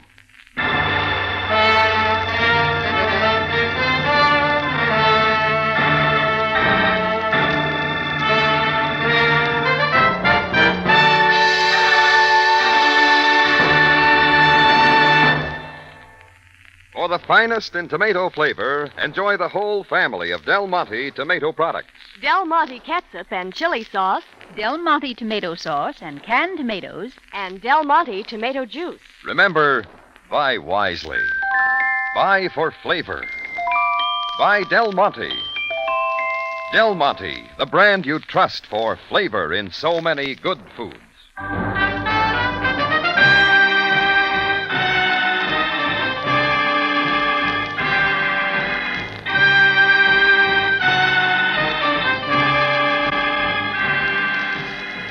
Rocky Jordan, written by Larry Roman and Gomer Cool, stars Jack Moyles in the title role with Jay Novello as Sam Sabaya, and is produced and directed by Cliff Howell, with original music composed and conducted by Richard Arant. Remember, you have a date next week at the Café Tambourine, run by Rocky Jordan. Same time, same station. And the story is Quest for Tranina.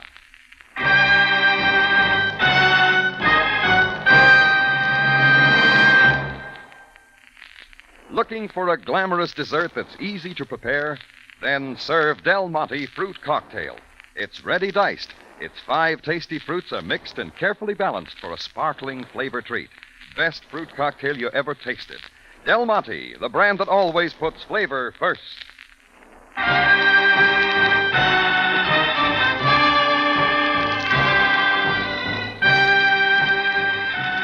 Larry Thor speaking. Rocky Jordan is presented over CBS, the Columbia Broadcasting System.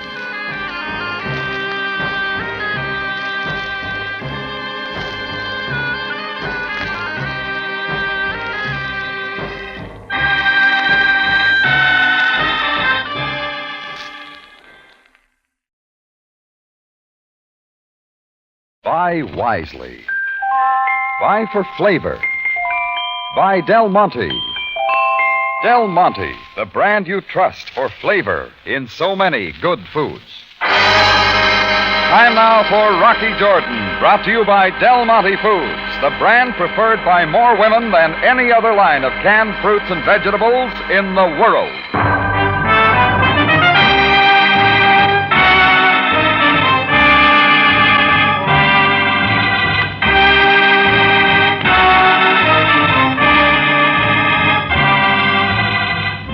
Not far from the Mosque Sultan Hassan in Cairo stands the Café Tambourine, run by Rocky Jordan.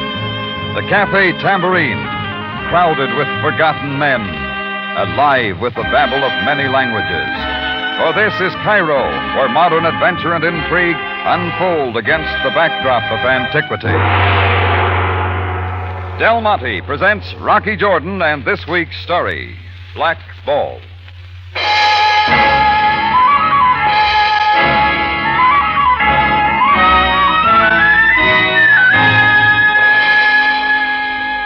It was in the quiet part of the afternoon.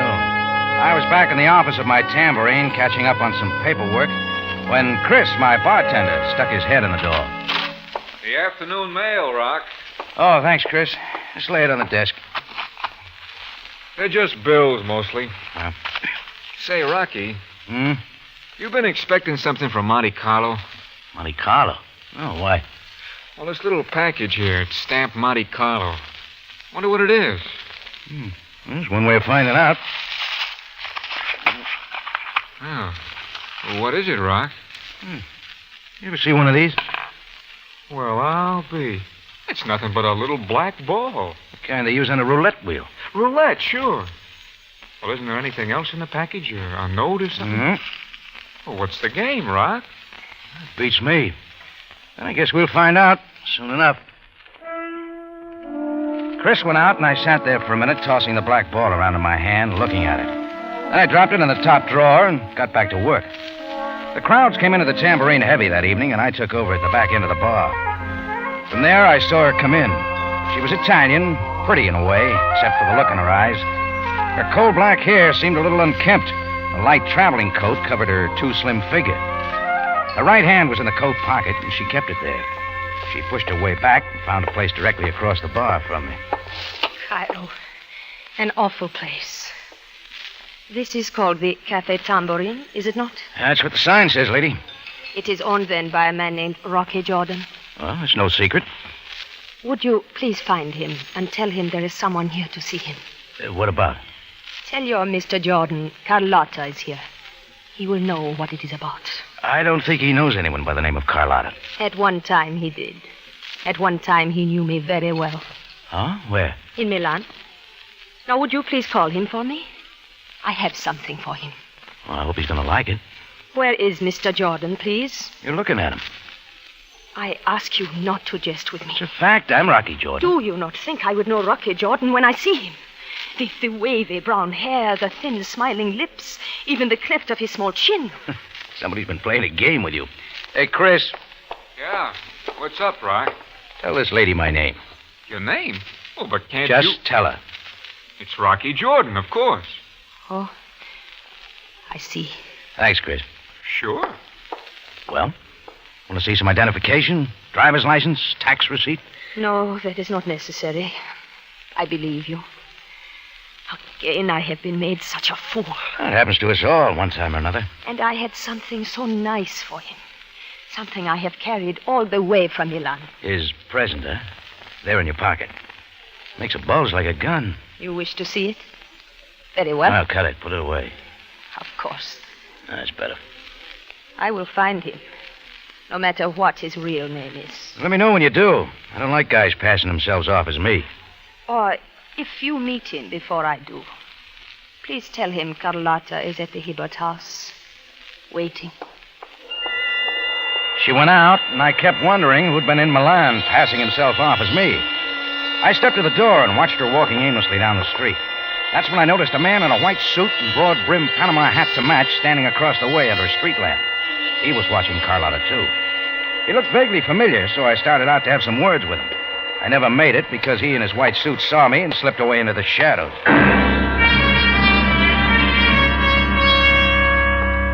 It was later that night that things began to happen again. I was walking down the busy Sharia El Booz on my way to a friend's house for a poker session. It was the red coat and the briefcase that first caught my eye. Then I saw the puffy red face and the blunt nose. It was a short, heavy-set man with arches in his shoes coming my way, and he didn't stop till he bumped into me. Oh, so sorry, my friend. I moved to go on when I saw his fist open up before my eyes. In it was a little black ball, a roulette ball, exactly like the one that came in the mail. My calling card. We should talk now, Mr. Jordan, no? Yeah. This sidewalk cafe is most convenient. Perhaps the vacant table. Yeah, you're leading, mister.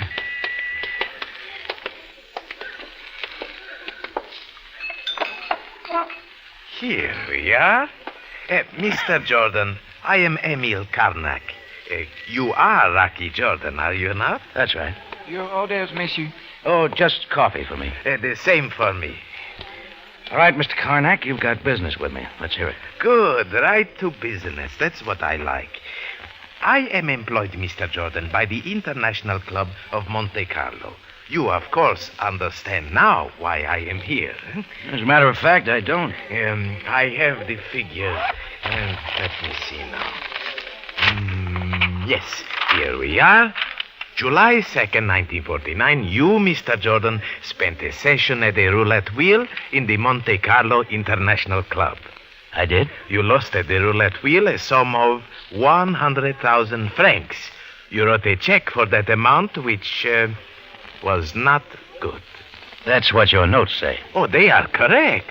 Thus, the management of the International Club have dispatched me to Cairo, Egypt, to find Rocky Jordan, owner of the Café Tambourine, to make collection.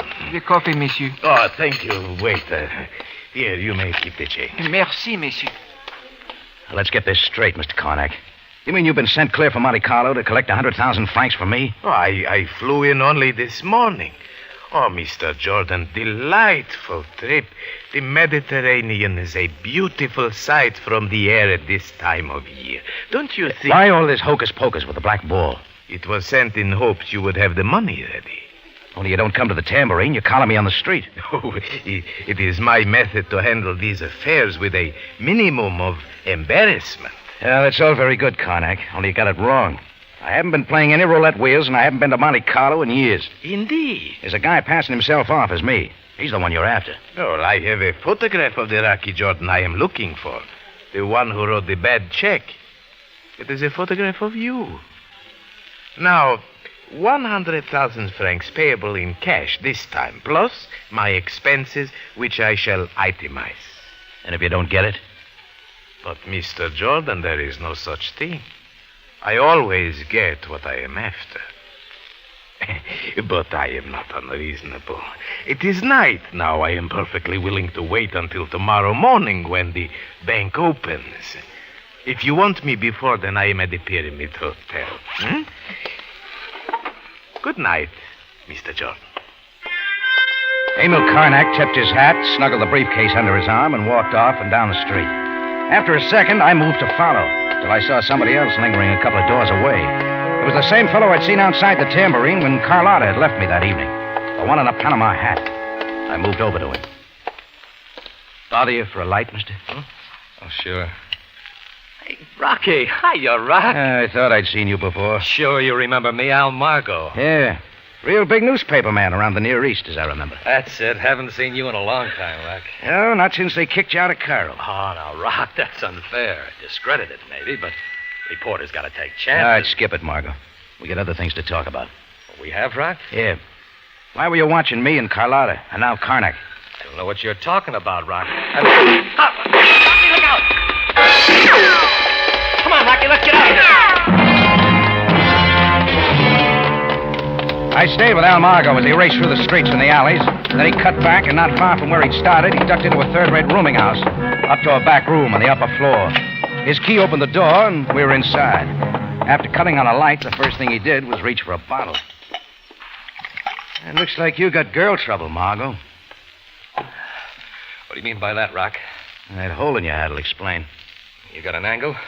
Sure. Her name's Carlotta, the Italian girl you were watching at my cafe this evening. The description she gave me fits you to a collarbone. Tall, brown, wavy hair, thin lips. She give my name?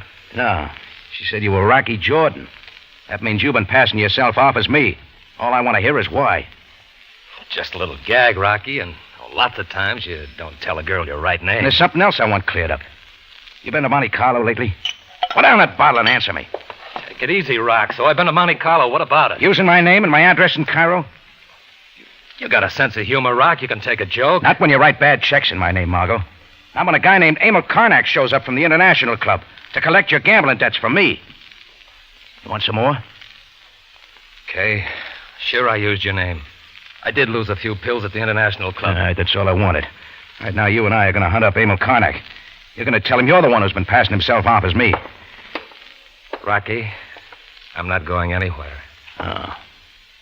Your gun says that, too. I can't tell Carmack I'm the one he's looking for. Now, Rocky, I can't do that. Why not? Because I haven't got the money to pay him. And Karnak won't like that. And that's Karnak's problem. No, Rocky, that's your problem. Because as long as I don't tell him I'm the one, he'll be looking at you. So it looks like you're going to have to pay it yourself. That's just the way you got it figured, huh? Suit yourself. But if you don't cancel the debt, Rocky, Karnak's going to cancel you.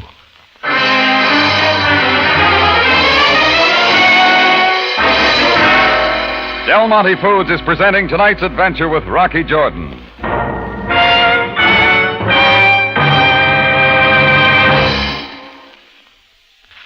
Let's turn back the clock about 24 hours and drop in on Mr. and Mrs. Johnson. They're just returning from a football game.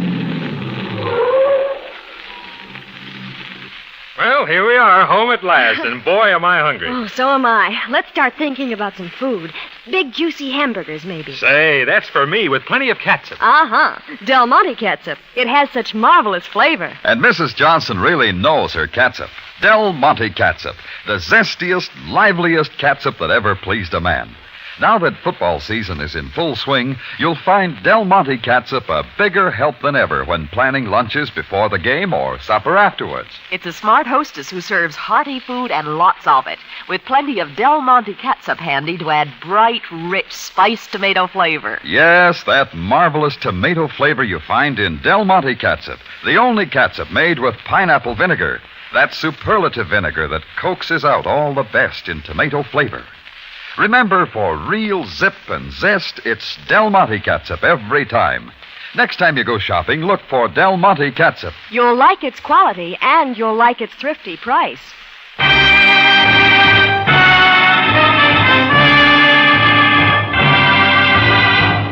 And now we take you back to Cairo, and tonight's Rocky Jordan story, Black Ball.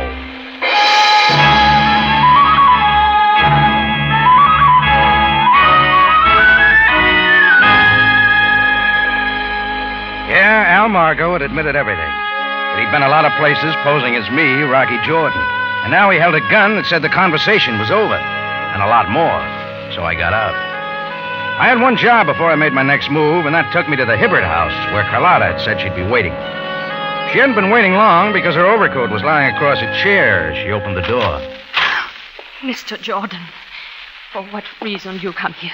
I figure I'll find it here in your overcoat pocket. A gun, a couple of shells, empty maybe. Then you will be disappointed.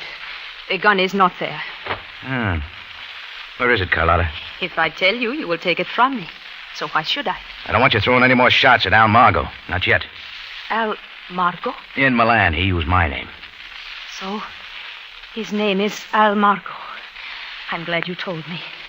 Now, please, tell me where I can find him. It works both ways, Carlotta. You haven't yet handed over the gun. And you have not yet told me why you should care. Because there's a real smooth bill collector in from Monte Carlo named Emil Karnak. He's looking for Margot, too. Only he made the same mistake you did by coming to me. Oh, I see. You tried for Margot's life once tonight. I don't want that to happen again. Not till he clears me with Karnak. I have not shot at Al Margot. Oh, I think different. You came to Cairo to find him and kill him. Why should I deny that? Carlotta, I think you'd better stay right here. And why should I? Because I don't want Margot killed by you or anybody else. Not till he talks to Karnak. I shall do what I like, Mr. Jordan. We'll fix that. I dialed Chris at the tambourine and told him to get right over. I stayed with Carlotta till Chris showed up, and then told him to hold her there till I got back. Then I went over to the Pyramid Hotel to get Karnak. I found him in the all-night grill, alone at a front table. Ah, Mr. Jordan, a pleasant surprise. Please sit down. I'm glad you're here, Mr. Karnak. I want to clear this up tonight. Ah, you have the money then, Mr. Jordan. No, but I have the man you want. He called himself Rocky Jordan in Monte Carlo, but his real name's Al Margot. He's right here in Cairo. Mr. Jordan, my employer sent me only to see you. I know of no such man. And then it's time you met him. Come on. Very well, my friend, if you wish. I'll take you to Margot, and he'll give you the truth if I have to beat it out of him.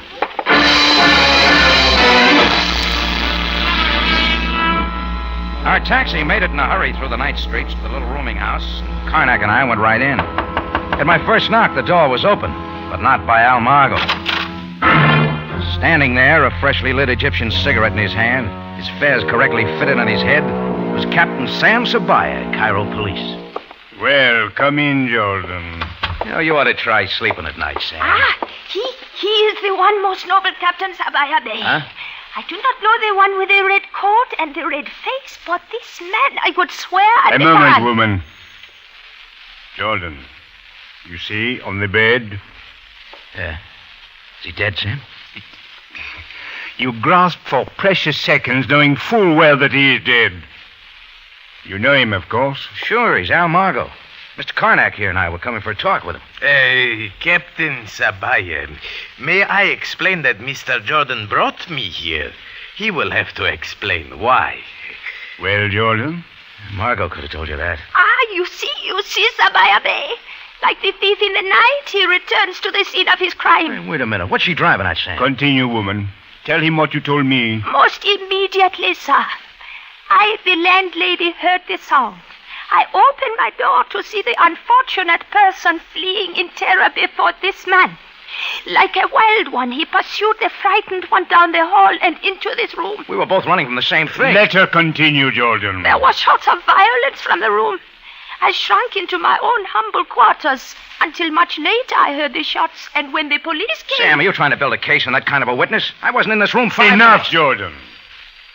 As yet, you stand accused of nothing. You better start hunting for an Italian girl named Carlotta. At the moment, I must attend to the victim, but there is much to be told. You will both remain available for questioning. Anytime you say, Sam. My card, Captain Sabaya. I am at the Pyramid Hotel. Thank you, Mr. Karnak. I will see you both again, and very soon. Karnak and I went out down the hall to the street. Our taxi was gone, so we walked toward the Shariel booth to scout for a ride. That's when he got to talking. Oh, very regrettable, Mr. Jordan, that you have to be in such trouble. Do you think I am? Consider, if I should suddenly let Captain Sabaya know what you have said to me, that this Margot assumed your name, that he did much to place you in jeopardy, even to writing bad checks. Naturally, you were very angry. What are you driving at? There was a fight, was there not? Both the statement of the landlady and the appearance of Margot's room indicates that. Go on. It is not likely that Captain Ceballo will think if... But then I am not interested in seeing you face a charge of murder. And what are you interested in? That you pay me 100,000 francs, plus expenses. Until tomorrow morning, then, when the bank's open. Karnak was still smiling as he turned and walked away. And I was off in another direction, to the Hibbert house. Right then, it looked like my plan to have Chris hold Carlotta in her room and out of trouble hadn't worked. And I wanted to know why. I didn't expect an answer to my knock. Hello, Rocky. Chris, what'd I tell you to do? What do you mean? All you said was... The bartender delights in work, Mr. Jordan. You should give him a raise. Chris, I told you to keep her in here. I told you not to let her... Take it easy, Rocky. She hasn't moved from that chair. And she's been in here all the time? Well, that's what you said, wasn't it? What difference does it make? Why are you so excited? Tell me, Mr. Jordan. All right, I will, Carlotta. Al Margot's dead. Oh. No. No, it can't be. But it is. He was shot within the last hour. Oh. Isn't that what you wanted? That is what I thought, but now I do not know. I do not know at all. It had to happen one way or another. Yes, I knew that his evil life would catch up with him, but perhaps I still love him. How can I say? I do not know. Carlotta, try to listen for a minute. Did you know about his being at Monte Carlo? Yes, I did know. There was once when he told me everything. About a gambling debt there? He paid it with a check signed in your name for 30,000 francs. 30,000? Karnak's been asking for 100,000. Then he is mistaken. Al owed the International Club only 30,000. I am sure. Now, please. Thanks, Carlotta. Chris, you can run along home. I gotta see Karnak at the Pyramid Hotel.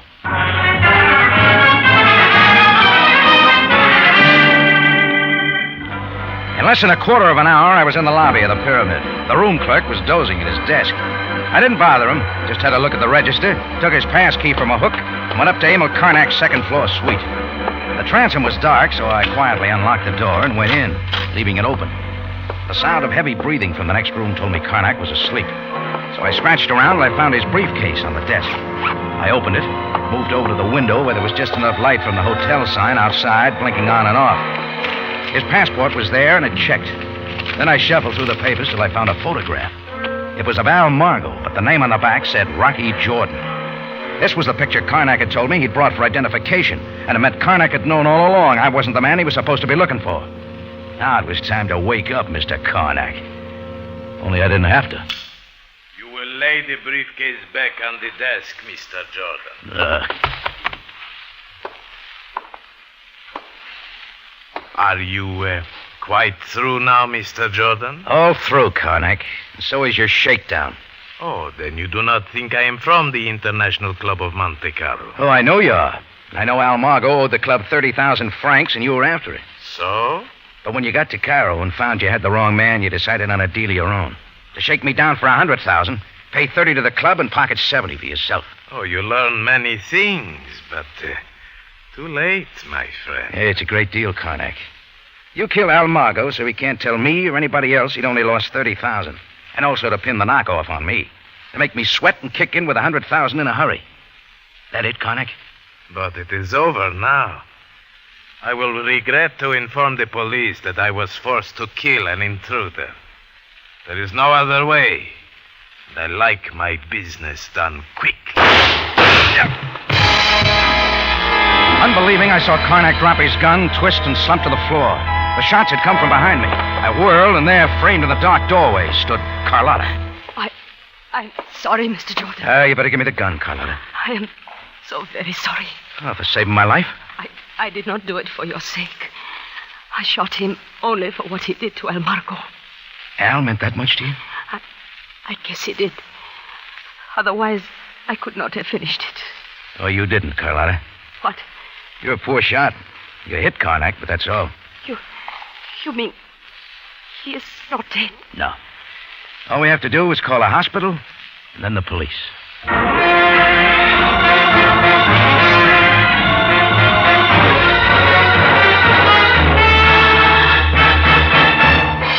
In just a moment, Rocky Jordan returns to conclude tonight's story.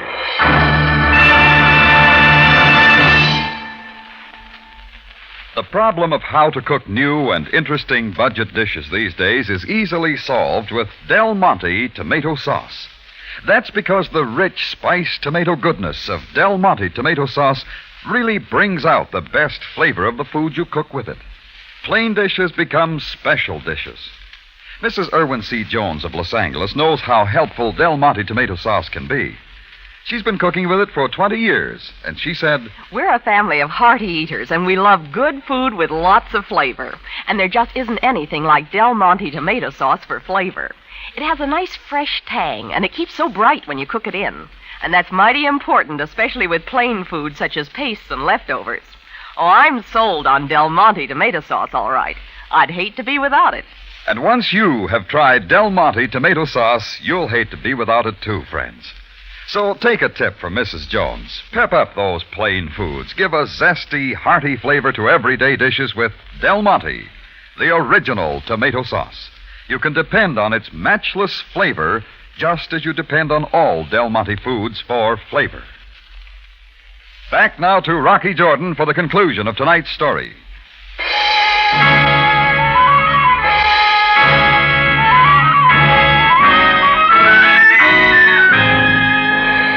Well, a phone call brought Sam Sabai in a hurry.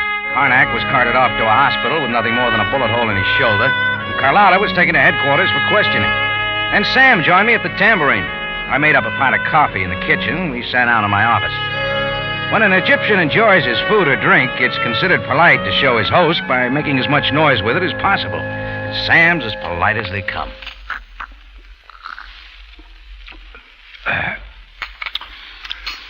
Most excellent coffee, Jordan. That's what I hear, Sam. The manners of the East bewilder you at times, do they not? Just as I do not understand certain ways of your people. Sometimes they all confuse me. Yes, indeed. Yet the inherent traits we find in all people, do we not? Love, hatred, avarice, fear. Yeah, and we saw them all today. With the pitiful Carlotta, it was love. Mixed up with hatred. You know, after Margot left her in Milan, she came to square things. Didn't help when she found out he hadn't even told her his right name. And the avarice we find in Emil Karnak. Yeah, a good employee of his company till he saw the chance to get rich. He found out Margot was his man, but he also found out Margot didn't have any money. Karnak thought I did, so he killed Margot and kept the heat on me. It's too bad he didn't get a look at my bank account. I fear that Karnak has quite enough trouble ahead. We shall get a confession. All I'm concerned about is Carlotta. Why, Jordan? Did she not fire the gun only to save your life? Well, yeah, sure. She will be given her freedom. Oh, good. I guess she couldn't ask for any more than that. She will return to Milan most rich in her wisdom of the ways of the world. Want to know what I got out of it, Sam? What, Jordan? Yeah.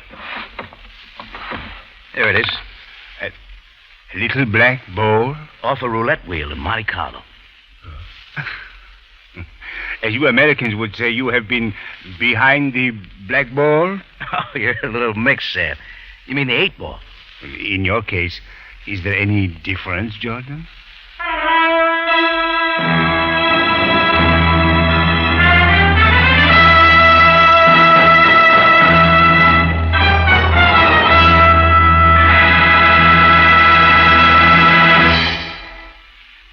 For the finest in tomato flavor, enjoy the whole family of Del Monte tomato products. Del Monte catsup and chili sauce. Del Monte tomato sauce and canned tomatoes. And Del Monte tomato juice. Remember, buy wisely. Buy for flavor. Buy Del Monte. Del Monte, the brand you trust for flavor in so many good foods.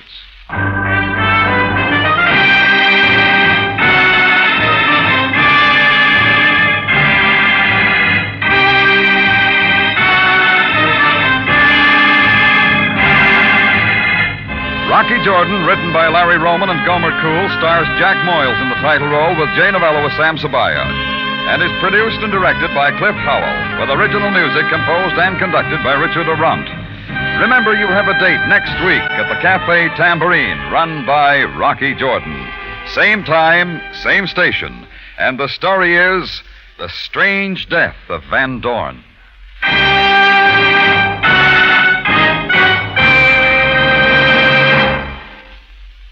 Here's the handiest, easiest way to brighten a meal. Del Monte Fruit Cocktail. 5 luscious fruits ready diced to serve as is.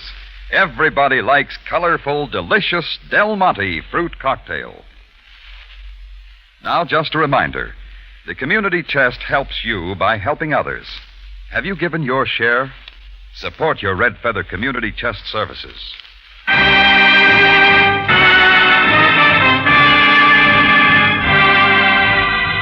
Larry Thor speaking. Rocky Jordan is presented over CBS, the Columbia Broadcasting System.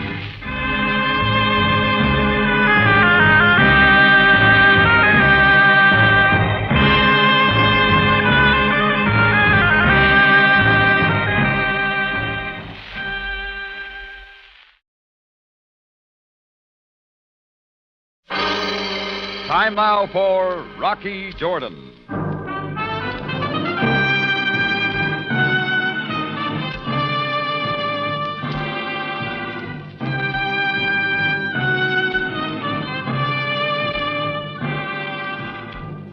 Not far from the Mosque Sultan Hassan in Cairo stands the Café Tambourine, run by Rocky Jordan. The Café Tambourine, crowded with forgotten men, alive with the babble of many languages. For this is Cairo, where modern adventure and intrigue unfold against a backdrop of antiquity. Tonight's story, Journey to Nashir.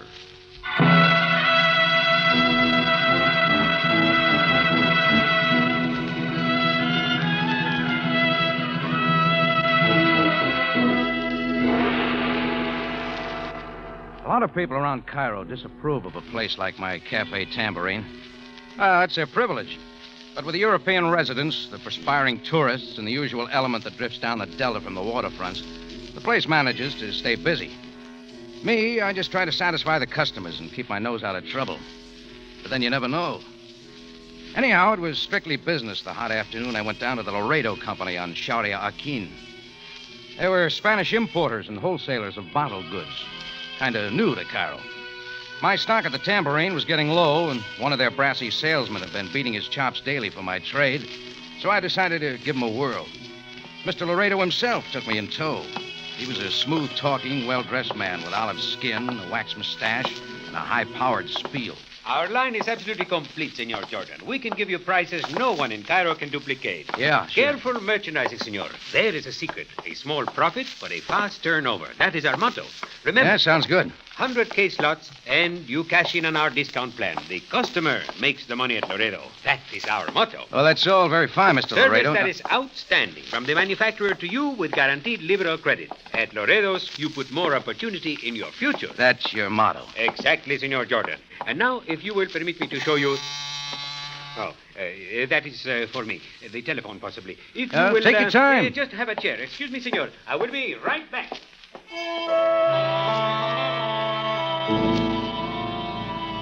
I didn't mind the wait. The rear of the wholesale house looked cool and inviting after the swelter of the street. So I wandered back, browsing among the cases piled and stacked everywhere. It looked like Laredo had just what I wanted. I strolled around through the narrow aisles, letting my eyes become accustomed to the shadows, and I suddenly made out a stack of cases that loomed up like a long-lost friend. It was a mineral water from my favorite spa in South America. I hadn't seen any in years. I pulled a bottle out, found a nail to get it open, and proceeded to sample it. Just as I raised the bottle to my lips, Laredo showed, and he came charging down the aisle like a bull seeing red. Senor Jordan, no. That is not for sale, senor. Do not drink it. It was too late. I spit most of it out, but swallowed enough to take the roof off the top of my head. For a moment, I was stunned. Then I was confused, and it seemed like 1,000 little flames began to lick my inside. When I fell back against the cases, I was suddenly aware that Laredo was standing rigid, kind of dumb and sad expression on his face. Qué lástima. Don't this... Don't stand there. I to warn you, senor. Give me some water, you stupid fool. Hurry up. I am afraid, Senor Jordan, there is nothing I can do now. I tried to scream at him, but didn't quite make it. I doubled up in pain, and the next thing I knew, I was groveling at Laredo's feet. It got dark then, and the rest was like a nightmare. First, I was tossed in the sea, and again by a howling wind. There were times when I was conscious of a strange odor. It was overpowering and hung like a dead weight. Then the sea and the wind and the odor got all mixed up, spinning me off into nowhere.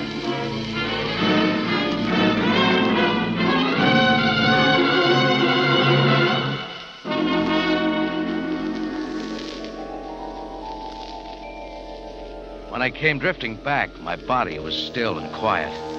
My eyes opened and there was more spinning. Not me this time, but a little ceiling fan making like a sunbeam mixmaster. Only it didn't help any. I was in a small room, flat on my back. Here and there was sprinkled some white enamel. And there was another smell, like a hospital. I pulled my eyes to the window and all I could see was sand. I went back to sleep for a while, and when I woke up again, the same burning was in my throat and my lips were parched and dry. There was more white. Some of it moved. I looked up to see a spare, mild-eyed man staring down over his beard at me. There, now, you're coming around. You'll be all right now. Will I? I am Dr. Cooper. Well, Jordan's my name. Well, maybe you know. Now, just relax. We will talk later. Where's Laredo? No, I wouldn't sit up. Not yet. Where is he? Here. Here, drink this. There. That's better, is it not? Yeah, thanks. You haven't answered me. Oh, Mr. Jordan, why can't people like you and I learn the ways of the Oriental? What does that mean? Resignation at times such as this. You have been through an ordeal. Your mind should be at peace. But then I have tried too. Tell me about Laredo. I'm sorry I never heard of him. And what's this? How'd I get in this place? Not much of a hospital, I admit. But the best we have is a tiny outpost like Nashir. Nashir? Please lie back, Mr. Jordan. I was in Cairo only a few minutes ago. We are 50 miles from Cairo. But then your mind will clear. The heat and the sand does such things, you know. How'd I get here? Why is anyone here? I was a good doctor till a slip of the scalpel, and then... That's all very interesting. Now, what about me? A camel driver named Pandit brought you in 18 hours ago. Where is he? He's outside, but there is no hurry. I want to see that guy. Get him in here. Very well. If you insist. Pandit, you may come in. You feeling better, yes, sir? Haven't made up my mind yet. You are indebted to Pandit. He found you in the desert. Yes, sir. Half covered by the sand. Your pockets were empty. Nothing to tell who you are. I don't get it. Very strange, sir. Beyond where I found you, there is not water for many kilometers. A few more hours and you would have died. Yeah. Doc, was I poisoned or what? Poisoned? That's very doubtful. You must have wandered about without eating for days. Oh, you're all wrong. Oh, you were dry as a bone. A stomach pump couldn't have been more thorough. Well, maybe I am losing my mind. What do you make of it, Doc? I'm only a doctor, Mr. Jordan. Problems beyond that are only confusing. Perhaps that's why I'm out here, at such a place. It was only a small mistake. Listen, I was in a wholesale house in Cairo. I sampled some mineral water, and the next thing I know, I've been dehydrated and left in the desert to die. Very strange, sir. What went on in between? You're tired. You need rest. It wasn't mineral water, that's a cinch. I wouldn't know. That's what gets me. If they left me out here to die, why did they take such pains to make sure no trace of that firewater was inside of me? Very strange, sir. Yes, strange. So many things about you, Mr. Jordan. Yeah, what else? How is it that you have never had your tonsils out? I talked the doc out of a tonsillectomy and talked Pandit into loading me on a camel and getting me to the road along the Nile that led back to Cairo. And by one way or another, I was finally back in the city late that night and unlocking the door to my tambourine. I made it up to my quarters and fell across the bed and was asleep without undressing. Next I knew, it was morning. I was awakened by somebody moving around below, so I went down. It was Chris, my bartender. Rocky, you old son of a gun. Hi, Chris. Thanks for opening up. Where you been? We've been looking all over for you. You can relax. Hey, you know, Rocky, you look bad. Everything all right? Oh, just a little dehydrated. I made up some coffee. Oh, that'll help. Thanks. Last I knew, you went over to the Laredo Company. What happened after that? Mr. Laredo can tell you better than I can. We called there last night, but no answer. I don't get it, Rocky. I'll tell you about it. Sure. Now, here's some canned milk. No, I think I'll take it black. Captain Sabaya's been looking for you, Rocky. Yeah, what about? Well, I guess we were all trying to find you, only he came back 2 or 3 times last night. Seemed kind of sore. Oh, you can wait. Think you can keep things going here for a while, Chris? Sure. You go ahead and rest. Yeah, not till I see Laredo. Hey, gee, Rock, you're in no condition to go anyplace. Start worrying about Laredo. He's going to need it.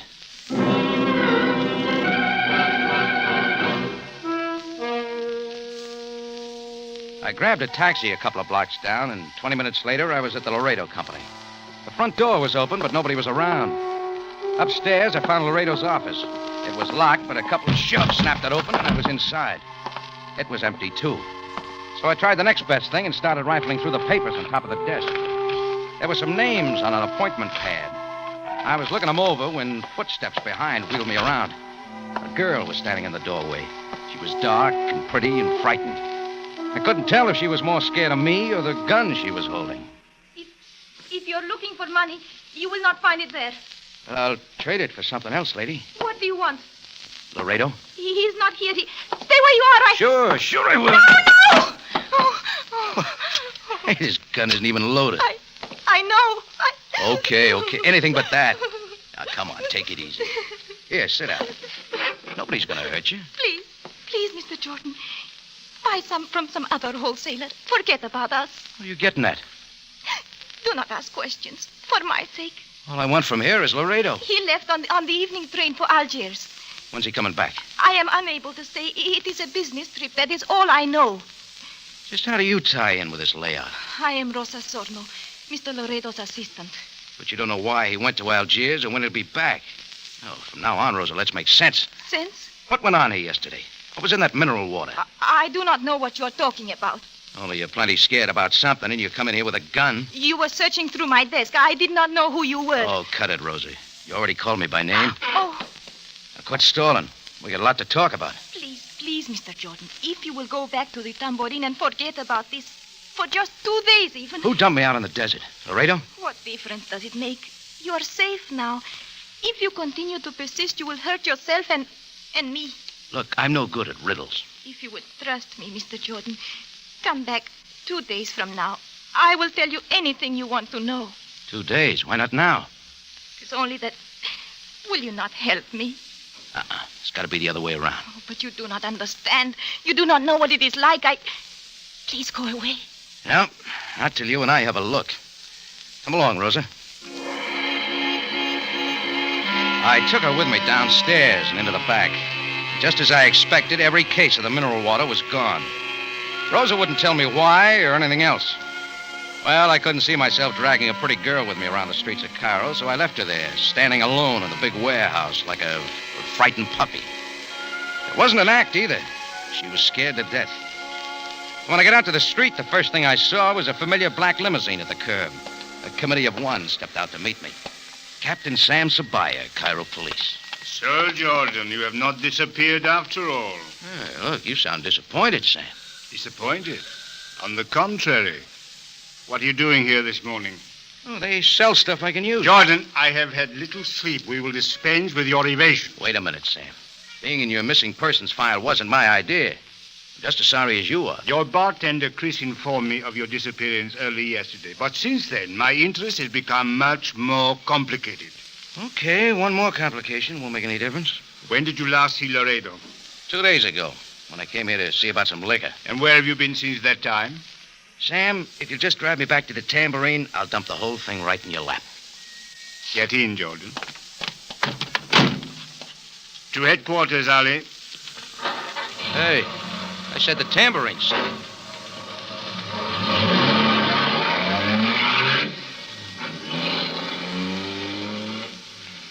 Proceed now, Jordan. What do you wish to tell me?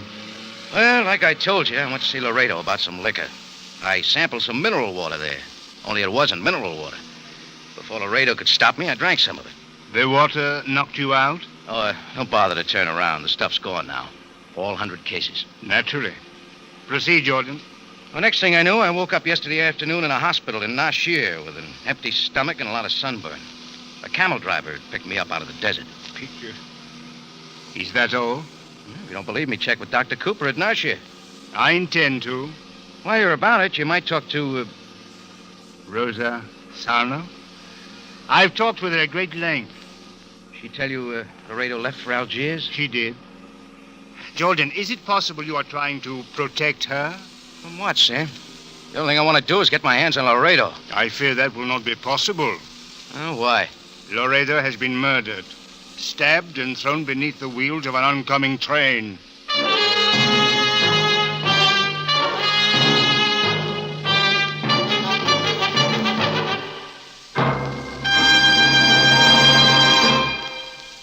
You are listening to Journey to Nashir, today's adventure with Rocky Jordan. Lux leaves you laughing. Yes, America's favorite dramatic show, Lux Radio Theater, bows off the air for the summer with one of Screenland's funniest comedies.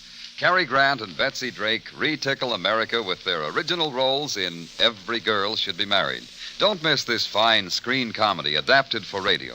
You have a date with fun this Monday, tomorrow night at 6 over CBS. Because that's the night Lux leaves you laughing.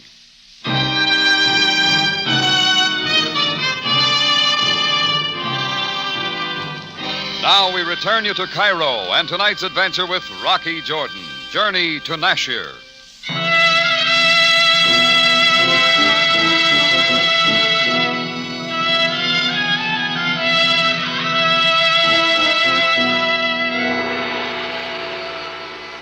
Well, down at headquarters, I repeated my story to Sabaya while he looked at me like a kid that had just robbed the jam shelf. I couldn't tell whom he suspected most for Laredo's death, me or Rosa Sorno. There was nothing to hold me on, so Sam was off to check my alibi with a hospital up in Nashir, and I went on back to the tambourine. I drew a cold beer and sat down in my office with Chris and brought him up to date. Chris has the knack of being a good listener. Sure sounds crazy, Rock. Yeah. With a yarn like that, Sabaya wonders where I fit into Laredo's killing. What about the girl, Rose... Sorno? Yeah. Well, I got a hunch she's all right. But she's tied in somehow, and she's plenty scared. Well, 100 cases of mineral water don't disappear into thin air. And they were careful enough not to leave any trace of it, not even in my stomach, before they dumped me in the desert. Now, Chris, we'd be wasting our time. Yeah, it's a cinch whoever got you knocked out took care of Laredo. Maybe. Funny thing, just before I passed out... Yeah, Rock? There was a strange odor. I can almost smell it now. All I can smell is Cairo. Somehow it reminds me when I was a kid. Perfume, maybe. No, I don't know. What now, Rocky? Maybe by now Rosa's ready to talk. Boy, you sure ask for it, don't you? By this time, I could have found my way to the Laredo Company in my sleep. But there was an answer there, and I had to find it. The place was as empty as ever downstairs, so I started for the office. As I walked up the steps, Rosa was talking to a guy standing in the doorway. He was big, like an ex-wrestler, and his face was red. When they saw me, they suddenly stopped. There was an awkward silence. I broke it. Oh, don't let me interrupt. Oh, Mr. Jordan, this is Nick Connollis. Nice knowing you. Why? Nick, please. Goodbye, Rosa. When it ain't so crowded, we'll talk some more. Well, looks like I walked in at the wrong time. I told you not to come here. Friendly guy, Nick. Your boyfriend? Why, no. He used to work here. He thinks we owe him back pay, that is all. Sure. Rocky, if you would only leave me alone. Wait a minute. Smell something in here again. It's Platine, if that interests you. No, not the perfume. Something else. Just trying to connect it up. Oh, please, I do not understand. Maybe with Nick Canolis. Couldn't be Laredo now, could it, Rosa? Rocky, can you not forget what happened? You are no longer involved. Sam Sabaya doesn't think so. It is me he suspects. Should he? No, Rocky, I swear to you. But you are making it worse. Why? Make it clear, Rosa. Or has it occurred to you that maybe I'm trying to help you? Then just go back to your cafe. I will call you 2 days from now and tell you everything, I promise. What are you doing? This list of names in the appointment book, they all show up today? Yes. They are only customers. Well, I'll take them along anyway. Very well, take them, but please go. You know, You're not playing it very smart. Get out! Why not talk a little, Rosa? Save us both some trouble. Okay. See you later. Rocky! Yeah? Nothing. How do you like a woman who pleads at you with her eyes and tells you to get out? That wasn't all I couldn't figure out about her. All that trip had gotten me was a list of 6 names. There was an outside chance one of them would help me to the answer. So I started at the top. Antonio Giovanni, 4110 Sharia Ben Ahmud. It turned out he had a combination liquor and cheese shop. He swatted flies like an old hand. What do you want, mister? It's about a Mr. Laredo of the Laredo Company. You know anything about him? No, anything about it. Sure, I wasn't there today. All the liquor I wanted. It flies. Yeah, I know. This the first time you've been there? First time. What are you, checking up on my credit? Tell him to send me a bill at the end of the month. All right, listen. Forget about the liquor. Okay, so I cancel the order. Now get out and take the flies with you. Well, I scratched off the top name and went for the next.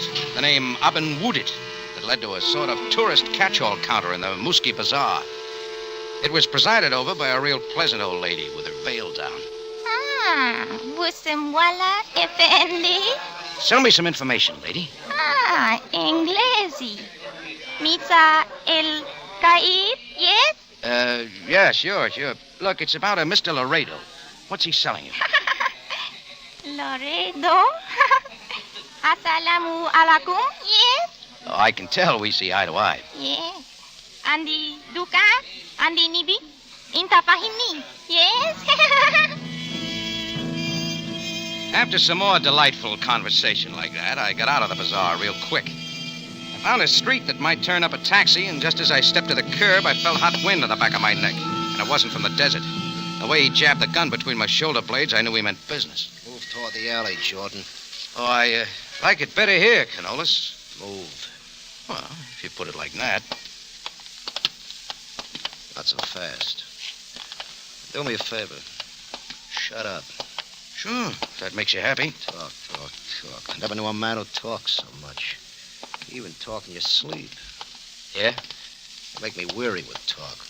What do I say in my sleep, Nick? Just talk. Okay, Jordan. We stop here. You cut the cards. Shut up. Keep looking at the wall. With your hands up. Hey, my wallet's not in that pocket. Talk. Why don't you try the inside pocket? That's my idea. He stuck his hand into my inside coat pocket, and I swung around, caught him with the left of the head. I had to stay in close, but he wouldn't fight, only wrestle. He got a headlock and slammed me against the building. It got hazy, but I stayed inside his gun till all at once it came down on the back of my head. I hit the dirt for the 3 count. When I came up, Canolis was gone. I reached into my pocket for the list of names I'd taken from Laredo's office. All I came up with was a broken fountain pen. Now, that meant Canolis had plenty to do with this deal, and maybe Rosa Sorno, too. All I could remember was the scared look in her eyes. From the looks of things, I was the Laredo Company's best customer, because I went back there for the 3rd time that day. And this time, there was nobody there, not even Rosa. In the office was that same odor again, stronger than ever. In an ashtray by the window, I found it. A half-smoked dark brown cigarette. At that second, the door opened. You are making things difficult, Jordan. Oh, I'm just trying to help, Sam. Come on in. Indeed, I will. Where is the girl? She's not here. I got something else. Now, what has that to do with... Look at it. A cubeb. Ever smoke one when you were a kid? Jordan, you are taxing my patience. Sam, whoever hauled me off in the desert is an asthmatic. They smoke these sometimes. Jordan! Look, the smell. It followed me all the way out to the desert. Jordan, there are millions of asthmatics. So how will it help us? Might narrow down the field, Sam. Jordan, the field is immense. Laredo, I discover, has more enemies than we can count. He spent time in a Cuban prison for smuggling drugs. He hid in your country, Carlsbad, New Mexico, for 2 years to escape the Johannesburg authorities. What for? Drugs again. In many other cities, Santiago, Chile, for example, there are records of him. Sam, how about playing ball with me? I want Rosa Sarno. Leave the building, then come back and meet me downstairs in an hour. Are you presuming to tell me... I want someone to think we've left and the coast is clear. Who, Jordan? Oh, it's just a hunch. Give me a break. Very well. But after this, if the girl is not found, you will be held responsible. In 1 hour. Sam left, and I waited in the office a few minutes, then pretended to leave, too. Only I backtracked and slipped into the warehouse. I began to move slowly through the aisle. I heard someone enter the warehouse from the back. I ducked behind some cases and waited. It was Nick Canolis. As he passed, I slid out and shoved the stub of my fountain pen in his back. Hold it, Nick. Are you going to talk some more, Jordan? You this time. About that list of names. They led no place, Jordan. You see, I'm looking around, too. For what? I just wonder what's coming to me. The door on our left suddenly opened, and there was Laredo, with more life than a jumping bean. Nick, look out! Laredo fired 3 shots, and they all found their mark. The first creased my shoulder, the other 2 lodged in Nick, and he crumbled at my feet. Yeah, he got what was coming, but sooner than he expected. Laredo held his gun on me, and I waited. You do not seem surprised to see me, Senor Jordan. Should I? After all, if I am dead, I must be a ghost. It's an easy trick to put your identification on some bum and toss him under a train. For that, you get a 10% discount, Jordan. That half-smoked Q-Bab was a dead giveaway. What makes you think it is mine? The places you've been. Carlsbad, Johannesburg, Santiago. All health resorts for asthmatics. Go to the head of the class, Jordan. I don't qualify yet. What about Nick here? He was a good partner, until he wanted too much money, and then I had to discard him. Careful merchandising, we call it. Yeah, I got another name for it. You would have been a good salesman, Jordan. Selling mineral water? It boosted my sales tremendously. All year-round stock. That is my motto. Now, kindly step into that room. You shall meet a friend of yours.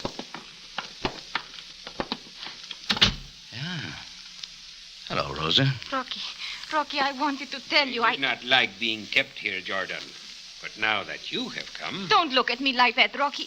I couldn't even warn you. I can think of a couple of times. Loredo was in the next room. He was there all the time. He would have killed us both. Well, that explains a few things. How about the rest? When Mr. Loredo asked me to invest in a wholesale business in Cairo, it looked like a good venture. I didn't know what he was really doing until it was too late. Quite right. And now I'll leave you and Rosa to explain Nick. Well, that won't be hard. Do not be so certain. After all, I could not have killed him. I am dead, remember? All the time I was looking around the room. There were no windows. The light came from a naked bulb hanging at the end of a long cord by a stack of cases that rose above it. I took a deep breath, grabbed Rosa, and threw myself at the cases with everything I had. Jordan! It worked. The light went out, and I pulled Rosa down, my hand tightly over her mouth. She got the idea and stayed quiet. It was pitch dark now. I waited and listened. Laredo was doing the same. It was cat and mouse, only Laredo had the gun. So the move was up to me. Then I got an idea. There was a lot of dust in the air from the overturned cases and a lot more on the floor. I began to blow it into the air, slowly and methodically. In a few minutes, it began to play havoc with Laredo's asthma. I moved quickly and quietly. I knew where he was now. A couple of more steps, and then I dove. I landed right on top of him. We rolled over and over, and then I lost him again. All of a sudden, a light flashed across the room from the open door. Ricky, he's getting away! Keep back, Rosa! Someone was blasting away in the next room. All of a sudden, it got quiet. Rosa and I waited to be sure it was safe, then I got her to her feet, and we hurried out into the warehouse. It was Sabaya. He was standing over Laredo with a puzzled look on his face. He gave me no choice. He started to shoot as soon as he saw me. Well, I'll bring you up to date, Sam. Over there, Nick Canolis. At your feet, Laredo. Laredo? Is he right, Miss Orno? Yes, but I... You see, Sam, Laredo had a sweet racket. Even Rosa didn't know the score till it was too late. The score, Jordan? Dissolving illicit drugs and sneaking them into the country as mineral water. I don't know just how it worked. If you evaporate the contents of the bottle, the drugs remain at the bottom. Oh. Well, that should teach you, Jordan, not to sample everything you wish to buy. Oh, on the contrary, Sam. It's a must. Careful merchandising.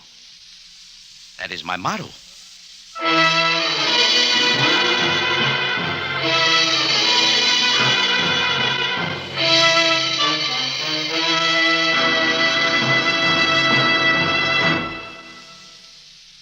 CBS, again at this same time next week for another story of adventure and intrigue, when we take you back to Cairo in the Café Tambourine, run by Rocky Jordan.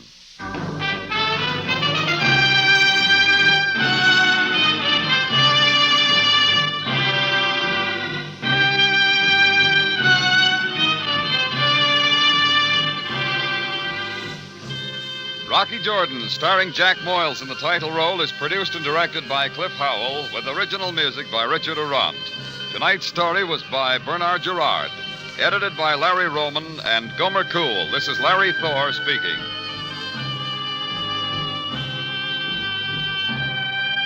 This is CBS, the Columbia Broadcasting System.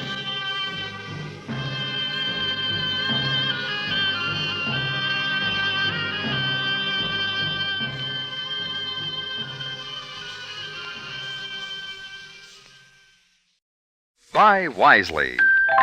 Buy for flavor. Buy Del Monte. Del Monte, the brand you trust for flavor in so many good foods. Time now for Rocky Jordan, brought to you today by Del Monte Tomato Products.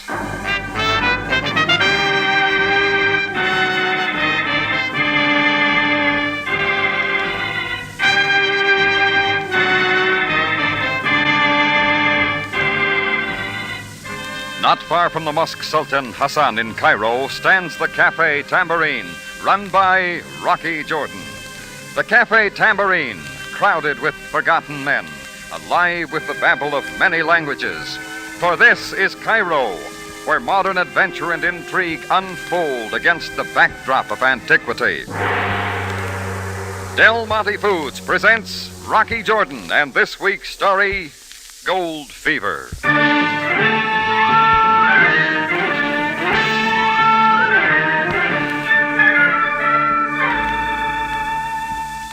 It all started when the phone at the head of the Tambourine bar opened up along in the afternoon. Chris was serving a lonely customer at one of the side tables, so I got up front and answered it. Yeah, Café Tambourine. Hello. Hello, who is it? I must speak to Jordan Bay. This is Jordan Bay. I must make no mistake. Are you sure? Look, I don't know who I am. What is this? You must hurry, Jordan Bay. Come as quickly as you can.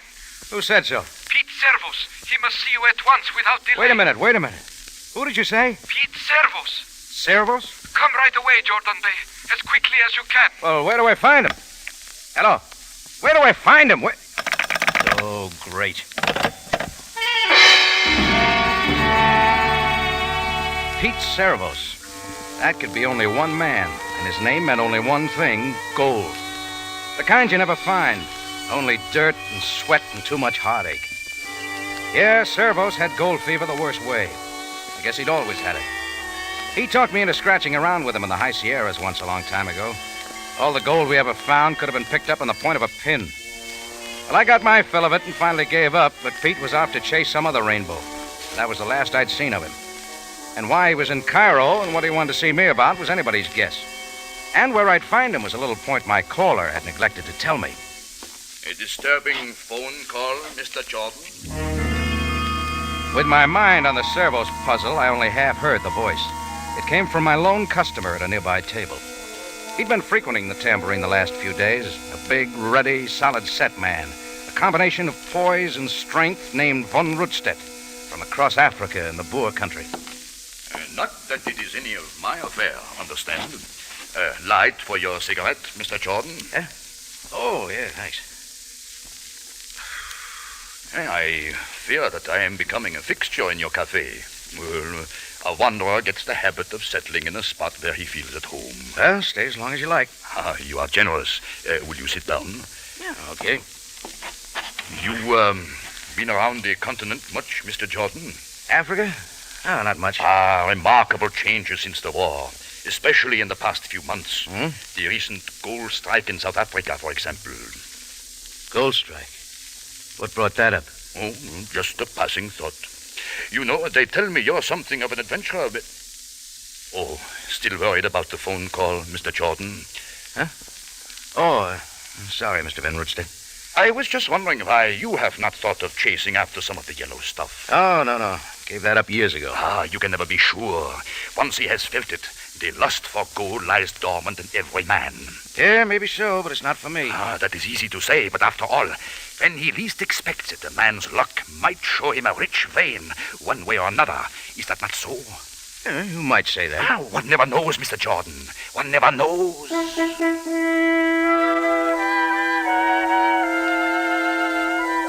Von Rundstedt broke it off about then and went out into the street. I stayed close to the phone, and what seemed like hours later, it began ringing again. Hello, Tambourine. Hello. I must speak to Jordan Bay. Look, I'm Jordan Bay. Oh, where are you, Jordan Bay? Where do you think I am? Where's Servos? Pete Servos? He's waiting for you. Why do you not come? One little detail. How do I find him? I told you. Are you Jordan Bay? By the last time, where is he? Where does he live? The address. Oh, so careless of me. Come on now, let's have it. Room 207 at the Pyramid House. Hurry, Jordan Bay. I got outside, flagged down a taxi, and made a quick deal with the driver to look up the Pyramid House. He hunked his way across the Musky Bazaar and finally pulled up in front of an ancient brownstone affair, a little more on the ratty side than most. I told the cabbie to wait around. Then I was up the steps, down a dark hall, and knocking at 207. Who is it? It's Rocky, Pete. Get inside, Rocky.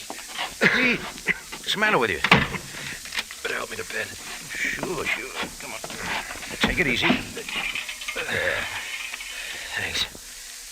I've been looking all over for you, Rocky. I can see now why you had to send somebody else. What happened? A couple of bullets I picked up. Well, we better take care of it. No, I'm all right. Just slowed me down a little. Yeah, bullets will do that. Yeah, won't they, though? How'd you get them? A lot anybody cares. Same old thing, huh, Pete? Gold? Yeah, same old thing. I don't give up, Rocky. I told you to forget it while you could. You think I could? It's been in my blood, and what can I do about it? I've been digging ever since I could hold up a pig. Yeah, and what'd it get you? A couple of bullets and a bunch of tattoos on your arm. Plenty of new ones since I saw you last. Oh, yeah. Hey, why are the numbers tattooed there on your right arm? Oh, there? That's my Social Security number.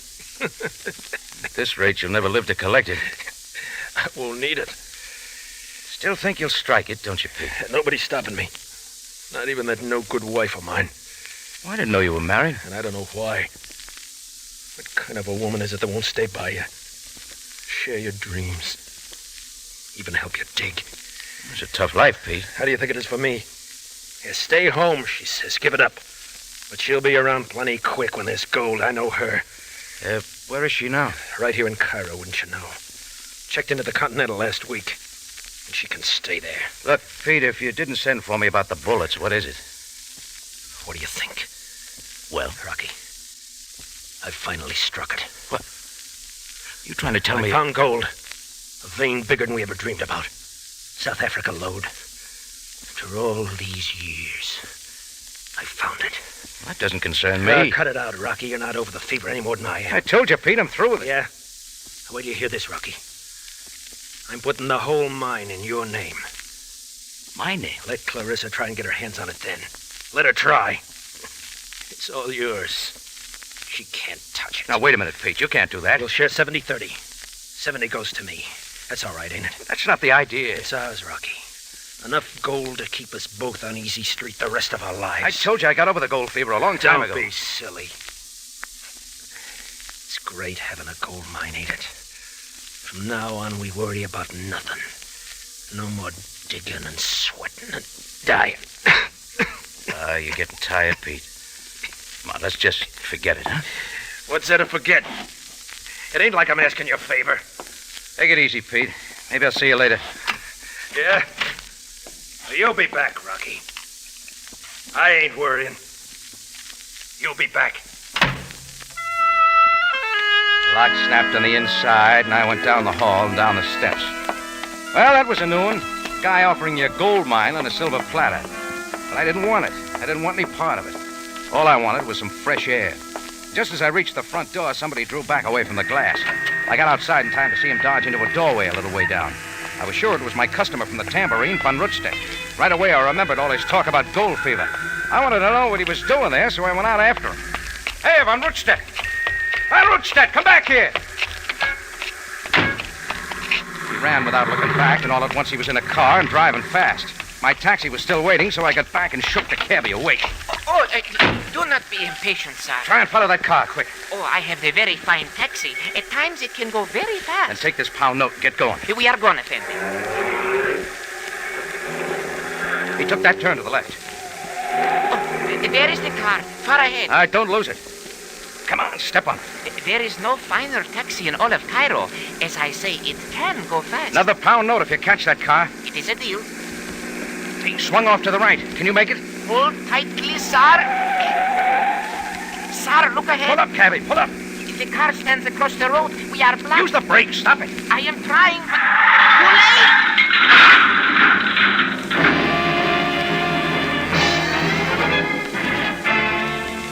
We hit the car broadside, and the taxi front crumbled like a paper cup. One glance told me the cabbie was all right, so I was out and running to the other car. And it didn't take any time to see the car was empty. Van Rutstedt was gone.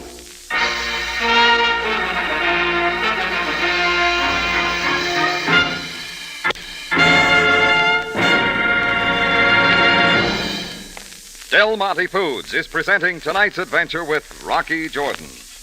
Hey, here comes Joe Johnson in the house after a long, hot day's work in the garden. Man, am I thirsty. I sure could use something cold and refreshing to drink. Oh, I wonder what's in the refrigerator. Hey, Del Monte tomato juice. That's for me. Opener. Glass. Right, Joe, for refreshment. There's nothing like Del Monte tomato juice. Del Monte tomato juice is fresh tasting. Yes, indeed. Del Monte tomato juice is made from fresh, ripe Western tomatoes, the flavor tomatoes. Del Monte tomato juice is natural tasting. True. Del Monte tomatoes are rushed directly from field to cannery to protect their fresh, natural taste. Del Monte tomato juice is refreshing. Right. Del Monte tomatoes are pressed immediately at the cannery to preserve all the sunny, rich goodness of those deep red, vine-ripened tomatoes. Fresh tasting. Natural tasting. And refreshing. Fresh, natural, refreshing. That's Del Monte tomato juice. Look for it at your grocer's. Keep a can or two in your refrigerator. And remember, for real refreshment, buy fresh-tasting Del Monte tomato juice every time.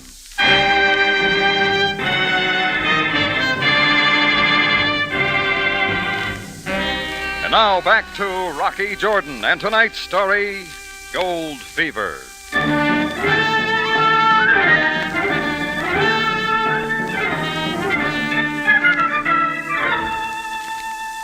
Well, it took some time trying to pacify the little driver for the damage to his taxi, but I had other problems.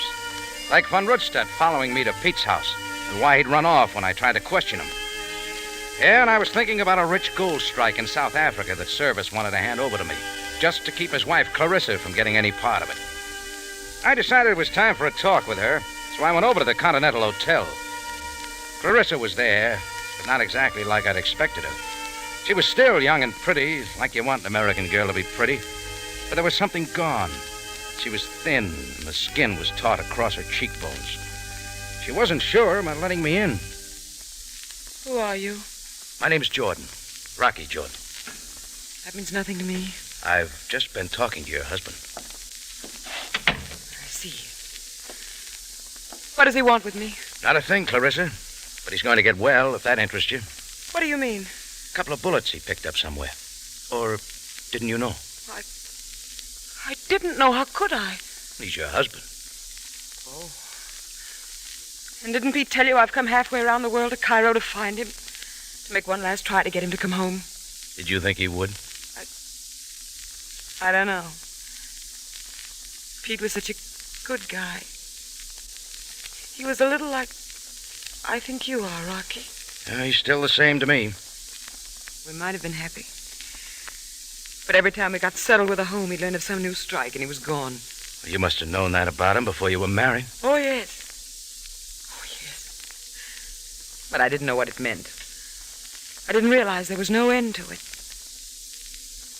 Now he won't even see me. So now I don't care.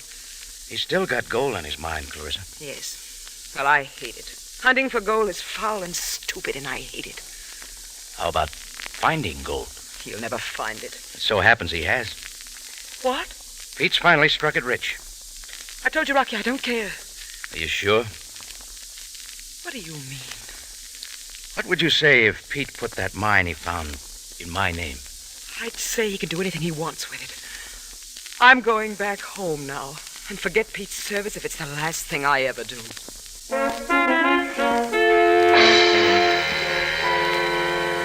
There's another one for you. Pete puts the mine in my name to keep his wife's hands off of it, only she tells me she doesn't want any part of it or him either. That's when I doubled back to Pete's place to get a few things straight. When I got there, the first thing I noticed was the door smashed open. Inside, the mattress was half off the bed, the bureau drawers open. Pete wasn't around, but somebody else was. Captain Sabaya, Cairo Police.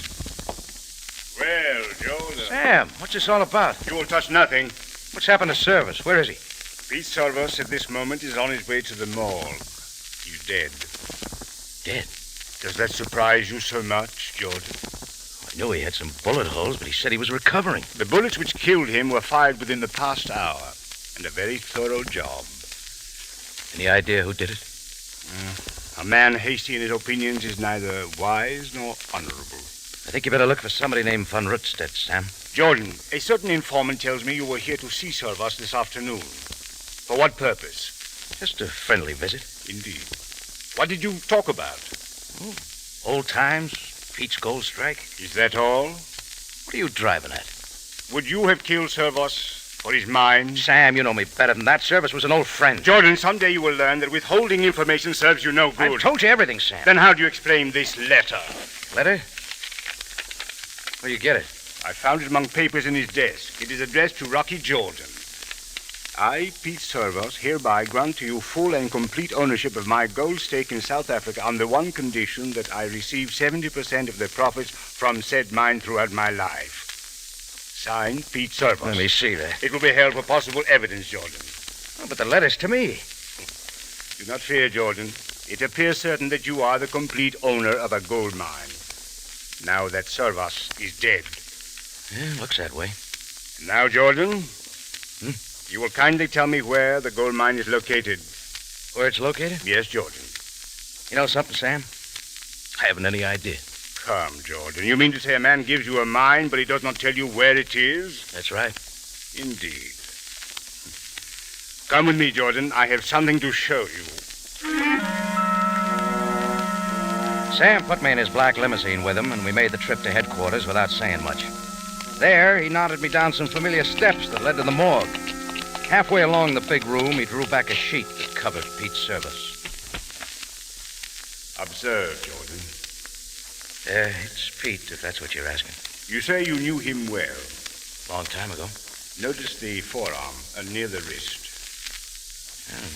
Looks like a bad burn or something. It is a burn. Put there after the killing. What about it? The killer obviously wanted to erase whatever was recorded there. A tattoo mark, perhaps. Oh, he had a lot of tattoos. But this one, can you recall what it was? Afraid not, Sam. Very well. However, if your memory should suddenly return, let me know. I had noticed some numbers on Pete's arm that afternoon, but they wouldn't come back to me. After all, I wanted to clear up Pete's death, and the numbers might help. I had a hunch Von Rundstedt knew, but going back to Clarissa was quicker. There was a chance she could help. The news of Pete's killing had been a shock to her, but she was packing to leave.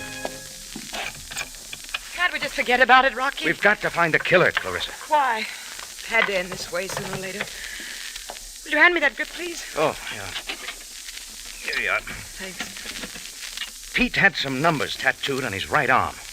They've been burned off. What were they? I don't remember any numbers. You sure? Yes, Rocky, yes. I don't even know what you're talking about. Do you have any pictures of Pete around? Box in the top bureau. I was about to throw them away. Oh, thanks.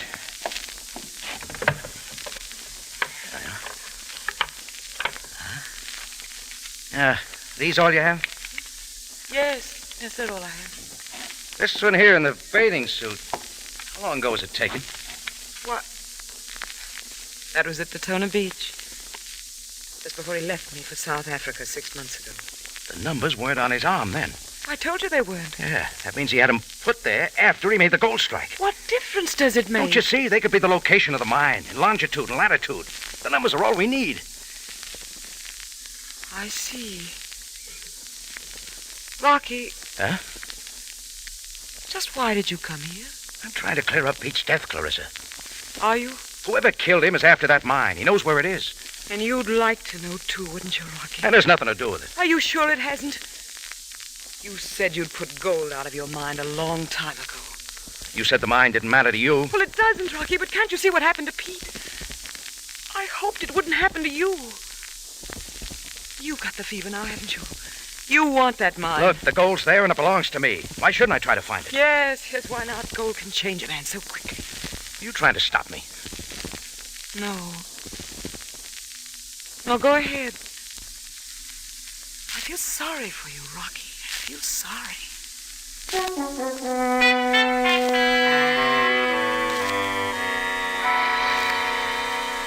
What she was driving at didn't set with me. I got out into the Cairo night. As I tried to walk it off down the Sharia El Mar, I made up my mind I was finding von Rundstedt if it took digging out every hole in Cairo. That turned out too easy. He was waiting in a doorway, a gun leveled at my ribs. Take care, Jordan. Walk ahead. You're kind of hard to catch, von Rundstedt. We will talk in good time. About who? Service? To the left, down the alleyway. Oh, gonna make it real private, Shut huh? up. No. Stand there now, with your back to the wall. Right, you're calling it. No tricks if you are wise. I'm getting wise to a lot of things. Oh, that I followed you after the phone call in your café this afternoon? Yeah, that is true. Yeah, right to Service's place. Did you kill him? There is no reason to hide it from you. We talked for a while, then I killed him. And burned the numbers off his arm. Why? Because they told the location of the mine? No one knows where the mine is except me and you, Jordan. I forgot the numbers. I could never be sure. So you figure burn them out of me? There is no other way. One little request, huh? It is your last. In close and clean. As you wish. The last step was his mistake. That's when my shoe caught his shin hard. He doubled for a split second, and my hand came down with a cut on the back of his neck. And Rundstedt dropped flat in his face, and the gun clattered away. I scrambled over and came up with it. It was that easy. You're round, Jordan. All right, come up, Von Rundstedt. I should have shot you while I could. Now we'll talk about the mine. Clear it up. Yeah, you will want to know, Jordan. If Servos did not tell you, he did not find that mine. It was I who made the strike. That's not what he told me. You fool. Why do you think he gave the mine to you? Why should he put it in your name? Keep it away from his wife. How can you believe that, Jordan? Servos stole that mine from me. Before I could file, he was ahead of me. It was in his name. And it was too late. Well, it's in my name now. Yeah. Servos thought that would protect him from me. But I killed him for only one reason. Because he took what was mine. I killed him just as I will kill you. Only I got the gun. That poses a problem for you, does it not? I alone am in your way now, unless you shoot me. And go ahead, Jordan. Pull the trigger and get what you want. I was looking at him, but all at once I was seeing myself. Yeah, what Sam and Clarissa and now Von Rundstedt had said about me getting gold fever was right. I did want that mine, bad enough to kill. I could shoot, I was safe, and this was my big chance. Go ahead, Jordan. You have only to pull the trigger. Self-defense, you can call it, and then you will be free of me. You deserve to die. You murdered Service. That is it. Justify yourself, Jordan. Gold fever has no regard for fair play. I can see it in your eyes. You want to kill me, don't you? So you can get the mine. You'd have killed me. So now is your chance. You will find the mine somehow. The mine is all yours now. Just raise the gun, Jordan. Pull the trigger. Shoot, Jordan. No. I'm not going to kill you, Von Rundstedt. That won't be necessary. Not for me. It was a difficult decision, was it not, Gordon? The police. Sam, how long you been there? I witnessed everything. Ali, Greco, take this Van Rundstedt away quickly. Yes, Captain. Sam, you won't be needing that service pistol. For which I am very happy. I would have hated to see you raise the gun to kill him. He killed Service, Sam. Yes, Jordan. I know. You see, the police have not been idle. Looks like you've been way ahead of me. But Van Ronstedt was right. The mine was stolen from him by Pete Service. In fact, I have learned many things from the South African authorities. Huh? Including what else? Van Ronstedt was a most strange and unpredictable man, known throughout South Africa. Oh, and I'm listening. He, too, had gold fever, but of a most severe nature. In his time, he had discovered a dozen mines, each of them, to him, worth a fortune. To him? What are you getting at, Sam? Just this, Jordan. Both you and Pete Service were fooled by a man with hallucinations who owned a mine that was worthless.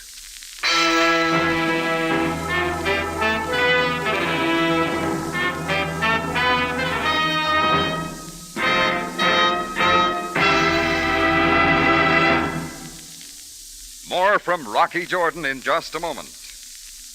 Let's step outdoors and join the Ellis family at their barbecue. Boy, those hamburgers look good. I'm starved, honey. How long do I have to listen to them sizzling there on the griddle? Take it easy, darling. All in good time. I'll just turn it over. There, that's about it. They're ready. Let me at 'em.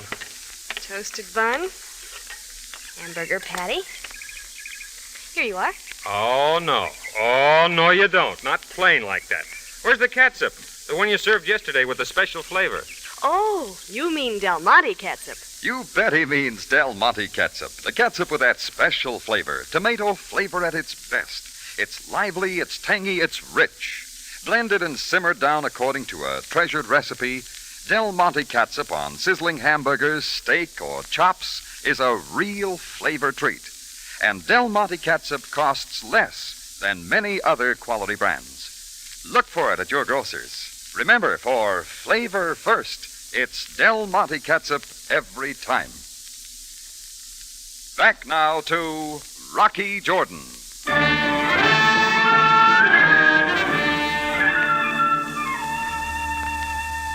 Well, there wasn't much more to clear up. Sam and his men took care of Van Rutstedt, and all that was left for me to do was to have a little talk with Clarissa. I bought her a cup of coffee in an all-night café and told her what had happened. Well, Rocky, I'm glad it's over. Me too. You know, I just took the cure. I'm out of the gold business. I hope for keeps. You can count on it. So it's all for nothing, then. Pete dreamed and stole and died for a mine without any gold. That's right. You know, somehow I'm glad he never found out. What about you now, Clarissa? Me? I need to go home for a while. Wish you didn't. Maybe sometime I'll come back to Cairo. Perhaps I'll see you then. Not scared of gold fever anymore? No. But there are other kinds of fever, Rocky. Let's wait and see.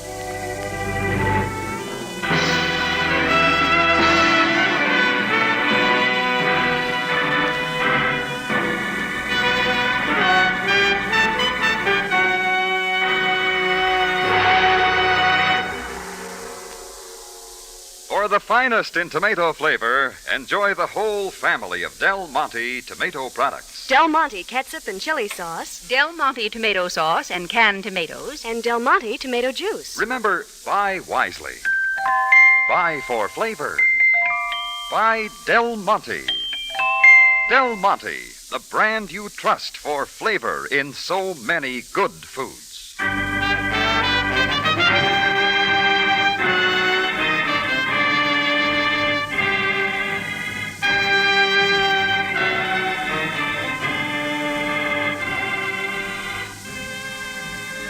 Remember, you have a date next week at the Café Tambourine, run by Rocky Jordan. Same time, same station. And the story is Cairo Vendetta.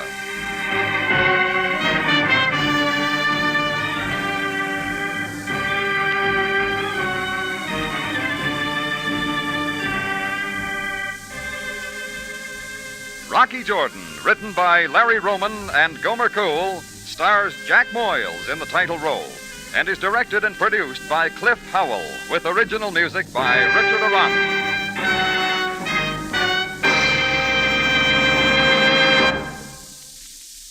Here's a cool suggestion for a hot day.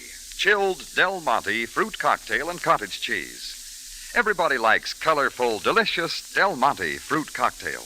Serve tempting Del Monte fruit cocktail, the brand that puts flavor first.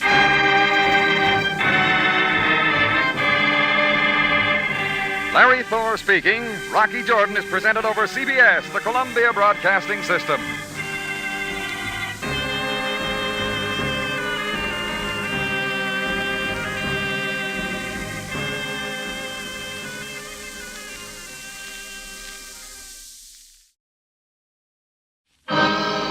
Time now for Rocky Jordan.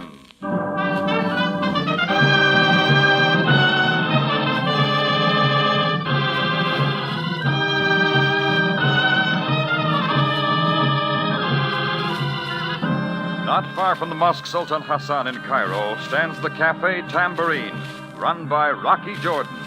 The Café Tambourine, crowded with forgotten men, alive with the babble of many languages. For this is Cairo, where modern adventure and intrigue unfold against a backdrop of antiquity. Tonight's story, champagne, caviar, and hot ice.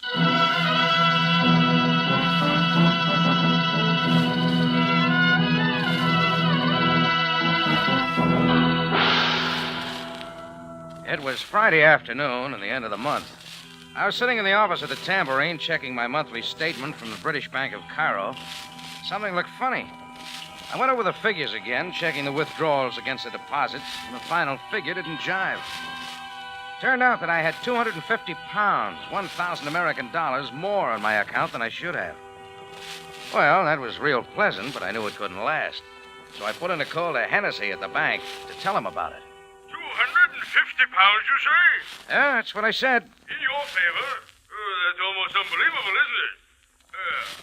Are you sure, Mr. Jordan? I went over the statement 3 times. But what I'm trying to say, Mr. Jordan, is that we never make a mistake in the depositor's favor. Look, Hennessy, check into it, will you, before I spend the money? Of course I will, old boy, of course. 150 pounds. Mr. Croton will have apoplexy if it's true. I'll call you Monday, Mr. Jordan.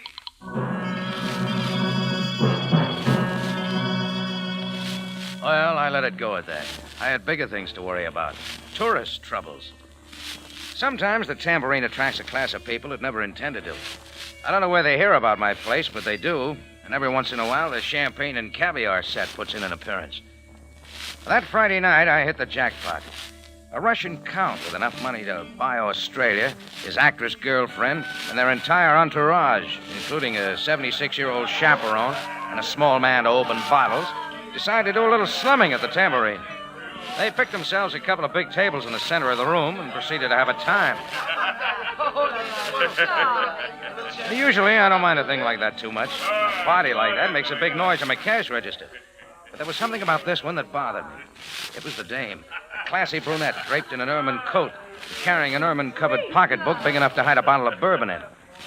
But she also wore a diamond brooch that shone like a Klieg light at a Hollywood preview. It was the kind of thing that could cause trouble. Mr. Jordan! Mr. Jordan! Well, the Count was calling me, so I moved out from back of the bar and went over to his table. Mr. Jordan. It is your pleasure to meet me firsthand. I am Count Yukovich. How do you do? And this is the most wonderful woman in all the world. An actress who can wring from a man's heart such emotion and such feeling as to make tears come. Oh, Ivan. Mr. Jordan, Miss Van Houten. Gloria, it is perfectly all right for you to greet this man. Oh, thank you. Mr. Jordan, I think your cafe is positively quaint. But I mean positively. I thought you meant quaint. Quaint? Yes, quaint, it's true. I'm so misunderstood. Uh-huh. But I do think your cafe is most enchanting. I could tell the moment I stepped in, as the low, flickering lights cast shadows of mystery. Gloria, this is no time for an audition. Sorry, Ivan. I was carried away. Oh, look, kids, have fun, huh? I've got some things to do in the back room. If you'll excuse me. No, Mr. Jordan, sit. I wish you to have the pleasure of drinking with me. Oh, thanks a lot. No need for thanks, my good man. I do not hold my money against you. A toast. A toast? To Gloria Van Heusen, a magnificent actress who can break a man's heart with a hiccup. Nazarovia! I noticed, Mr. Jordan, that you're looking at my brooch. It'd be a little hard to miss. Most lovely, Mr. Jordan, a family heirloom, worn once by Her Majesty Catherine of Russia when she was attempting to secure military aid from Louis of France. I bet she made it. Now it is a symbol of my love for Miss Van Heusen. It's a pretty expensive symbol. Couldn't you have left it at home in a safe? Of course not, Mr. Jordan. I couldn't go out without it. Why, I would feel positively naked. Here come another toast. This one to me. To Count Ivan Ivanovich Lukovich, descendant of the imperial family. Heir of the silver Now, what is it, cross of Chris? the Volga. A couple of guys at a bar getting order the tanked. golden They look a little nasty. Trouble? I think so. Come on, let's put a stop to it. Over at the end of the bar, Rock. Those two? Yeah, the guy with the bottle. Hey, you guys. Put down that chair. Hey, your tongue out. Another fight starting at the other end. Find yourself a table to crawl under, Chris. We're not going to be able to stop this. Well, they had themselves a real fine affair. They broke a lot of chairs and glasses and turned over a lot of tables. Then someone tripped the lights. They did a lot of fighting in the dark. Then just as suddenly as the fight began, it stopped.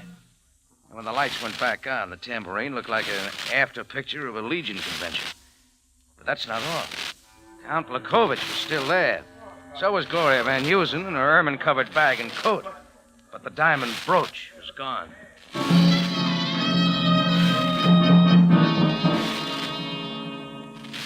It didn't take Sam Sabaya, captain of the Cairo police, long to put in an appearance. No, it is too much. Celebrities such as we honor the city of Cairo by our presence. And now this. Count Lukovich, I assure you this affair is most regrettable. Enough. It is not only that the house of Lukovich has been insulted, the heart of a beautiful lady has been broken. Oh, no, Ivan, you mustn't worry about me. After all, a great actress must learn to suffer. Captain Sabaya, were you not instructed by high authorities to give us every protection? That is true, Count Lukovich. Very well.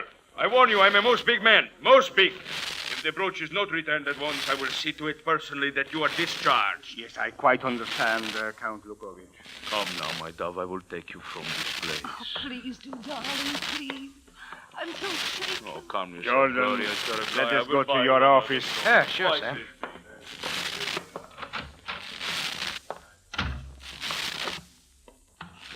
Now, Jordan, what do you know of this affair? Who were those men who started the fight? Never saw him before in my life. Jordan, I hope you realize that I will be under great pressure regarding this case. From the high authorities? My department was instructed to provide protection for these two celebrities during their stay in Cairo. So you see that my reputation is at stake. Well, so's mine. This doesn't do the tambourine any good. Please, Jordan. What I am trying to tell you is that I must produce a suspect in this case, and very soon. Sure. Find yourself a pigeon, Sam. It is most interesting that this robbery should happen in your cafe. That the lights should go out at just the right time. Hey, wait a minute. What are you driving at? Only this. If I find the slightest fragment of evidence that you are in any way involved in this affair, I shall make the most of it. Is that clear, Jordan?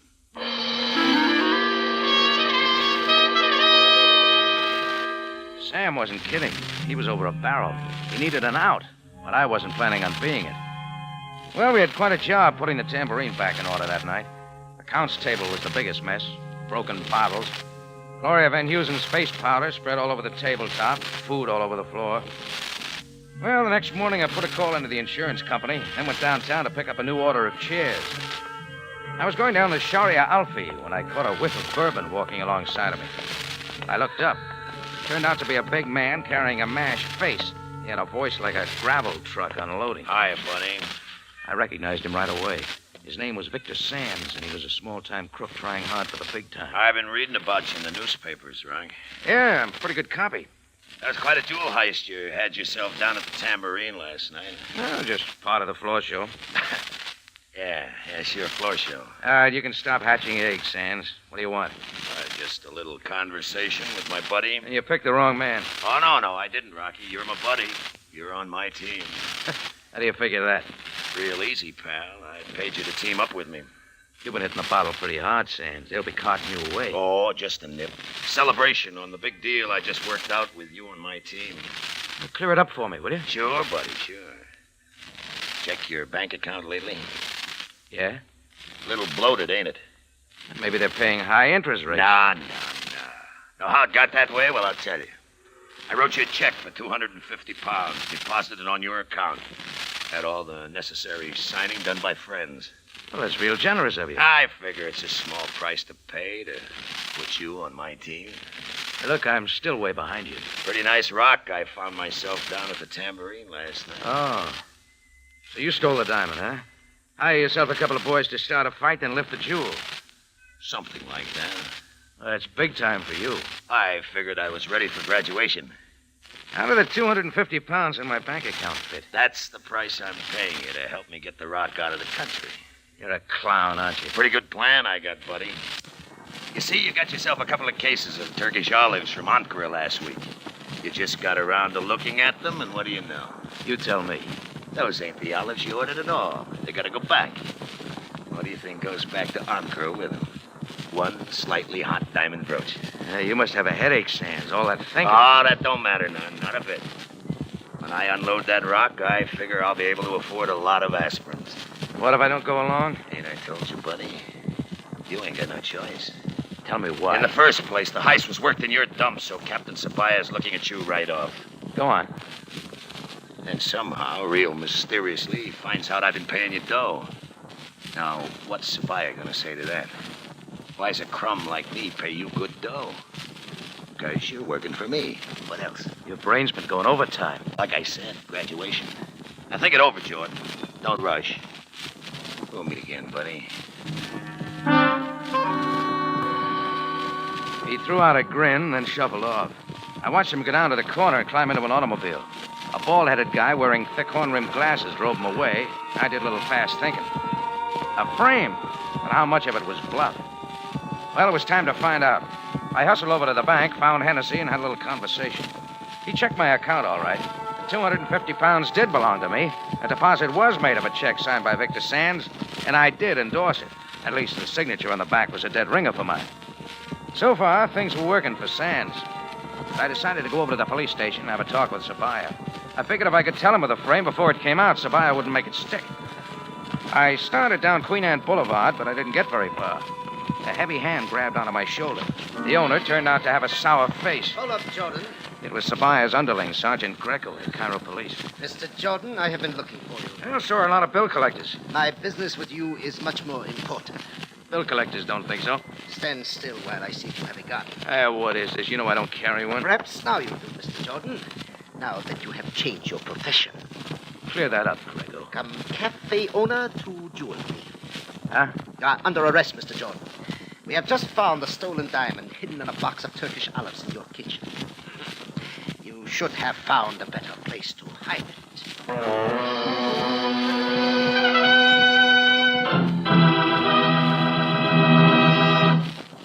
You're listening to Champagne, Caviar, and Hot Ice. Tonight's adventure with Rocky Jordan. Mystery and adventure join hands on CBS, and here's what's in store for listeners tomorrow, Monday night, on this same station. At 6, Captain from Castile. A thrilling adventure starring Cornell Wilde and Gene Peters is brought to you on Radio Theater. It's the radio adaptation from the screen story that finds high adventure in the Cortez conquest of Mexico.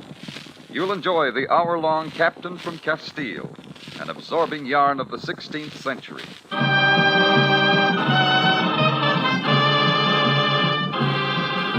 Now we take you back to Cairo and tonight's adventure with Rocky Jordan, Champagne, Caviar, and Hot Ice.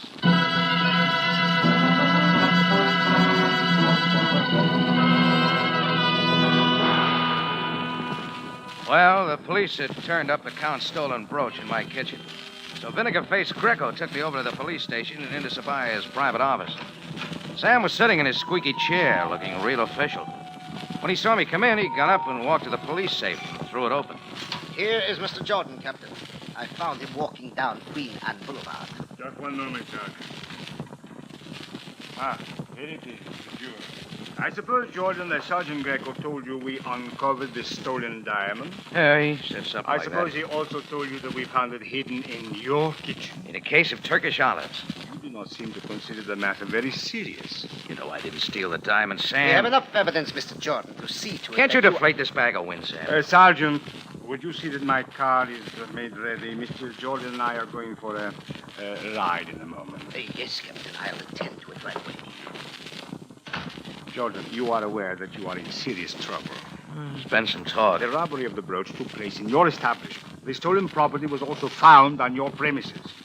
Now, you no doubt have an explanation. And his name is Victor Sands. And what has he to do with this? He pulled the snatch and hid the jewel at my place, trying to get me to help him ship it to Turkey.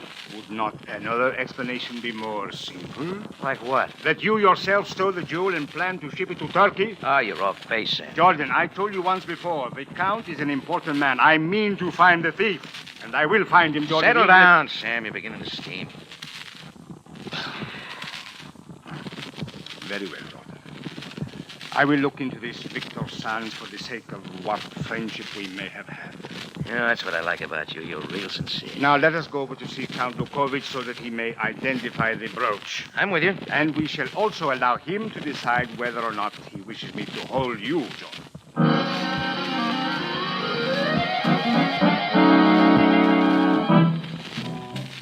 Count Lukovic and Gloria Van Heusen had adjoining suites at the Shepherd Hotel.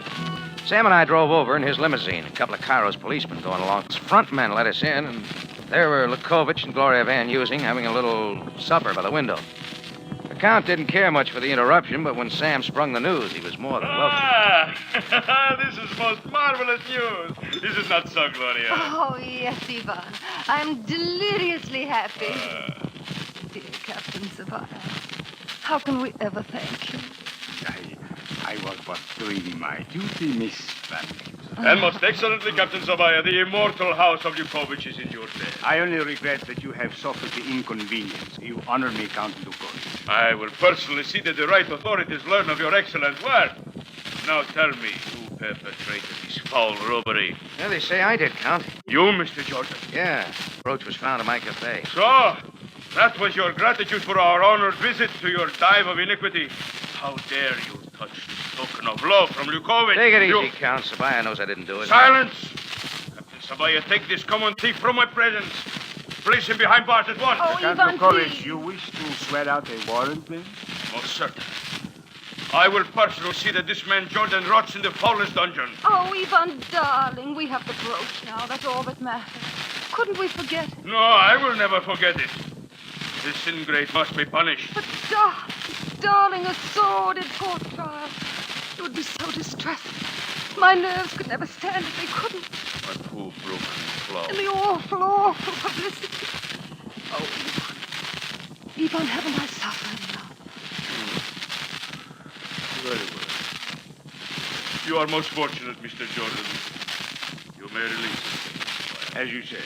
But, Jordan, I must warn you to be available on Sure, Sam. I'll stick around. I'll get it. Hello? Oh, yes, he's here. I'll put him on. It's for you, Captain Sabaya. Thank you. Captain Sabaya. Yes, sir. Mr. Jordan, you said the diamond was found in your cafe. Gloria, do not speak to this man. Where is he now? Where was it hidden? In my kitchen. Figure that one out, Miss Van Heusen. Oh, silence, you thief. If you will both excuse me, there is an urgent matter at headquarters. Of course, Captain Sabaya. Please do not hesitate if I can be of further service. Good day. After you, Jordan.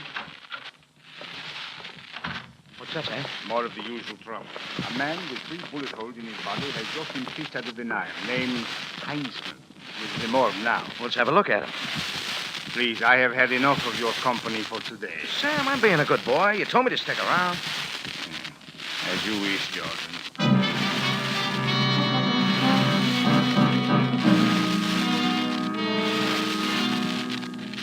I crowded into the limousine with Sam and his uniformed playmates, and we went back to headquarters. We went downstairs to the morgue and had a look at Heinzman. Sergeant Greco's latest catch from the Nile. I didn't enjoy the sight, but I kept looking. He was puffy, bald-headed, and had worn thick horn-rimmed glasses. I'd seen this man alive just the day before, as he drove off down the Sharia Alki with Victor Sands.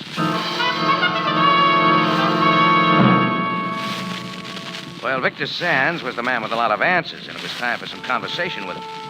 It took me a couple of hours of digging to turn him up, but I finally did. He was holed up in a small dive off the Sharia Lopar, dipping into an afternoon booze bottle. I sat down across the table from him. He didn't seem surprised to see me. Hiya, buddy. Been expecting you. I made it sooner, but I was tied up. Don't matter none. Hey, want a drink? Yeah, drink later, Sands. Let's talk now. Sure, buddy. What's on your mind? Guy named Heinzman. Funny name, ain't it? Funny guy. Police just fished him out of the Nile. Couldn't swim, huh? It's hard to with bullet holes in you. Yeah, that'll weigh you down every time. Why'd you kill him, Sands? Now, how can you ask me that, buddy, when I didn't even know the guy? I saw you get into his car yesterday after we had a little talk on the street. See, an optometrist, buddy. You got bad eyes. I suppose you also don't know anything about a jewel heist that took place in my cafe the other day. Sure I do. I know lots about that. I've been reading the paper. Maybe you need a memory refresher. Let go, buddy. You're just going to create a lot of bad I'm going to create a lot more than that. Tell me, Sands, what happened to your big fan to get me to help you ship the rock to Turkey? I had a plan like that? Yeah, that's close to it. You got me mixed up with somebody else, buddy. I didn't even know there was such a rock till I read about it in the paper. Okay, Sands. Maybe you don't have to say anything. There's a check at the British Bank of Cairo right now, signed by you, made out to me, paying me to help you with the heist. Remember that? Oh, that. Didn't I tell you what that's for? Oh, sure I did. You forgot. Give it to me again. Well, that's the payoff for the party I'm throwing at the Tambourine. I got 150 of my friends to back me up. Are you trouble, George? Conversation got real dull after that, so I went on out. I was interested to know what a guy like Victor does around Cairo, so I waited a few doors down till he came outside. I trailed along and had myself quite a day. He stopped a while at a barber shop, spent some more time at another bar, then went into a movie. We sat through the picture twice. When I followed him out, I started to get wiser. It suddenly dawned on me that Victor was leading me around to keep me away from something else. Maybe that was the idea from the beginning, when he planted that money in my bank account. Maybe that was so I'd be suspicious of him and not of somebody else. So I decided to drop Victor and do a little digging into the history of the dead Dutchman, Heinzman. Figured he could supply some of the missing pieces.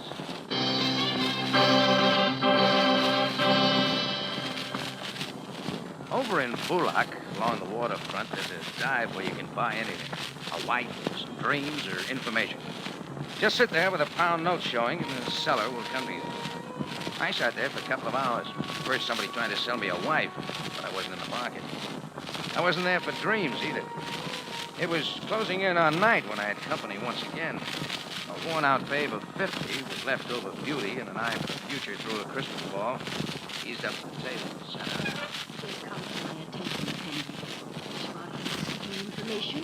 Yeah, that's right, Curly. I am fortunate to have powers beyond the realm of mortal man. Or woman, as the case may be. I can look into my crystal ball and see all. When the veil is lifted, then... This pound note lifted? Just the right distance. Tell me about a bald-headed Dutchman who wears thick horn-rimmed glasses. His name is Heinzman. I see him well, but his name is not Heinzman. It is should. No, I don't care about his name. Tell me about his occupation. Anna Maria Fendi. I fear the veil is not lifted high enough. Yeah. All right, here. Here's another pound. Now, I see Johannesburg, South Africa. I see that he is a jeweler. I see that he must leave Johannesburg very quickly. It seems that the Schultz was proficient in the art of creating imitation jewelry. You can ring down the veil, girlie. I got enough. Oh, but Cindy, I can say so much more. Go ahead if you want to. I won't be here to listen.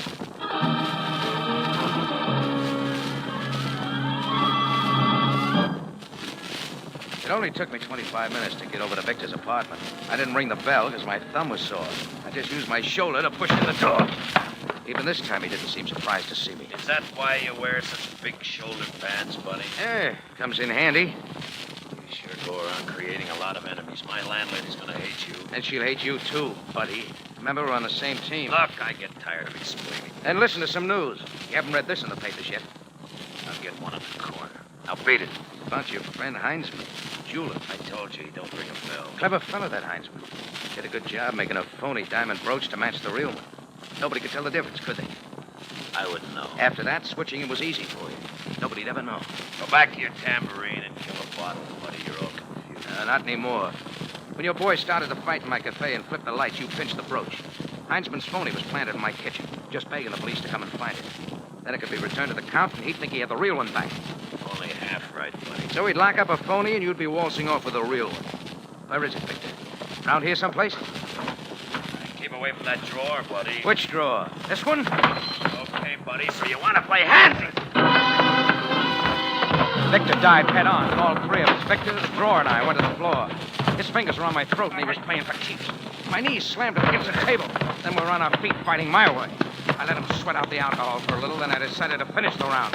He tried some inside stuff, so I tested his stomach and then caught him on his mashed face. He got up too slow, so I dragged him to his feet and swung again. He piled up in a corner and stayed there.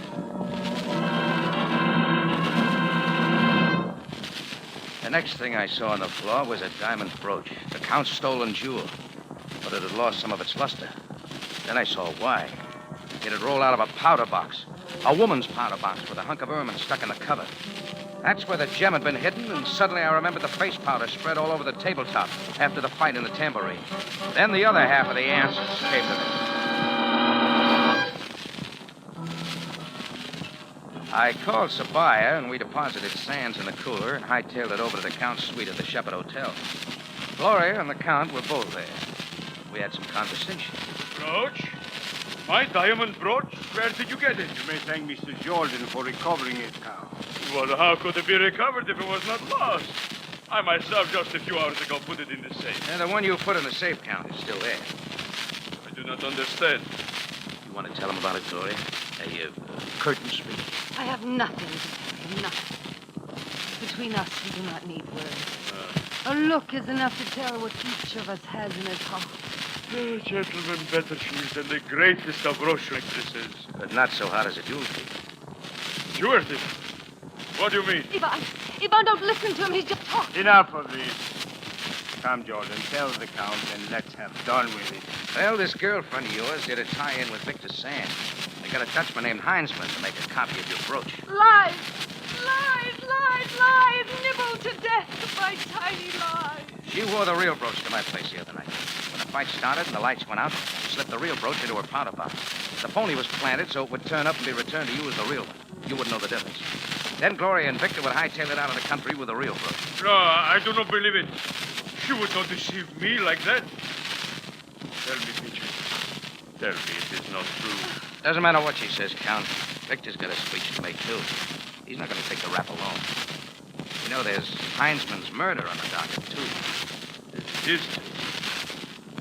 Remove her from the eyes of the Count, Captain. Well, you come along. My limousine is waiting for us. Ivan, my son. There will be so many empty tomorrow. But don't be sad, my sweet. What is a lost love but a golden opportunity to love him? Come, my captain.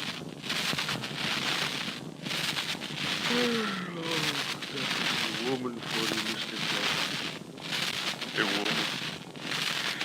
She leaves me with a bleeding heart. Well, some other dame will come along and give you a transfusion.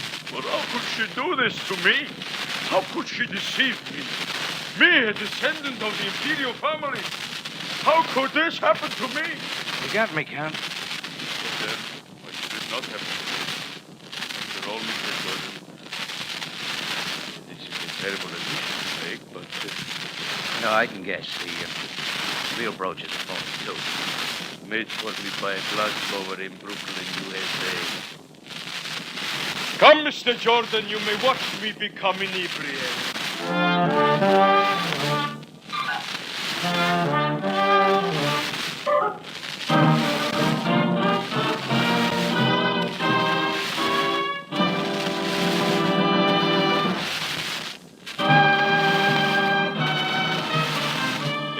CBS again at the same time next week for another story of adventure and intrigue when we take you back to Cairo and the Café Tambourine, run by Rocky Jordan. Jack Moyle plays the title role, with story by Larry Roman and Gomer Cool. Rocky Jordan is produced and directed by Cliff Howell, with original music by Richard Abrams. Larry Thor speaking. This is CBS, the Columbia Broadcasting System.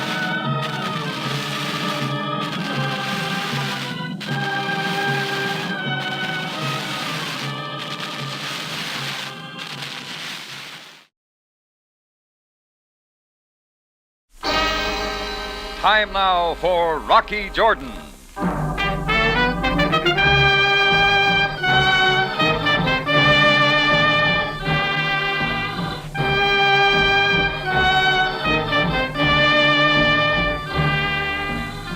Not far from the Mosque Sultan Hassan in Cairo stands the Café Tambourine, run by Rocky Jordan. The Café Tambourine, crowded with forgotten men, alive with the babble of many languages. For this is Cairo, where modern adventure and intrigue unfold against a backdrop of antiquity. Tonight's story, the St. Louis Blues.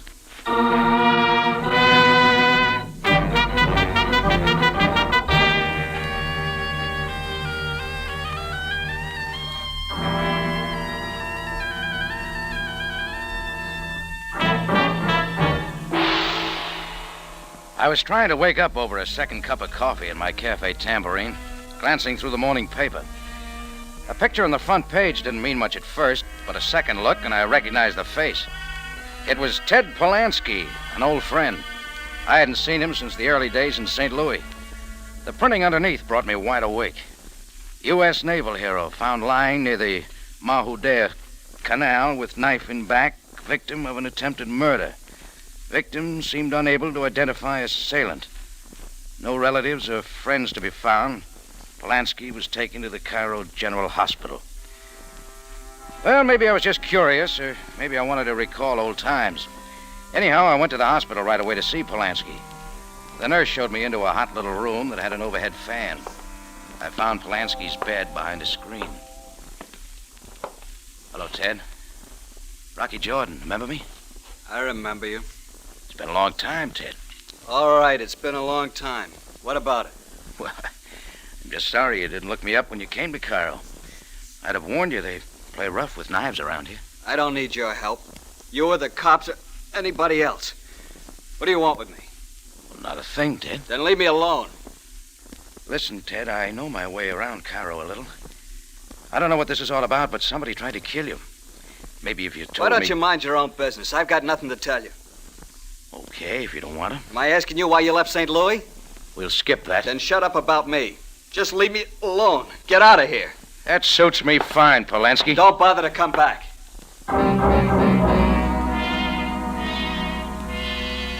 I took a good long walk to cool off. Ted Polanski had changed a lot, and that was his affair. That's what I told myself. So I tried shaking him out of my mind. Too many times you try remembering things, and then you get hurt.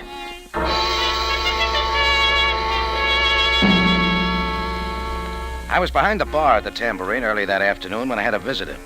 And for the second time that day, my mind went into reverse. She was American, smartly dressed, but not too much, with just a touch of platine and a soft, clean face like something I'd known before. Mr. Jordan, I'm Mrs. Saunders, Cora Saunders. What can I do for you, Mrs. Saunders? I believe you were at the hospital this morning to see Ted Polanski. That's right. I'd like to ask a favor of you, Mr. Jordan. Now, look, before you go any further, I'll tell you I don't know who tried to kill him or why. I just happened to drop in and see him, that's all. You're a friend of his? I was once, back in St. Louis. I'm from St. Louis, too. Well, lots of people are. I'm sorry I'm bothering you, but I've got to know about Ted. Why? I was once his wife. Sit down, Mrs. Saunders. Thank you. Why not go and talk to him? I wanted to. I've been trying all day to see him, but he won't talk to me. What makes you think he'd talk to me? I was hoping he would, Mr. Jordan. Ted and I were very happily married before the war, but the war seemed to change him. Yeah, wars have a way of doing that. I don't know what it was. Maybe it was that episode in the Mediterranean, but Ted never came home to me and our child, Linda. That was 5 years ago. I've never seen him since. Maybe you ought to keep it that way. I was able to trace him for a while, the Riviera, Casablanca, Alexandria, but it was as though Ted had turned his back on everyone who had ever meant anything to him before. I couldn't wait forever. I divorced him and married Evan. All right, you got a husband. Why don't you forget about Polanski? You know things aren't that easy. Yeah.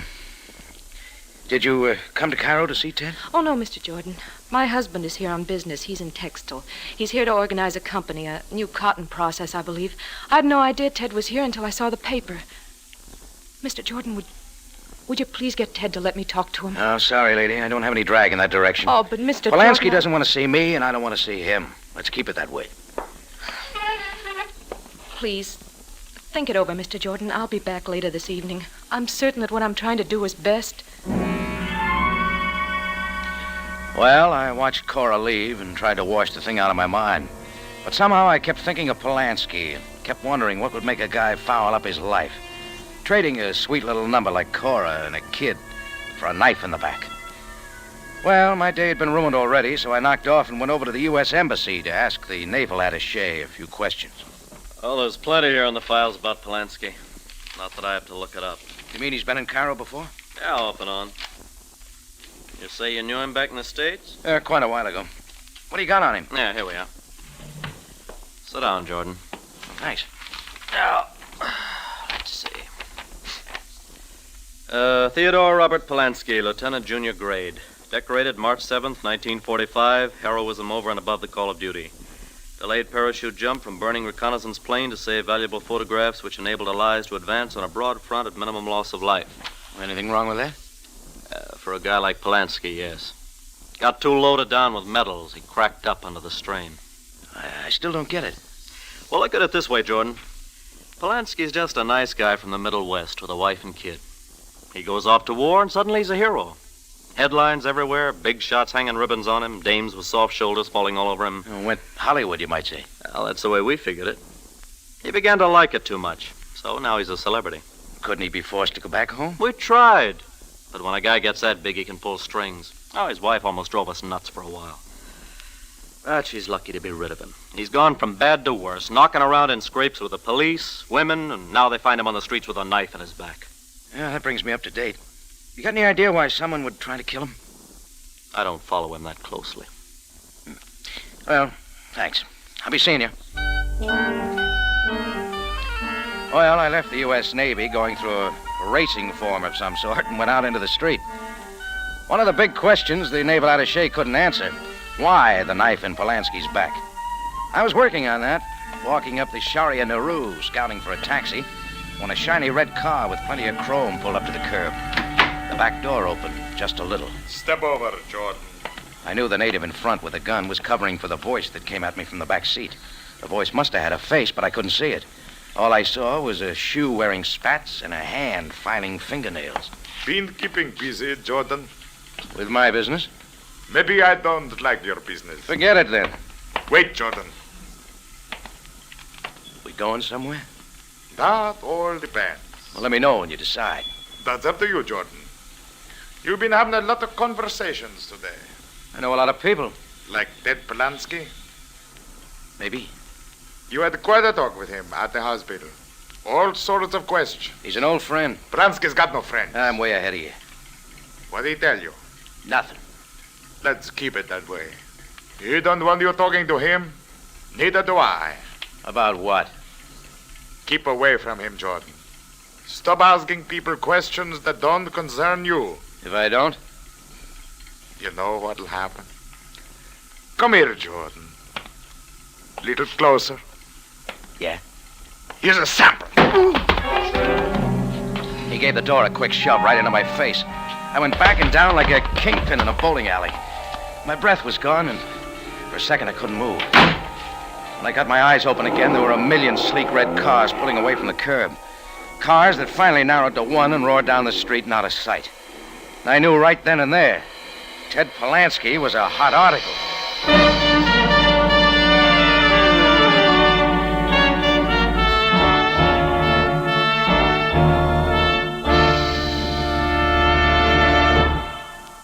You are listening to the St. Louis Blues, tonight's adventure with Rocky Jordan.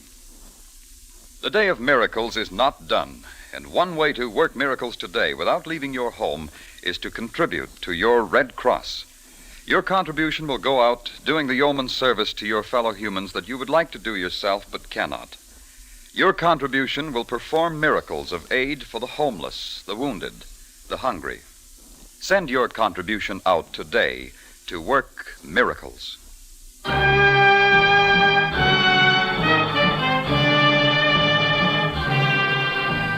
now we take you back to Cairo and tonight's adventure with Rocky Jordan, the St. Louis Blues.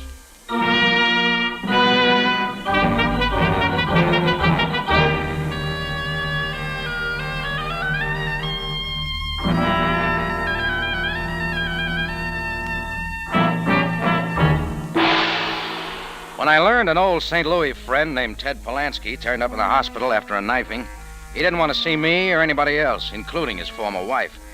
That was the end of the line for me, till a man with a homemade manicure and spats moved in and warned me to lay off Polansky. Advice like that just doesn't sit well with me. I was back at the tambourine patching up my face when Chris told me I had company. When I came down, I spotted him at one of the tables. Slightly bald, friendly face. Before he introduced himself, I knew who he was. Cora's husband, Evan Saunders, St. Louis. Mr. Jordan, being frank about my personal affairs isn't easy for me. Well, then maybe we can just have a drink. Why, yes, of course, thank you. Straight, if you don't mind. Couple straight, Chris. Mr. Jordan, you'll pardon me if I come right to the point. First, I'd better tell you that your wife was here ahead of you. Yes, I know. That's why I'm here. Cora keeps nothing from me. She tell you why? About Ted Polansky. Mr. Jordan, I don't want Cora to see that man. She seems to have ideas of her own. Oh, thanks, Chris. Set him down. Then you must understand. Cora's gone through too much already. Waiting all those months. Look, if you're worried about Polansky, you can forget it. No, it's Cora, Mr. Jordan. I've always known that she was never quite able to close the chapter. Never quite sure. She thinks a lot of you. But it's not the same, and I know. I was well aware that she married me, not out of love, but because she needed a home for herself and her child. It was all right for me, Mr. Jordan. I loved her deeply enough for both of us, and we've had a good life. I'm not arguing. Now I found it necessary to come to Cairo on business, organizing a new corporation, revolutionary cotton process. Yes, she told me that, too. And now we run across that man again, stirring up all those old memories. I know you're an old friend of Polansky's, and that you've talked to both him and Cora, and I'll not stand for any meddling. Hey, now, wait a minute. Mr. Jordan, I'll not stand by and allow you to bring them two together again. He has no right to her. There's something good about our marriage. And I tell you, Mr. Jordan, I'm willing to fight to protect it. You better take that drink, Mr. Saunders. Yes, of course. I'm sorry, Mr. Jordan.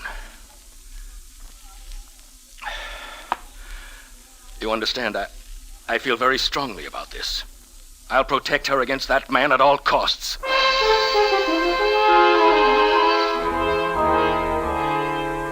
After I got rid of Evan Saunders, I broke my rule and had another straight one during business hours. The more I thought about it, the more I thought Saunders had a point. So I was off again on my way to the Cairo hospital. This time I didn't wait for the nurse to show me in. I got to Polansky's bed and drew aside the screen. I told you not to come back, Rocky. Maybe I didn't hear you. I've been talking to some people, Ted. One of them is Cora. Oh, don't you remember? I can forget her. Sure, but she doesn't find it so easy. Get out of here. Not yet. Lousing up your life's your own business, Ted, but this concerns Cora. She's got a good thing with Saunders. Best thing you can do is have it out with them and wash yourself out of their lives. Rocky, what do you know about me? Enough. Being a hero made you too good for her. Bunch of medals and headlines meant more to you than a wife and child. You think so? Rocky, I'm going to tell you something I've been living with for the past 4 years. Maybe it's time I unload.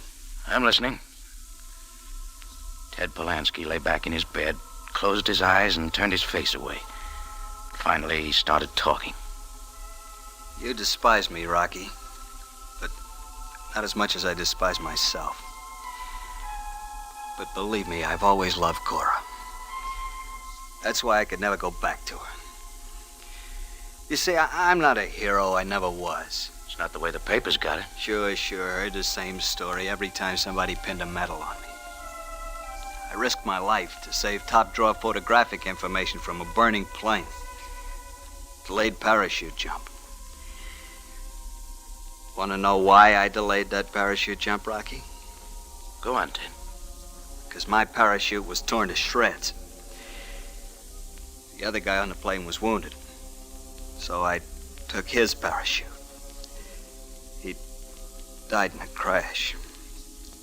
I parachuted to safety. I killed him, Rocky, as sure as I'm lying here. Now you got it all.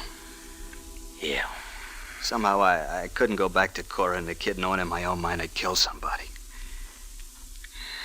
You know how I spent my time since then, bumming around. I was never going back because I just wasn't right for her. All I knew was that the best thing to do was to keep away from Cora. But now it's not so easy. What do you mean? Her life's not what you think it is. That husband of hers, Eben Saunders, a big cotton man's a crook. He's rotten crooked, and so's that phony corporation he's setting up. Where'd you get that? That's what's behind that knife in my back.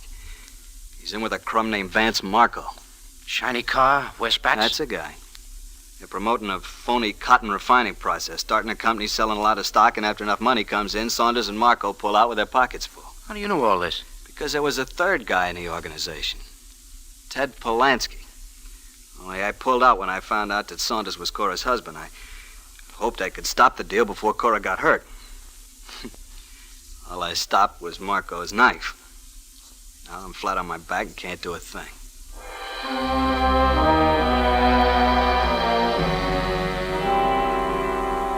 But there wasn't anything to keep Rocky Jordan from doing something. I wasn't flat on my back, yet. So I started out spoiling for trouble. And I didn't mind when a native started tagging me after I left the hospital. It was the same one who had covered me with a gun in Marco's car earlier that day. So I let him follow for a while.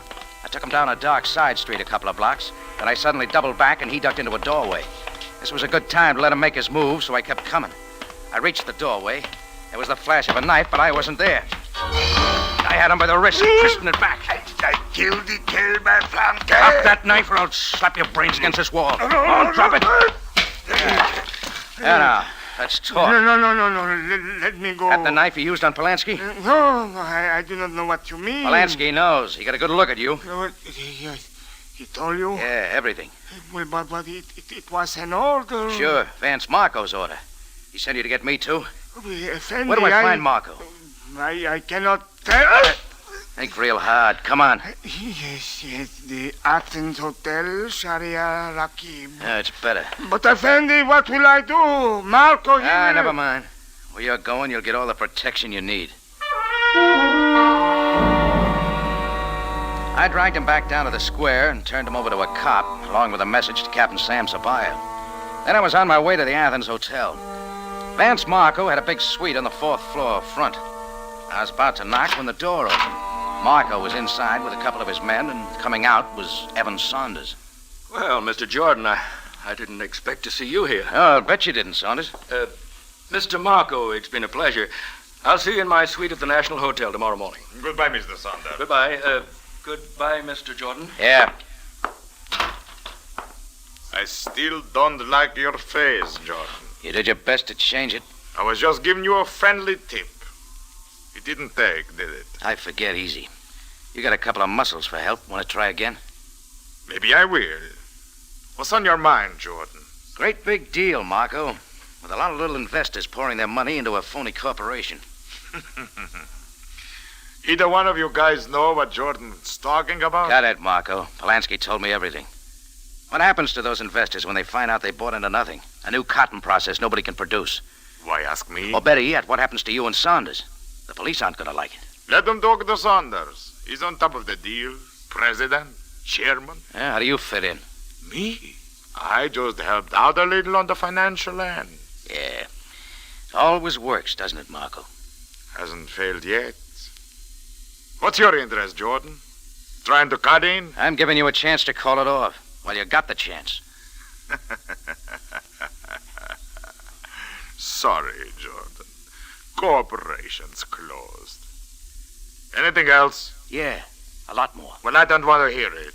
Throw him out, boys. Sure, boss. Come on, Junior. outside! And don't come back, Jordan. Next time we drop you down the elevator shaft. I picked myself up and got out the back way just in case he had somebody waiting for me. Well, even though I knew the deal, Marco felt pretty safe. I figured there was more to it than what I'd worked out. When I got back to the tambourine, it was almost 7 o'clock, and Cora Saunders was waiting. I haven't changed my mind, Rocky. Okay, Cora. I think Ted's ready to talk to you. You've seen him again? Yeah. Please tell me, how is he? I think Ted Polanski's gonna be all right. Thank you, Rocky. Cora, Yes? how well did you know your present husband before you married him? Well, I didn't know him so long before I married him. I met him in a summer resort where I was waiting tables. Oh, what I mean is, what did you know about him personally? All I know is he's been very, very good to me and my child. He's a wonderfully kind man, Mr. Jordan.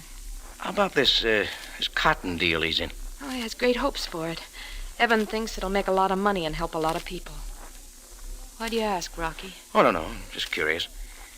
You better go talk to Ted. What are you trying to tell me? Visiting time's 8 o'clock. Ted'll be waiting.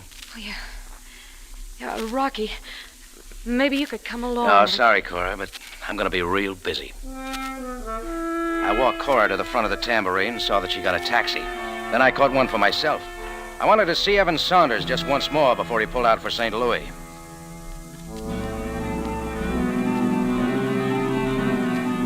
At the National Hotel, I got Saunders' room number and went on up without being announced. I found his door open. Saunders was there, pacing the floor. Oh, Mr. Jordan, come in. Yeah, that's my plan, Saunders. Where is Cora? Where's my wife, Mr. Jordan? You're real worried about Cora, aren't you? Don't evade my question, Mr. Jordan. She went back to your cafe this evening. I have her message. She tell you where she was going from there? That's what I'm asking you. I demand to know where my wife is. Where she is at this minute, I don't know. But in another hour, she'll be at the Cairo General Hospital, talking to Ted Polanski. Mr. Jordan, I told you I don't want her to see that now man. Now tell me why. I explained that to you. I made it perfectly clear. He's hurt Cora enough. Any other reason, Saunders? Isn't that enough? Try it my way. You don't want her to talk to Polanski because you're afraid of what he might tell her. Why he got that knife in his back, for instance. What happened to him has nothing to do Cut with it, what... Saunders. Happens Polanski told me everything. What did he tell you? Everything. The phony corporation you and Marco was setting up. How he moved in to spike the deal before Cora got wind of it. So you had to get rid of him. Mr. Jordan, I don't understand what you're talking about. I think you do. Didn't you wonder what I was doing at Marco's place a while ago? Certainly not. Why should I? He admitted the whole deal. The investors have been taken for every cent they put into your crooked racket. I don't believe Marco said any such thing. Ask him. Get me Mr. Vance Marco at the Athens Hotel. I'll wait. Yes? Yes? Yes, thank you. Vance Marco just checked out of the Athens Hotel. No forwarding address. Looks like you're on the griddle, buddy. Mr. Jordan, I'm not a swindler. I've been taken in by Marco just like... That's a pretty good act. It's not an act. I'm innocent, and I can prove it.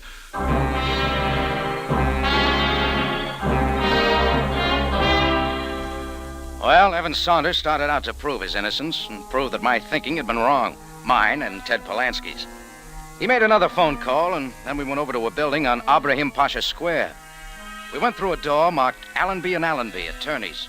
Allenby, number 1, was there waiting, and Saunders told him the whole story.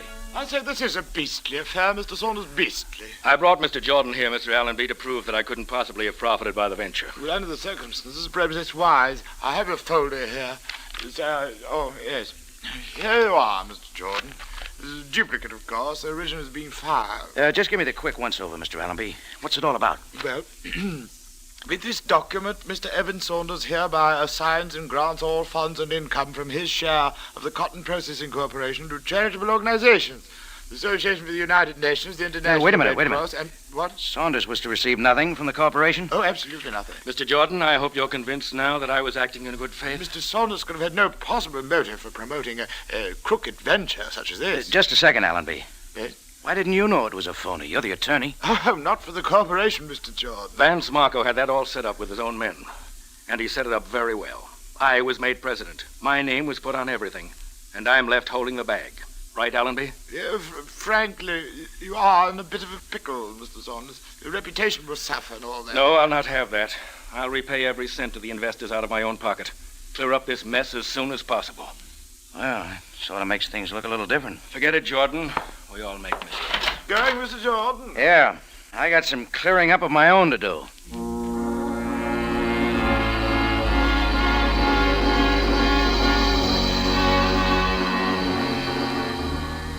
It wasn't yet 8 o'clock, and I had to talk with Ted Polanski just once more. I got to the hospital a few minutes before visiting hours started, and Cora Saunders hadn't arrived yet. It took a little convincing, but I got to Polanski's bedside right away, and I talked fast. I made him see that Saunders was okay, that he was a good husband for Cora and good father for their daughter, that if Cora had a chance for happiness, it was up to Ted. And it was 8 o'clock, and Cora was standing at the foot of his bed, her face pale and tight. Hello, Ted. Hello, Cora. How are you feeling? All right. Cora, I'm glad you came. There are some things we can clear up. I'll wait outside. No, Rocky. That's not necessary. This won't take long. Cora, Yes? I want you to know I'm glad you married Saunders. Oh, but Ted... The thing that bothered me was that I left you flat with no one to take care of you. Take care of me? Is that all I meant to you? Somebody to be taken care of? Yes.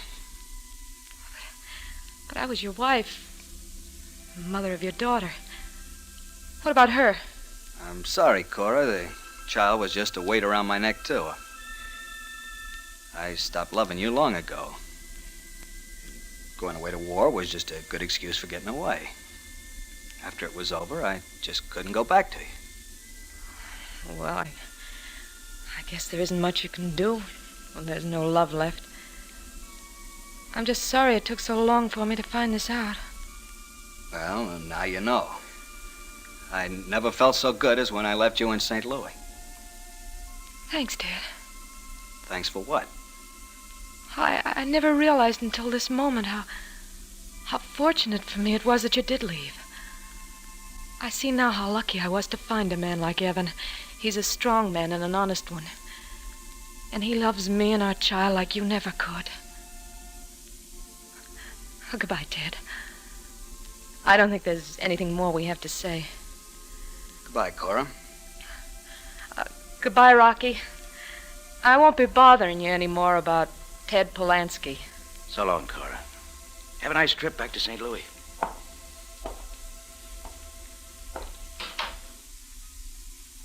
Well, Rocky, how did I do?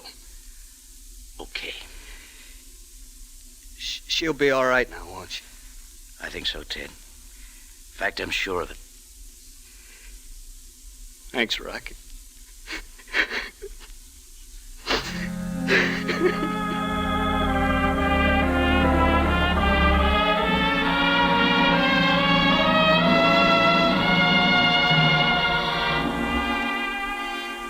Well, after a while, I left him.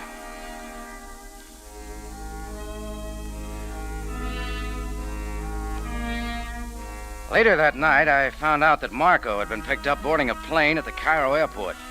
There wasn't much they could do to him about the phony cotton deal. He kept his nose pretty clean.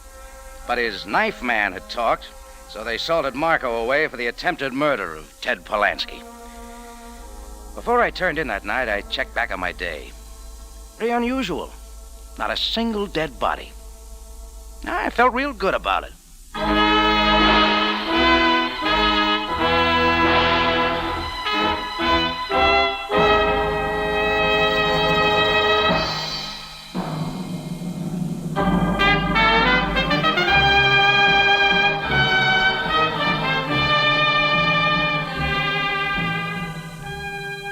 It's CBS again at this same time next week for another story of adventure and intrigue when we take you back to Cairo and the Café Tambourine run by Rocky Jordan. Jack Moyles plays the title role with tonight's story by Gomer Cool and Larry Roman. Rocky Jordan is produced and directed by Cliff Howell with original music by Richard Arant. Larry Thor speaking. This is CBS, the Columbia Broadcasting System.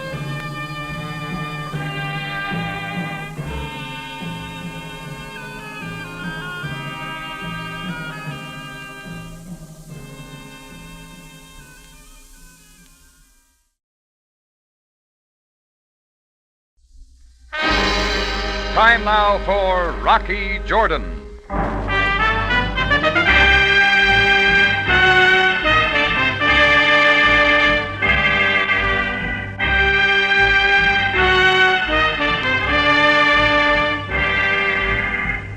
Not far from the Mosque Sultan Hassan in Cairo stands the Café Tambourine, run by Rocky Jordan. The Café Tambourine, crowded with forgotten men, alive with the babble of many languages. For this is Cairo, where modern adventure and intrigue unfold against a backdrop of antiquity. Tonight's story, The Man from Damascus.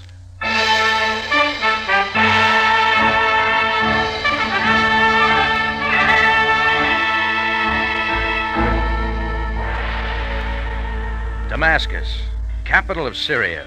Population 300,000 or so. They say it's the oldest city in the world that people still live in. I wouldn't know. But I do know there's a street in Damascus named the street called Straight. And I also know I once met a man from Damascus, and he was as twisted as they come. But back to a hot Wednesday afternoon. Chris was at the bar serving up some arak, and I was standing at the front of the cafe looking out into the Cairo streets.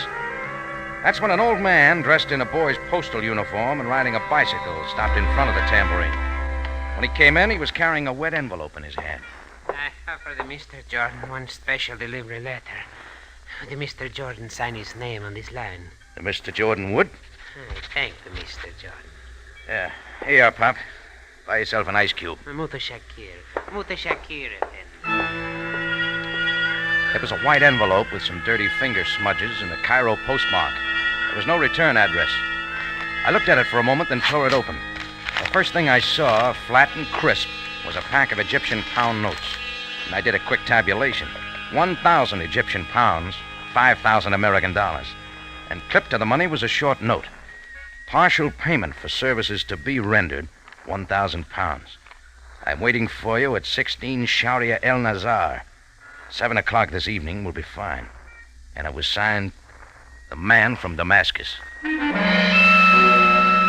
Well, I don't take easily to somebody's bidding. If someone wants to see me, he comes to me. So I put the money in the safe, but figured that wasn't the end of The Man from Damascus.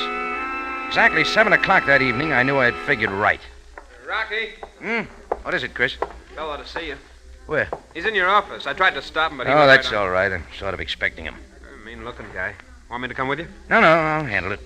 Take over the till, will you? Sure, Rocky. Hello, Jordan. Make yourself at home. Yeah, that's what I'm doing. Pretty good booze. Too rich for your taste, buddy. Put it down. All right. You know, it's funny. Figured you differently.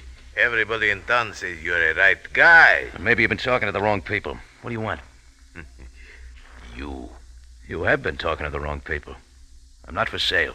That 1,000 pounds is just a start, pal. There's more where that come from.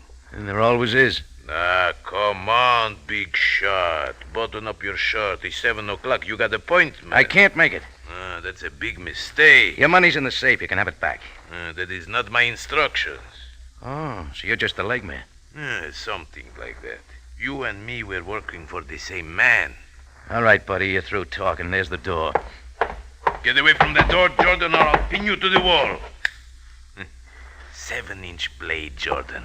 Damascus steel. Got it? I got it. All right, put the knife away. You'll cut your hand. I'll come with you if your boss wants to see me that badly. I wasn't going to argue with a 7-inch double-edged blade, especially the way that monkey was waving it in the air. Well, we left the Tambourine, climbed into his car, and drove through the Cairo streets, out one of the city gates. We ended up in front of a place called the House of Sand. Should have been called the Pile of Scrap, because that's what it looked like. But the knife man said it was a hotel. 2 minutes later, my pal knocked on the door of room 12. Who is there? Jordan. He's come for the rest of the dough. You're taking a lot for granted, Buster. Quiet, you. All right, you may let him come in. Go on in, Jordan, and meet your new boss. I walked inside. My pal with a knife shut the door behind me and stayed outside. Then I saw him. A man from Damascus. He was tall and big, but I couldn't tell what he looked like. His whole face was wrapped in bandages. And he reminded me of those pictures I once saw of the Invisible Man. Hello, Mr. Jordan. Nice of you to come. Sit down. I'll take it standing. Well, it's good to meet again. Is it not, Mr. Jordan? Again? You do not remember? But you should. Damascus, 1939. Well, maybe it's my new appearance. I had a face then. What do you got now? Let's talk about Damascus. All right. You wish a drink? No, I just gave it up. Mr. Jordan, you wronged me in Damascus. I did? Yes, you wronged me most severely. So severely that I've never forgotten. And I said to myself that someday I would come for you. Well, I am here. Welcome to Cairo. Jordan, I'm not just talking for pleasure. You sure you got the right guy? And do not try to tell me you do not remember. You are the right man and you know it. But you are fortunate, Mr. Jordan. Yeah, how's that figure? I'm going to give you a chance to erase our difference. And make a little money besides. You see, there's someone in Cairo that I want even more than you. So how do I figure? You are going to bring him to me. His name is Alex Zarko. Zarko, huh? It's a pretty big order. I know, but I think you can do it. The police have had a dragnet out for 2 weeks trying to track him down. And I want to get to him before they do. I think you can bring him to me. You know Cairo better than any man I know of. You know where men like Zarko would hide and how to get to him. Sorry, friend, you've got the wrong guy. Jordan, listen to me. I would find him myself if I could. I just do not know Cairo. And I cannot go wandering around like this. I'm giving you a chance to square a dirty deal and make a little money on the side. I will double that £1,000 and call off our little difference. What have you got against Zarko? He took something from me. What? My face. Oh. I want to find him, Jordan. I must. Do not know what it is to feel that you can never walk the streets again without a covering and the thing you once called a face. Well, what about it, Mr. Jordan? No deal. You got a private vendetta with Zarko. Keep it that way. Yeah, there's your £1,000 back. Buy yourself another boy. I walked out of the house of sand, and the knife man was gone. I found a taxi and headed back for the tambourine. Alex Zarko. Yeah, an all-around no-good guy. The Egyptian police wanted him on an attempted assassination, espionage work, with an assorted killing or two thrown in. The police had all the roads covered, the trains and the flights out of the city. They figured they had him bottled up pretty well, and it was just a matter of time before they bundled him. Well, back at the tambourine, I drew myself a beer, found a back table, and did some thinking about the man in the bandages in the city of Damascus. What's up, Rock? Oh, nothing, Chris, just thinking. Say, did you ever hear me talk about Damascus? Damascus? Yeah, spent 9 months there once working for an oil company. No, I don't remember you saying anything about it. Why? Oh, nothing. Just trying to bring back a little memory. Drop it doesn't matter. Sure, Rock. I'll get back to the... Excuse me, gentlemen. You are Mr. Jordan? That's right. May I talk with you, please? It will take but a moment. All right, Chris. I'll talk to you later. Sure, Rocky. Sit down. Thank you, Mr. Jordan. I did not wish to trouble you, but I found that I had no other course. My name is Sandra Marr, and I'm from Damascus in Syria. You're traveling, and Cairo's on the grand tour. This is not a trip for pleasure. I'm looking for someone. If his name is Alex Zarko, you got lots of company. No, his name is not Alex Zarko. It is Paul Marr, and he is my husband. Paul Marr? I don't know anyone by that name. You may not know him by his name, Mr. Jordan, but I'm positive that you have met him. And how do you figure that? Paul said he had some business in Cairo. He left Damascus 4 days ago with a man whose name I do not know. But he was the same man who left the tambourine with you earlier tonight. It is my belief that he took you to see Paul. Oh, I get it.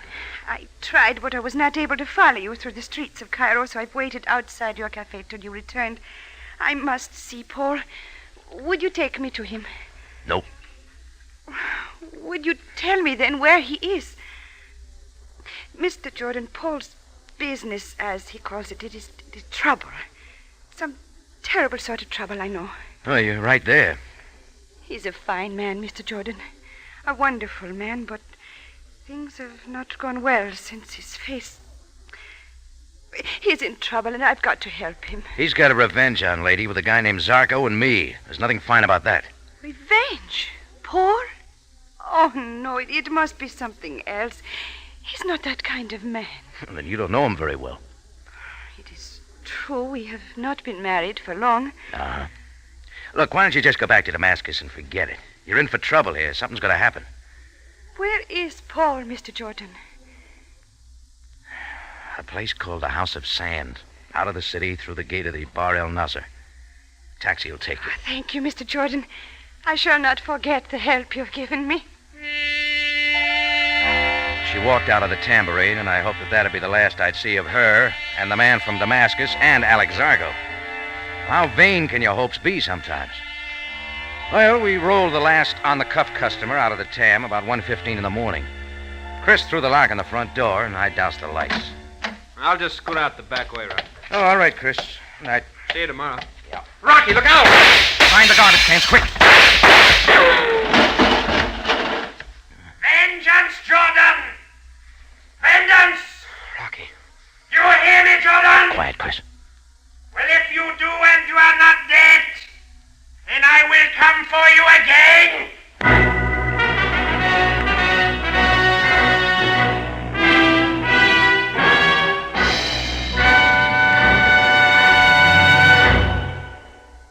You are listening to The Man from Damascus, an adventure with Rocky Jordan.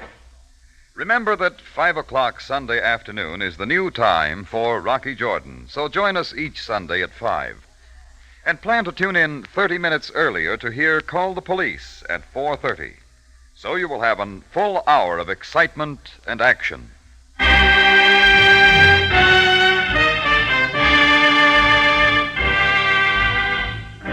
And now we take you back to Cairo for another adventure with Rocky Jordan, the man from Damascus.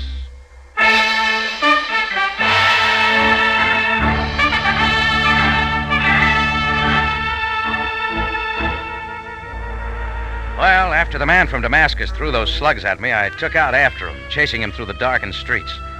But it's easy to lose someone in the winding Cairo streets, and that's just what I did. I got back to the Café Tambourine about 45 minutes later, and Chris wasn't there alone. Captain Sam Sabaya, Cairo police, was there, too, waiting for me. Well, Jordan, so you've returned. Oh, hiya, Sam. What brings you here this time of night? I phoned him, Rock. I told him. I thought you'd be better. All right, Chris. See you tomorrow. Sure. Good night, Captain. Good night.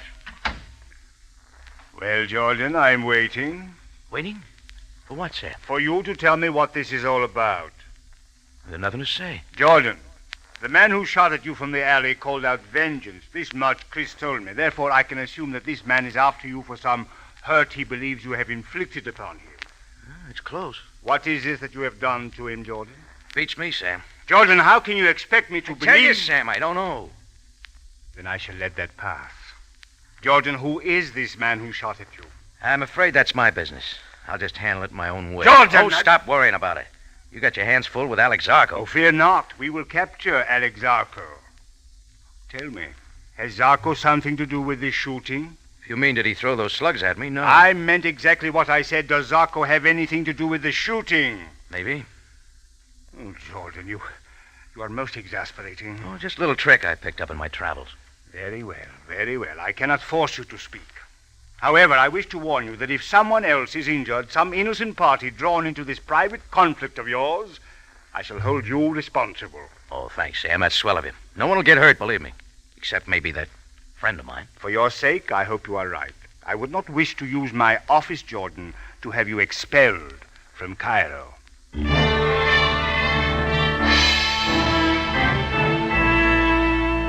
I started out bright and early the next morning to see if I could find the man from Damascus. Stop number 1 was the House of Sand, room 12. I pounded on the door. No answer. I rattled the doorknob, and the door came open. I went in. I could see why no one had bothered to throw the lock. The room was empty. Paul Marr, the man from Damascus, had done a quick checkout. I moved down to the front desk to see if I could get a forwarding address. Sitting in a rocking chair, rolling back and forth, was a wrinkled relic left over from the days of the pharaohs. A chortling sound was coming from her throat, and then I saw why. She was reading a U.S. comic book called The Phantom Menace. Lady, you got a customer. Oh, young man, you are observing an old lady being devoured by pleasure. Well, I'm certainly glad you're having fun, but could you give me a minute? Oh, the Phantom Menace has captured Brick Braun, thrust him in wire, and is dipping him head first into a barrel of pickle brine 100 times. Very funny. I'm being consumed with joy. Well, if you can grab hold of yourself for a minute, you can earn a £1 note. My laughter has suddenly left me. Oh, fine. Look, I'm trying to get a forwarding address on number 12. That would be a short, fat man with a bald spot. A seller of fly paper. That'd be a big man with bandages on his face. A seller of death. Death comes higher than fly paper. Could you make it £2? I could. Alas, now that I find a fortune at my fingertips, I cannot claim it. What does that mean? I do not know where your friend has gone. And indeed, you are not the only one who is seeking him. A young lady came this morning. She said she was his wife. Where'd she go? I gave her room 10. She said she would wait to see if her husband returned. If you wish to see her, I can call her. No. What time did number 12 leave? 6 this morning. How? By taxi. I called one. Do you know the driver? Do I know him? A kelp, a no good evil dog. Has he got a name? Ali Amart. Residence 303 Sharia Shaman. It is worth £2 just to mention his name. Here. Keep it. And thanks. Go on back to your reading. I shall once again bathe in ecstasy. And she did. I left her sitting there, wetting the pages, and looked up Holly Amar. It cost me £2 more to open him up. Then all he could say was that he left Mar off at an all-night dive called the Harem. So that was my next stop. A couple of 100 pounds of fat was pushing a wet rag over the counter in slow motion. A red-headed Englishman, deep in his cups, was throwing darts at a picture of a dame short of clothes. But what I was looking at was a guy at the end of the bar tilling a bottle of beer. It was the knife man who had first taken me to see Paul Marr. I moved his way, but he saw me and lit out for the back door. I took out after him fast, like the super chief on a downgrade. He took me through the backyard, over a fence, across an empty lot. But I put a stop to the marathon with a flying tackle, and we rolled into a mud hole. He reached for his knife, but I kneed him, and the fight started to go out of him. All right, where is he? You know who that Damascus friend of yours, Paul Marr. How did you know his name? That doesn't matter. What I want now is his address. Do not worry, Jordan. He will come to you. Well, I can't wait. Now give. My throne, your knee. The address? I cannot tell. You'll try a face full of mud, then. All right, I tell. 1042 Shariah Fakar. A small hotel by the name of Little Nile. Okay. I'm going to put you on ice at the tambourine. Chris will take care of you till I have a chance to talk to your boss alone.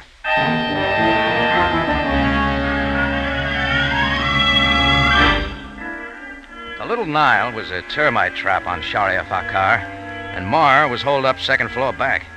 I stood in front of his door a few minutes later, listening, trying to catch any sounds from inside. I didn't hear a thing. I tried the doorknob easily.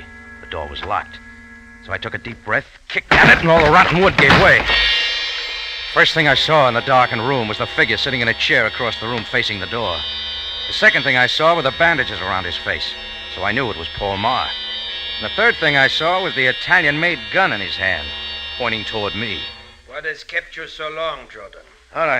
Sorry, I didn't know you were waiting. I would not advance toward me any more steps, Jordan. That is wise. Well, you have come. I had assumed that if I did not kill you last night, you would come to me. It saved me parading my conspicuous appearance through the Cairo streets. So you have found me. But unfortunately, I have the gun. You're not going to kill me here, Mar. Sapphire knows you're after me. You'll never get out of the city with those bandages. You may be right, Jordan. Perhaps I will not kill you. My original proposition still holds. Bring Alex Zarko to me, and our little difference shall be forgotten. I've forgotten it already. Jordan, I want Zarko. I want him more than I want you or anything else. Bring Mar. him to... Sandra's in town. Sandra? Your wife. She's in Cairo looking for you. She's at the House of Sand right now, waiting for you to come back. No. I saw her. She came to me to ask about you. You know, she thinks a lot of you. She doesn't believe you're the kind of a guy to have a vendetta on. She doesn't believe you could kill me or Zarko, regardless of what he did to your face. Stop it, Jordan. Do not unnerve me. And do not attempt to change the subject. I want Zarko even more than you. I will let you go if you help me. Here, I shall show you my good faith by throwing my gun into the corner. That was a mistake, Mar. You know I can't help you. I told you once already, and that still goes. I'm not butting into a private feud. But I am, Jordan. Sam... Well, you get around, don't you? I know you well enough, Jordan, to realize that you would not allow someone to shoot at you and then forget it. So when you would not tell me who had done it, I knew, too, that if I followed you long enough, you would lead me to him. You always do. Look, Sam, this is a private thing between Mar and I myself. have told you once, Jordan, violence is not a private matter. I will not allow killing if I can help it. And I will not allow you, Jordan, or Mr. Marr to interfere with the police capture of Alex Zarko. Then you haven't got him yet, huh? No, but I shall have him in time. Mr. Marr shall not. Mr. Marr, you will please remove the bandages from your face. What? I said that you will please remove your bandages. Better do it. Sam's not kidding. Very well. Very well, then I shall remove my bandages. I shall step into the light, gentlemen, so that you may see all. So that you may see what was once a face. I watched Paul Marr unwind the bandages, uncovering first what once was a chin, then the battered skin around the cheeks, the nose, over the forehead. Then I noticed his stare, a peculiar, hard kind of stare. Then I saw where it came from, a left eye that couldn't blink. There. There you have it. Now you can see why I feel as I do about Alex Zarko. I am most sorry I had to subject you to this, Mr. Marr. But I still cannot allow a personal revenge to interfere with my execution of the law. It is customary in Cairo in affairs of this nature to use the following procedure. There is a train leaving Cairo for Alexandria in 1 hour and 5 minutes. You will please be on the train. Sam. And you, Jordan, shall remain in my custody until Mr. Marr has left the city. And what about Alex Zarko? He is and shall remain my problem. You have then 1 hour, Mr. Marr. I will meet you at the Cairo station to make certain you have boarded the train. Now you may put the bandages back on your face.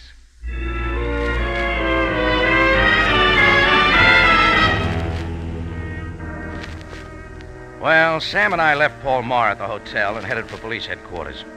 We didn't talk much about Paul. There wasn't anything to say. I was still trying to figure out in my mind what I could possibly have done to him in Damascus, but nothing came. And seeing him, or what was left of him, stirred no memory. At headquarters, Sam had a few things to do, so did I. I put in a call to the House of Sand and asked for Sandra Marr. Yes, this is Sandra Marr. Miss Marr, this is Rocky Jordan. Who? Oh, how did you know I was here? Never mind that. There's something I want to tell you. About Paul? Sort of. Throw your clothes in a suitcase and go back to Damascus. Oh, I thought you had some good news for me. I thought you understood I will go no place without Paul. Well, you're not going to find him in Cairo. The police are moving him out. Police? What have the police to do with Paul? Paul will tell you if he wants to. Now, go on. You got a better chance of seeing him again in Damascus. But, Mr. Jordan... And see if you can keep him out of trouble, huh? Good luck. Well, that was that. All that remained was to see Paul Marr climb on the train for Alexandria and hope he could straighten himself out. And hope, too, that he and his wife Sandra would get together. Well, a little while later, I drove to the train station with Sam, still in police custody. There weren't many people there in the hot of the afternoon, but standing near the end of the platform, next to a large sign of the Flying Red Horse that accented his white bandages, was the man we were looking for, Paul Marr. Sam and I walked up to him, and he glared at us through the slits in his wrappings. Well, Mr. Marr, you will be leaving Cairo in a few moments. If after a year has passed you wish to return to our city, write me a letter explaining your reasons, and I shall see what can be done to make Cairo available to you once more. Mar nodded, climbed on the train, and it headed out of the city. Sam and I turned and started back to his car. That's when it hit me, and I took off in double time. Jordan, where are you going? For a train ride. I think you better come along. I chased down the platform and caught the train. Out of the corner of my eye, I could see Sam climb onto the train farther down the line. Then I started through the cars, going from one to another, looking for the man in bandages. I traveled through 4 cars before I finally spotted him. When he saw me, I guess he figured what I had on my mind, because he took off fast, going the other way, but I kept right after him. The train had picked up speed, lurching us from side to side. Then going around a bend, the momentum pinned him momentarily against his seat, and I was on him. His fist started working, and so did mine. We had ourselves a fine little fight there, rolling around the floor of the moving train, till Sam Sabaya caught up with us and pulled the gun. That put a quick stop to the fight. Jordan, you will please explain what the meaning of this is. Sure. Glad to, Sam. Have him take off his bandages. But, Jordan, I Have him take off the bandages, and I think you will. Very well. You will please remove the bandages, Mr. Marr. Take them off, buddy, or I'll take them off for you. Yeah. That's the stuff. Now, just a little more. Let Sam see who you really are. Well, there you are, Sam. Not Paul Marr at all, but the guy you've been looking for weeks. The guy who's been trying to escape your dragnet and get out of the city. Meet Alex Zarko.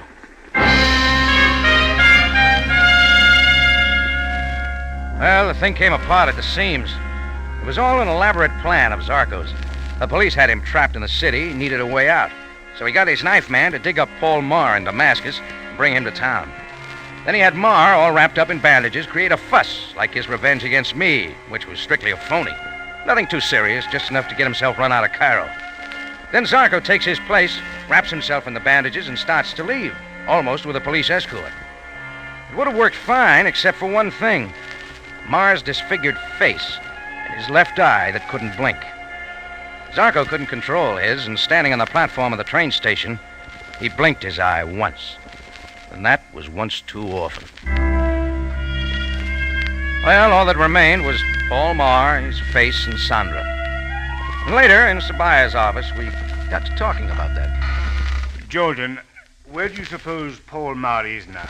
The House of Sand. I told him Sandra was there waiting for him. You realize, of course, that I must send some men to apprehend him. Yeah. Why do you suppose he allowed himself to aid Alex Zarko? Put yourself in his place. A face like his and a lot of desperation. He was working a business deal, getting money any way he could, figuring he'd use the dough in a plastic surgery job.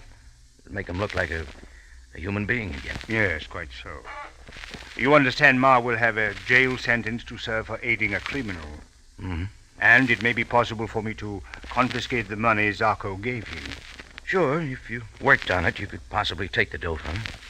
That is, if you don't forget that he's got it. Are you suggesting, Jordan, that I deliberately allow myself to forget that a financial arrangement existed between Marr and Zarko? That's right, Sam. Jordan, I have always suspected you are an unscrupulous man. Sure I am. Remember the time I tried to sell that Monte Carlo swindler a half interest in the tombs of Memlooks? Remember? No, I guess I've forgotten.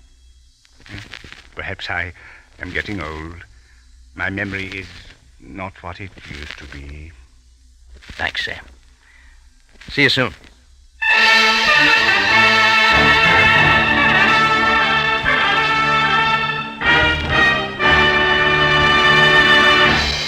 It's CBS again at the same time next week for another story of adventure and intrigue when we take you back to Cairo and the Café Tambourine, run by Rocky Jordan.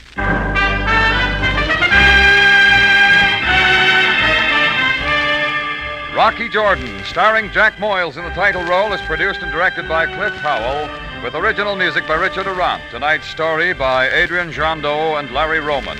Life with Luigi will be heard tonight at 8 over most of these stations. Larry Thor speaking. This is CBS, the Columbia Broadcasting System.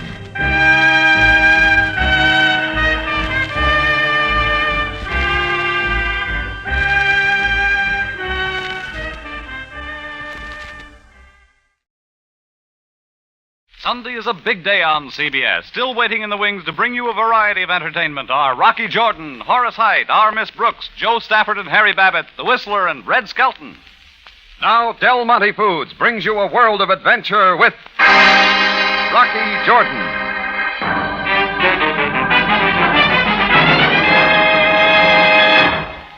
This is the Café Tambourine? That's what the sign says out front. You are Rocky Jordan? Yeah, who are you? They call me Kaibir. Arabic, meaning big. You sure live up to your name, Kaibir. And who's your chum? Hawk. Let's have that again. Hawk. Arabic, meaning brother. Okay, what's it about? What are you doing here? We come to watch. Watch what? You, Mr. Jordan. Sorry, I don't put on a floor show. Now, look, Kaibir and, Hawk. Is that all he can say? He talks little, but he watches well. All right, I'll go along with the gag. You're going to watch me. And exactly what am I going to do that's worth watching? You, Mr. Jordan, are going to help make right a great wrong. Right a wrong, huh? And until you do, we sit at that table and watch.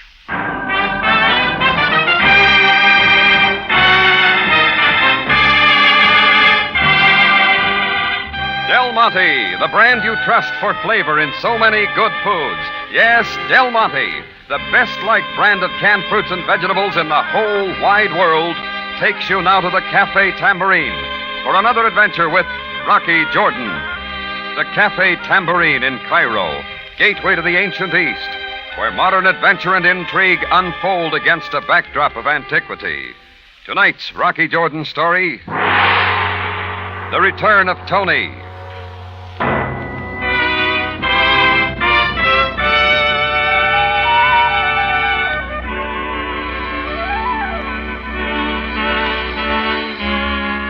Well, that was the beginning, when two Sahara Huskies planted themselves at a table in my tambourine, explaining that they'd come to watch me. They just sat there, never taking their eyes off me. Then I had another visitor. He didn't belong in a place like my cafe either. He was native, shabby, and small, except for his ears. His name was Arnab, Arabic meaning rabbit. Ah, a most delightful good morning, Jordan, sir. Sure, Arnab, but the seats are for the customers. As you say, Effendi, for the customers. Serve me now, sir. Just what do you want? Why, the arak, perhaps? Oh, double, of course. Of course. I will say when. I'll bet you will. When? Ah, now we are living. Here is looking toward you, Effendi. Hold it, Arnab. 10 piastres comes first. And I will pay. There you are. A $5 bill, American. Huh? And keep the change, my good gentleman. Now, look, supposing we cut the act. No matter what else you may be, you're a good Muslim, and no good Muslim ever took a drink. Now, what's it about? So, you choose to insult a good customer. Very well, I will take my business to elsewhere. Arnab hadn't touched his drink, and the bill still lay on the counter. I grabbed it, figuring to cut him off at the door. That's when I saw something else. A folded slip of paper he'd placed carefully under the bill. I let Arnab go and had a look. There was a note in a woman's handwriting, and it read, Dear Rocky, I'm in desperate need of your help. Please, if I ever meant anything to you, come at once. It was the name below that meant something. Tony Sherwood. And without even saying goodbye to my two watchers, I was out front catching a taxi.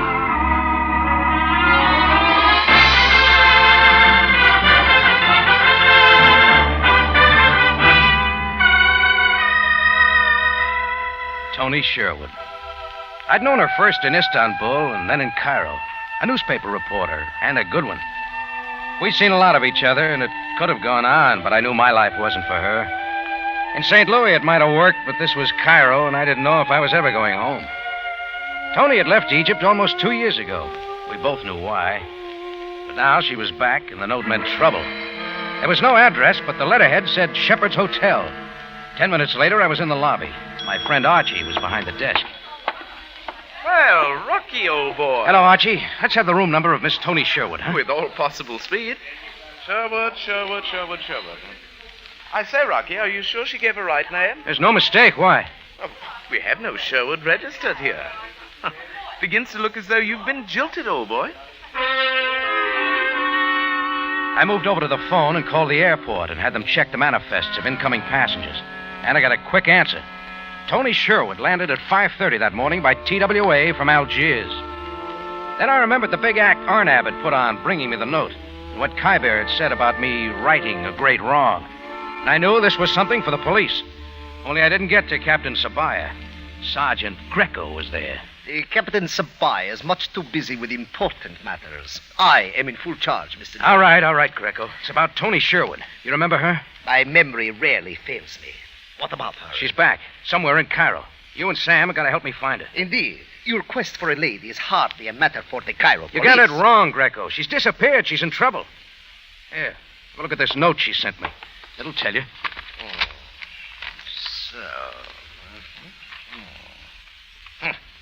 Her feelings for you are made quite obvious, Mr. Jordan. There's more than that, Greco. Then why does the message not say so? Tony wouldn't send for me like this unless it was something big.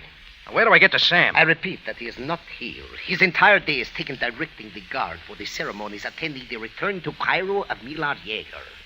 Yeager? The big humanitarian, leader for world peace? What would he need a guard for? Because he is a man of importance. Now, I suggest that you take your game of hide-and-seek elsewhere. Is that clear, Mr. George? Sure, Greco. I shouldn't have wasted my breath.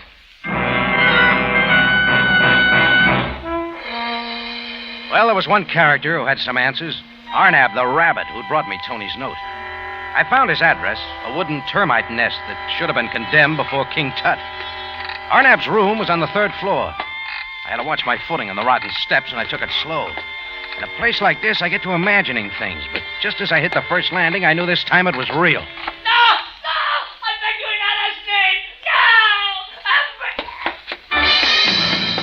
It was Arnab's voice from above, and I went up the steps 3 at a time. My foot went through a bad one, and it slowed me down. As I made the 3rd floor, I heard footsteps piling down the back way, and they were going fast. Arnab's door swung open, and I went in, sure of what I'd find. The room was in a shambles with signs of a fight everywhere. But Arnab was gone.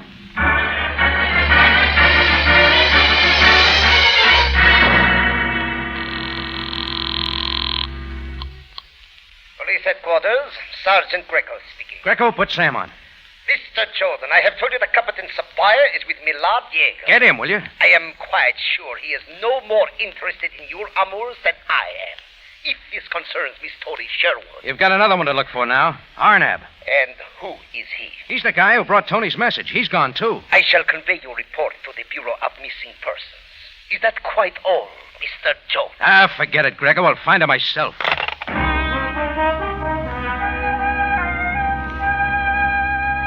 It was all up to me, so I was off again, wandering Cairo. I spent all afternoon going to places Tony might have been, but it seemed she'd vanished like a desert mirage at sunset. Finally, I was standing in front of a little café on the Nile Drive where Tony and I had used to drop in. And again, I wondered if I really wanted to see her, except to know she was alive. I found myself inside the door. That's when I thought I was imagining things again. But she was real. Tony Sherwood, the same soft red hair, the same slender, intense face. She was there, calmly munching a sandwich and sipping coffee. Rocky! Hello, Tony. Is that all you're going to say? It's been quite a while. Almost 2 years. Rocky, why are you looking at me like that? Just trying to understand, that's all. Understand? Why I went away? You knew as well as I did. You don't have to talk about it, do we? Oh, it's not that. It's something else. Why you're here now? I'm still a newspaper gal, Rocky. I didn't have to give that up, too. An assignment? What kind? Wouldn't you know? I'm a woman, so naturally they don't give me the big stuff. My specialty is romance. That's a laugh. Tony. In Switzerland, it's Rita and Ollie's baby. In Algiers, it's the wedding of Sheikh Ahmed Ben Malouki. In Cairo, what else? King Farouk's latest romance. Read all about it. Tony Sherwood sees all... Tony, why did you send for me? Why did I send for you? Yeah, this note. Rocky, I didn't write this note. You didn't write it. No, I swear I didn't. There's something more, isn't there? More reason than the king's romance that brought you back to Cairo. Rocky, listen, Tell me, Tony. Yes, Rocky, there is something more. Much more important, but somebody might hear us. I can't tell you here. Then come on. Let's go where you can. We got out to the sidewalk looking for a taxi, but another car was at the curb. The driver's face was turned the other way. I caught the glint of his gold cufflinks, but nothing more, because just then the back door swung open and 2 men were out. Who else but my 2 watchers, Kybir and Hawk? Only now they were busier. Into the car, madame, and quickly. No, Rodney, help me! Kybir dragged her toward the cars. His brother hooked in my path. I swung with everything I had. He just stood there, so I swung again. It was like punching a stuffed elephant. I suddenly twisted past him and was half inside the car when the lightning struck with a judo cut from behind. I hit the sidewalk, and the ringing in my ears mixed with the roar of a motor car.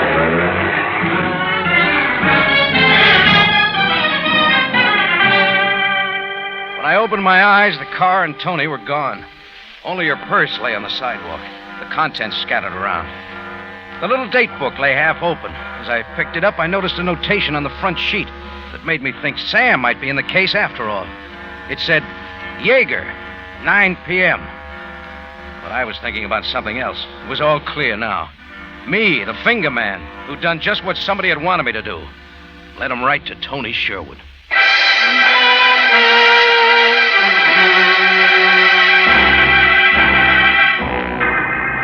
Del Monte Foods is presenting tonight's adventure with Rocky Jordan.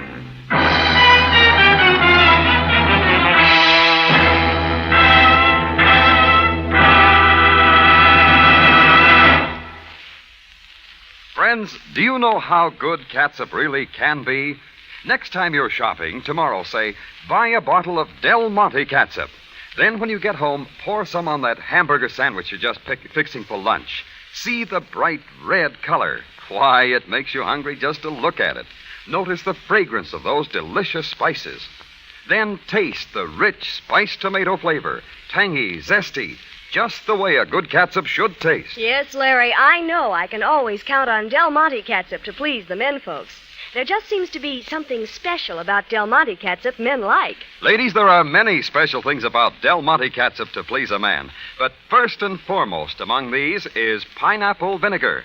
That sparkling, superlatively fine vinegar that gives Del Monte catsup such lively flavor. And don't forget, Del Monte catsup is the only catsup made with pineapple vinegar. And as a housewife, its price is important to me, too. Del Monte catsup, you know, costs less than many other quality brands. Why not try this big treat in catsup enjoyment? Buy Del Monte catsup tomorrow.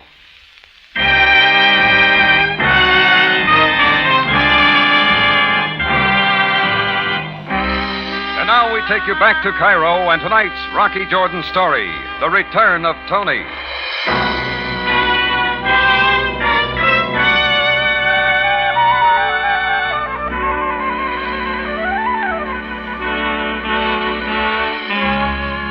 Well, one thing was clear now. I'd been sent to find Tony, only for someone else. Now she was in their hands, and I alone was to blame. So I had to find her again. And this time it wouldn't be so easy.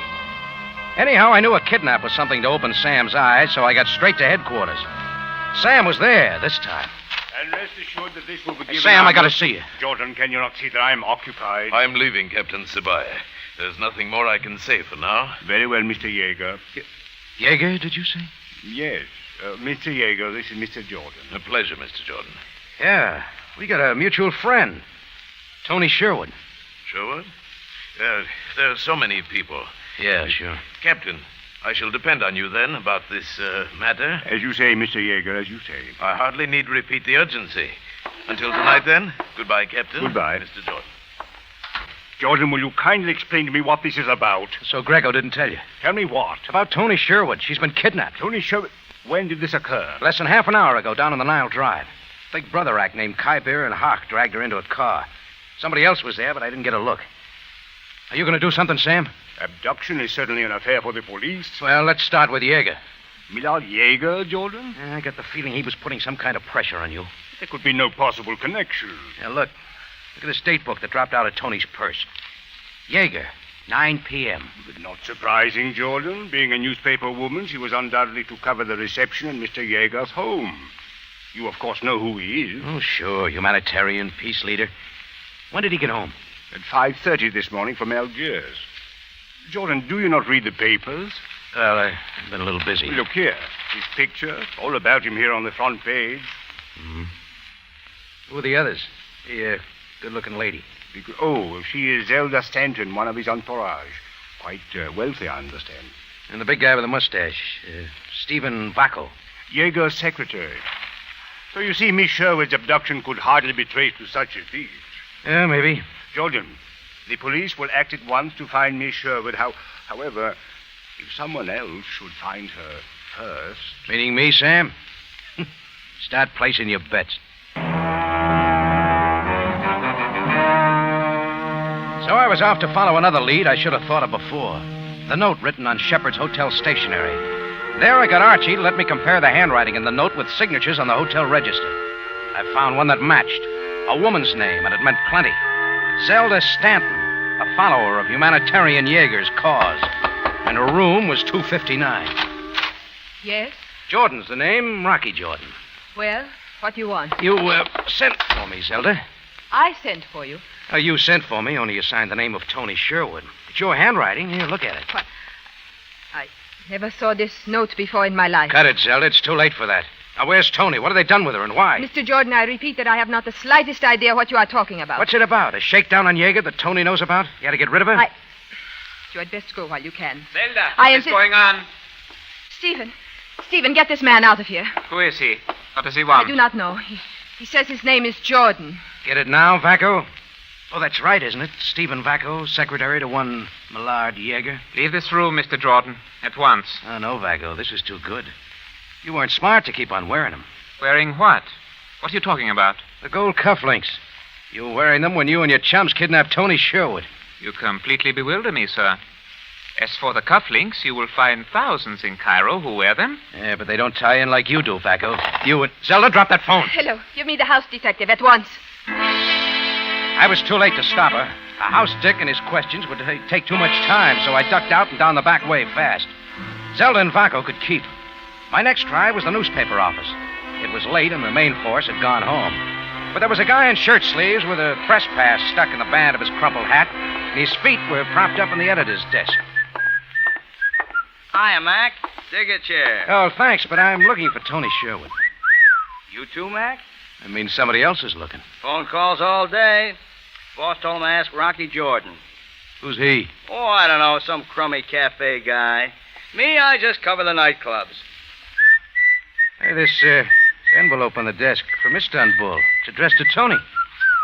Hey, you open everybody's mail, Mac? It's a specialty. It was from an Istanbul clipping bureau. There were several news items dated 5 years ago. All reports on the trial and conviction of a man named Stephen Hahn, embezzler. And all carrying Tony Sherwood's byline. I didn't need any more. Hey, look, I gotta use that phone. No kidding.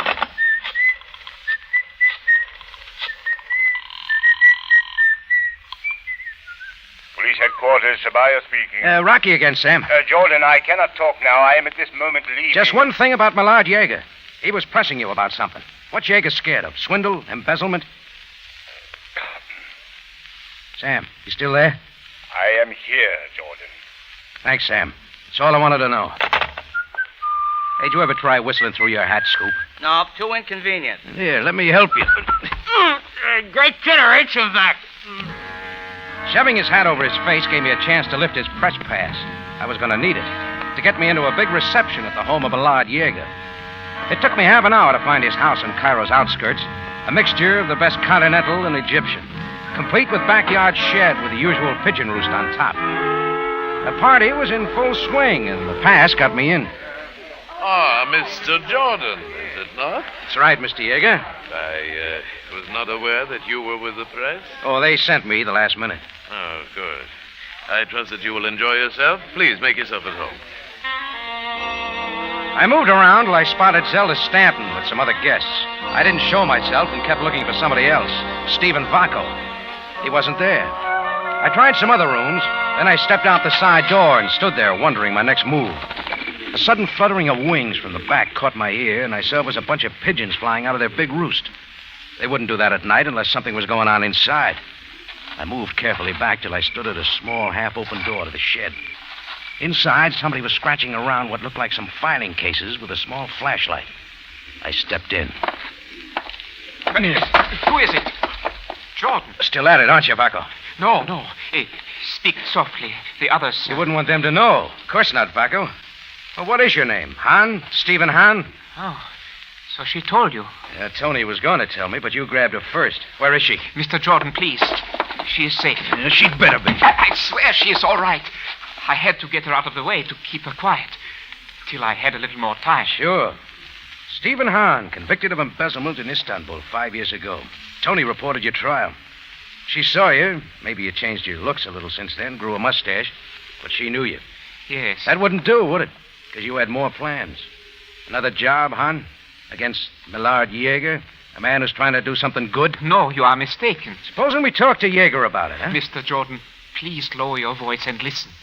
All right, make it real fast. My name is Hahn, Stefan Hahn.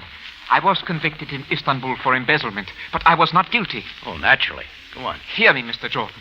I was accused of appropriating large sums of money from a world peace organization of which I was a follower. But it was not I who took the money, but the leader, Millard Yeager. Oh, sure. His organization is a fraud, Mr. Jordan. It was skillfully arranged by certain of his intimates that I take the blame while Yeager was off traveling the world. He had not even seen me and was not at my trial. So what now? You're fixing up for revenge? Not revenge, but only to save others from my fate. Yeah, like Khyber said, I was going to help right a great wrong. I am here only to find conclusive evidence that Millard Yeager is operating a gigantic fraud. So all that had to wait till now, huh? Mr. Jordan, after my release from prison a year ago, I gained Yeager's confidence and soon became his secretary.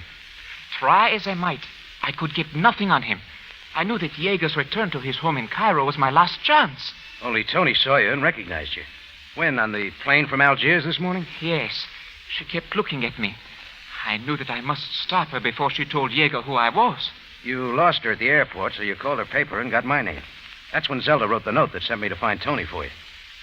That means Zelda's on your side. Well, we are quite fond of each other. When she learned of what I was trying to do, she agreed to help me. Yeah, that leaves Arnab, who knew too much. What did you boys do with him? He is safe and well, held in a little court north of Giza. That where Tony is, too? Yes. Mr. Jordan, I wish neither her nor you any harm. But if I could make you believe that... You think the stuff in those files will help?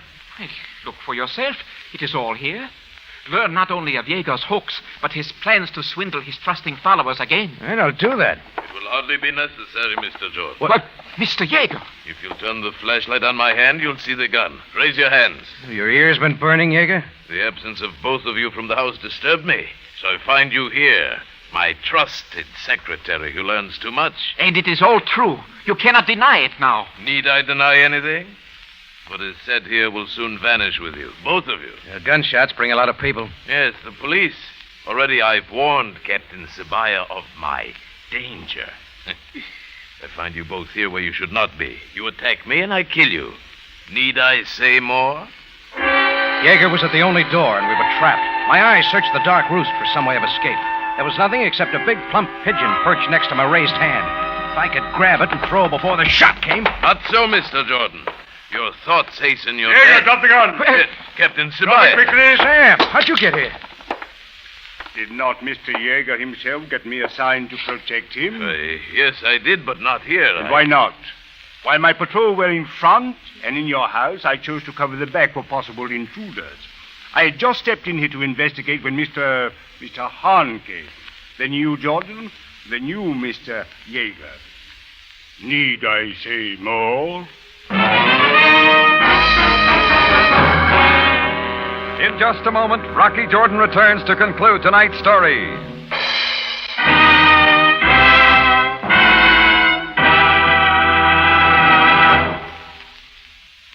You know, out here in the West, where men are men and women are extra good cooks, I suppose almost everyone's heard of Del Monte tomato sauce. Heard of it? Larry, a whole generation of homemakers have cooked with it.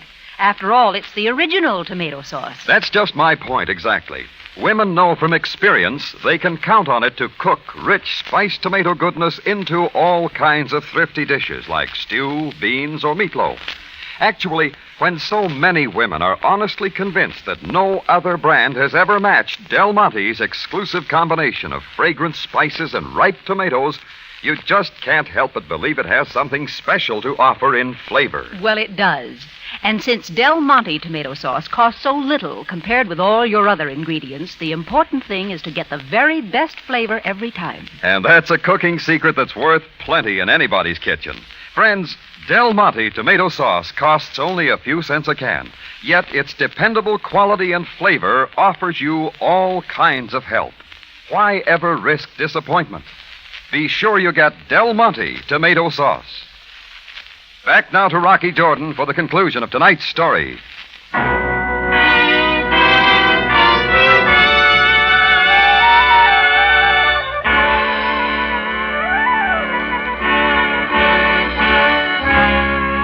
Well, Sam and his boys bundled everybody concerned down to headquarters.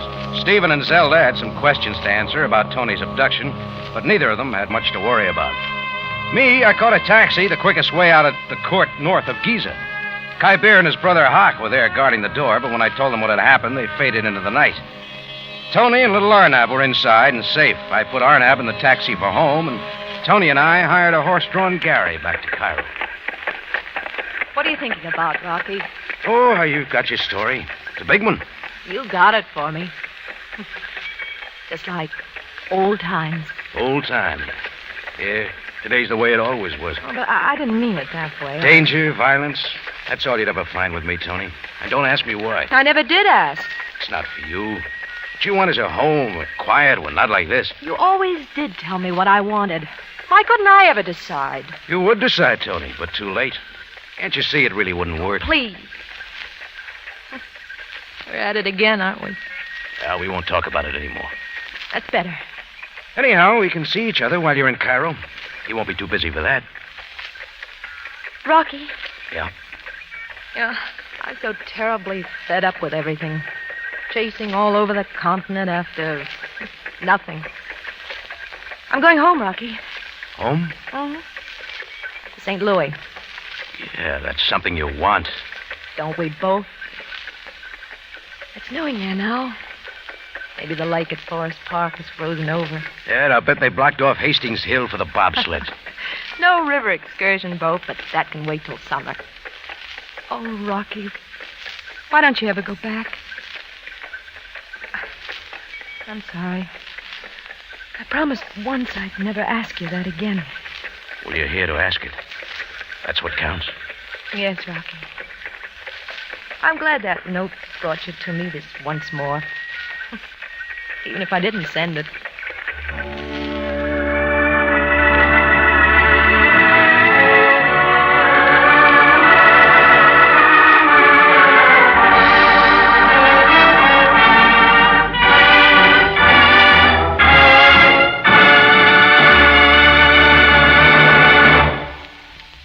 For the finest in tomato flavor, enjoy the whole family of Del Monte tomato products. Del Monte catsup and chili sauce. Del Monte tomato sauce and tomato juice. And Del Monte whole peeled tomatoes. Remember, buy wisely. Buy for flavor. Buy Del Monte. Del Monte, the brand you trust for flavor in so many good foods.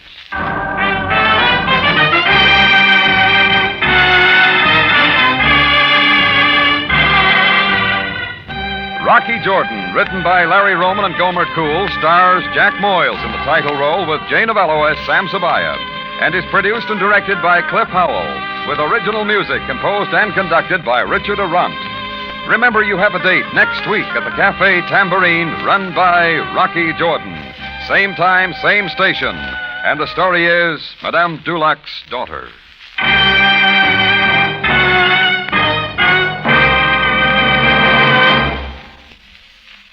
For dessert after a hearty meal, for a sunny, inviting salad, try Del Monte pineapple. Any style, sliced, crushed, chunks, tidbits, and for refreshment, juice, too. All with the luscious flavor of ripe tropical fruit.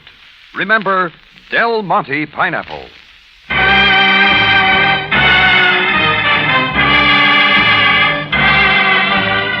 Larry Thor speaking. Rocky Jordan is presented over CBS, the Columbia Broadcasting System.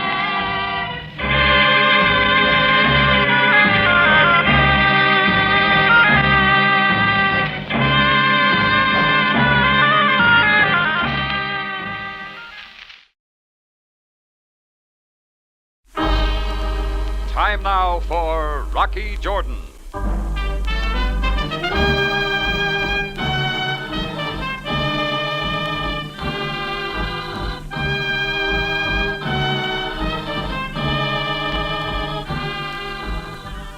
Not far from the Mosque Sultan Hassan in Cairo stands the Café Tambourine, run by Rocky Jordan. The Café Tambourine, crowded with forgotten men, alive with the babble of many languages. For this is Cairo, where modern adventure and intrigue unfold against a backdrop of antiquity. Tonight's story, Passport for Vivi.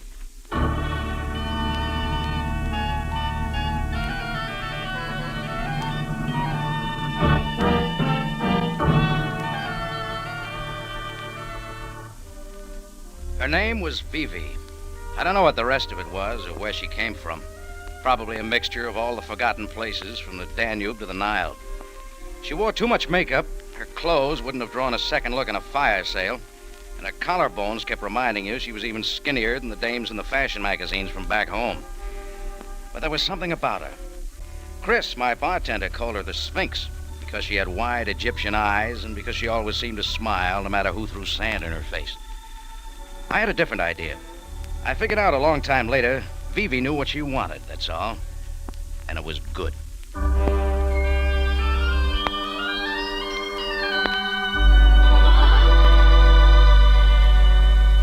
Well, like a lot of the girls, Vivi drifted into the place several times before I realized I'd been noticing her. It took an American to make me do that. It was on one of those sweaty nights when the flies are bad and you know a sandstorm is coming. A big Armenian was playing chess with a Turkish soldier over in one corner. The American was draped on the bar, pawing for a rail that wasn't there. My name's Jeb Waters, salesman from Kansas City, Kansas, not Missouri. Ah, how are you? Mine's Jordan. I run this cafe.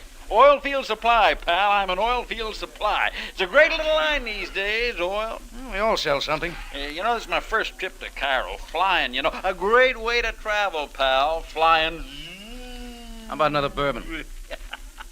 Sure. Expense account's as big as his stomach. You see what I mean, pal? You get me, pal? Get you, pal. Say, Jordan, like I say, it's my first trip to Cairo, see? And I've been tending pretty strictly to business since I got here last week. That's a way to stay out of trouble. Yeah, well, what I mean is after this, I head for the Persian Gulf. Kind of a lonesome place, the Persian Gulf. You see what I mean, boy? You're talking to the wrong guy. I lost my date book. Oh, now, don't get me wrong. I just thought, well, I haven't had much time for sightseeing, and there's supposed to be some pretty good night spots around here if somebody could... Who is she? Huh? That one coming in. Oh, I forget her name. Boy, makes you feel like Humphrey Bogart, don't it? Here, take the bottle. Hello, Rocky. Hello, Vivi. Forgot her. Relax, Kansas. You have seen him? You have seen him, Rocky? No, he hasn't been in, kid. Him? Who's him? Say, what's this all She's about? She's looking for somebody, that's all. Victor. His name is Victor. He was to meet me here 2 days ago. Perhaps you have seen him, monsieur? Oh, sure, honey. I know lots of Victors. Herr Bertrand Seaman, monsieur. What's she doing, kidding me? She told you she's looking for the guy. Stood her up, I guess. Sorry, kid. I will find him. Yeah, try again later, maybe. Hey, wait a minute. What's the matter with me? Nothing's the matter with me. Excuse me, monsieur. Come on, sister, come on. I mean it. What's a punk seaman Please, got that I... Hey. Hey, now you're nobody. She said let go. Stay out of this, Jordan. Sure. Yep. Hitting me wasn't so smart, Jordan. See, you spilled the bottle, too. It's all right. You're not drinking anymore. You bet I'm not. Not in a joint like this. Back in Kansas, I wouldn't be found dead in a joint like this. I'm sorry, Rocky. So am I. People like him, they happen so often. They pay their bills. I'm sorry about that, too. Oh, stop being sorry for everything. Just go someplace else. When I find Victor, he will loan me the piastres I owe you. Look, why don't you wise up? You were ditched by a sailor, that's all. Okay, go home and forget it. For whose sake should I do that, Rocky? For your own. What do you think I meant? I don't think anything. Rocky. All right. It's the weather, I guess. Besides, I will find him soon. Sure. Go look someplace. Good night, Rocky. Wait a minute. Had anything to eat tonight? I'm not hungry, Rocky. Sit down at a table someplace. Get you a bowl of soup.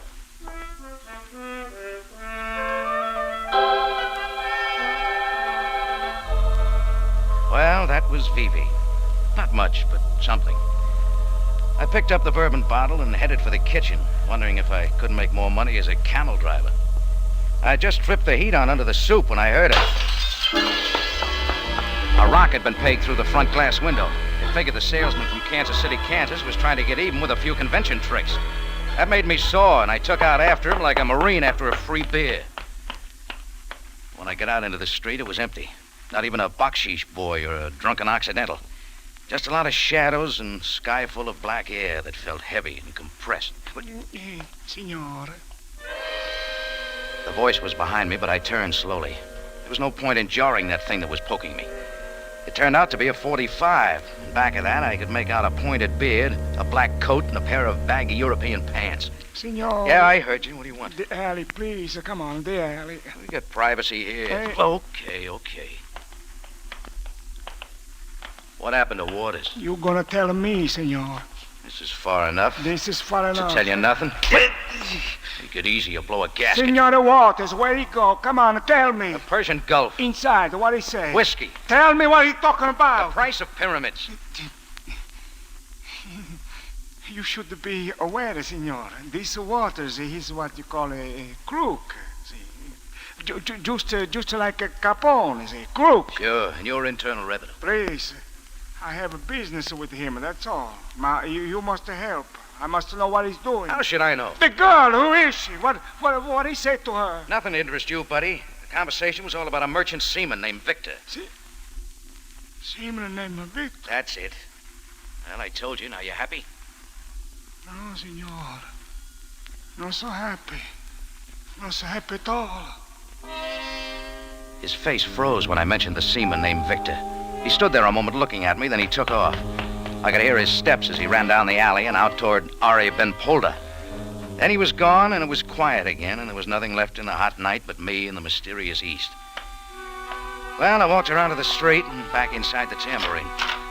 First thing I noticed was the chess game had broken up. The Armenian and the Turk had gone home. Then I saw the corner table where Vivi had sat. It was empty, too. She'd disappeared. Well, I poured myself a drink, went to bed, and tried to forget about it. But the things that don't make sense, the ones you can't forget.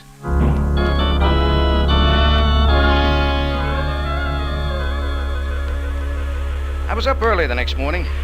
The wind had started to blow, and I got Chris to nail some boards over the broken window to keep the Sahara from drifting in. Then I headed out to buy a piece of glass. I could have found a closer place, but I steered through the dust with the big street markets beyond the Mosque Sultan Hassan. Guess I was a little relieved when I found what I was really looking for. Rocky, good morning. Hello, Vivi. Yeah, nice surprise. Skip it. Hey, you forgot your soup last night. Oh, over the broken window, I was so afraid you would be angry. I caused you so much trouble. That's right. I am sorry, Rocky. Look, kid, you know a guy in a goatee? European, Italian, I think. There are many men, Rocky. You know him? No, I do not think so. Why? Well, he stopped me outside the tambourine last night with a gun. The name of your boyfriend seems to mean something to him. Scares him. The name Victor? Yeah. Oh, that is a joke. Oh, Victor is a nice boy. He would not scare anyone. Okay, I just thought I'd tell you. You're very funny. I smell something, that's all. Oh, Oh, all right. I don't know why I bothered. Don't you, Rocky? No. Rocky, please, you don't be angry. Please, I do need help. Well, go to the police. I did, and to the consulate, and I cannot find him. No, beat it. Imshi. Come on. And I asked everywhere, Rocky. No one has seen Victor, not for 2 days. Maybe he's got other friends. But there is no one else in Cairo he knows. That was why I laughed just now. Okay, let's have all of it. There is no one any place. He missed his ship at Port Said last week, and he is in Cairo, and I meet him. He is all alone in the world like I am. Love at first sight, huh? No, Rocky. I do not love Victor. What? Not yet. What in the name of heaven? Please. You would not understand. You are strong. You have everything. What makes you think you'll ever see him again? He needs me, Rocky, like I need him. Make beautiful the lady's promised shoulders. me you would not Hey, leave Mr. without Boy, me. shawls. No, we're not buying anything. Best shawls in old Please Cairo. help me, Rocky. His full name is Victor Dinelli. Here, shawls for the lady, Mr. Boy. Here, I show you. Go away. No, Rocky. Super shawls. American. Don't you see? Victor is an American. Here, Effendi. Here around the lady's shoulders, I drape the blue. Look, Mac, I said we're not buying it. Hey, you. Rocky! About the time the peddler threw the shawl over Vivi's shoulder, I caught on he was the same Armenian who'd been at my place the night before playing chess. I reached to grab him when he started to run, but Vivi had grabbed me first. She hung on tight. The blue shawl fell away, and I could see why. There was a rug knife buried between her shoulder blades. I could feel her skinny arms around me start to relax. Then Vivi crumbled to the sidewalk alongside the blue shawl. Only now it was turning red.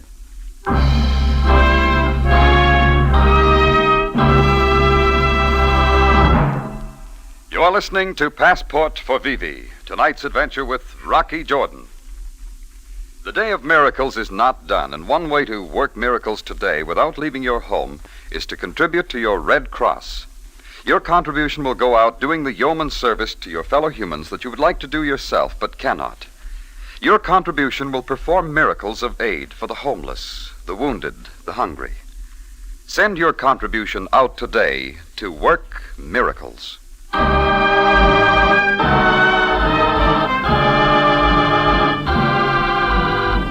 Now we take you back to Cairo and tonight's adventure with Rocky Jordan, Passport for Vivi.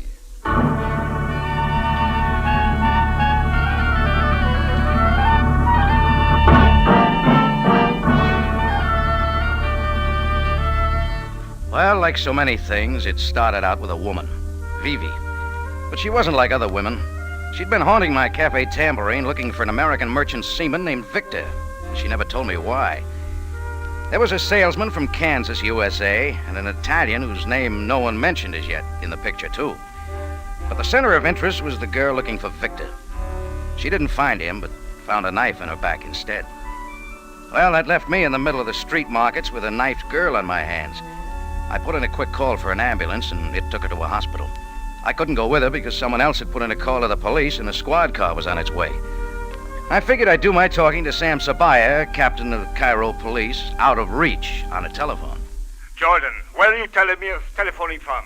Sorry, Sam, I can't tell you. Jordan, listen to me. You are in serious trouble. You were in the company of a girl who was knifed. The injury is most serious and she may die. I know that, Sam. It would then be murder. Jordan, I am warning you. I have my men looking for you right at this moment. I didn't do it, Sam. You know that. It was an Armenian posing as a rug seller.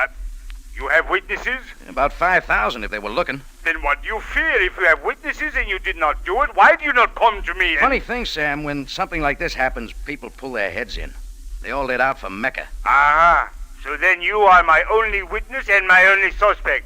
Jordan, I tell you once again, turn yourself in. Come to me. You're wasting time, Sam. Look for that Armenian. You know I didn't do it. I only know that it is the jackal who strikes and runs away. I'm not running. I got work to do. Such as? Maybe I'm looking for a sailor named Victor, too. I don't know. But the girl has looked everywhere. You yourself think that he will not be found? All right, I'm mixed up. Perhaps then you will say you are looking for the one who tried to kill her. Maybe. Jordan, what does this girl mean to you? Nothing. Then why are you thinking of vengeance when this is a job for the police? Why do you do this when you say the girl means nothing to you? Why, Jordan? I do not understand. Do you? No.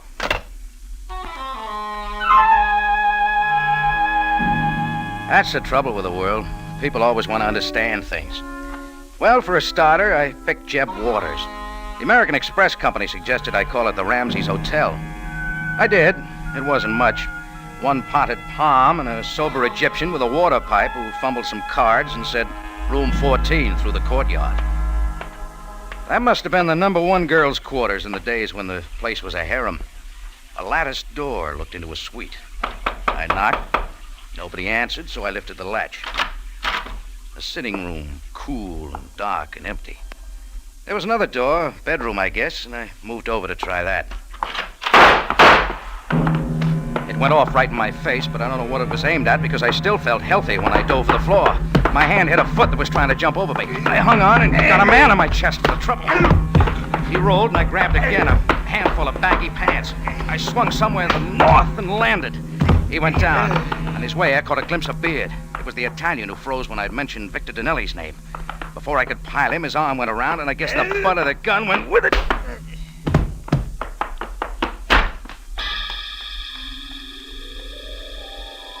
Well, a couple of stars later, I reached up to feel the bump on my head, and my hand touched leather.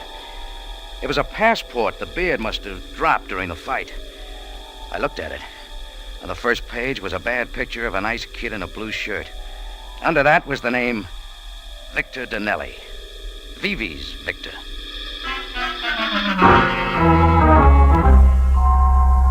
For the first time, things began to tie together. But it was a crazy knot. And a moment later, the door opened and Kansas walked in. Well, here you are. Hello, pal. Yeah. Dusk said you'd be here. Hey, what did you do to my place? Everything's thrown all around. Not me, Buster. $50. $50 gone on my traveler's checks. He won't be able to cash them. Who? A Beard. Oh. He says he doesn't like you. You do business and you're a crook, he said. Hey, take it easy, boy. I'm not in good shape. Oh, my head. Oh, mother, my head. Your head? What's his name? You know, I finally connected last night. I hit every spot. What's his in name? town. The Beard's. Dispore, Gino or Vino Dispore, something like that.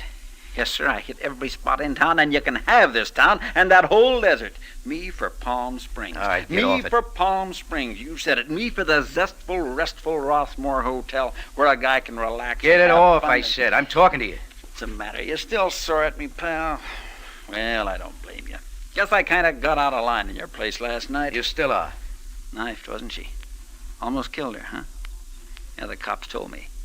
Called me at the company branch office. Yeah, I gave him your name. Well, thanks. I wouldn't have made a pass at her if I'd known she was yours. Who says she was? Well, what are you doing here? No skin off your neck, is it? If the Armenian did it, that's all there is to it. Maybe he was sore because she wouldn't cut a rug with him or something. You seen this passport before? Victor Dinelli, huh? No. That the boy she asked about? Dispore dropped it. He's tied in. Now give. Look, pal, like I told the cops, I really don't know who he... Take it easy, pal. That's a clean shirt. Keep talking. Italian. New in town, looking for business deals, that's all. Met him in a bar. He's a sucker. And you're a salesman. Well, there's nothing wrong with a little side operation, is there? Do you know... I sold that jerk some shares in the Golden Gate. So help me, boy, I actually did it. No wonder he's sore. I didn't hook him for much, $100. I just did it to have something to tell the boys back home. That dumb foreigner. Well, you're an American. You think it's funny, don't you? So long, salesman. I walked out onto the street and looked at Victor Dinelli's passport once again. Then I thought of Vivi and her riddle. Well, I couldn't go to the hospital to talk to her, so I did the next best thing. I went over to where she lived to see what I could find. It was a box-like room in a French woman's rooming house on the Street of 1,000 Eyes. There was a cardboard suitcase standing near the bureau, ready to go. But it was the walls that really told her story. The walls and the things I heard her say to me.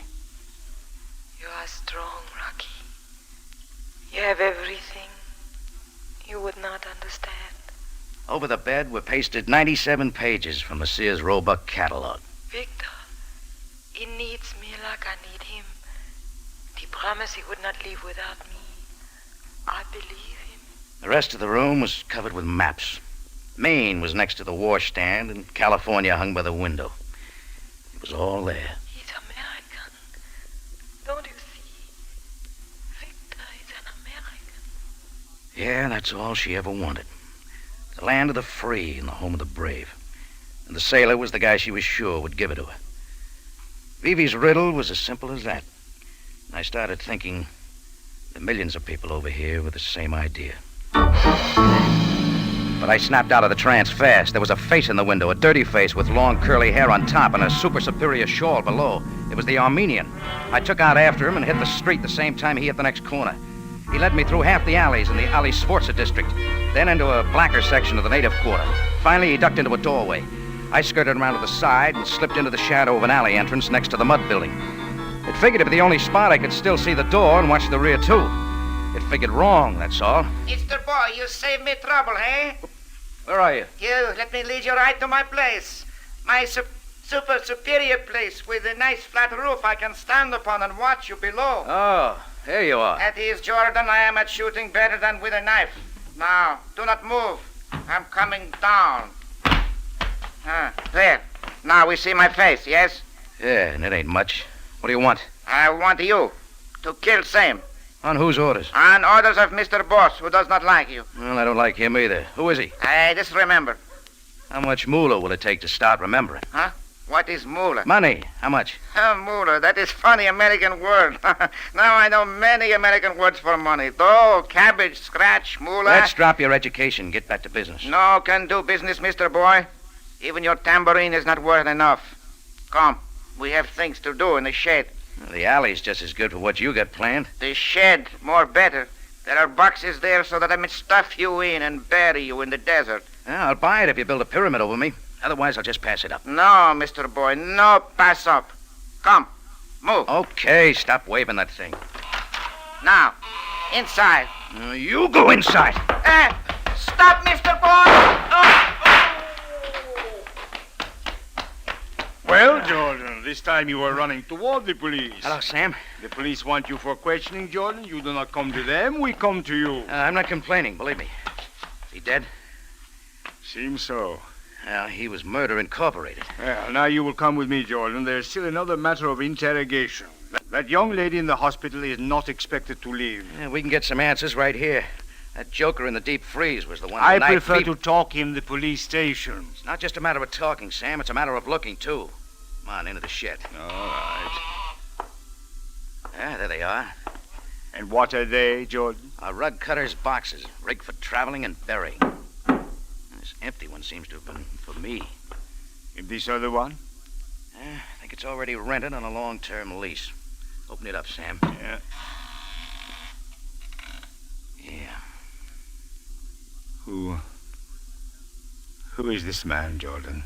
Victor Danelli, merchant seaman, USA, Italian descent. Vivi's boy, Victor. I guess she can stop looking now. I will telephone the coroner, and you, Jordan, will please come with me to the police station. Am I under arrest, Sam? Technically, no. Sorry, Sam. See you at headquarters in about 45 minutes. Right now, I got a date to see a man about a very ugly racket.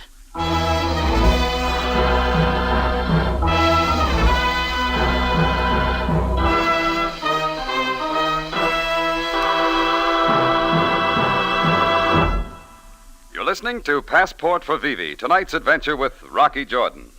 Monday night brings you more mystery on CBS, that special kind of top mystery that has fans everywhere turning first to CBS. At 9 Monday night, CBS brings you Inner Sanctum and a story called Only the Dead Die Twice. Remember Inner Sanctum at 9 Monday night.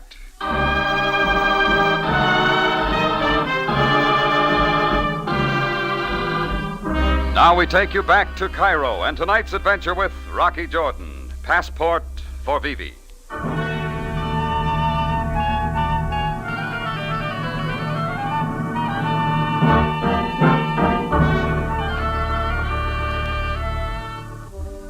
Well, Vivi said that her Victor wouldn't leave her, and he didn't. He'd just been dead a couple of days, that's all. Killed by the Armenian and packed for a desert burial.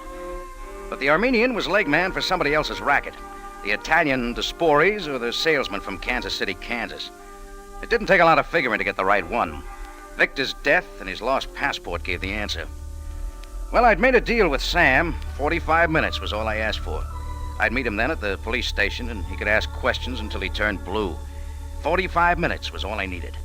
Just took me 20 to get over to the Ramsey's Hotel, and just a few more seconds to cross the courtyard and bounce into room 14.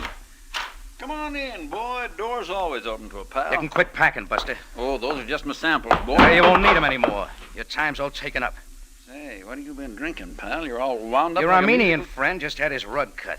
And we turned up Victor's body before he got it buried. You're out of my depth. I don't think so. You thought you had a pretty sweet little racket, didn't you?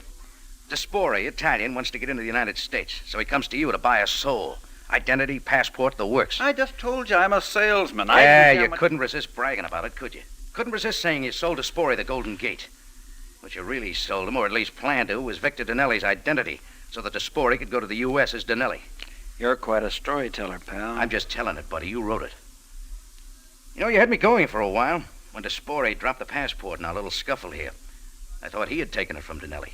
But it was you who had Victor killed and took his passport. Despori was just taking it from you. What'd you do, boost the price on him? Who cares? He does.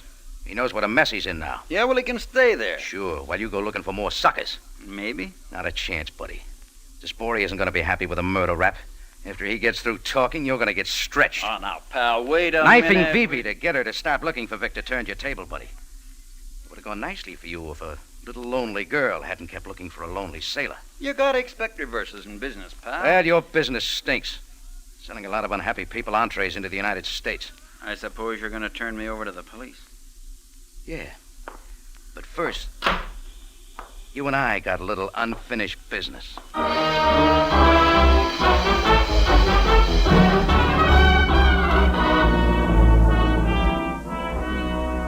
I guess I lied to Sam. I didn't make it back to the police station in 45 minutes. Took me a little more than an hour before I dropped Jeb Waters on Sam's doorstep. But Sam wasn't mad. By then, Kansas was ready to do a lot of talking, even through his swollen lips.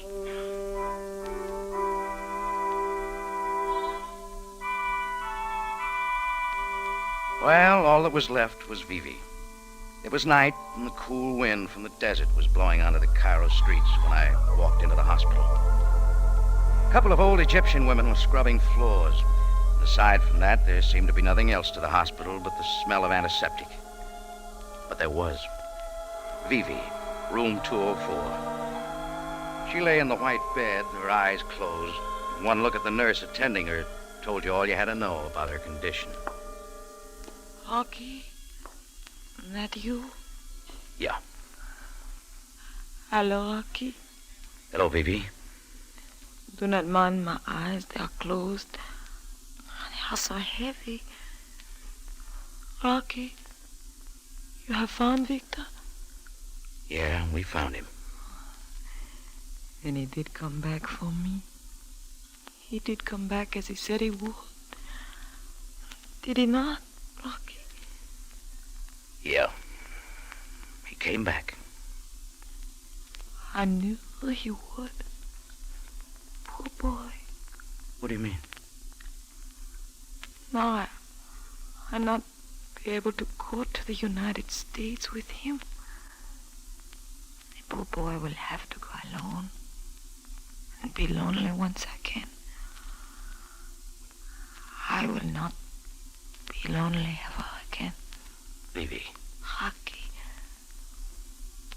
I feel so tired, Rocky. Sleep. Good night, Vivi. Goodbye, Rocky.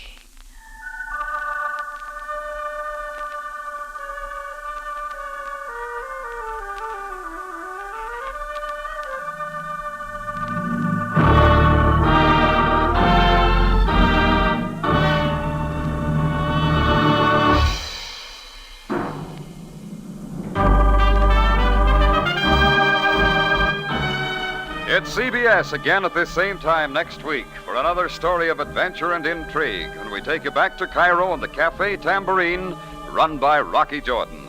Jack Moyles plays the title role with tonight's story by Jackson Gillis, edited by Larry Roman and Gomer Cool. Rocky Jordan is produced and directed by Cliff Howell with original music by Richard Arant. Larry Thor speaking. This is CBS, the Columbia Broadcasting System.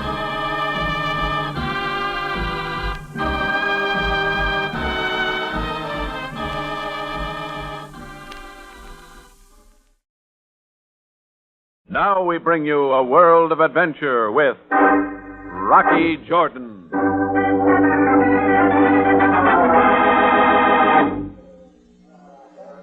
I'd been eyeing the guy sitting in the back booth for quite a while. Everybody in the Café Tambourine was having a good time but him. He was American, maybe 30, black hair, combed straight back. I thought I'd go back and say hello. He looked like a nice guy until I got close. Then I saw something in his eyes I didn't like. Fear. What do you want? What's the matter, buddy? Drinking alone. Not good for you. I know what I'm doing. Oh, sure you do, but aren't you hitting the bottle kind of hard? Who are you? I own this place. Oh, then you're Rocky Jordan. That's right. You're an American. Right on 2 counts. That's why I came here, Mr. Jordan. This is really an American place, like Chicago or New York. I'm safe here. Safe from what? My name is Lint, Mr. Jordan. And maybe you better walk out and get some air. No. He's waiting out there. He was following me. I know I saw him. He's going to kill me. Kill you? Don't let him kill me, Mr. Jordan. Nobody's going to kill you, Lint. Let's go to the front door and take a look. No. Come on. I'll go out ahead of you. Lint acted like a nut that might cause trouble. I took him by the arm and led him up to the front door of the tambourine. Outside, there was nothing but a cabbie and 2 girls walking up and down. Then suddenly, Lint pulled away from me. Across the street. It's him. I told you. Lint tore back into the tambourine, running for the rear. I headed across the street and into 24 hours I'd never forget.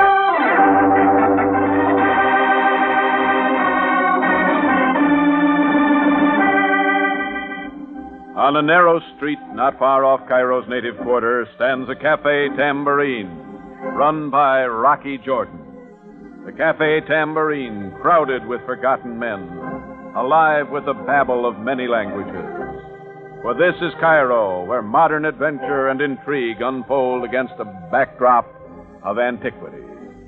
Tonight's Rocky Jordan story, Trail of the Assassin.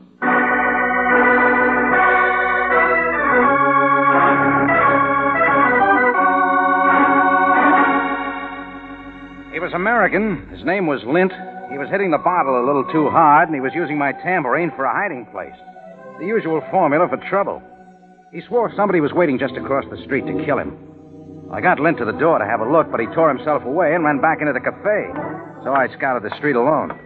All I found was shadows cast by the streetlight. I checked the cabbie parked at the corner. Yes, sir. There was a man waiting a few minutes ago in the shadows. An American? I would not know. He wore a black coat as though he was cold. He kept coughing into a handkerchief. Yes. That was all the cabbie could give me. So I went back into the tambourine. Chris, my bartender, said Lint had gone out the back way through my office. I don't like wild men running around my place, so I went after him. I just opened the office door when I saw Lint stumbling toward me from the open alley door. He suddenly fell into my arms, pushing me back into the cafe. Then he slid to the floor, face down. That's when I saw the orange handle of an assassin's knife pinned between his shoulder blades like a flower. I had Chris lock the doors, then phone police headquarters. 10 minutes later, who should show up but Sergeant Greco. As I see, stabbed in the back. Murder, of course. That's good deduction, Greco. Now, where's Captain Sabaya? Captain Sabaya is in Alexandria. I am in command during his absence. You mean in charge? The man was killed here in the Cafe Tambourine? No, out in the back alley. He stumbled in here after. Very well. Where were you, Mr. Jordan, when the man was murdered? Sergeant, I saw it all. I saw it all. There was a fight. This man... Mr. Jordan? Just him. He was throwing the man out. The man broke away running. They went to the alley. The poor dead man walked his way back toward the light. Thank you, my friend, for this information. I saw it all. I will testify for the usual fee. Delighted. Look, Greco, you're going to take the word of a... For the moment, you may consider yourself in my official custody, Mr. Jordan. You better get it straight. Back in my office. As you wish.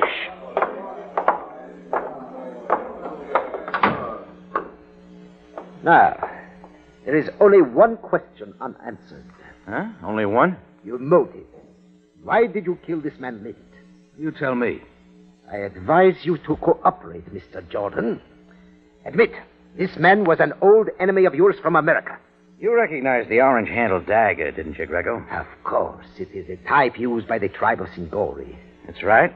Tribe of Singori, professional assassins. There have been too many murders in Cairo, but those would wish us to believe the tribe of Singori were the murderers. You will have to do better than that, Mr. Jordan. Why should I want to kill Lint? Never seen the guy before tonight. You Americans have a tendency toward violence. Okay. You win, Greco. I killed him. Excellent. Now, we are progressing. You're making a fool of yourself. What? If I was going to kill a man, would I do it right outside my cafe with everybody here? In a rage, yes. Then pull him back into the light? Well, Would I use a knife? Maybe a 45, but no knife, Greco. Well, go on. Take me down to headquarters. You look real good when Captain Sabaya gets back. As Captain Sabaya has done in the past, I hereby release you on your own recognizance. But I assure you, Mr. Jordan, I shall not rest until I have uncovered evidence to bring you to justice. Oh, what a brain. Also, your Cafe Tambourine will be declared off limits and closed until this affair is settled to my official satisfaction. That is all, Mr. Jordan. Greco went out and took the names of the witnesses. I told Chris to go on home. In 20 minutes, the cafe was empty. I locked the front door and turned off the overhead lights. There was a spilled drink on the piano. I picked up the glass and set it straight. Sat down. It'd be in the papers tomorrow with my picture. All about Lynch's murder in the cafe. Bad for business. Business? There wouldn't be any until Greco pulled down his official stickers. Lynn had been an American. Funny I hadn't thought about home for a long time. And it'd been a real long time. Lint. Who was he? Who killed him and why? With Greco putting the pressure on, I knew I'd better find out before everything crashed in on me. Greco would work like a bulldog until he'd hope something up that'd look like evidence.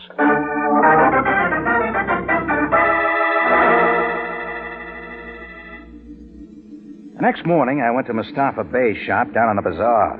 In Cairo, 1950, he was one of the last true artisans making knives.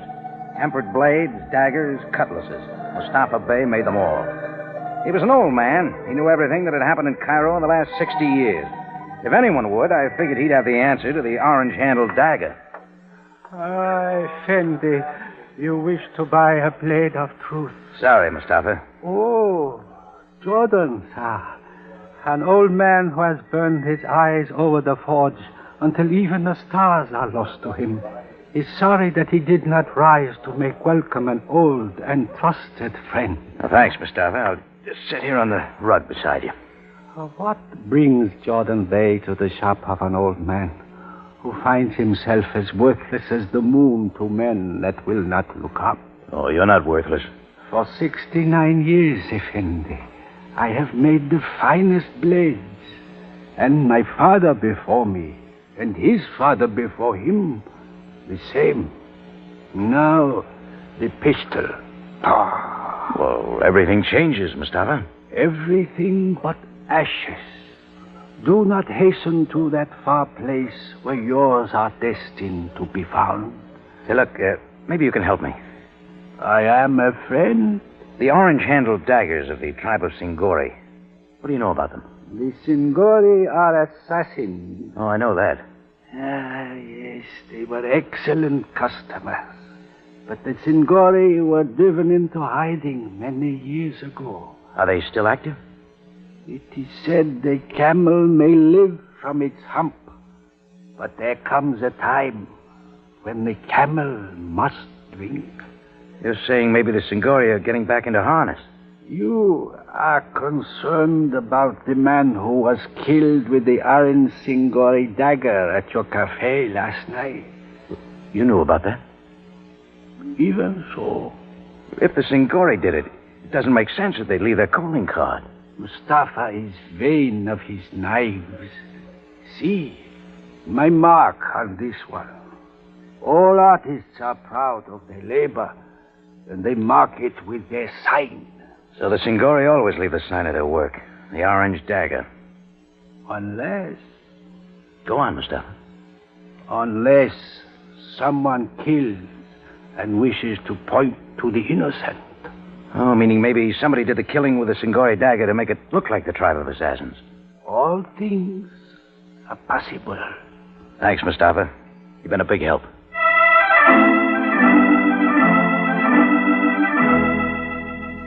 Now, the first thing I had to do now was to get a lead on who wanted Lint knocked off. I made a few telephone calls and found Lint's hotel, the Du Nord. I grabbed a cab and was there in 10 minutes. 50 piastres talked the room clerk at the Du Nord out of key 416, the one to Lint's room. I went upstairs. Lint's room was a mess. Looked like Greco had been there and taken a close look around. But maybe Greco had overlooked something. He had. Just as I was snapping open Lint's suitcase, a big job with hotel, airline, and steamship stickers from all over the world posted on it, I felt a sudden movement across the room. I started to turn, but it was too late. I felt a rocket sing through my skull, and the rug went black. Deep black for a long, long time.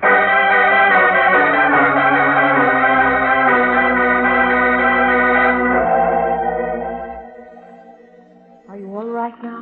When the rug began to lighten Here, I'll up, put this coat rag found I was on. looking at the ceiling. Isn't that better? Framed by the ceiling was the Do you face of a feel woman. Red hair hanging down, almost touching my face. Can you hear me? Green eyes, cool against cold, the creamy really, tan. She was young. There, now isn't this better? I'm supposed to say, where am I? You're in room 416 at the Hotel du Nord. I don't get around much anymore. Ooh. Here, let me help you up.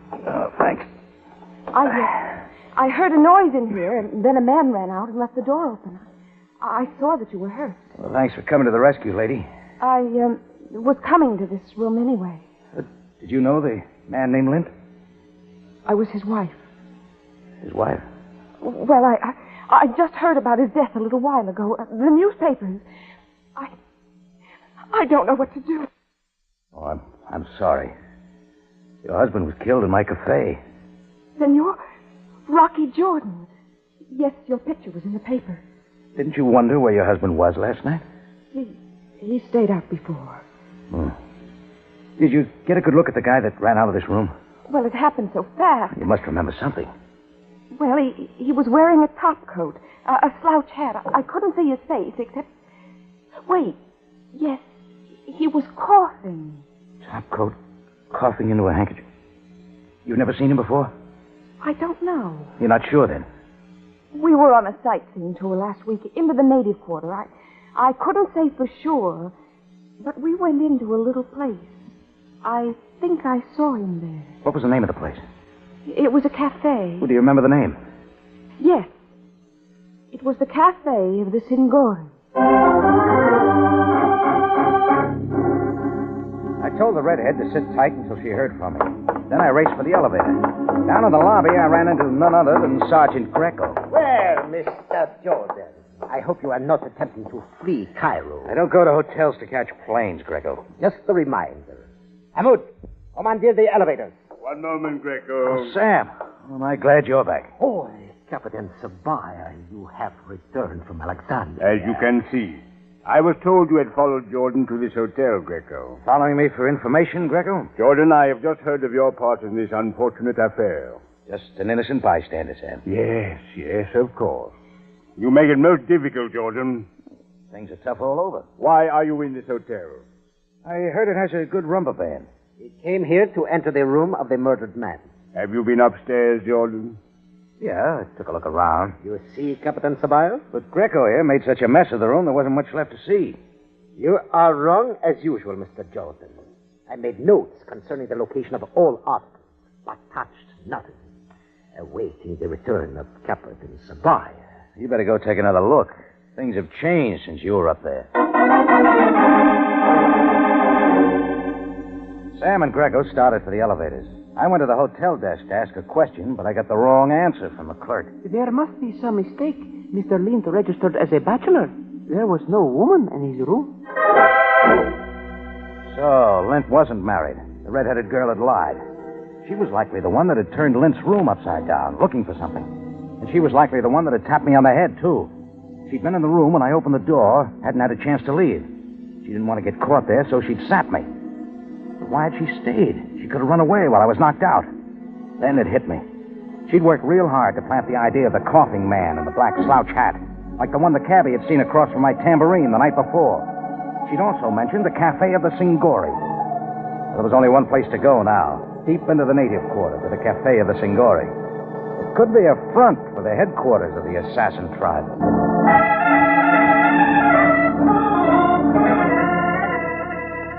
Bakshish, Effendi, bakshish. I passed the beggar at the entrance to the Café of the Singori.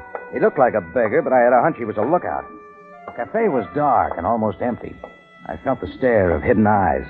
A native girl was dancing in a small, cleared space. I sat at a table and waited. I didn't have to wait long. Rocky Jordan honors the house of Singori. I put you one card ahead. You know me, but I don't know you. You the head man around here? I am Hakim, a simple waiter, Effendi. Sure, real simple. It is my profession. I have heard many things of you, Mr. Jordan. I hope they are all true. Believe half you see, nothing you hear. Estimable. It is a saying from a book of wisdom. No, it's a saying from 7th Avenue. Hakim considers it an honor to serve the wise Rocky Jordan. Oh, not so wise. I didn't come here for refreshments, Hakim. Oh? I can see you're real surprised. Perhaps Jordan Bey would care for company at his table. A man was killed in my cafe last night, Hakim. How unfortunate. Yeah, he thought so. Name was Lint. Ever heard of him? Englishman? USA. We do not get tourist trade so deep in the native quarter. They become fearful before they have penetrated to the Singori. Maybe you know a red-headed woman, about 25. Creamy, tan, green eyes. Ah, that is beyond Hakim's hope of heaven. You had a customer here, maybe a week ago, an American, middle-aged, wears a black slouch hat, coughs a lot. Maybe he bought a little, service. I do not recall such a man, Effendi. But surely Rocky Jordan knows. The day of the tribe of Singori being hired as assassin is in the past. What kind of a knife are you carrying, Hakim? Inside your robe? None, Effendi. Let's take a look. Yeah, just like I thought. It's necessary for Hakim to protect himself in this low place of employment. 8-inch dagger. But you will notice, Effendi, the handle. Yeah, it's not orange. As I have said, the day of the assassin, alas, is over. All of you, it is all right. Sure, Hakim, sure. Effendi, listen. I must be careful here. Such a man as you have described has been seen in the quarter. It is said he is a man of great evil. Where can I find this man of great evil? It is said he lives at the Hotel of the Armenian, Davos, near the Fountain of Musa. But Hakim does not know if this be true. Hakim wouldn't know the truth if it came dressed like the Sphinx. But Hakim knows where the man of evil lives, for sure. Here, Hakim. Oh, Mutashakir, Effendi. Give part of that to the dancing girl, will you? She's the only thing in here you can depend on.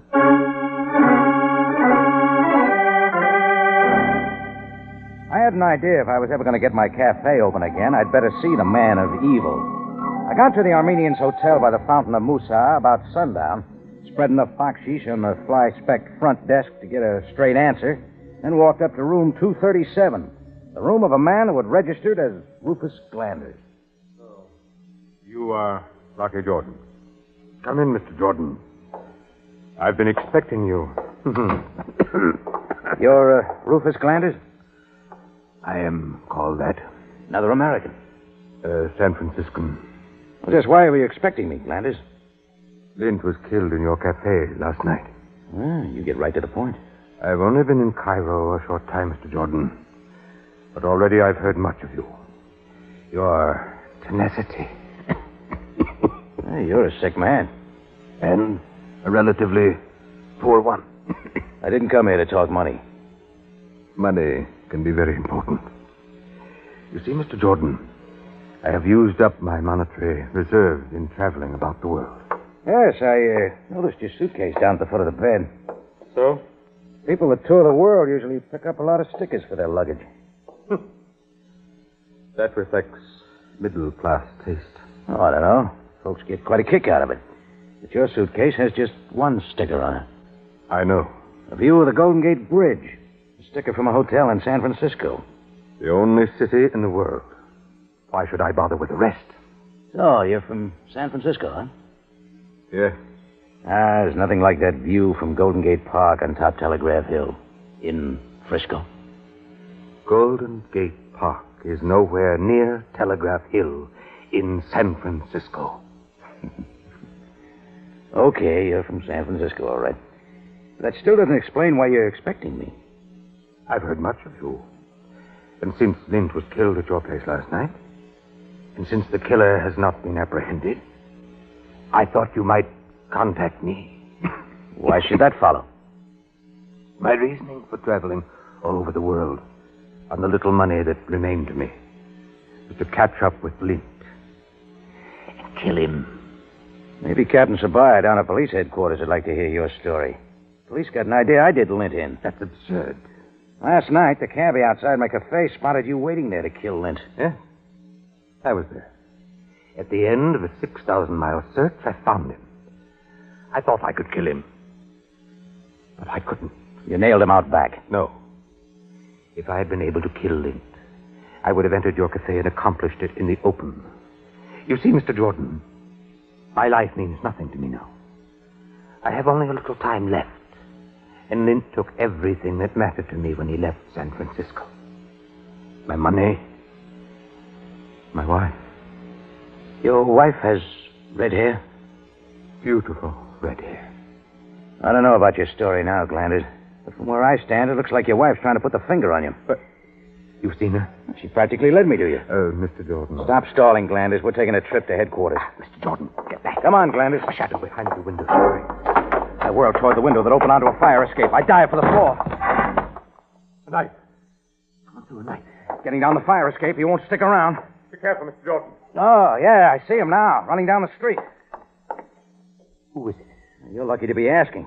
That knife was for you, Glanders. Went into the sofa, right up to the orange handle. But who threw it? Who was he? A guy named Hakim. A guy who's got a lot of answers. Answers? But it's too late to follow. We don't have to. I know just where you and I are going to find him.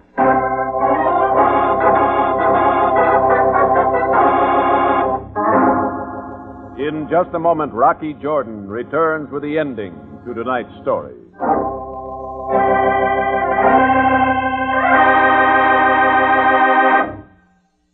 What is the war news today? Whatever it is, you want to help, don't you? Well, you can do something very important. You can contribute a pint of your blood every 3 months through Red Cross. Again, Red Cross is the official agency to collect blood for the armed forces when and wherever needed. That need is now. We must build up a blood reserve, and we must continue to take care of the day-by-day needs of our community.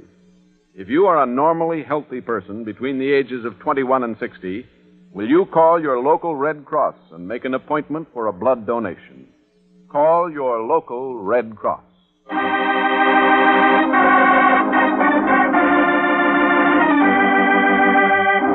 We return you now to Rocky Jordan for the conclusion of tonight's story.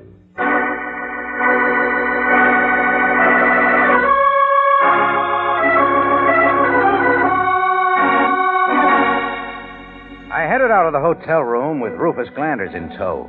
Outside, we caught a cab and directed the driver deep into the native quarter, the café of the Singori.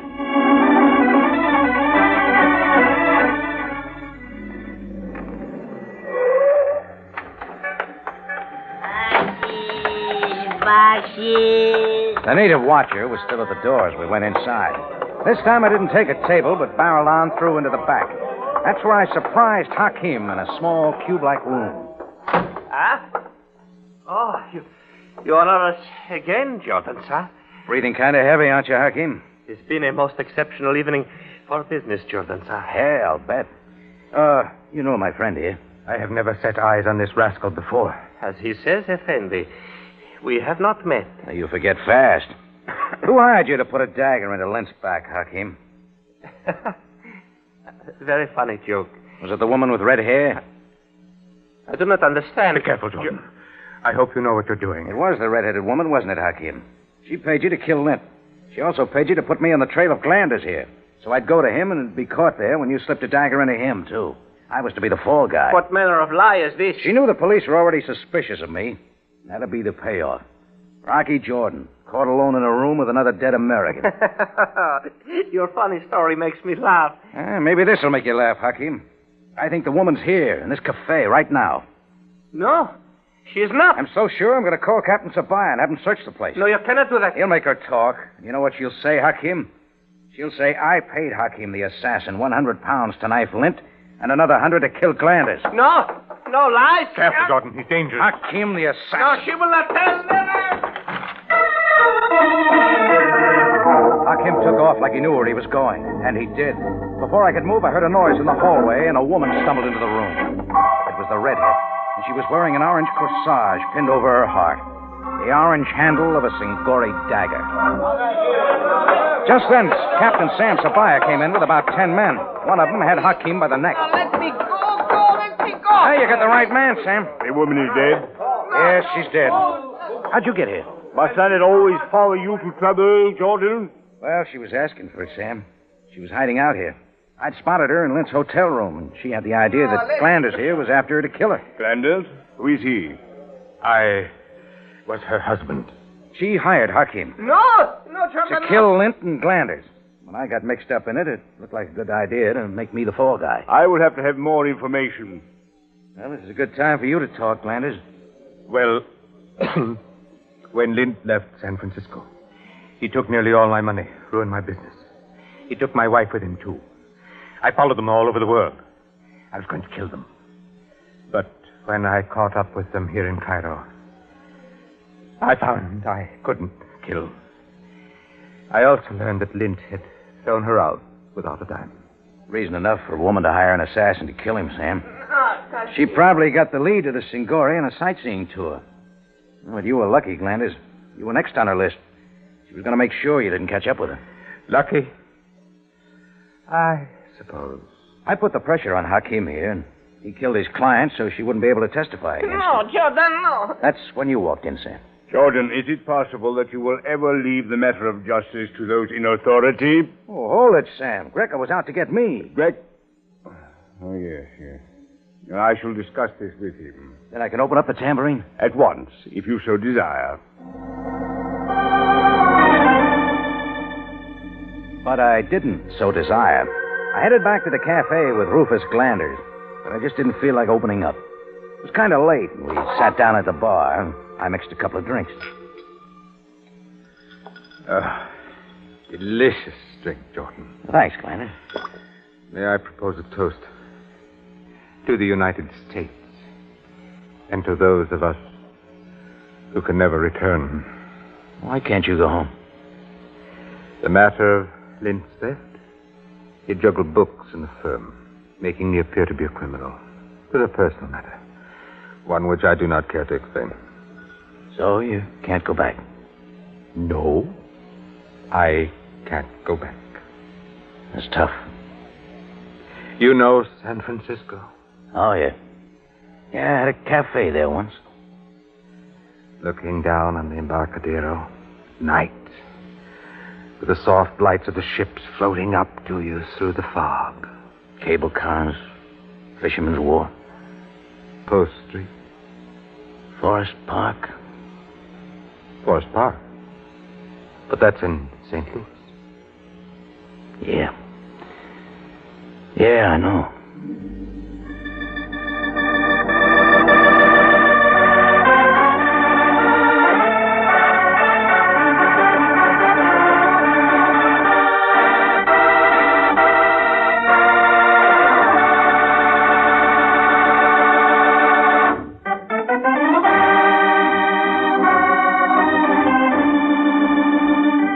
Rocky Jordan, written tonight by Gilbert Thomas, stars Jack Moyles in the title role with Jay Novello as Sam Sabaya, and is produced and directed by Cliff Howell with original music composed and played by Richard Arant.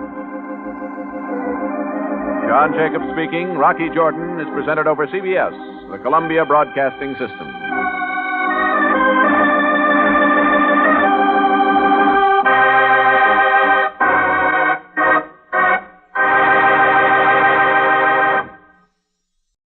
On CBS, you've heard Jack Benny.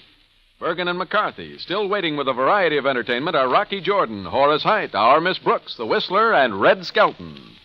Now, Del Monte Foods brings you a world of adventure with Rocky Jordan.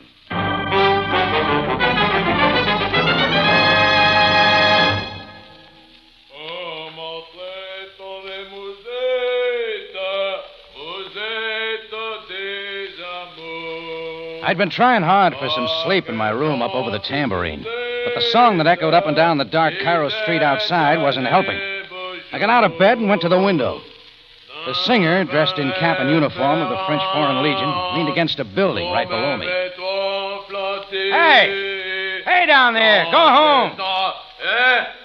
Oh, monsieur, c'est ton bonne nuit. Pour chanter, n'est-ce pas? No parley français. Just move it along. Allez, allez. Après un autre refrain, monsieur. Oh, mon tendre. Hey, let a guy get some sleep, will you? You want me to come down there?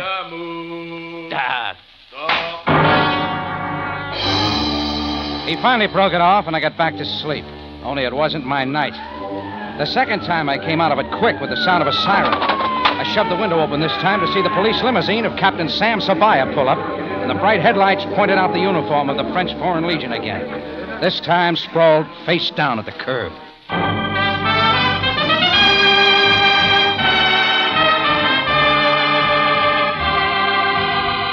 Del Monte, the brand you trust for flavor in so many good foods. Yes, Del Monte, the best liked brand of canned fruits and vegetables in the whole wide world, takes you now to the Café Tambourine in Cairo, gateway to the ancient East, where modern adventure and intrigue unfold against a backdrop of antiquity. Tonight's Rocky Jordan story, A Song in the Night.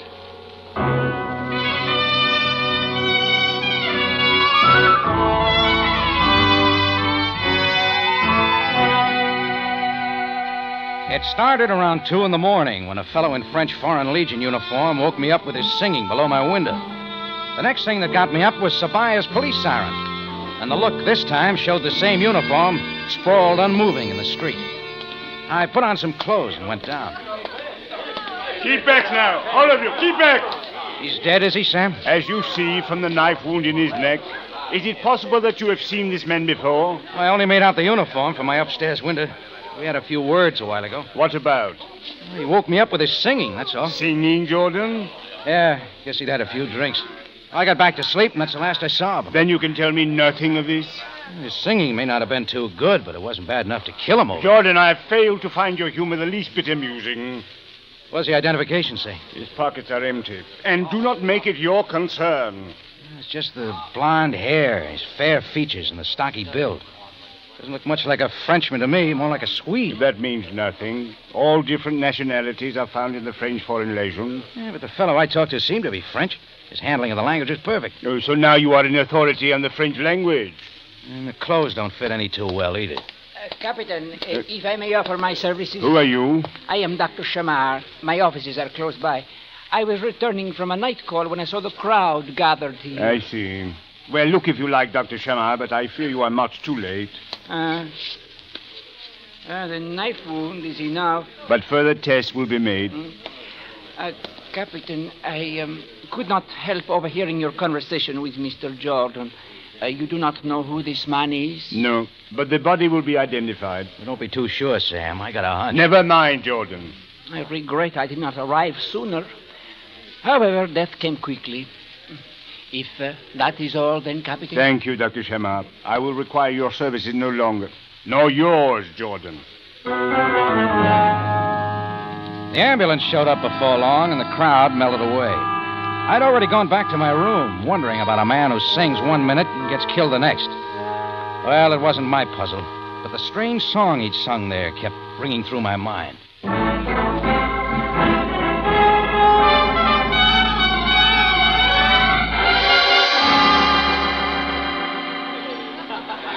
Well, the murder story made page 1 in the morning papers. It built up the mystery of the man's identity. One of the police still didn't know. That was enough to bring the crowd swarming around and into the tambourine. Tourists looking for the excitement and intrigue of the quaint city called Cairo.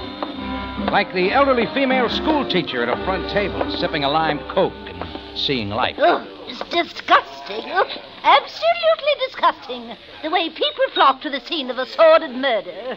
Oh, I say, proprietor, are you the one who talked to him? To who, lady? Why, the Legionnaire, of course. The man who was knifed at your very doorstep. I wouldn't know. Get you another Coke? Oh, no. The whole affair has quite turned my stomach. A motley lot, these Legionnaires, just fleeing from some ghastly crime. All of them, everyone. I pulled myself away and began noticing another character in the crowd. A man in cutaway and white vest with well-clipped beard, who listened intently to the chatter around him. As I stepped behind the bar, he pushed his way through and sat down. We cannot escape it here, can we, senor? All this conjecture about which they know nothing. Well, does anybody, mister? Agreed, senor. I am Count Umberto. What will you have, Count? Madeira, if you please. Here you are. Tell me, it is true that the police have made no progress in solving last night's affair? You'll have to ask them. But, senor, why do they spend so much time trying to learn who the man was or why he was killed? They get paid for something like that. Granted. But after all, life is quite cheap. If you look at it that way. Well, really, it is. Millions upon millions have been killed in recent wars. Why should we bother about this one? I don't know. Except that he was alive yesterday. Ah, yes. You alone talked with him, did you not, before the murder? I talked to somebody. Well, such is the inscrutability of man. Kill many in wars and trouble yourself about one who was probably worth little. Oh, but your health now, senor. And we shall forget the unfortunate man. It went on like that for the rest of the day. Everybody asking about something I wanted to forget. By evening, I'd had enough of it and got out. I wandered over through the Uzbekia, then down the Sharia Solomon Pasha and away from the crowds. Then I was walking across from Shepherd's Hotel, past houses that touched the sidewalk, when something stopped me. The song was coming from one of the houses. The same strange melody I heard the Frenchman sing under my window the night before. I saw the girl then, through an open doorway, bent over the keys of an upright piano.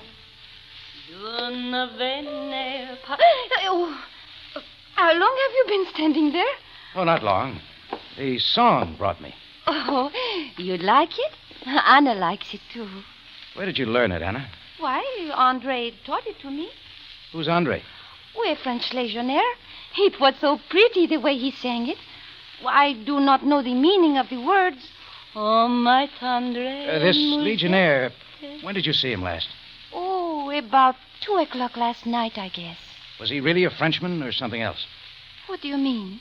Was he French or some other nationality? Well, of course he was French. He told me he was from the countryside. Oh, around Love. Light hair? Light? No, dark hair. Oh, Andre was homesick. That is what made him remember